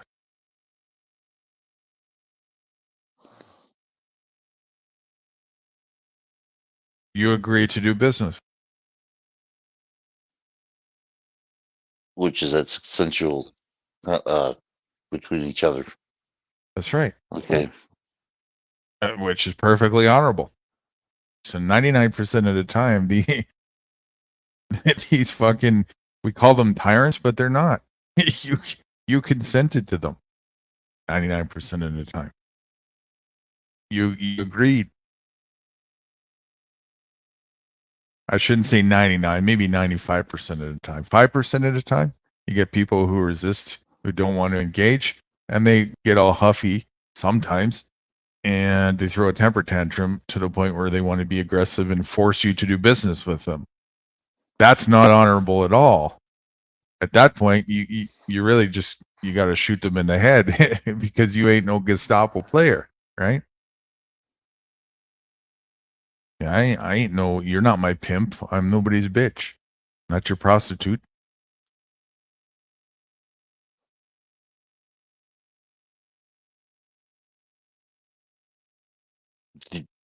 Did you see that?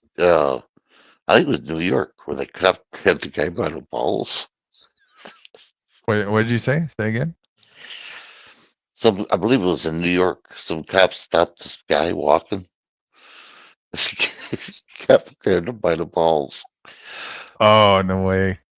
Yeah, yeah. I hope I can find that sucker. Let's see. Well, I can't do it because I'm on a cell phone. Shit. But yeah, yeah. They had a big fit. This guy did. He pissed. Yeah. If I can find it, I'll show it to you. You know, when he's done tonight. Sure. Yeah, I think it was New York.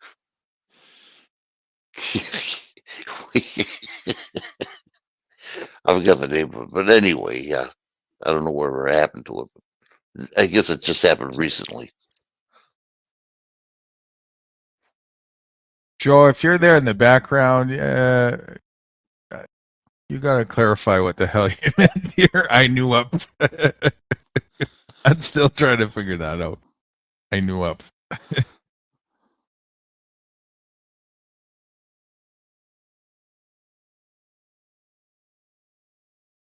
You must have. Well, there's only one person on here so far. Says. Yeah, that's probably Dan. I'm guessing, but I don't know. Who's with us?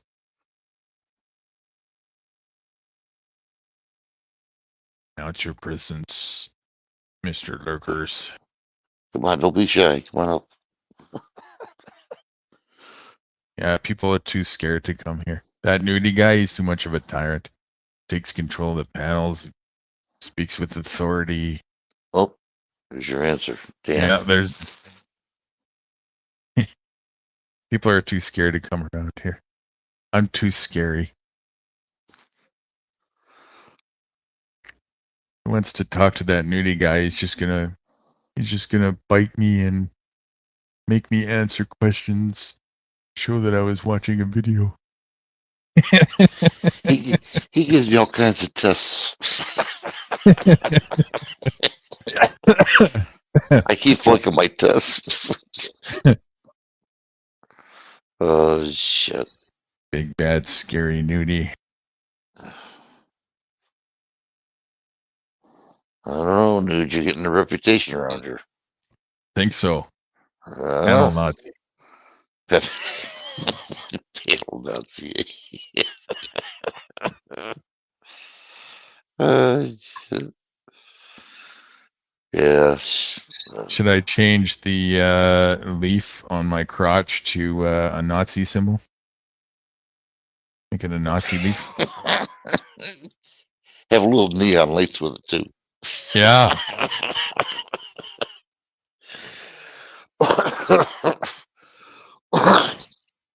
I'm gonna have to add. There's only two audio sounds that I need in my audio thing. One is the strike sound from Family Feud, and there's nothing on the board. That's the first one, and then the second one is 9. That's German. That's all I need. Right. 9 and So those are your two options. You hear that, Joe? You hear that? I nude up.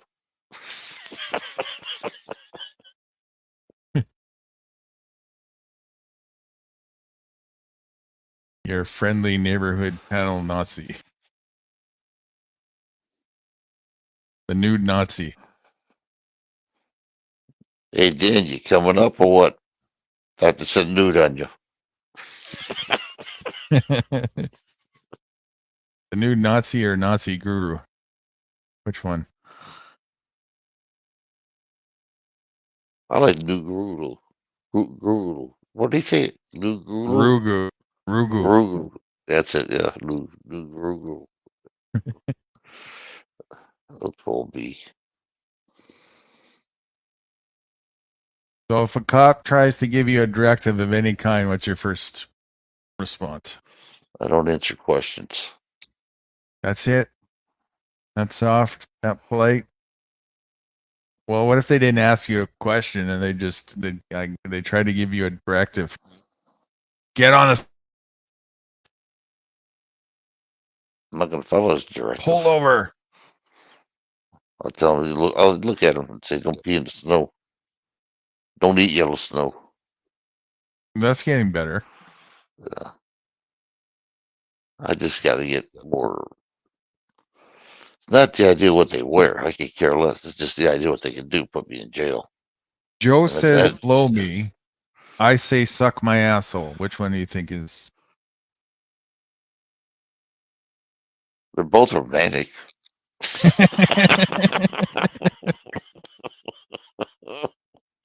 Lick my crack. Lick my sack. Whatever.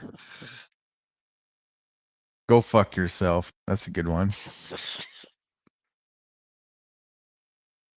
Sometimes I'll say, I'll just give them a funny stare right after they give me a directive of some kind. So I'll just look at them, make like a face like the guy just like he's out of his mind, right? Just pause. The silence is just absolutely awkward and bizarre. Got people on their toes. They're ready to just burst, right? And I'll just softly say, I'll lean in and I'll say, do I look like your slave? Is that what I look like? Do I have big SLAV on my forehead? No, I didn't think so. Now blow me. What you get? Joe, what did you do to my new guru here, buddy?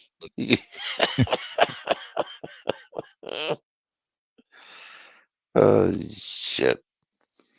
I'm sorry, but my wife, she watches that cop stuff, you know. I could care less about it. Oh, you mean the the mainstream version of Bad Boys, Bad Boys, what you gonna do? No, That shit. this is they changed that after the Kool-Aid, and they're back, and they're just a regular. I don't know what kind of songs they have. I haven't watched it really, but They're I don't even showing know the name of the it. they're showing What's all that that bad boy? the back the blue Yep. footage, right? Yeah, men at work, men at service, hard at action for you, patrolling the street Yep. That's what it is. because we all need a babysitter. That's what they are, right? They're just glorified babysitter on patrol. Yeah, You ever they are. notice how Larkin was saying this as well? You know, they don't call themselves the Freedom Police, do they? No, they don't. And they certainly don't call themselves, even though it's a fiction anyway, Rights and Freedoms. There's Or my the name being protect, mentioned. or the Protect Your Rights Force. They don't protect shit. And they don't call themselves that, do they? No. What do they call themselves? Mafia, like the blue. They call themselves Police two officer. things. Number one is police force. Policy enforcement. They enforce policy. What is a synonym for policy? Policy? Mm-hmm.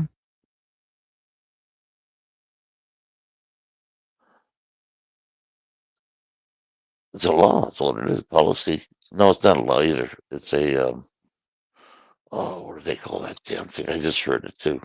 They would call it a law, but what is it? It's glorified. God. Ah, shit! I just heard about it today too. It's glorified.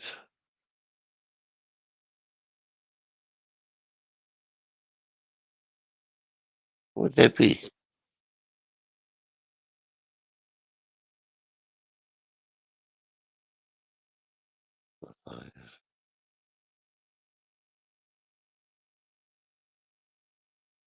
I don't know, dude.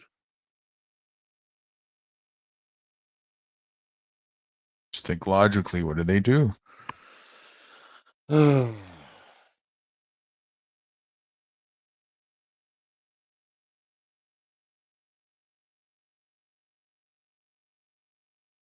What's another term for policy? What is policy?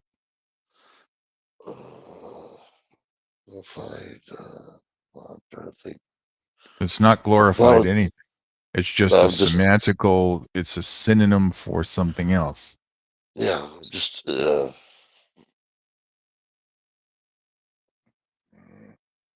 policy. There's a word for it. I'm trying to think of the. Oh, dang it. I'm just trying to remember what the guy said to this cop. It's not a law.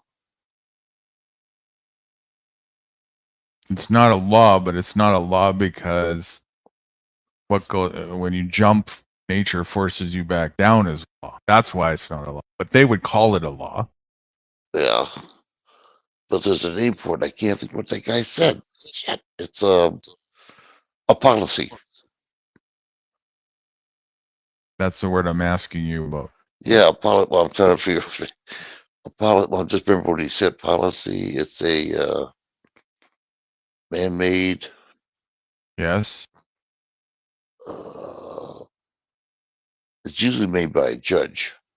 What or is? a governor or a mayor. A policy. What do judges do? They prosecute people. They They make laws. No. Huh? No. They make directives. No. Judges? Shit. Yeah, you've heard them before. Don't do this. If I get you here again, you'll be in trouble. Blah blah blah. Yeah. What do you call that? Pain in the ass. Directive. When you say that, directive. That's when you're trying to Policy. That's when you're What? trying to push this thing. You were so close. Policy.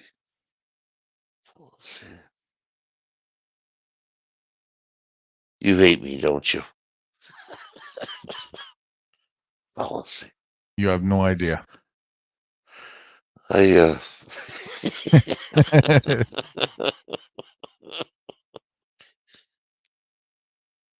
Judge make policies. No, they don't. What policy does a judge make? No cameras allowed. No knives don't- allowed. They Do don't not make enter. those. They don't make those policies. But they do something. We're not allowed in court.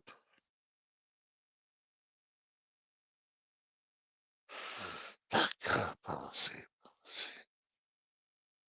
Policy is What's a synonym for those policies?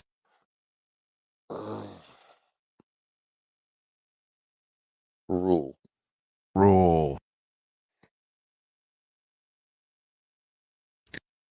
So to see, no, that's it. Rule. Yeah, but there's another one too, isn't there? No, Rule. Okay. that's the correct semantic for the word policy. You see, they get you and people all confused with these different synonyms intentionally.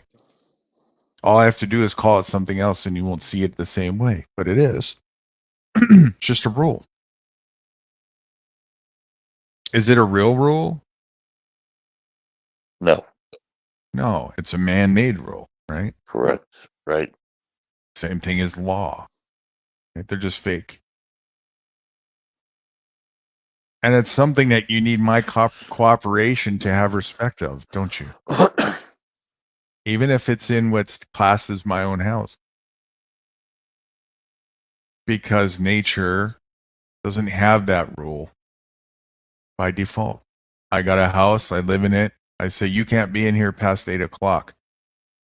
Is that my rule or nature's rule?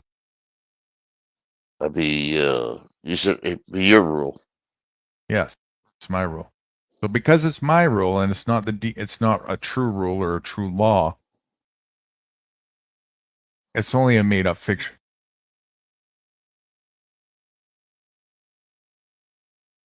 Jack was asking this earlier. Where's that boundary where we should have some respect there?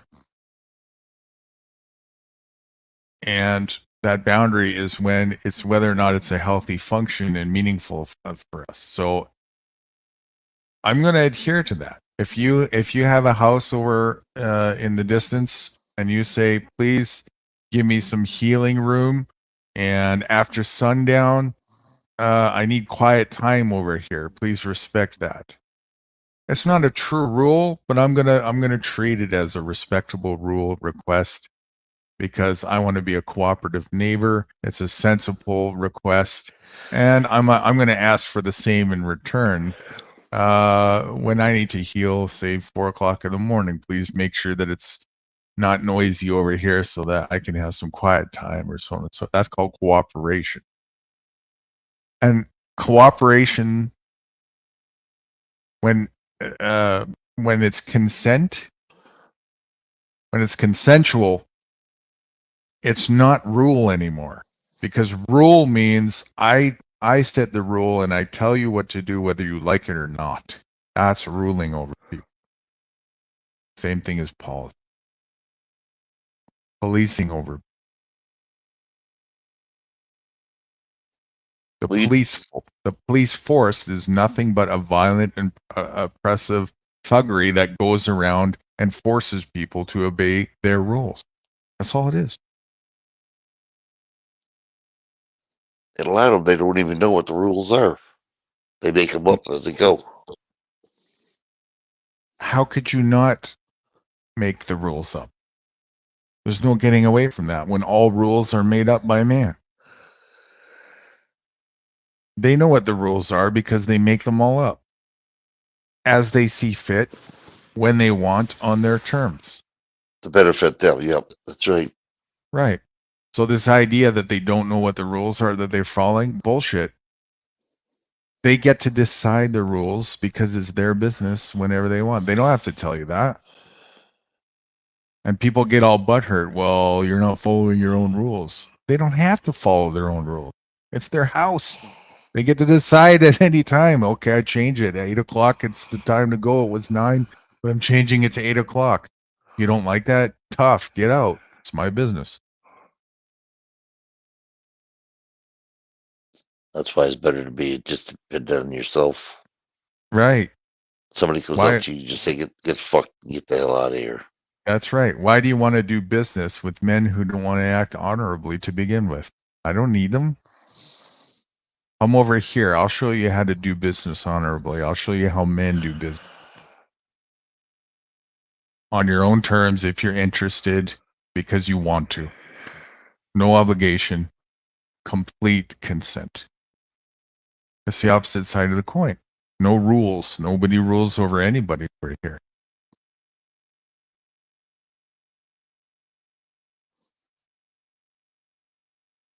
Self-regulating, self-policy making, self-policing versus somebody else doing it for you. That's it's really that simple.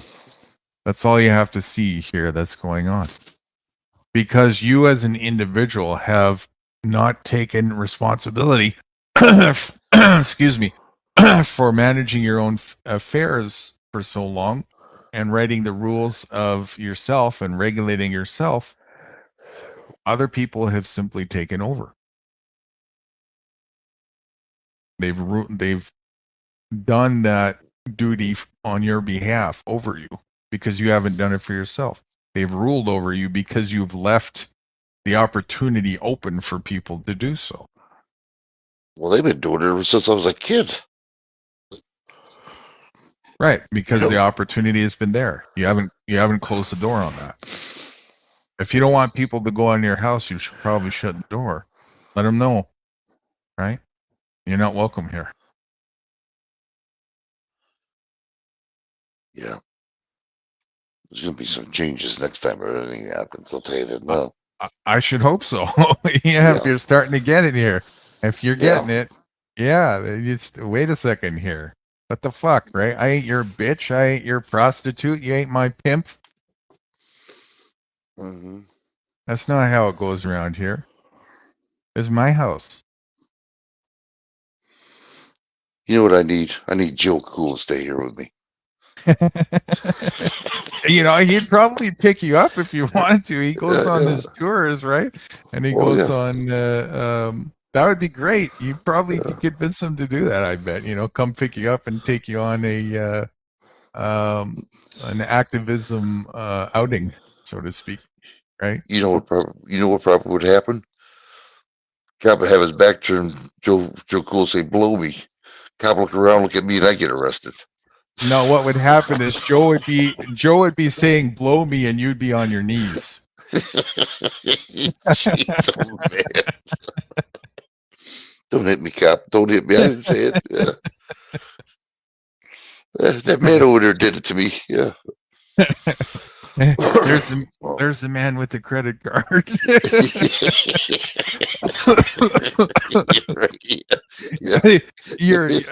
There's no getting away with it, right? So you're condemned to this for the rest of your life. Not nice of you, Joe. You're gonna have to. I think it's more appropriate to change your name to Rights for Credit Card Holders because you know.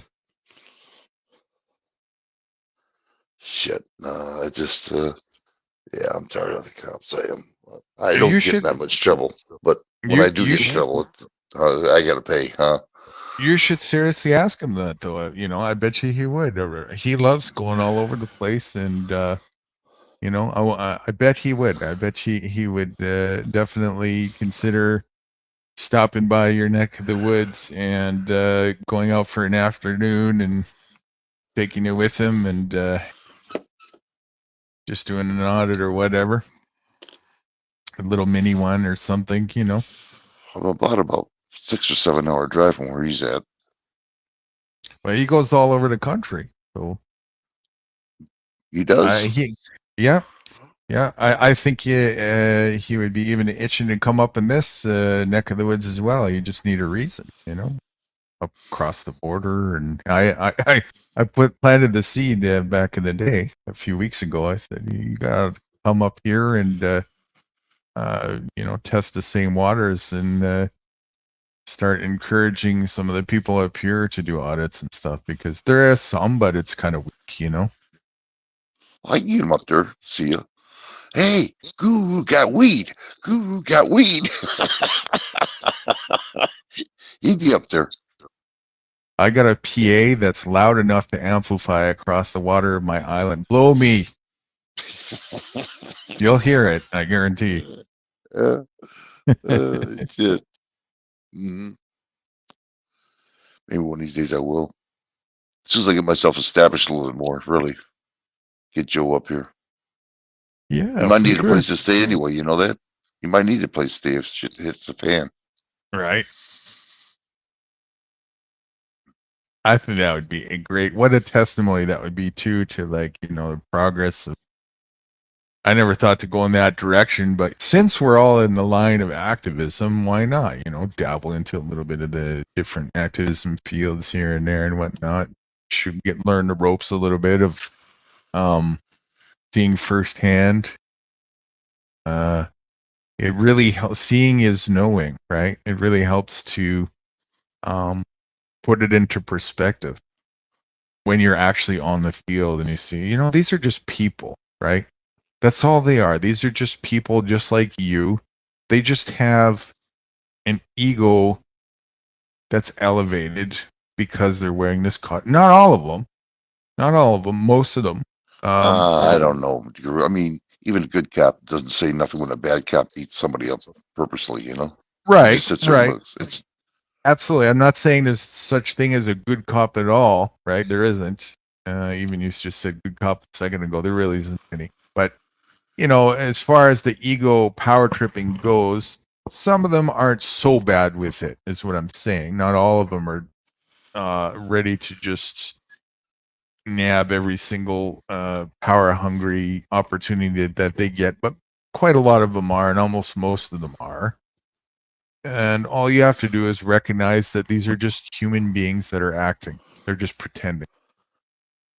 And if you realize that and remember that it's your business and it's your house, call them on their bullshit, and say, blow me.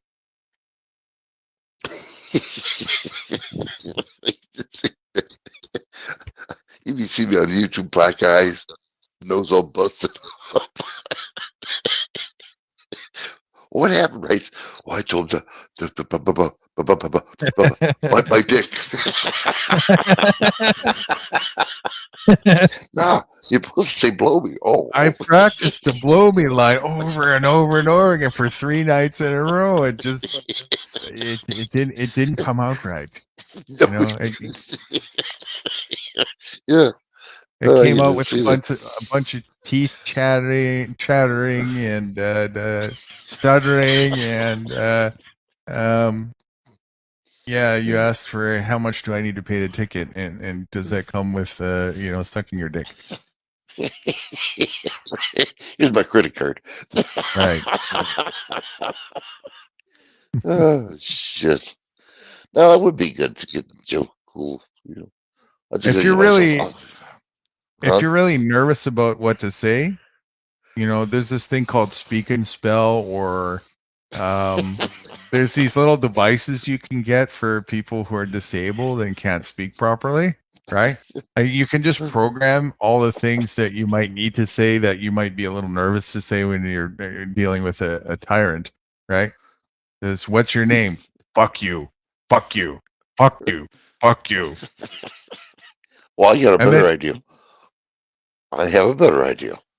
Excuse me, officer. Going to make a phone call. Joe, can you talk to this gentleman for me, please? Yeah, he just him now. Blow me. Yeah. Right. That's the button number 2. Blow me. Blow me. And then you just look at him. You look at the tyrant, right, with this like baffled look on your face. Blow me. Blow me. I don't know. Blow me. Blow me. Blow me. That's all you got to do. Or I could tell him, hey, excuse me, this I'm looking for my wallet here. Hold on to my wallet. Wait, I'm looking for my license here. Keep the money. Hold on to my wallet while I'm looking for my license. Yeah. You think it was nuts? Yeah. Cat doesn't know what the hell he's talking about. I think I'll try that for fun. I just want to see what would happen. If my wife isn't in the car, I'll do it. Well, because I know my wife. Oh my God, she just No, what you should say is, sorry, I was just contemplating the wallet thing. You give them the wallet and you say, hang on, let me look for my wallet. It's in there. Yeah, you're a chicken for me, will you? Right. I got to check my pockets. I'm going to do the stop and frisk on your behalf. I got it covered. Just hang on to my wallet. I got to look for it. Okay. Hang on to my wallet while I look for my wallet, please. Oh, what? Good morning. How you doing there? Get some sleep, Dennis. Get some more sleep. Huh? Okay, well, you said you're tired. I figured you already get some sleep. Well, I heard you. Oh, man, I wish you were so grumpy as hell. Would it be an appropriate time to whisper, blow me? There goes the pants in my head again. Yeah, thanks, dude. Yeah. I'm just trying to help you out. I mean, if it works on the tyrants on the street, it might work for the tyrant in the house too. I don't know. You wonder why I'm dyslexic. Yeah. Or if that doesn't work, you can always give her your wallet and say, hold this for me while I look for my wallet, please.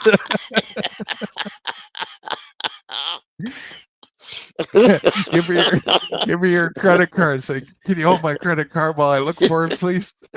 I'm not going to say blow me, though. I'll tell you that now.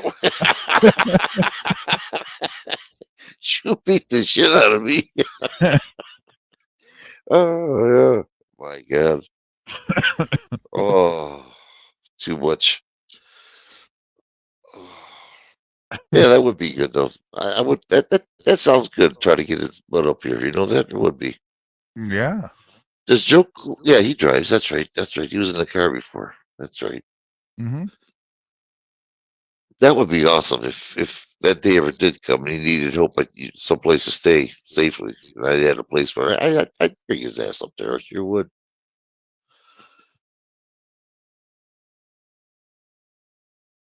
Sure would.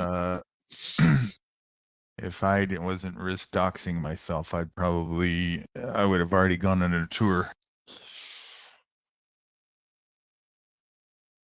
That's the part of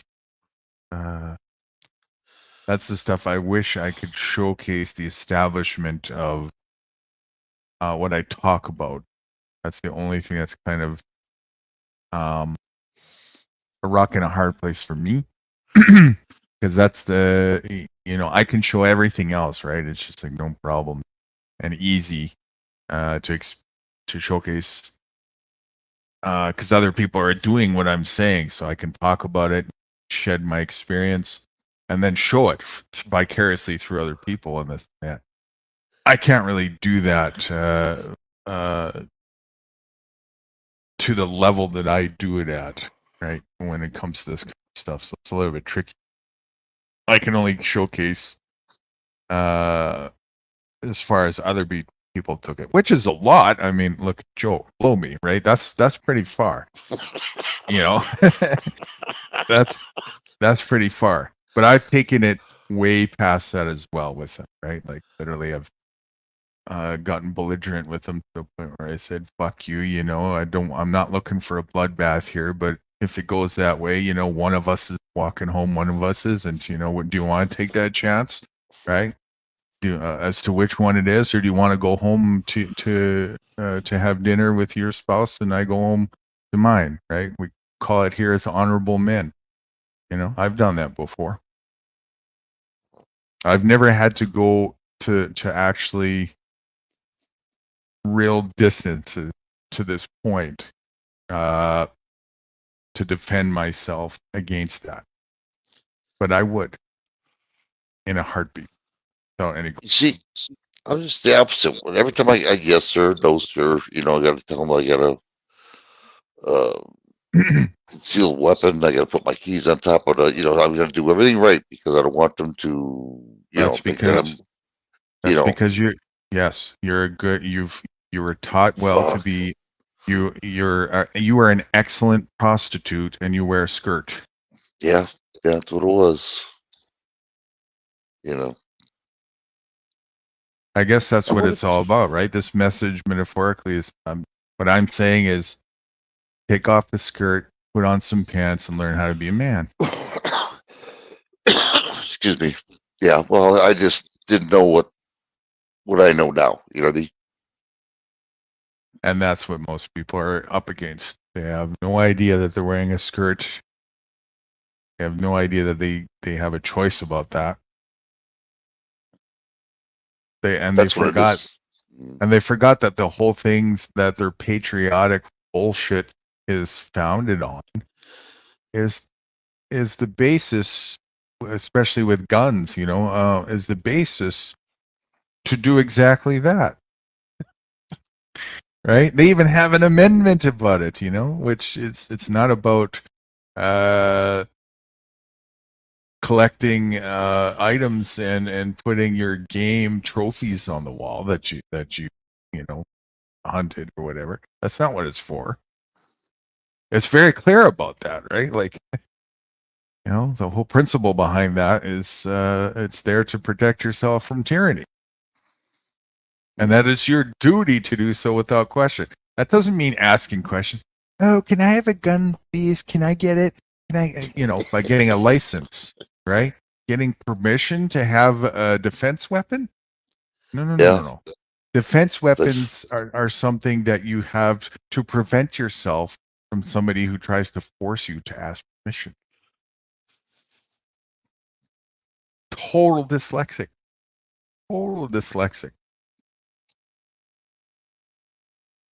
Well, by law, I got to say something. They say, because they already know I have it. I don't know why I got to tell them. All they do is check on the Because- computer. It's right there. Because you wear a skirt. Fuck. Unreal. And you believe in their bullshit. They told you that you're obligated to be a prostitute. You're obligated to be an employee for our corporation, and you're obligated as an employee to do as you're told. And you're deciding to be a prostitute employee of their corporation and wearing a skirt and doing as you're told. That's all. Well, like I said, I didn't know anything. I mean, I know it now. I'm getting a little bit more wiser on it. I'm watching, auditors. Right. I'm watching Joe Cool. Right. Blow me, Joe Cool. That says, That's right. Prostitutes don't say blow me, they do the blowing, right? That's how it works. I ain't your fucking shit. bitch. You ain't my pimp. Right? That's how it works. This is my business, not yours. I'm the pimp around. Oh, Joe, I can't believe that. Yeah, blow me. Blow me. Blow me, suck my ass. That's what I would be known for, right? I'm going to change this title of this video, Blow Me. Put Joe Cool up there pointing to an officer putting down there, Blow Me. Yeah. Yeah. Things I didn't know about before. I'm starting to understand more and more. Like I said, I can't do nothing with my wife there because my wife will have a fit. Tell me to shut the hell up. But when she's out of the car, I can do what I want to do. You know what I mean? Listen. Stop wearing a skirt.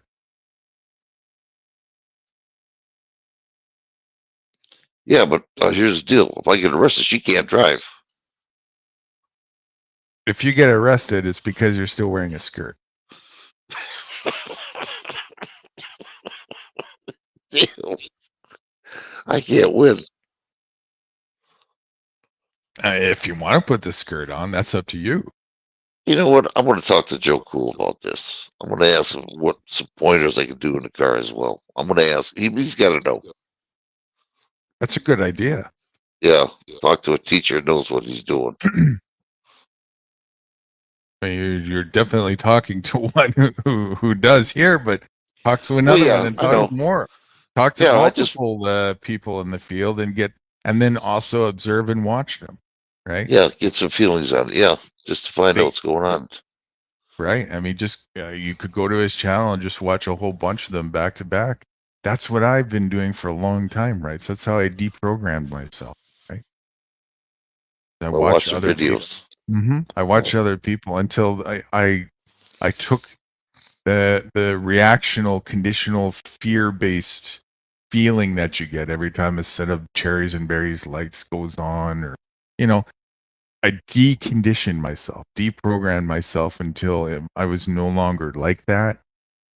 And it's like kung fu or judo, right? You have to psychologically and physically repeat the actions over and over and over again until you rewrite the program over yourself. That's how you get the confidence for it. That's the only way. All right. And video it. Yeah. Without question, video it, right? That's for your protection, and absolutely. I'll do it one of these. I will. Well, next time I'll see what I can do with it.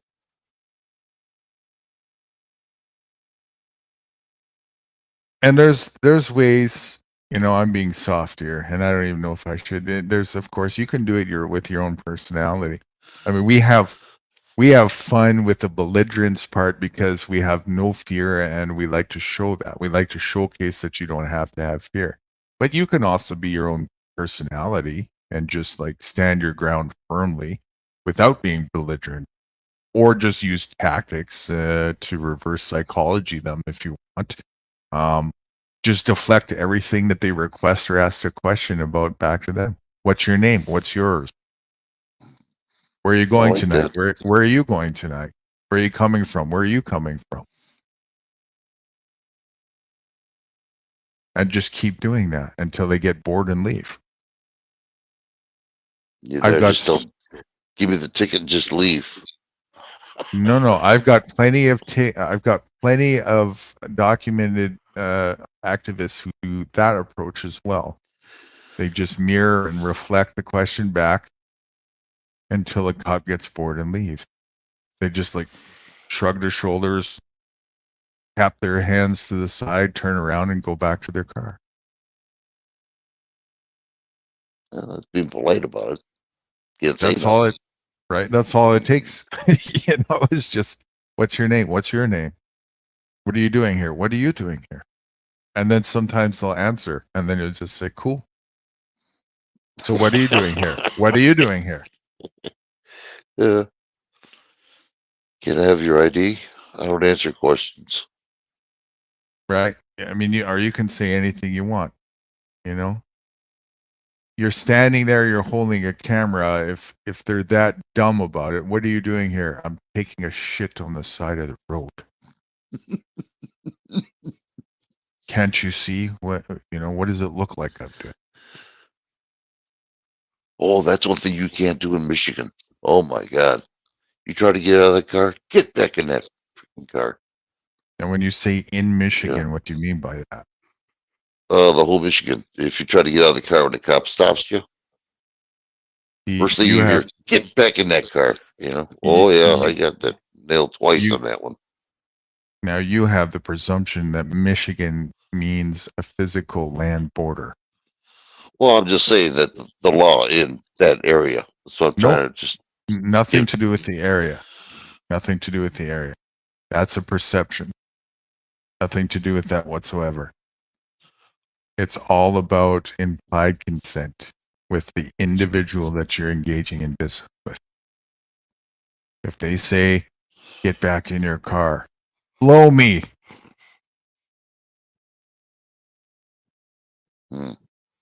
It's your rule. It's your business. You're not in Michigan. Michigan is not a physical boundary. Michigan is a corporation. It sure is.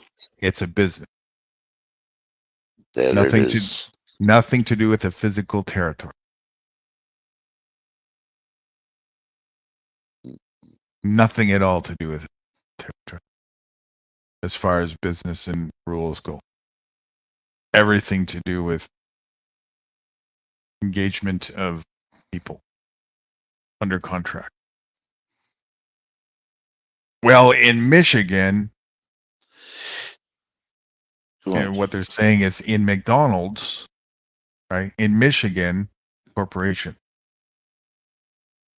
Thank you for telling me how your business works. I don't care. I'm not interested in your business. Now fuck off. Blow me. I'm not in Michigan. We ain't in Kansas. Tap your fucking ruby slippers and make out like fucking Dorothy. I'm gonna have to practice that quite a bit though. Yeah. Blow me. That's all. Blow me.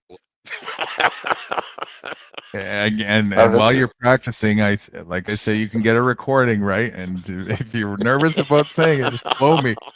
Do it ahead of time and just make sure you know which button is which. Blow me, blow me, blow me, blow me. I'm sorry, officer. I keep getting the wrong key here. Blow me, blow me.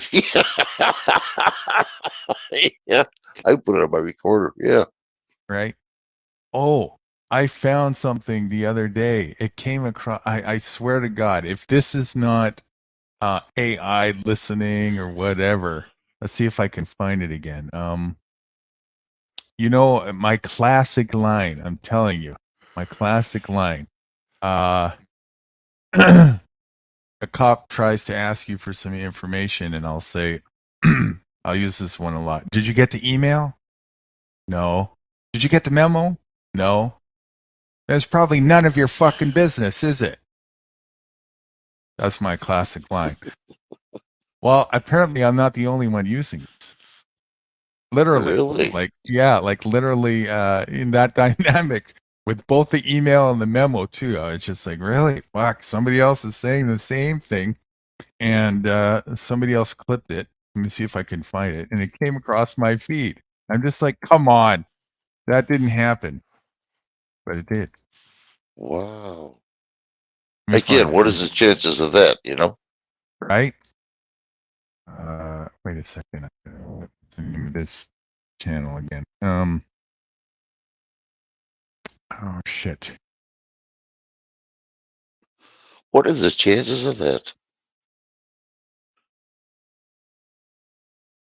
Yeah, I got to show you that. It's classic and it's funny. Was it basically word by word, eh?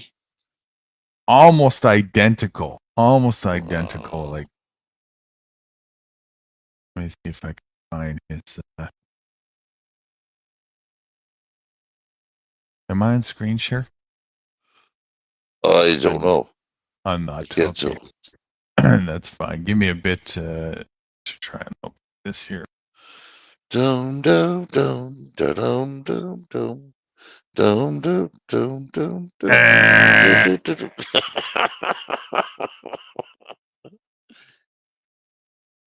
What was the other? 9. 9. 9. 9 for a line. Yeah.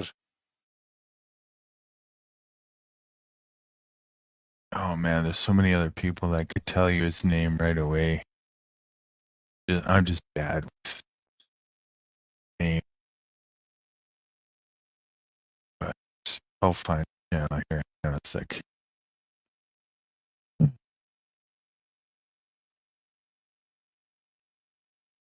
Sure will.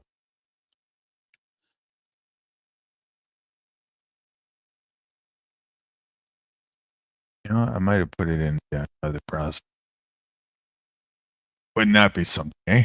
I saved it in that one. The Staples Black Friday sale is on now. Save up to $300 on HP, up to 40% on Samsung, and up to 30% on Google. Shop early while quantities. Google, eh?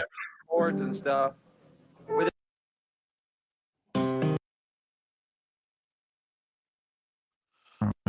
SPE, hold on a second.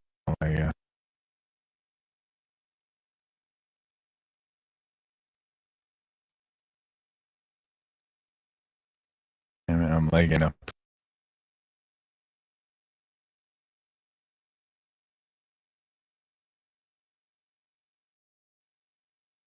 Take your time. So you never did tell me how you got chat. Only use Windows for occasional gaming, which doesn't happen too often, and in the rare.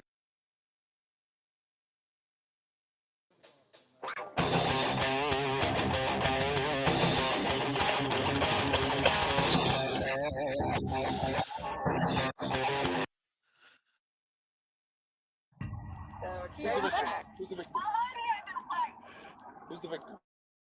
License, registration, insurance. CSX. CSX.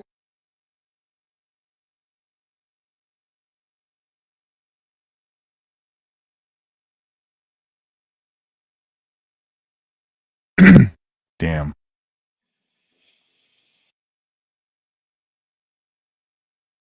Take your time. You'll find it. I know you. I got confidence in you. Hello. Good call. This. All right. Today's going to be a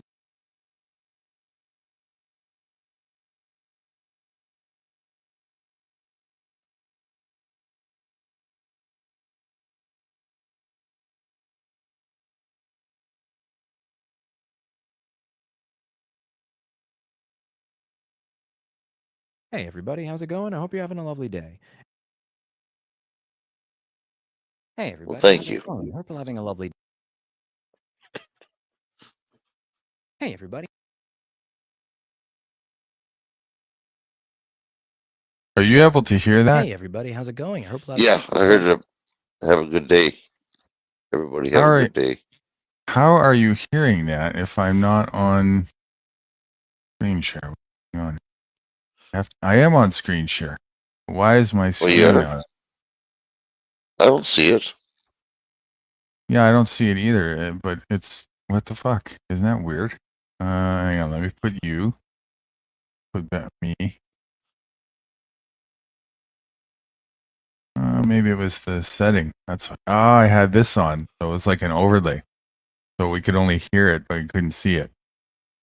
Okay. Okay, well now you can see me searching. I didn't know you could hear that. That's why you were laughing. Yeah, I was laughing my ass off. Yeah.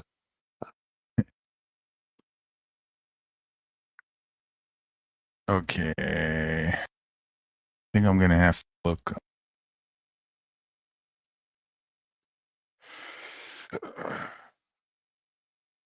Uh,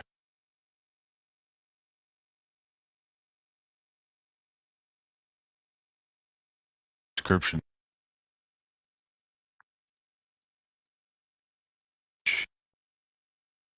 Okay.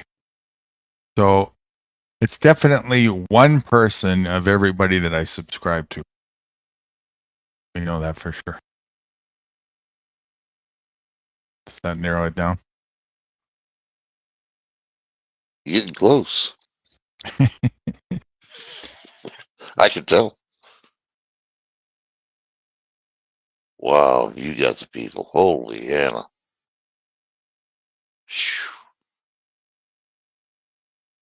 I will recognize the avatar or name.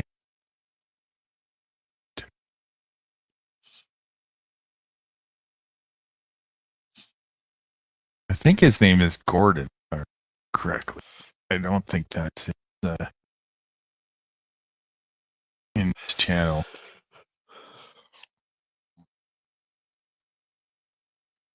My God, you subscribe to a lot of people. I don't even know half of these. I don't even know all of them. Jeez. So we're only in the A's. It's in alphabetical. Wow.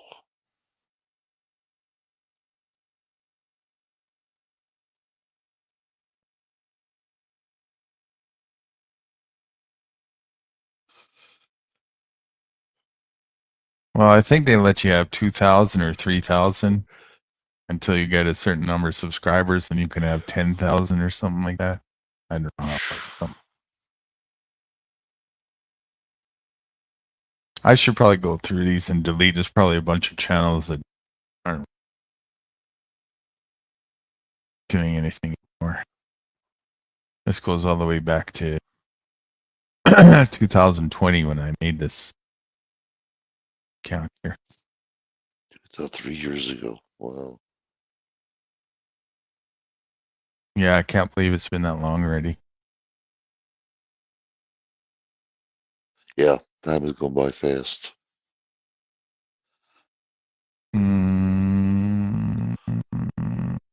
Okay. Audit the audit, but it's like one of these. Don't.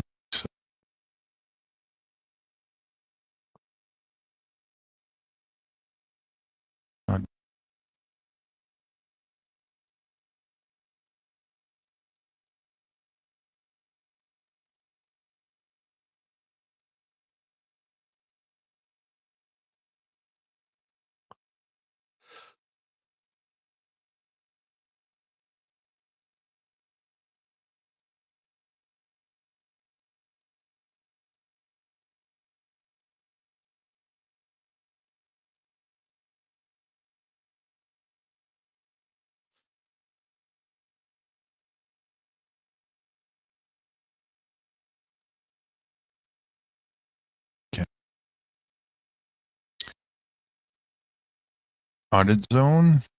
See it.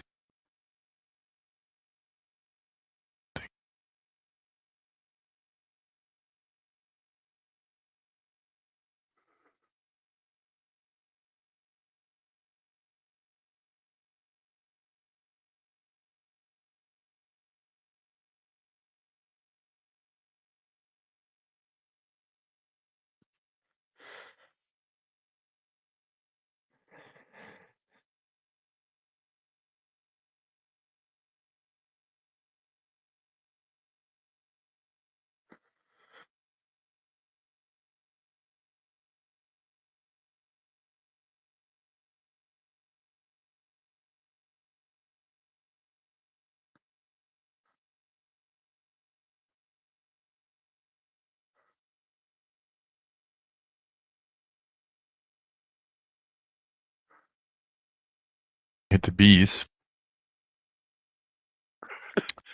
And this guy here is pretty funny. Barry Cooper. He's a former felon, and he teaches people how to not get caught holding narcotics in your vehicle and stuff. Well, that's slick. I never heard that one before.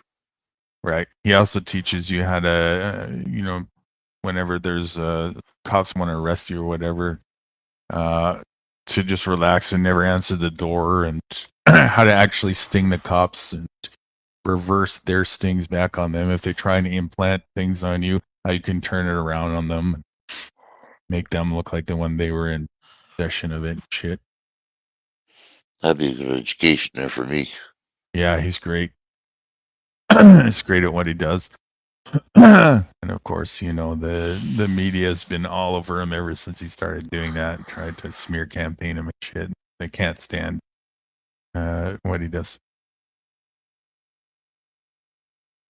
I learned one thing: if the cop knocks on the door, to open the fucking door, just look through the window and talk to him. I already seen that already. Cop Don't put his even foot look- on the door. Don't The even cop look through the knocks- window and cop them. That's right. Just talk to me. It makes sense. No, don't even talk to them. No? Okay. No, just ignore them. All right. If they had a warrant, they'll bust in. Yeah, you're right about that. Yeah, you're right. And they do it right away. They wouldn't ask you to open the door. Yeah. So much for privacy.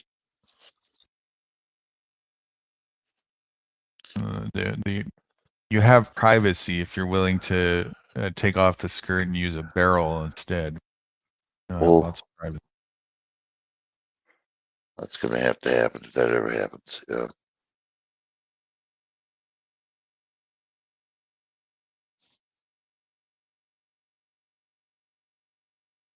What a lot of people do, they make a mistake. They go, to the chest there, you just shoot their leg off. That'll drop.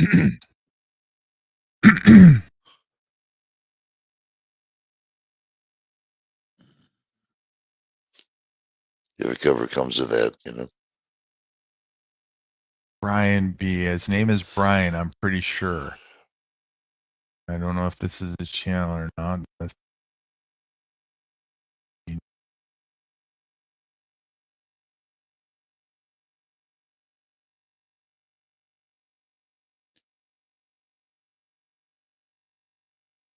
click on.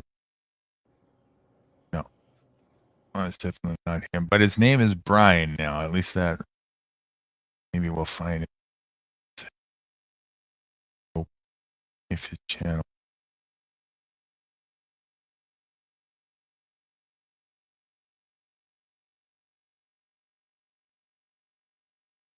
Damn, you really got their subscribers. Wow. I never realized there's so many people on YouTube.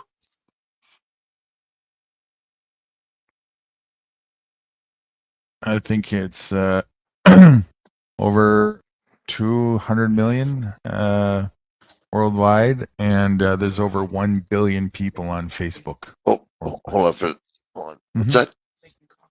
Oh, I forgot to make it, didn't I? Sorry about that. Also, and yeah, I'll get some. I'll get some short. You want me to fix you anything or anything? You hungry? Okay. You just relax and enjoy yourself today. You had a hard one yesterday. Huh? Yeah, I will. I'll get some sleep. I will. I promise you. Yeah.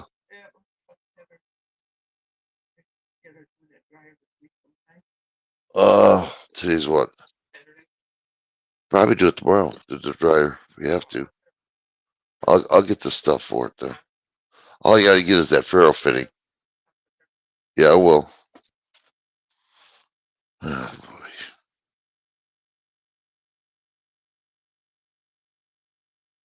I get a lot of respect. It's those skirts, I'm telling you. Yeah, I must be. Yeah, you really. Wow.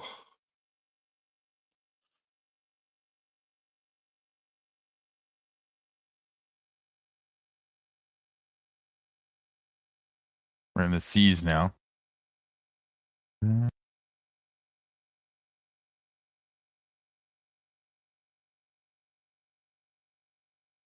I will find it. Well, hey, you're okay. You got till Z anyway. Right. If you Go beyond Z, we're in trouble.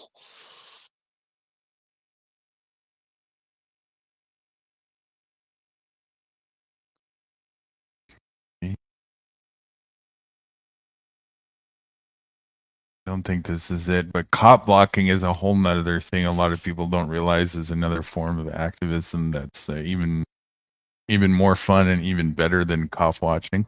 Cop blocking is when you do things like if there's a speed trap,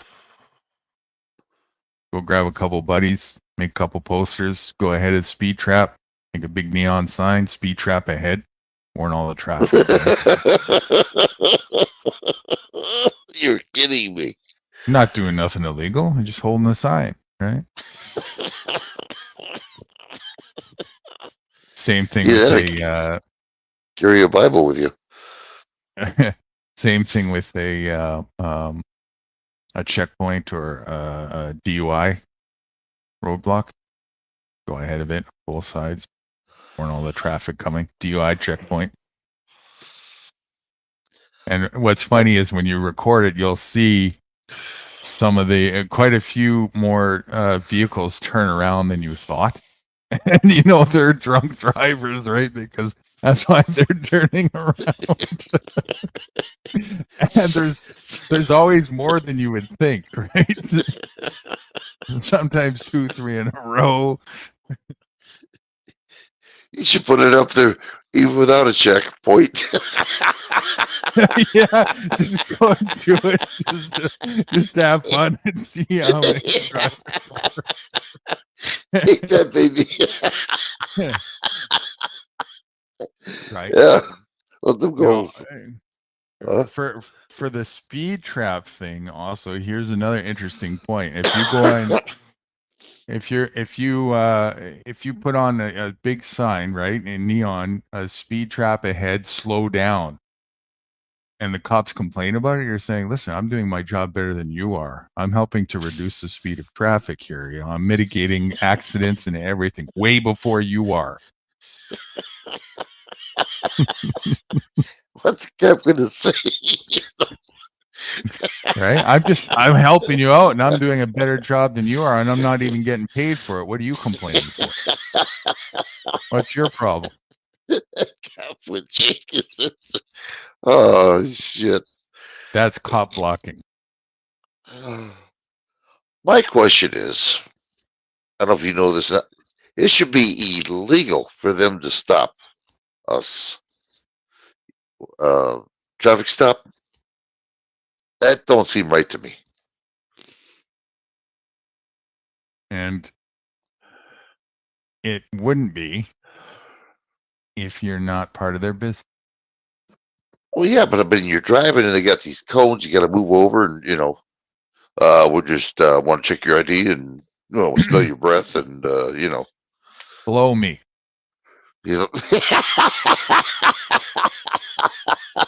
Joe started something here. It's really that simple. I don't even. A lot of these people ask, "Am I detained or free to go?" I don't even ask none of that shit. It's like I don't need confirmation. No, I don't need confirmation from these idiots, right? If anything, they should be asking me if they're free to go.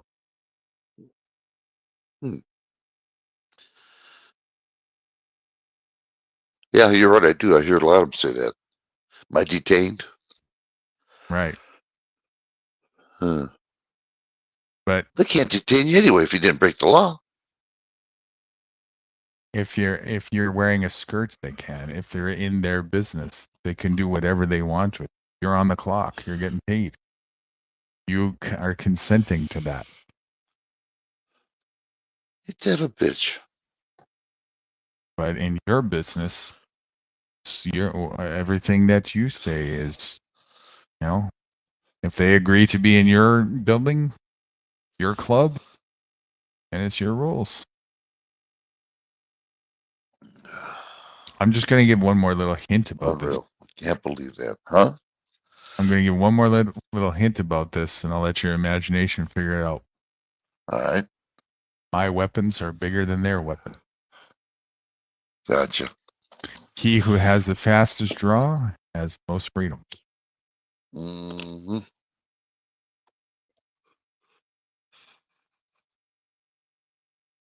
Yeah.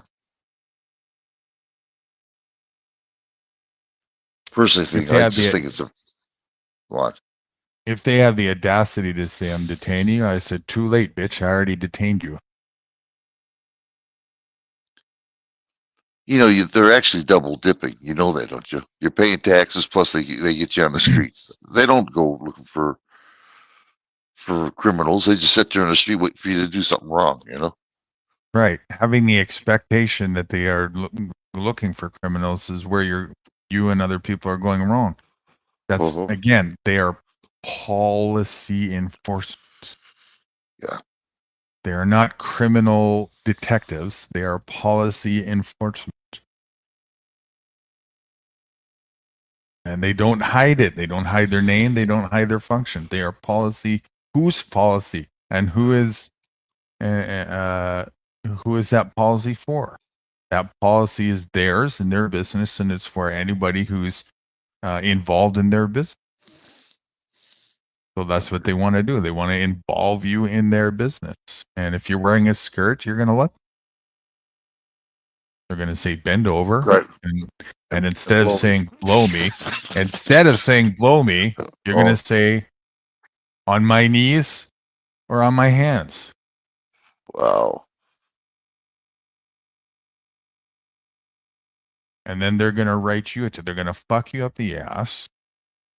And then instead of paying you, they're going to ask you for payment because you're the bitch. You're the prostitute.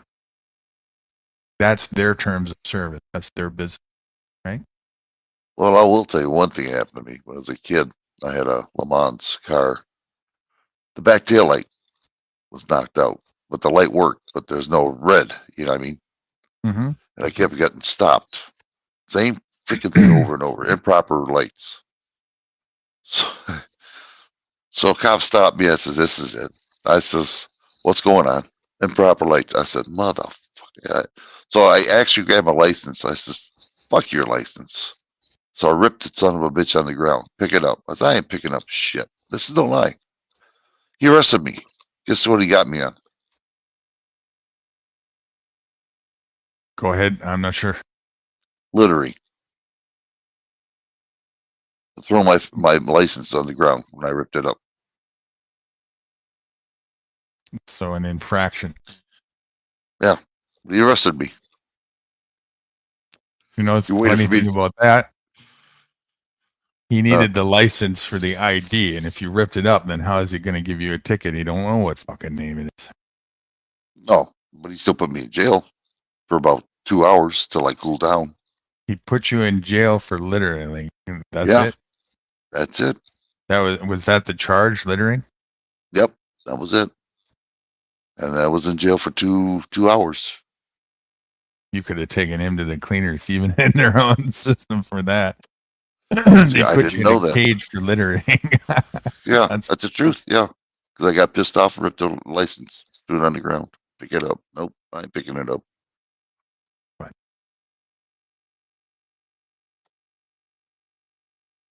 A common charge they'll give you: disorderly conduct.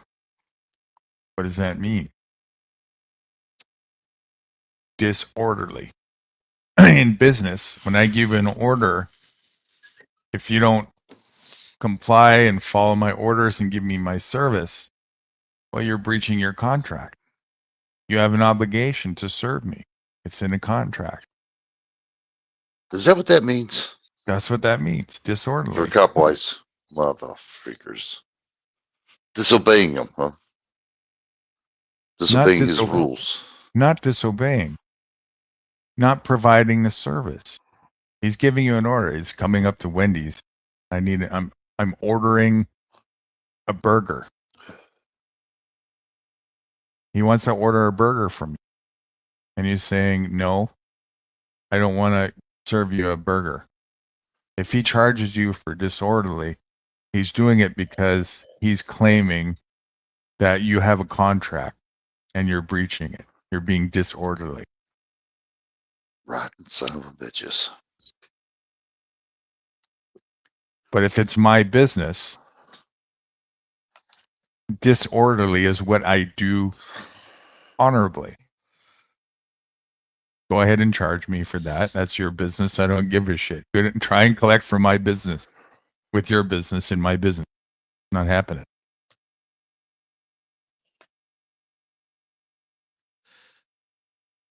No, My if you order, refuse, my order is Right. bigger than your order. That's what it comes down to. Go ahead. if you refuse the ID, they arrest you.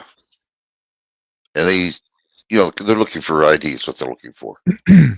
You tell them no. I don't Why? consent. But why? Why are they looking for ID? To get me under a contract with them. Right. They're looking to create joinder between their business and your business. Well, if I tell them They're- I don't want to be search or seizures, they can't do nothing. Not honorably. Yeah. That's what I meant. Yeah.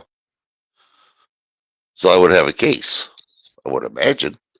You would have a case in your business all you want. You might have a case in their business, but if you're trying to bring your case into their business, then you're letting them be the authority of your business. See how this works? That's No, why you you'll totally- never. You lost me in that one. You really did. Okay, they're Burger King, you're McDonald's, or they're McDonald's, you're Burger King. Okay. Okay, they come and demand service from you, and you refuse to give service, right? Or and they try and force you. They force you to give you a burger, and they want to do it at whatever price they want. And you say that's not fair. I'm going to go to your headquarters, and I'm going to hold you accountable there with your CEO. I'm going to let the CEO be the judge, and we're going to have a discussion in front of your CEO, and then your CEO gets to decide. What do you think the CEO is going to say? Well, he's going to go for the side of the cop. Of course. Yeah. Because you're in their business, but in your business, who gets to be the judge? Me. You. So don't go in their jurisdiction. Stay in yours. I got you. I got you. You're the boss and you're the authority in your own jurisdiction. Always. So stop giving your authority away to theirs.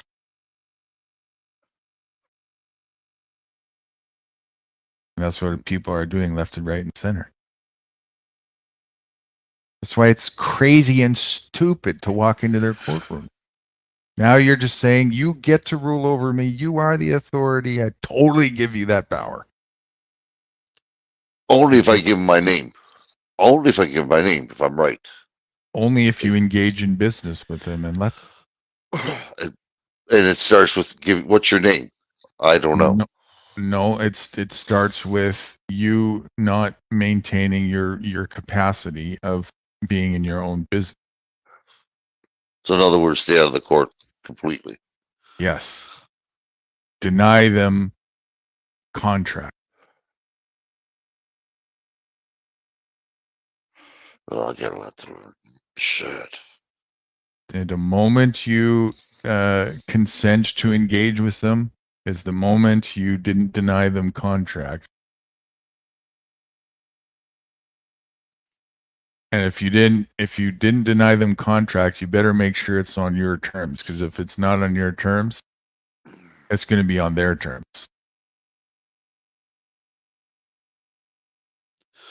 Stop right then and there when you get stopped immediately. Okay, I got you. Yes. Show who's don't boss. Right. Immediately, and maintain that position. Do not. They're going to. They're gonna bitch. They're gonna moan. Please, I really want a burger from you. No. There's a few ways you can deal with that. If you really want a burger that badly, okay. Either one of two things. Make me an offer I can't refuse, or I'll set my price and you're not going to like it.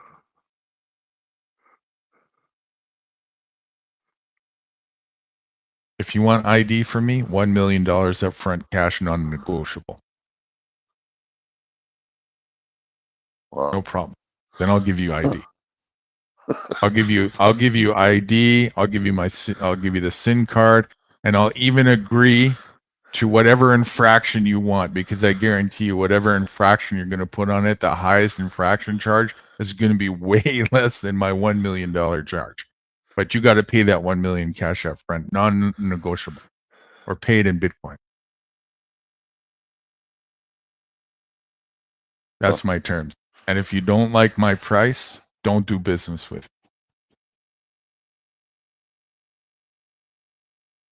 There's quite a few ways that you can, right? When you understand that you're in the driver's seat with all of this, it's sky's the limit. That's called freedom, right?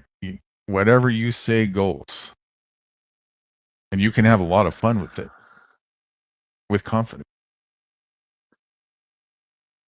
When you know the game. I want to learn that baby good. Yep. Again, there's not much to learn. Really. It's just I gotta say the right words. I don't want to fuck up though, do the wrong thing. If you understand the one fundamental principle, don't I'm the boss. Give them consent. Okay, right? I'm the boss. Don't hand over the keys to your business. Don't give them a contract with yourself. Then whatever you say goes.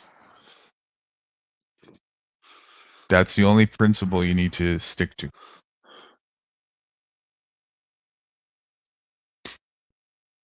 And if they try and force you dishonorably otherwise, blow me.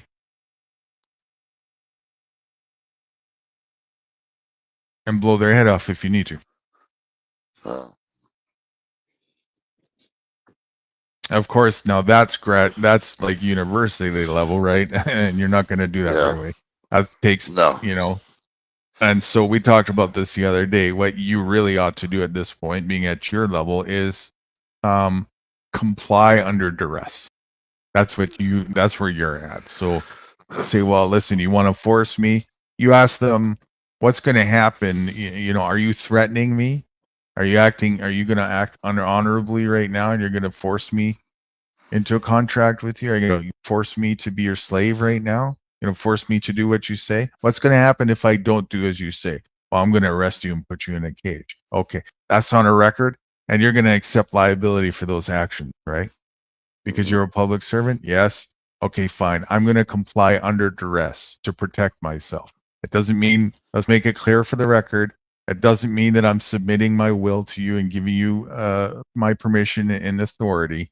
It means I'm just complying with you under duress in self-defense and protection of my life. From this point, I'm remaining silent and not saying anything else.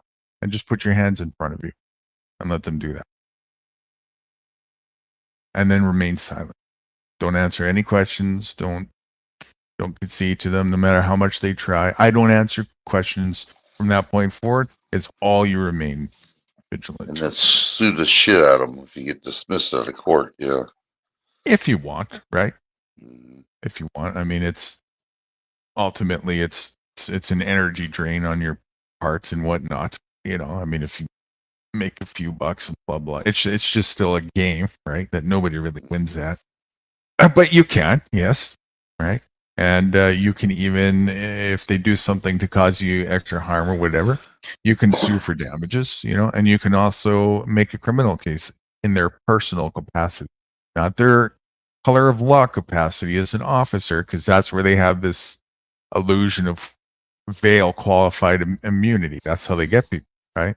So you make a charge against the individual, the individual, not the cop, person. In that Civil capacity. matter. Silver. No, criminal. Was it still criminal? Wow. Okay. That's even better. Yeah.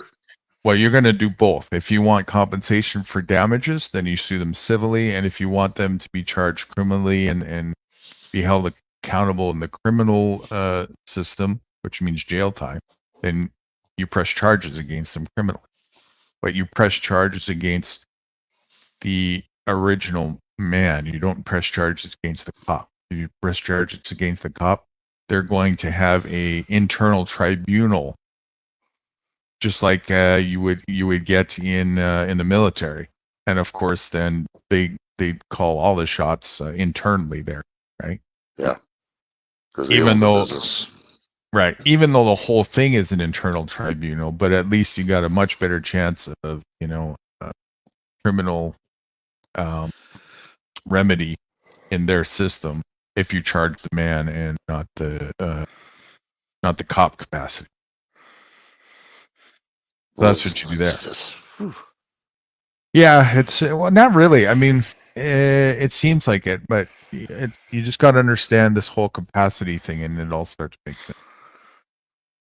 You have to understand that it's like a game, a football game or a hockey game, and what position is which, and what does that mean as far as duty and obligation. I feel like Charlie Brown tried to hit that football. That's what they're trying to get you to do, right? They're trying to bait you into a contract with them. Wow. Right? And it should really be Charlie Brown wearing the skirt, not Lucy. You know? It's true. But yeah, that's what they're trying to do. They're trying to get you to play football with them. That's amazing. What a game playing. I tell you, well, unreal. It is. It is. It's a total mind fuck. It's crazy.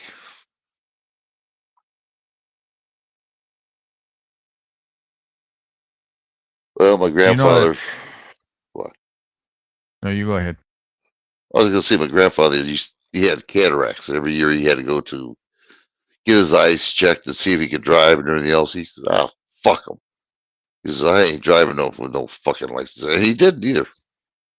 He says, what the hell are they going to do? Put me in jail? I'm an old man anyway, you know? And he did. He drove around with no license. Is He it never that got hard caught. to get? Right? Is it that hard to get the courage to do? And if who cares if you get caught? So Yeah. He didn't care. He just got tired of it. It's just money making, every year. right. So That's why they don't want people to live too long, because eventually you start to wake up and see that, wait a second, what am I doing here? And you start to get the courage, right? yeah, I can understand that. Yeah, I can definitely understand that. I mean, You know look what at my age right now. You know what the original role of cops were? No, I don't. You should look it up. What's right? I can't do without his phone. Shit. What's the original purpose of a cop?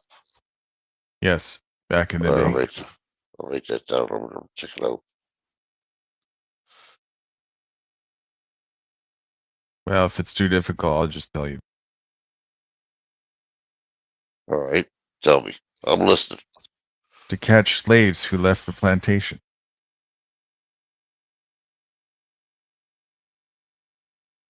Wow, that's a shocker there. I would never even thought of that. Do you know what the current role of cop is? Wow, what's that? To catch slaves who try to leave the plantation. Meaning yes. Yep. How dare you think for yourself? You're going in a cage. Same scenario. Yep. Just a different time. Wow. The plantation is just a little bit more of a mind one than it is physical. It's not so physical, but it is. It's a little bit more free range to ease up, make it look like it's more free. That's all.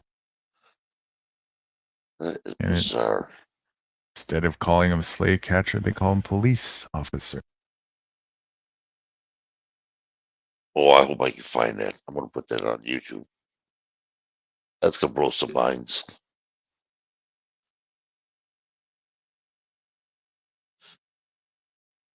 A lot of people don't know that.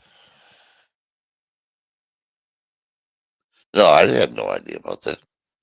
Thought a cop was a cop always, you know. I didn't know they were a slave chaser.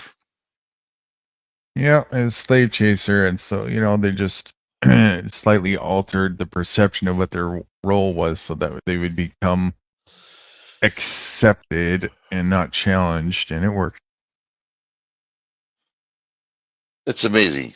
This country that we call America, they got Civil War, they got a Revolutionary War, Canadian War in 1871, World War I, World War II. I mean, that's all we are. They conquered the Indians, destroyed their lives, conquered the black people, destroyed their lives.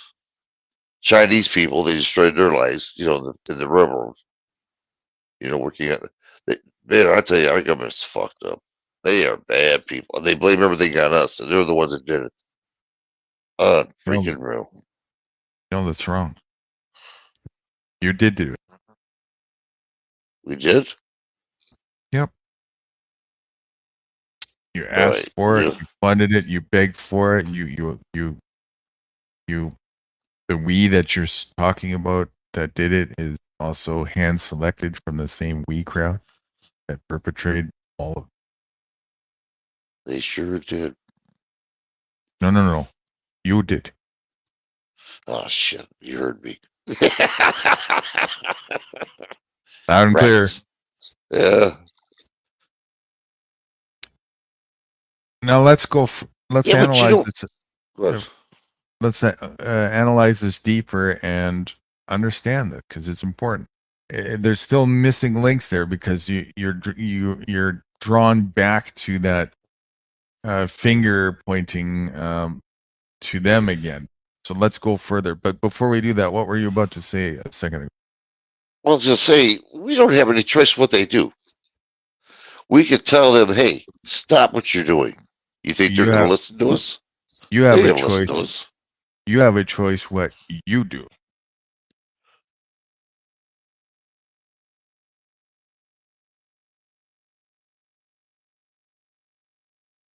Let me think about this for a minute.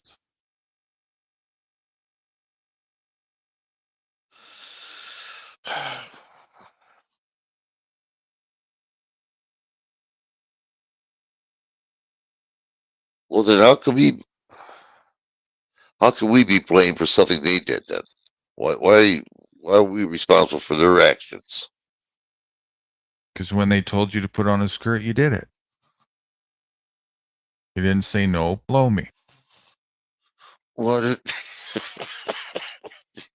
that simple.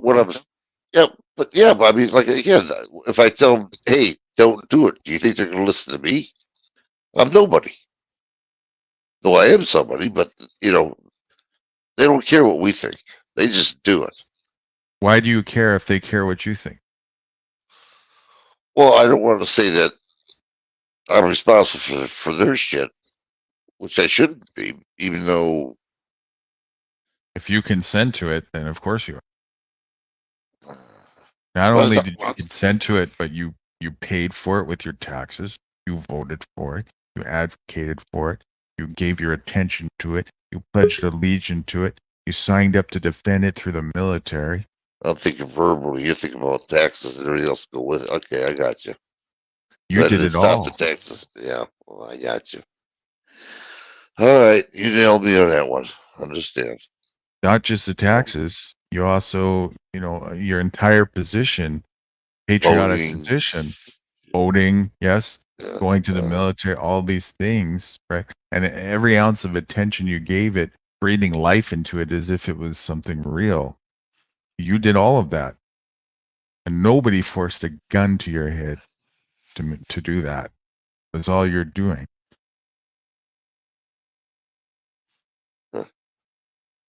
So during those times, you made a choice. You wanted that. And even with the sense of knowing that I heard a beep a bit ago. I don't want to ignore that. Who was with us? Did you hear a beep? Yeah. Maybe it was, that was just a glitch that happens here on your cell. Okay, never mind. What was I saying? Oh, yeah. So even you had a sense that something was wrong, but you chose not to go with your better judgment, your instincts and your intuition. You denied that, and you still accepted an error, and you still went down the path of obedience.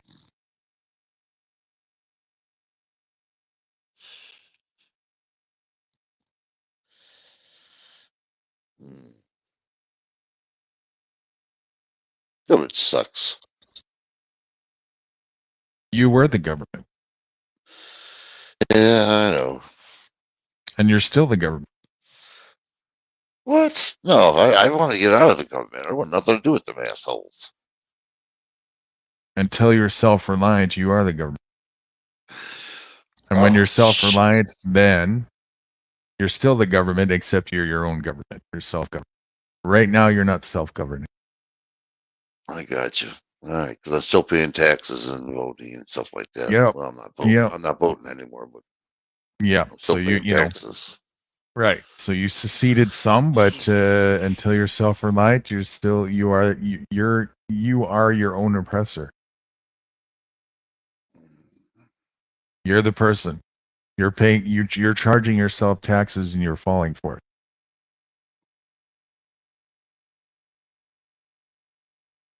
Yeah.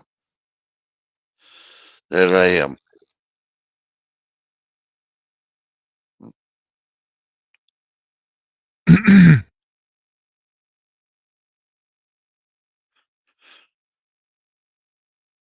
There's Government. there's Epic there. That's we were talking about him earlier. That's the very first channel I was a co-host.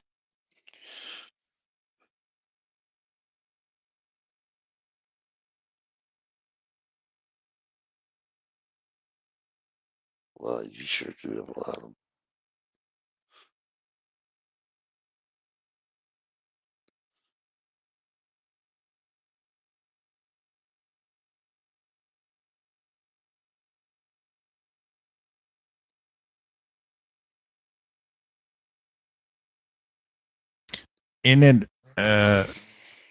Inadvertency is no excuse in life. In fact, it probably makes it worse. Inadvertent avocation, inadvertent participation is not an excuse. I didn't mean to vote and fund terrorism. It wasn't my intention. I was blind. I didn't know it. Doesn't matter. And that's why I'm saying it makes it worse. If you're going to participate in something, whose responsibility is it to make absolutely sure what you're engaging?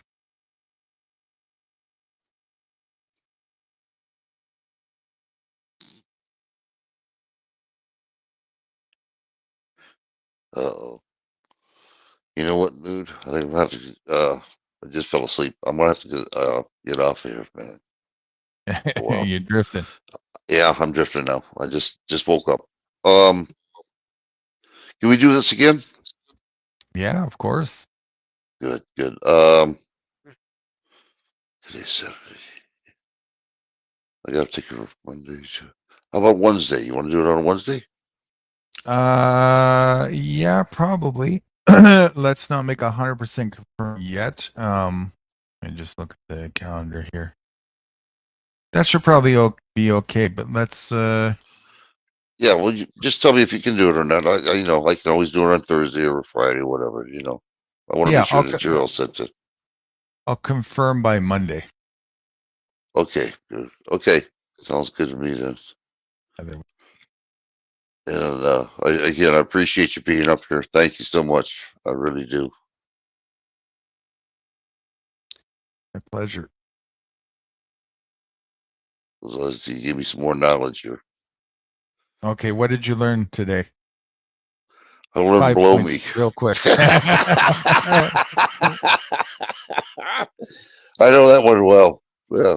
Don't wear a skirt and blow me. Yeah, I know. Don't wear a skirt. Yeah. Yeah. Shit. I gotta remember what the hell I learned. Shit. I'm half asleep here.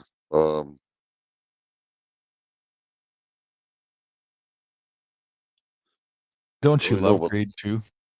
Oh man, I tell you, I'm just half asleep right now. I'll when I wake up, I'll be. Believe me, I think about a lot of stuff you guys talk about. You know, trying to put it in my mind. I really do. I mean, you can see I'm progressing a little bit here. So, everything else. But anyway, let me get some sleep. And oh, tell Fruity I said hi, will you? I will. Please, yeah. And till I catch her later on, we'll talk when she gets back. You know. Yep, I will for sure. I All think we're 90% sure at this point she'll be back on the 8th. We're gonna decide that for sure on Monday. So yeah, less than 2 weeks. Looks like she'll probably be here. Oh, that's great. I'll leave you guys alone too when she shows up. So For 5 minutes. we'll just keep. Well, you're better than mine. You know, I only last a minute. Well, I heard for you it was 10, but see, I'm ahead of this blow me curve thing, right? I got that down to a size. Oh, my wife does. Maybe she'll kill me. But yeah, you tell her I said hi, and I will catch you possibly on Wednesday then. Okay. You bet. All right. Thanks a lot, Guru. You bet. And thank you too. See you in a while, buddy. All right. And thank you to everybody in chat who's still here. It was a great one. It was an Oh, awesome somebody stream. is here. We had 2 people in there. Yeah. Good night, all. Hey, can I do the outro selection? The video? outro. Yeah, hold on a second here. Yeah, go ahead. Yeah. Oh, yeah. If you want to start another stream up, I'll set it up for you. I think I'm gonna take a break on it and get some other Okay. stuff done. If there was other people around, I would consider that. Doesn't look like. I think everybody is